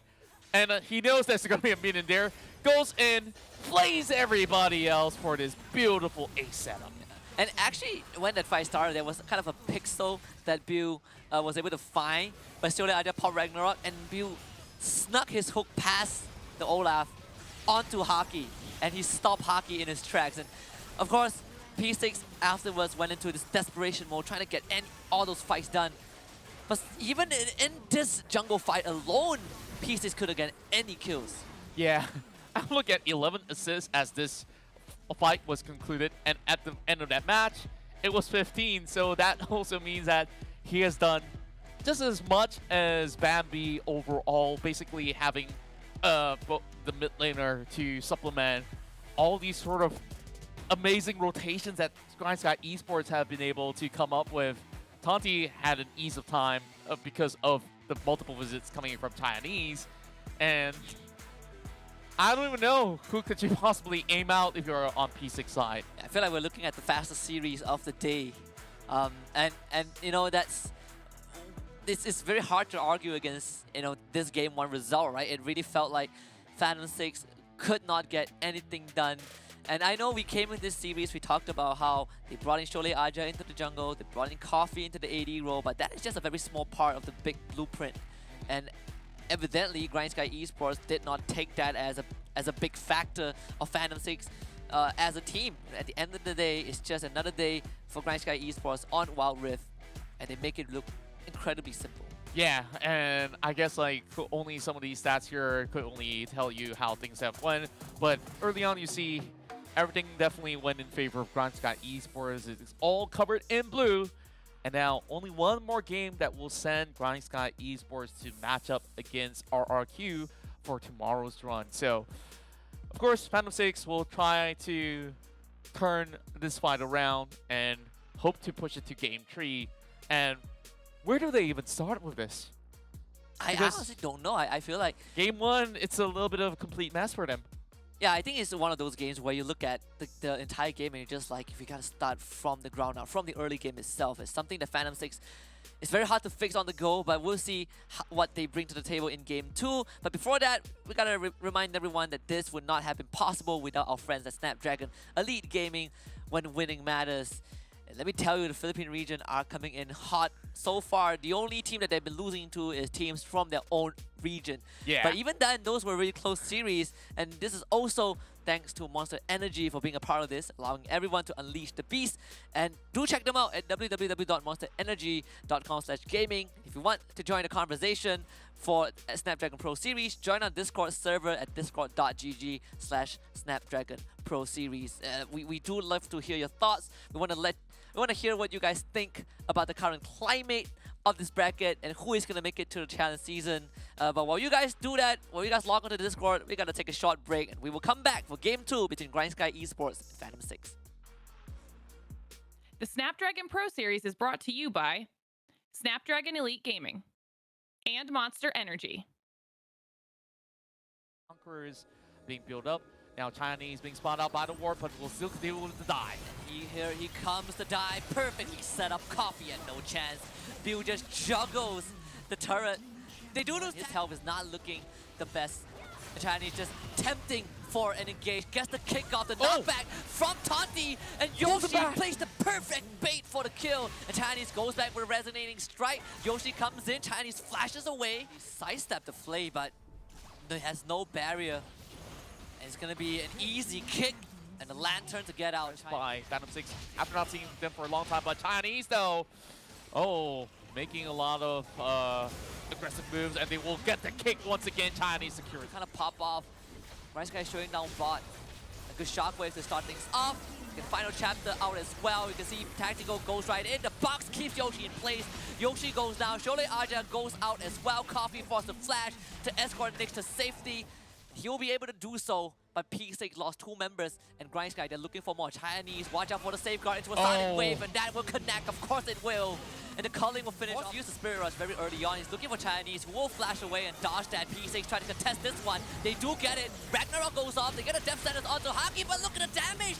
From the side of Sky, they blow up Shole Aja, and P6 now go for the disengage. But there's a chance for the Tanti, who jumps in with the hammer. To the skies come true, but Tactical gets a killing spree. And now with the Relentless Pursuit, he's gonna look for more. TP coming in. Bill looking for an angle. The Death Sentence, and a flare on the minute! Oh my god, Bill, you're so good on the Thresh! And P6 gets wiped. Bill with the most build That started. There was a pixel where Shole Aja wasn't around, but we got to get a kick.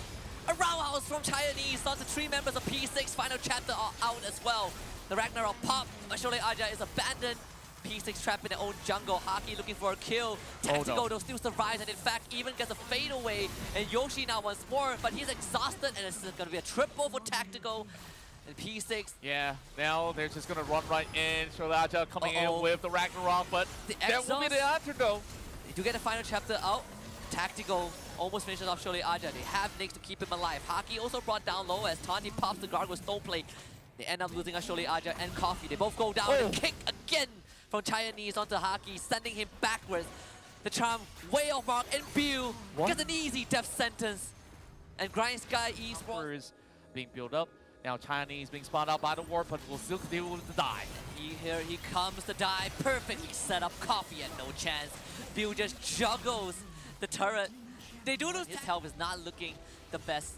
The Chinese just tempting for an engage. Gets the kick off, the knockback from Taunty. And Yoshi plays the perfect bait for the kill. And Chinese goes back with a resonating strike. Yoshi comes in. Chinese flashes away. He sidestepped the flay, but it has no barrier. And it's going to be an easy kick. And the lantern to get out. By Phantom 6 after not seeing them for a long time, but Chinese though, making a lot of aggressive moves, and they will get the kick once again. Chinese security. Kind of pop off. Rice Guy showing down bot. A good shockwave to start things off. The final chapter out as well. You can see Tactical goes right in. The box keeps Yoshi in place. Yoshi goes down. Shole Aja goes out as well. Coffee forces the flash to escort Nyx to safety. He'll be able to do so. Grind Sky Esports giving us a taste of what they're capable of, as they did give Phantom 6 a backside smacking in that game 1 at the Snapdragon Pro Series Open Finals group stage for the MSPB region. My name is Husky, alongside Contra. And we just witnessed an unjustified 70-30 percentage. I would like to correct that. I think it's a 95-5. You've been changing a lot of the percentages out there, but yeah, if they're gonna perform like this so far has been the most convincing victory that we have seen throughout the entirety of the day, and I think that Grand Sky are just basically getting warmed up. Yeah, well, are they even warmed up? Would you be warmed up after that game? Perhaps so. I think well, only the confidence boost is being warmed up, but I don't know. I feel like Phantom 6, they have opportunities to take things like the Jays. They didn't go for it. Up to actually pick up the Olaf, which could have been a tertiary pick instead. So we're going to go into some of the highest of KDs with Tactical here, scoring a total of 16 KDA. Yeah, wow. Yeah, to say that it's an inflated number would be downplaying, you know, the performance that Tactical has had, but generally it was just Grind Sky Esports running over everyone from the side of P6. We could put anyone up there on the screen and they will have an incredible KD, but that's besides the point, right? I think the main focus is Grind Sky Esports played a phenomenal early to late game. We see how the jungler and the support were making moves together to enable the rest of the team. No, we focus so much on jungle top, jungle mid. This is jungle support. Jungle support, something that you don't hear in the past few matchups when it comes down to the synergies. Well, I think like what really has opened up so much more room for View to really pop off is that when you're fighting up against a Caitlyn, all you have to do is either one, predict that shot for her to basically land backwards, or just pile on pressure. Just walk up towards her and taunt her to use that, or else you just get the free flame. Yeah. So honestly, Yuumi was not a worthy pick when it comes down to this matchup against Grand Sky. And I think the best part is that's something that we didn't get to talk about, was how Grind Sky Esports recognized that when you have a Yuumi on the enemy team, it's technically a 1 versus 1, because a Yuumi would be attached to the 2v1 to a teammate, right? So the support now has so much more room to navigate around the map, which is why we see Bill moving into the P6 jungle, making plays in the side lanes, something that, you know, P6 do not have an answer to. Yeah, and Lucian generally could basically hold the lane very well, which allowed so much more creation of opportunities for Grand Sky Esports. So those multiple roams towards the top side have been able to punish Yoshi, and you expect this to carry on forward into the upcoming round. Sure, ban that trash, I dare you. We still have the Nautilus being added into the game. We still have not seen that just yet, but I think that it's equally brutal when it comes down to the execution. Yeah. And now it comes down to what can P6 do in this game number 2, right? It feels like we're talking about P6 needing to fix that early game approach, and they actually did show, you know, a glimmer of hope, a glint of light, where we saw how Grind Sky Esports, they made that dive in the bottom lane, and P6 proceeded to do the same. The problem is they lack numbers. Well, they had 3 members, they just couldn't get the engage done as cleanly as they would have liked it. Yeah, and multiple attempts where you see Hockey just basically focus his time just to ensure that Yoshi has a little bit more ease to just get his farm back on track, but how much more can he do? This Ari would have actually had more of an impact, maybe making more plays happen over bomb side if that trash actually roams towards the top side. Yeah. So if they actually match up into the macro mechanics instead, like, sure, going for the trade, you might either lose Yoshi in the process, but you can basically reclaim a turret for your own. That could basically at least get a few more advantages for P6 to still find ways back in the game. Yeah. And that's kind of the P6 identity, right? We said how Hockey is a very selfless player in the middle lane. Even when you give him an RE, he tries to make sure that those side lanes go well. But I do agree, right? How much can you hold for your side laners before before you fall behind? And I think for P6, they kind of recognize that our Olaf isn't doing well, Coffee is getting ran at, something needs to happen, and we need to have our solo laners come online. And that's where we saw how Yoshi and Hockey were trying to work together, but even that has its downside. Yeah, it feels like sometimes Shoei Aja is on a little bit of a desync. I do believe that they're still trying to refine this new dynamics, especially with new players joining into the team. So I'll just give him maybe a couple more weeks, but now in this matchup itself, he only got less than 5 minutes before he hit into the game. So let's take a look at what Phantom 6 can basically get out of this draft. If they do land on Kassadin, do you think it changes anything? I honestly feel like if Phantom 6 gets Kassadin, sure you have the late game insurance, but to get to that late game was a problem for Phantom 6. So I don't think it would be too big of an issue for Grind Sky Esports to worry about, though no harm banning it out. Regardless, Wukong and Jace now getting taken out.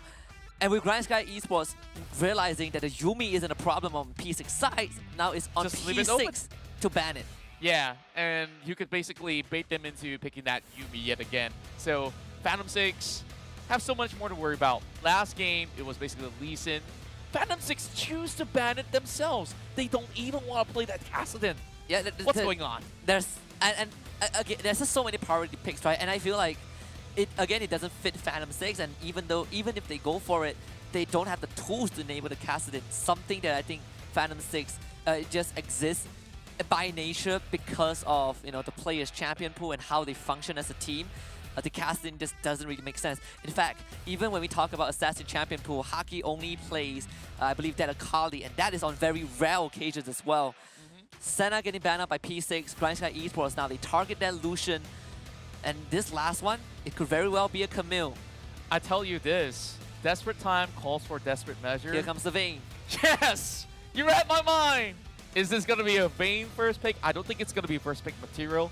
Yeah. So now, with a few options out there, one being the Karma. I think that's going to be a good pickup there if they want to go get this one over to either Nyx or Hockey. So at least some senses here coming in for P6 to basically secure this one, which definitely is a better pickup as compared to a Yuumi. Yuumi still let through though. We'll see Grind Sky Esports go for that, right? But seeing how the Jax is picked up, now you gotta be worried, right? There's the Jax, there's the Olaf, there's all these champions that can run at you. The Yuumi. Just run Yuumi right now. There we go. Yuumi on the side of Grind Sky. They're always one step ahead of P6. Now, sure, you can pick the Vayne. You know, Vayne always good if you have Coffee on the team, but it doesn't really solve the problem of what if Grind Sky runs at you early on. Yeah, and that also means that they have to implement a little bit more of itemization to counter the heals so that they can start to stop this Jax from basically getting the lamppost straight to everyone's face.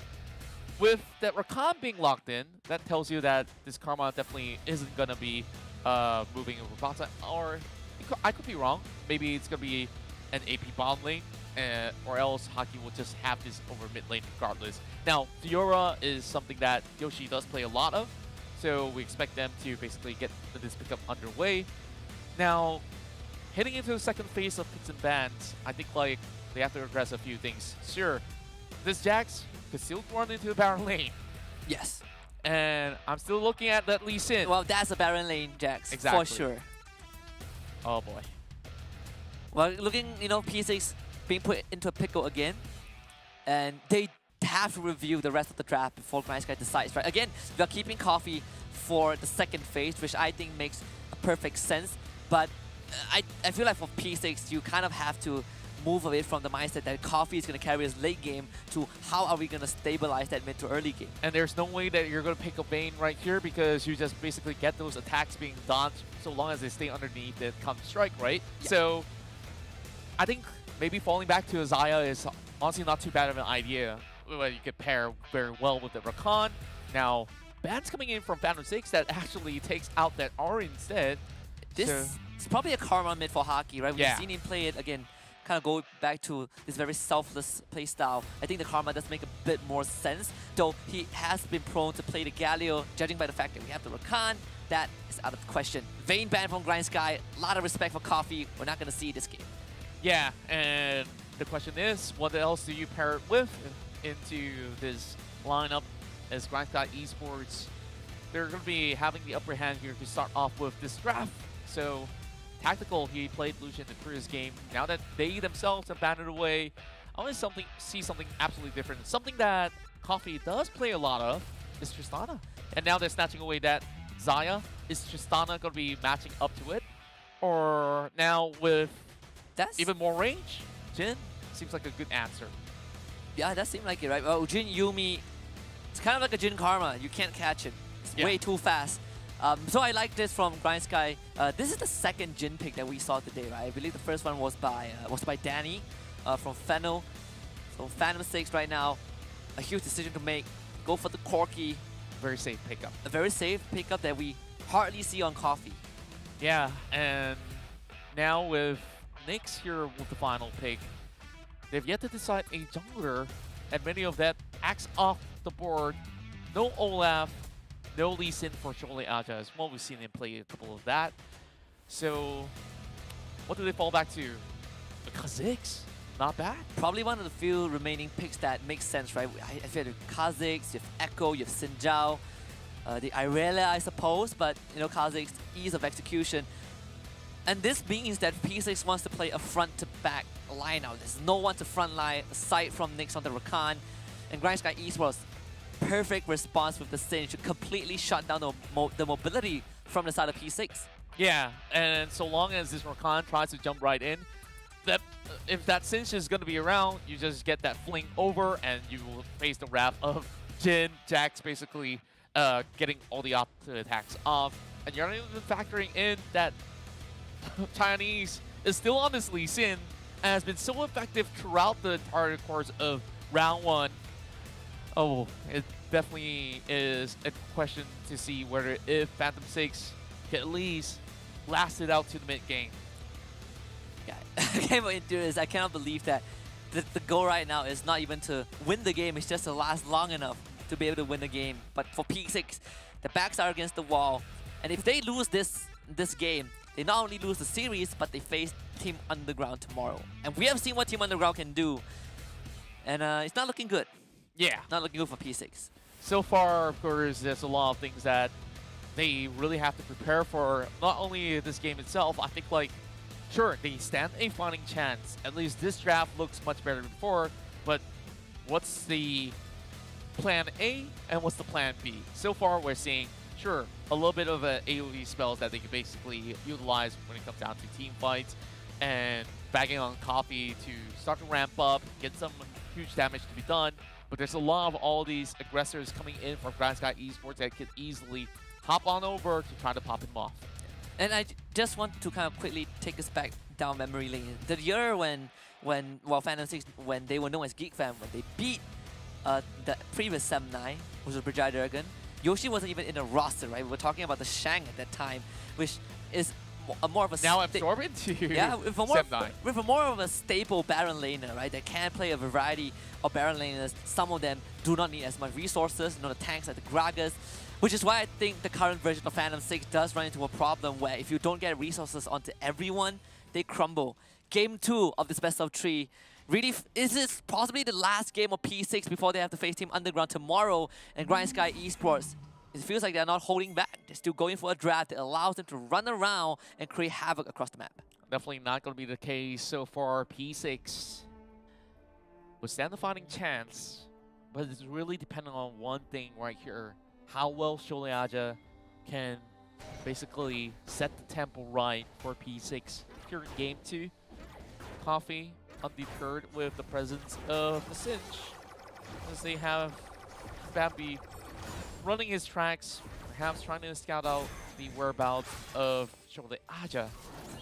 Moving into the jungle side, but will be spotted out by Coffee, who now moves over to mid lane, leaving Hockey basically playing out this bottom lane skirmish. Bew getting poked out, but easily can attach to tactical, so isn't exactly the NA tactical that we're looking at, but looking better than he is. Definitely a slightly better start, simply because we are looking at a Yuumi.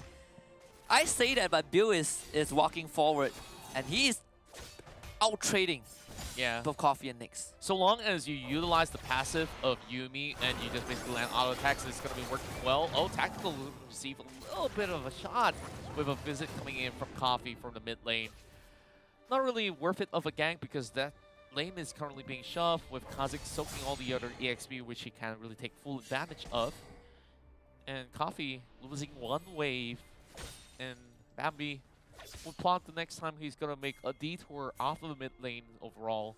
But top side, Yoshi faring decently against this early game Jax, but it's an early game Jax. Yeah, no items, not going to do much. And Taunty, he's just going to go for the early recall to grab that item. So Yoshi will be able to crash this wave. It's a cannon wave as well. Haki, though, not looking too hot. It's going to be first blood for sure going over to the side of Grind Skies. Duke takes that, Chinese flashes away. Too many minutes still. Yeah, the wave that's been crashed by Grind Sky. Oh, man. Still off to a really rough start here for Phantom 6. Meanwhile, Chinese ensuring that they get one pick off here that is secured by Bew. Probably walking back, securing himself at Luden's Echo a little early as intended. How did Haki even end up bot? That is the question. Well, I wonder who made the call. Probably Coffee says, yeah, I want an easier time. And I still don't think it really works out overall when it comes down to Akama as well as a Rakan dynamic. And he went out roaming towards the top side. Not getting any sort of contribution. I felt like it was a little bit of mistiming coming in from Phantom 6. And I think it's also an issue that we saw. I don't want to say it's an issue, but it's more like a trait of teams with Coffee on it. But we got to keep that for a bit. Flash Fling. Haki again claimed by the members of Grind Sky Esports. But we've seen Coffee perform on multiple teams, and one of the patterns that is pretty clear is that teams are trying to play around him, and sometimes a bit too much. This is one of those few instances. They want to go on to Bill, and they finally burn him down with the Ignite, but it's a small price to pay if you're Grind Sky. Yeah, couldn't call on to other members of Grind Sky. Just one pick off, very reminiscent of the early game of the first round, but here comes Coffee with a flank though. Taunty does have the barrier and still has the counter strike. Oh, the riposte missed! They still get it though. And Yoshi does have the flash to get out the barrier as well. Came way too close for comfort. Yeah, and now Yoshi has to run for his life. Bambi's already here, Oh, cutting no. off his exit with the trill. And oh boy. Yeah, even with the riposte, it's not enough. Not much can be done there to salvage him out of that. Already invested every single utility possible. Chinese just easily moves in for a little bit of invade. Should be able to get a little bit more turret playing off. Meanwhile, Taunty getting hopped off. Yeah, Taunty is going to go down for sure. Lovely move from P6. Takes him down from top to bottom. At least there are some responses coming out from the side of P6. He's going to mitigating the pressure a little bit, but Grind Sky looking to take this tier 1. Yoshi shows up, gets the riposte early. Now he's going to be kicked back out of the range of the final chapter. He procs the grand challenge, gets flung backwards, procs the final, but Chinese lands a long-range Sonic Wave for the kill. Oh, still well executed by the rest of Grand Sky. Great attempt coming from Yoshi. He did get that third strike of the Grand Challenge because of the flank. So that gives him a little bit more HP to work with. Then he tried to basically flash off, but too little health to work with. P6, they land themselves a Infernal Drake so far, and Conte just being slowed down from securing this one. Phantom 6 at least doing much better as compared to game 1. Oh, absolutely. So keeping up with Grindsky, at least we're not seeing Grindsky Esports run over P6 from start until end. So the first 5 minutes going the way that, as good as could have gotten for P6. Both the Baron laners are getting shut down really hard. But in this case, Tanti definitely taking the brunt of it, the shorter end of the stick. Yeah, really having Rip Herald being popped out, they should be able to at least secure the turret. No damage that can overwhelm the Herald this time around, as the rest of Grindsky finds themselves inside the jungle, still pushing into the tier 2s. At least room being opened up for Yoshi to set a little bit more of a shelf of his own, while the rest of the members are starting to match up. Phantom 6 stabilizing, 2,000 of a goal difference. Honestly, chaseable for P6. Oh, definitely not a huge gap. But Grindsky, once more, we're seeing them just kind of taking control of the match, just eating up as much space as possible.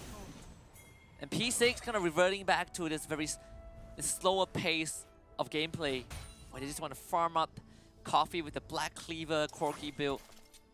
As for Grindsky, they are just running around the map, trying to look for opportunities to get objectives or to get pickoffs. This time, they turn their attention to bot. That is the only tier 1 turret left on the side of P6. Chinese challenged by Yoshi. The Grand Challenge on him, a kick to disengage. Chinese gets out. Oh boy. At least still having the turret intact is going to be the best news possible.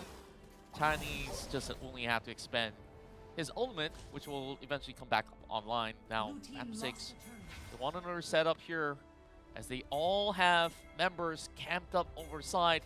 But here comes the Singe as well as Tati. Oh, tactical! He just takes the blast cone. They want to go on to Bambi. Final current use, the final chapter also locks down the members of P6.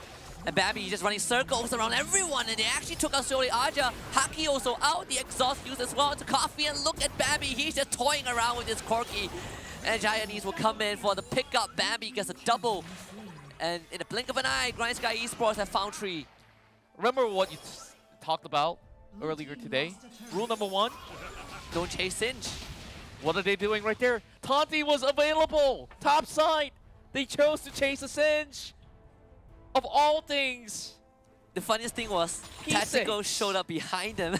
Right. They're behind 3 members of P6. So far away, and they still went in for the chase. Now, I'm being baffled right now, because it's a funny interaction between it's odd. Like, even the cameraman can decide, like, do we want to focus on Tanti? Because it doesn't seem like he's being challenged. So, now back to the drawing board for Phantom 6. So, as it looks for the current timestamp, 4 kills have went over onto Chinese. And that double kill for Bambi overall was an absolute bonus. Yeah, again, we look at Bambi, right? We haven't talked much about this guy because the rest of the team have stolen the spotlight, but this Singe has a Leandris already. I'm not really sure if they want to attempt to kill him. His build is around. I couldn't stand it though. I'm it's sorry. Okay, it's okay. I mean, it's always... Yeah, I get your reaction. Yeah, Yoshi, well, he's holding on to the riposte. He was able to get away thanks to the speed boost from that Grand Challenge, but that's pretty much it, right? You have the fact that P6 are sticking together, so this is probably one of those situations that you don't want to happen. Chinese, he's thinking about it. The follow-up, the flash, buy time, exhausted, the kick again on the 3 members. He gives his life bonus, but the rest of Grindsky Esports show up, and it's Tanti with the lamppost to try and make a difference. Bambi flashes away, and the poison is taking down the members of P6. Tanti flashes for a counter-strike, a double for Tactical, and a couple more bullets will do the job. Triple for Tactical, and Grindsky Esports finds an opening. 11-4, and with all 4 members basically rushing down mid, nothing that surely Aja can even do as they watch his base slowly crumble down. And they don't even have to march in for next yet. They can play it absolutely slow, secure the Rip Herald, and let Phantom 6 suffer the brunt of the rest of the match. I mean, they've been doing this thing in a very peculiar manner, but they did manage to get a pick off against Chinese. So that's quite a huge shutdown goal, but the fact that the money goes over to the Rakan doesn't hold value. Yeah, it's a very small price to pay, right? I think Chinese was waiting for that moment, and he was ready to go down for his team. And again, it's cleanup crew from the members from the side of Grindsky. In fact, we have another fight going on in the live feed right now. Another final chapter with a double knockdown. Taunty just shows up. Nyx gets a good Transcendence Embrace with the help of Haki onto all 5. But the current card now is gonna deploy all shots. Well, the last one lands on the Haki. That's pretty much it. Grindsky walks away with a kill onto Coffee again. The next Rift Herald will be spawning pretty soon. Yeah, Grindsky Esports just having a largely close to 10k at the 10-minute mark. With the Dragon definitely pushing it further into the 10k territory. Meanwhile, another pickoff happens as they will rush towards Lee Sin. Oh, Bambi is here though. The Rift Herald knocks all of them out. Oh! Shelly is a secret agent for Grindsky for sure. As 2 on P6 goes down, Chinese is still alive, and Yoshi couldn't finish the kill. No finalization from the side of P6. Bambi is toying around with the members of P6, and you also have Tactical. He's walking in. Does this guy have a gargoyle? Looks like it might actually come in from view. I'm not too certain, but then again, we have to look at the itemization yet again. And by the way, Rift Herald now in the hands of Chinese. Of course. Yeah. No. Okay. He does have a gargoyle. He has a gargoyle. He has a gargoyle on a Jhin. What a chat. What a man, but yeah, I mean, this is all on Shelly. You can't even blame P6. Look at this. Oh boy. That's like, why even bother about the barrier now? Look at this. Ill-fated Phantom 6 members all got Shelly basically ramming onto them, and they were basically scrambling for their life. Though they did bring some of their members down on low health, they still couldn't really take them out. And Chinese on a solo mission, accompanied by the kitty cat. View enjoying his time. 13 assists so far. Oh, Yoshi kick back. Force the flash away to repulse, but the patience on the Resonating Strike. Chinese will flash out of the Transcendence Embrace, and he's going back in onto Haki. He has Bill with him, safeguards his safety, and now the counter engage from Taunty. They are just toying around with P6. A hop, a skip, and a jump. Haki goes down, and Grindsky are knocking at the door of P6. They even send Shelly down bot on a mission to break the inhibitor turret. yeah, and it's just gonna be basically being pounced on by the rest of Phantom 6. They did clear off Shelly though, but Chinese still mucking around with them, and Taunty just basically zones them all off. So not only you have to deal with the Sins, you have to deal with the Jax this time around. It's already mid-game. P6, no answers as to how they could find their way into getting even the turret from here. Tactical again with the gargoyle, just survives the burst of Shole Aja. Bambi might be taken down by Yoshi though, a knockup onto Nyx. Tactical kind of out of position. And a good kick from Chinese, but he was exhausted, and Bill now needs to get him out to safety, and Bill not caught. He's able to get into Chinese in time, attached onto him. Look at Jax though, he wants to end the game. Oh no, P6, your base is in danger. They push Chanti away, and Tactical with the 4th shot is unstoppable, and now Tactical is about to take over the current call use as well, and everyone from P6 forced back into their fountain, and Grindsky Esports is dancing around the front yard it's of P6. not over yet. Making it last a little bit longer, it seems. It's a 14 painful minutes. game. Definitely painful of experience for Phantom 6. Oh, this broadcasted live. But of course, it's still a lesson to be learned overall. But yeah, it's well, gonna be Taunty now getting picked up by Haki as they are fighting for that Baron. just want to remind you that I think Grindsky Esports have not recalled for the past few minutes. Right. Yeah, they were just surviving off of Bill's heal. So now Taunty gets a reset. Does he get a blue buff though? So Did he get a blue buff? I'm not too sure. No, I think Shole Aja got it. Okay. No, there we go. But if he does, then they don't really have to go back to the base except for item upgrades. But at this point, we at least have a little bit more wiggle room for Phantom 6 here to try to challenge any sort of objective possible. Next upcoming Drake will be Mountain. Would that extra shield help?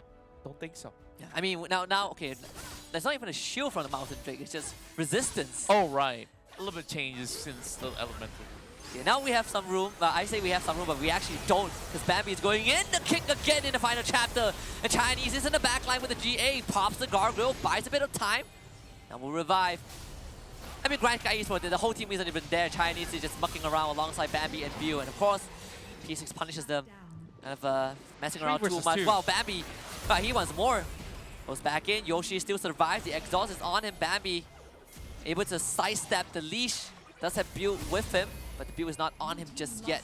Now Shode Aja uses the Void Assault, goes on to Taunty, who has the Gargoyle next, again burning down. Taunty beats him to submission with the lamppost, and Tactical finally walks in with a crit onto Shode Aja, finish him off. Yoshi dodges the counter strike with the pass, gets a stun on Taunty, who dodges with the leap strike, kills up Coffee, now survives with Bill helping him out and gets a stun, and Yoshi does not survive. Another triple for Tactical, and Grind Sky Esports will dance their way to victory. A 2-0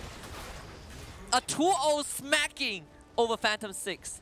23-8 to end this run, and 2 back-to-back convincing wins to ensure that they book their appointment and will face off against RRQ tomorrow. That definitely will be exciting.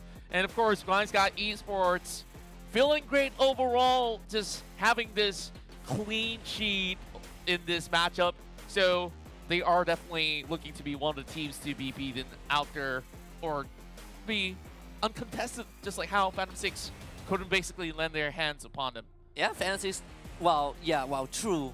It felt like Grind Sky Esports came into this already winning the series. Though we do have some props that we can give to Phantom 6, right? We see them make, again, those early game rotations where they were trying to mirror a Grind Sky Esports. They definitely got off to a way better start in Game 2, but it was very short-lived. And when we look at the second game overall, there were also clearly a little bit of window given back to Phantom 6 to be allow a couple of punishments upon members of GS. But then again, I felt like there was a lot of things that shouldn't happen overall, and part of that was just chasing Bambi in this game. Oh, yeah. that was pretty funny.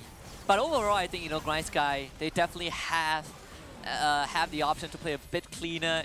This is definitely them having a bit of fun as the game progresses. But overall, even in these kind of chaotic game where it was just kills after kills after kills, Grind Sky still made it look pretty calculated overall. And I think from this point onwards, even the world was against PSA. Shelly was like, get out of this game, and Grind Sky was just running circles around them. There was really nothing much that PSA can do at this point to save them. Grind Sky just putting on a masterclass of WildRift. And I just felt like it's nobody's fault overall, right? Yeah. When it's looking like this, I think that the entirety of the team will just really have to look back on what could they really improve, and they have to start from the very fundamentals of how they approach the game overall, because this sort of chaos that they were assigned to were basically just self-made in such a way that when you go in for such a draft, you put that karma on the bomb side and not really allow this karma to be that utility mate over a mid side, is sort of telling that, okay, even if you're gonna give resources to Coffee, who's gonna be the secondary carry? Because you're basically still having Haki being pulled into a very subsidiary role. Yeah. And I think that kind of goes back to the first 3 minutes, right, where we were wondering how did Haki even end up in the bot lane? Because when we looked at the map, Bambi was like, all right, if Karma is not around, I will just do my thing. And that is how he got such a big lead, in that couple of minutes. So there were definitely a lot of questions to be asked. And of course, I mean, Bill is, he has the game of his life. It's full AP Yumi, why not? KD of 22, by the way, by the end of that run. So we're going to be looking at damage output overall as well as damage soak. I guess like Yoshi did put off some good fighting spirit here in this matchup, but I think the stats just don't lie. Just Grind Sky Esports knowing when exactly to push every button and have all the fun in the match as they will. You say that they were going to mess around a bit, they were going to take it slower. Well, they definitely did, but at least in terms of the draft, we still see Grand Sky Esports being a bit more active. I have a theory. I have a theory that when Grand Sky Esports came into the series, they already know that they are miles ahead of Phantom 6. And even the Game 1 draft, the ban that they didn't commit to was all planned. Yep. And overall, I wonder how are the boys of Grand Sky Esports feeling right now. I believe that we'll eventually speak to them as they have achieved this victory with outstanding fashion overall. I can't even come up with words to describe like what kind of bashing this was. But then again, it's still a clean win overall. But tomorrow they'll be facing against one of the top dogs of the tournament, RRQ. I wonder what did they think of it.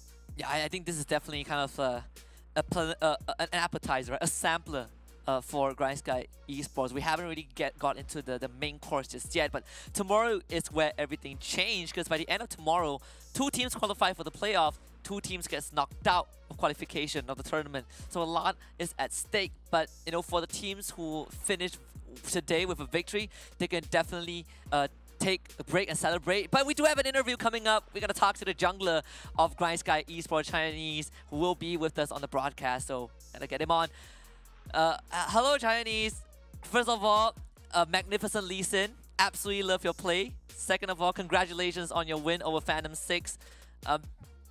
Very quickly, I just want to ask, when you guys prepared for this series against Phantom 6, did you guys feel that you already would beat them from the get-go? Seems like he... Sorry, what's the question again? All right. So first of all, I said I love your Lee Sin. You look great. Congratulations on the win. And I just want to ask, when you guys came into this series against Phantom 6, did you guys already feel that you are going to beat Phantom 6? First of all, thank you very much for the greet, and we practice a lot, and we feel very happy to execute our plays very well. All right, and of course, those were basically 2 of the fastest matches that we have. And hey, we have a cute kitty cat at back. So is that why you guys brought in the Yuumi on a second round? And on the first game, although you guys let through that Yuumi, it didn't deter you. Was that all part of the plan when it comes down to drafting overall, that you guys have studied the enemies well enough?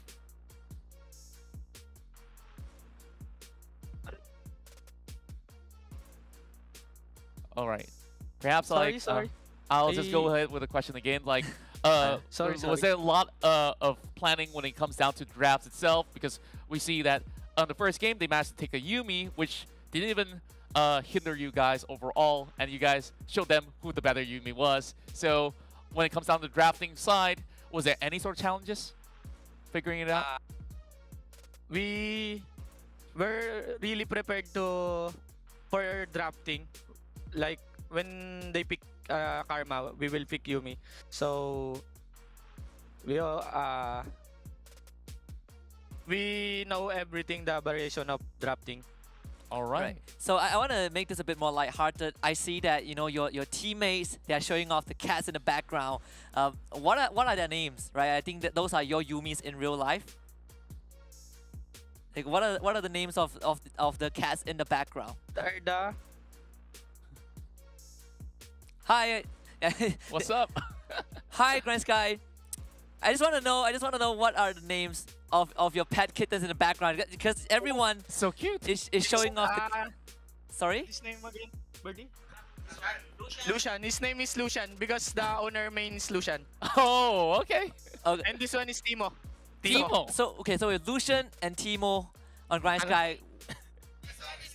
This one is Tonte. This one is Tonte.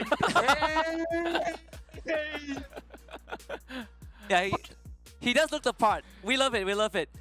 So production is gonna meme this, so you guys enjoy it afterwards. But a serious question now, who do you think is gonna be the MVP of this series? Who do you think played the best? I think everyone did their part. So deserve uh, everyone deserve uh, recognition. If you have to pick one, you can pick yourself. I have to pick one. Yeah, you I gotta think pick one. I will have to pick one. Tyson. Tyson did very well. Tactical. Tactical. All right, we'll see if it's tactical. We're gonna bring up the MVP screen right now, and you're correct. Tactical, the MVP of our series. And of course, game 1 on Lucian, game 2 on Jin. It's a phenomenal performance. Indeed it is. Of course, good guessing coming in once you got the 15 KDA overall, and well, dishing a whole lot of damage in both games on top of that. But I gotta say, your Leeson looking amazing, and we hope to see that a whole lot more as well. Now, I have one more question for you, Chinese, because tomorrow you guys still have more matches to go, and you guys will be facing off perhaps against RRQ. How are you guys feeling about that matchup? We feel very excited because this is we waited for very long for your revenge in RRQ because we always lose in RRQ in the past, but now we're very prepared to face them. That's good to hear because, you know, Coach Kaigu did give you guys the vote of confidence. He said that you guys would beat Phantom 6, and now you get to prove your worth tomorrow. Before we let you off, I just want to ask you something very quick. Your Lee Sin movements are so fast. Any tips to play Lee Sin that fast and not get motion sickness? What? Any tips to have Lee Sin move that fast on the screen and not get motion sickness? Because when my Lee Sin moves that fast, I get really dizzy. So I need some tips from you to play Lee Sin. I guess you have to play more Lee Sin so you know when to go and when not to go. And you always check the position of your teammates because it's not always for team fight. All right, I will drop you a message after this. I will worship you as my Lee Sin Sifu. But for now, we're gonna let you guys off to celebrate this win. We'll see you tomorrow for your series against RRQ. Again, congratulations, Chinese, and the rest of the team. Help me say hi to Lucian and Timo, and we'll see you guys tomorrow. Thank you very much for. Thank you very much. All right, thank you too. Take good care. They're such a fun bunch. Yeah. So Semnai has Yoda as the cat, and we have now we have WildRift.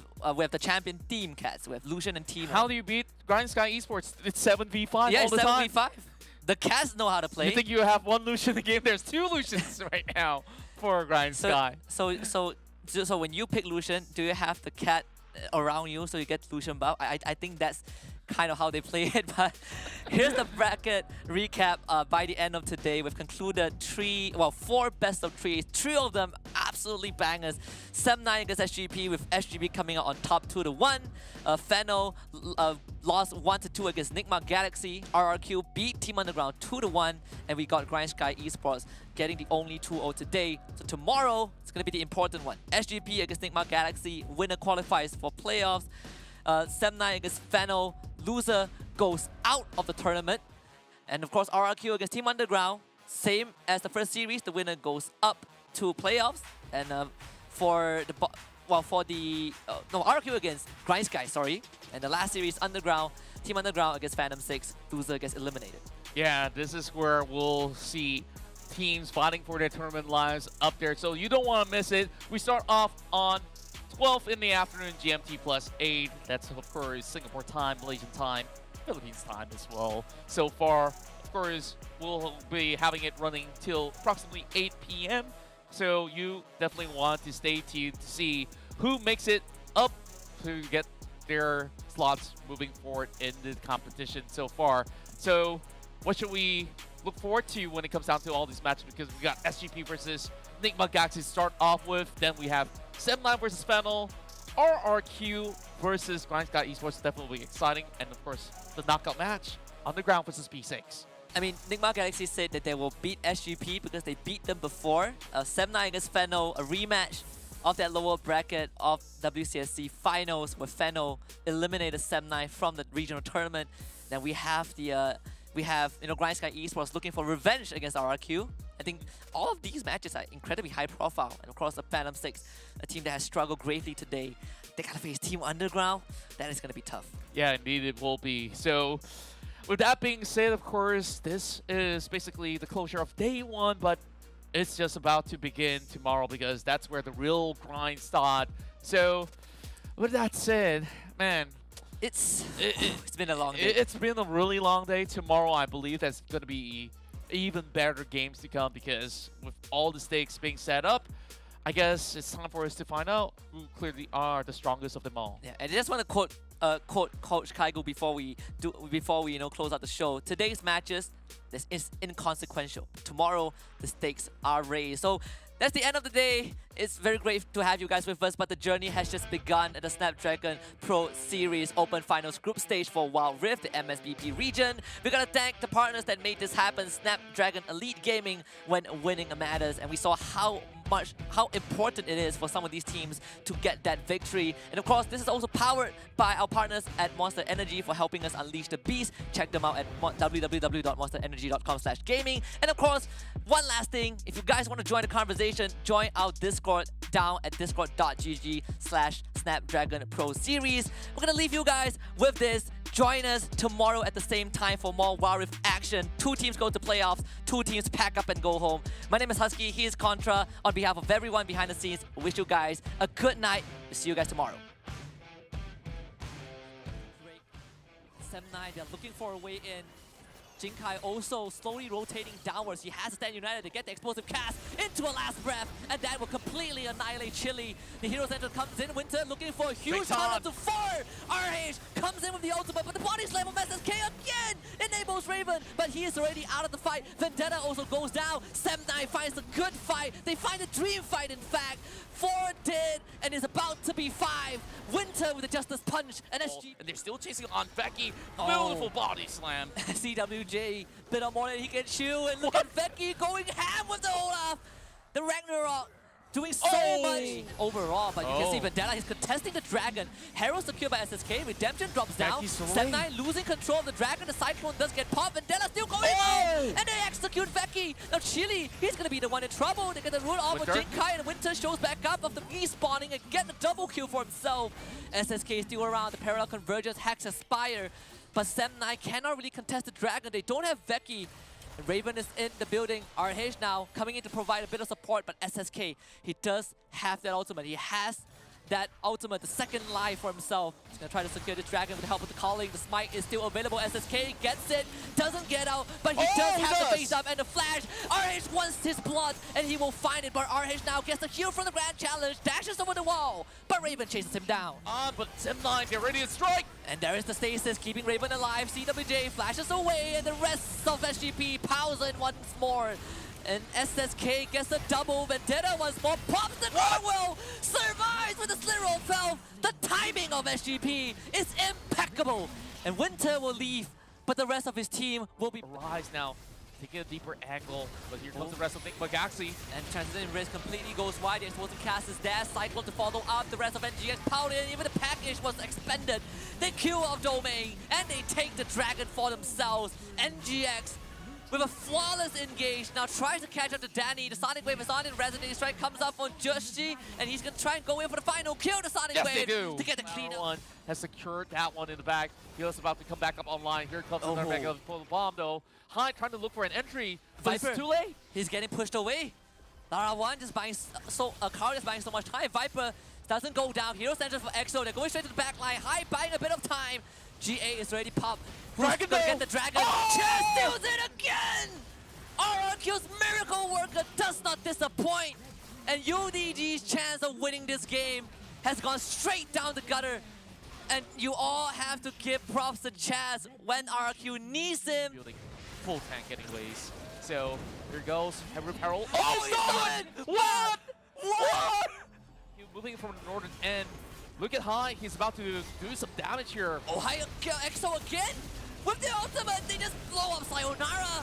And of course, it's EXO that makes the big play. Lara1 also eviscerated by Chaz, and the reset of the wings will give RRQ the ace. Yoshi still survives. The exhaust is on him. Bambi able to sidestep the leash. Does have build with him, but the build is not on him just yet.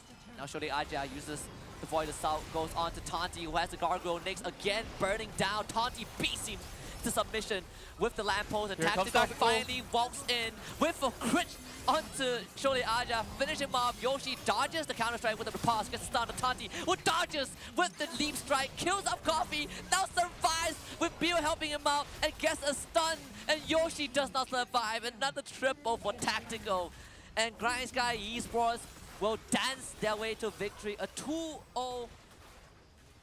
The Snapdragon Pro Series is brought to you by Snapdragon Elite Gaming and Monster Energy.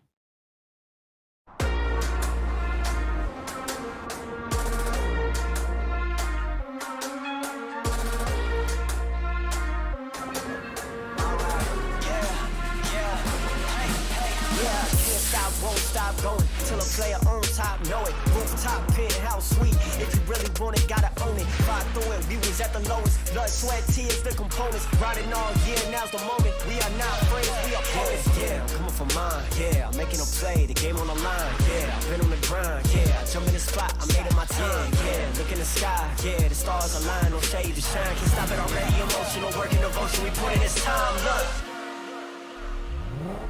you won't stop.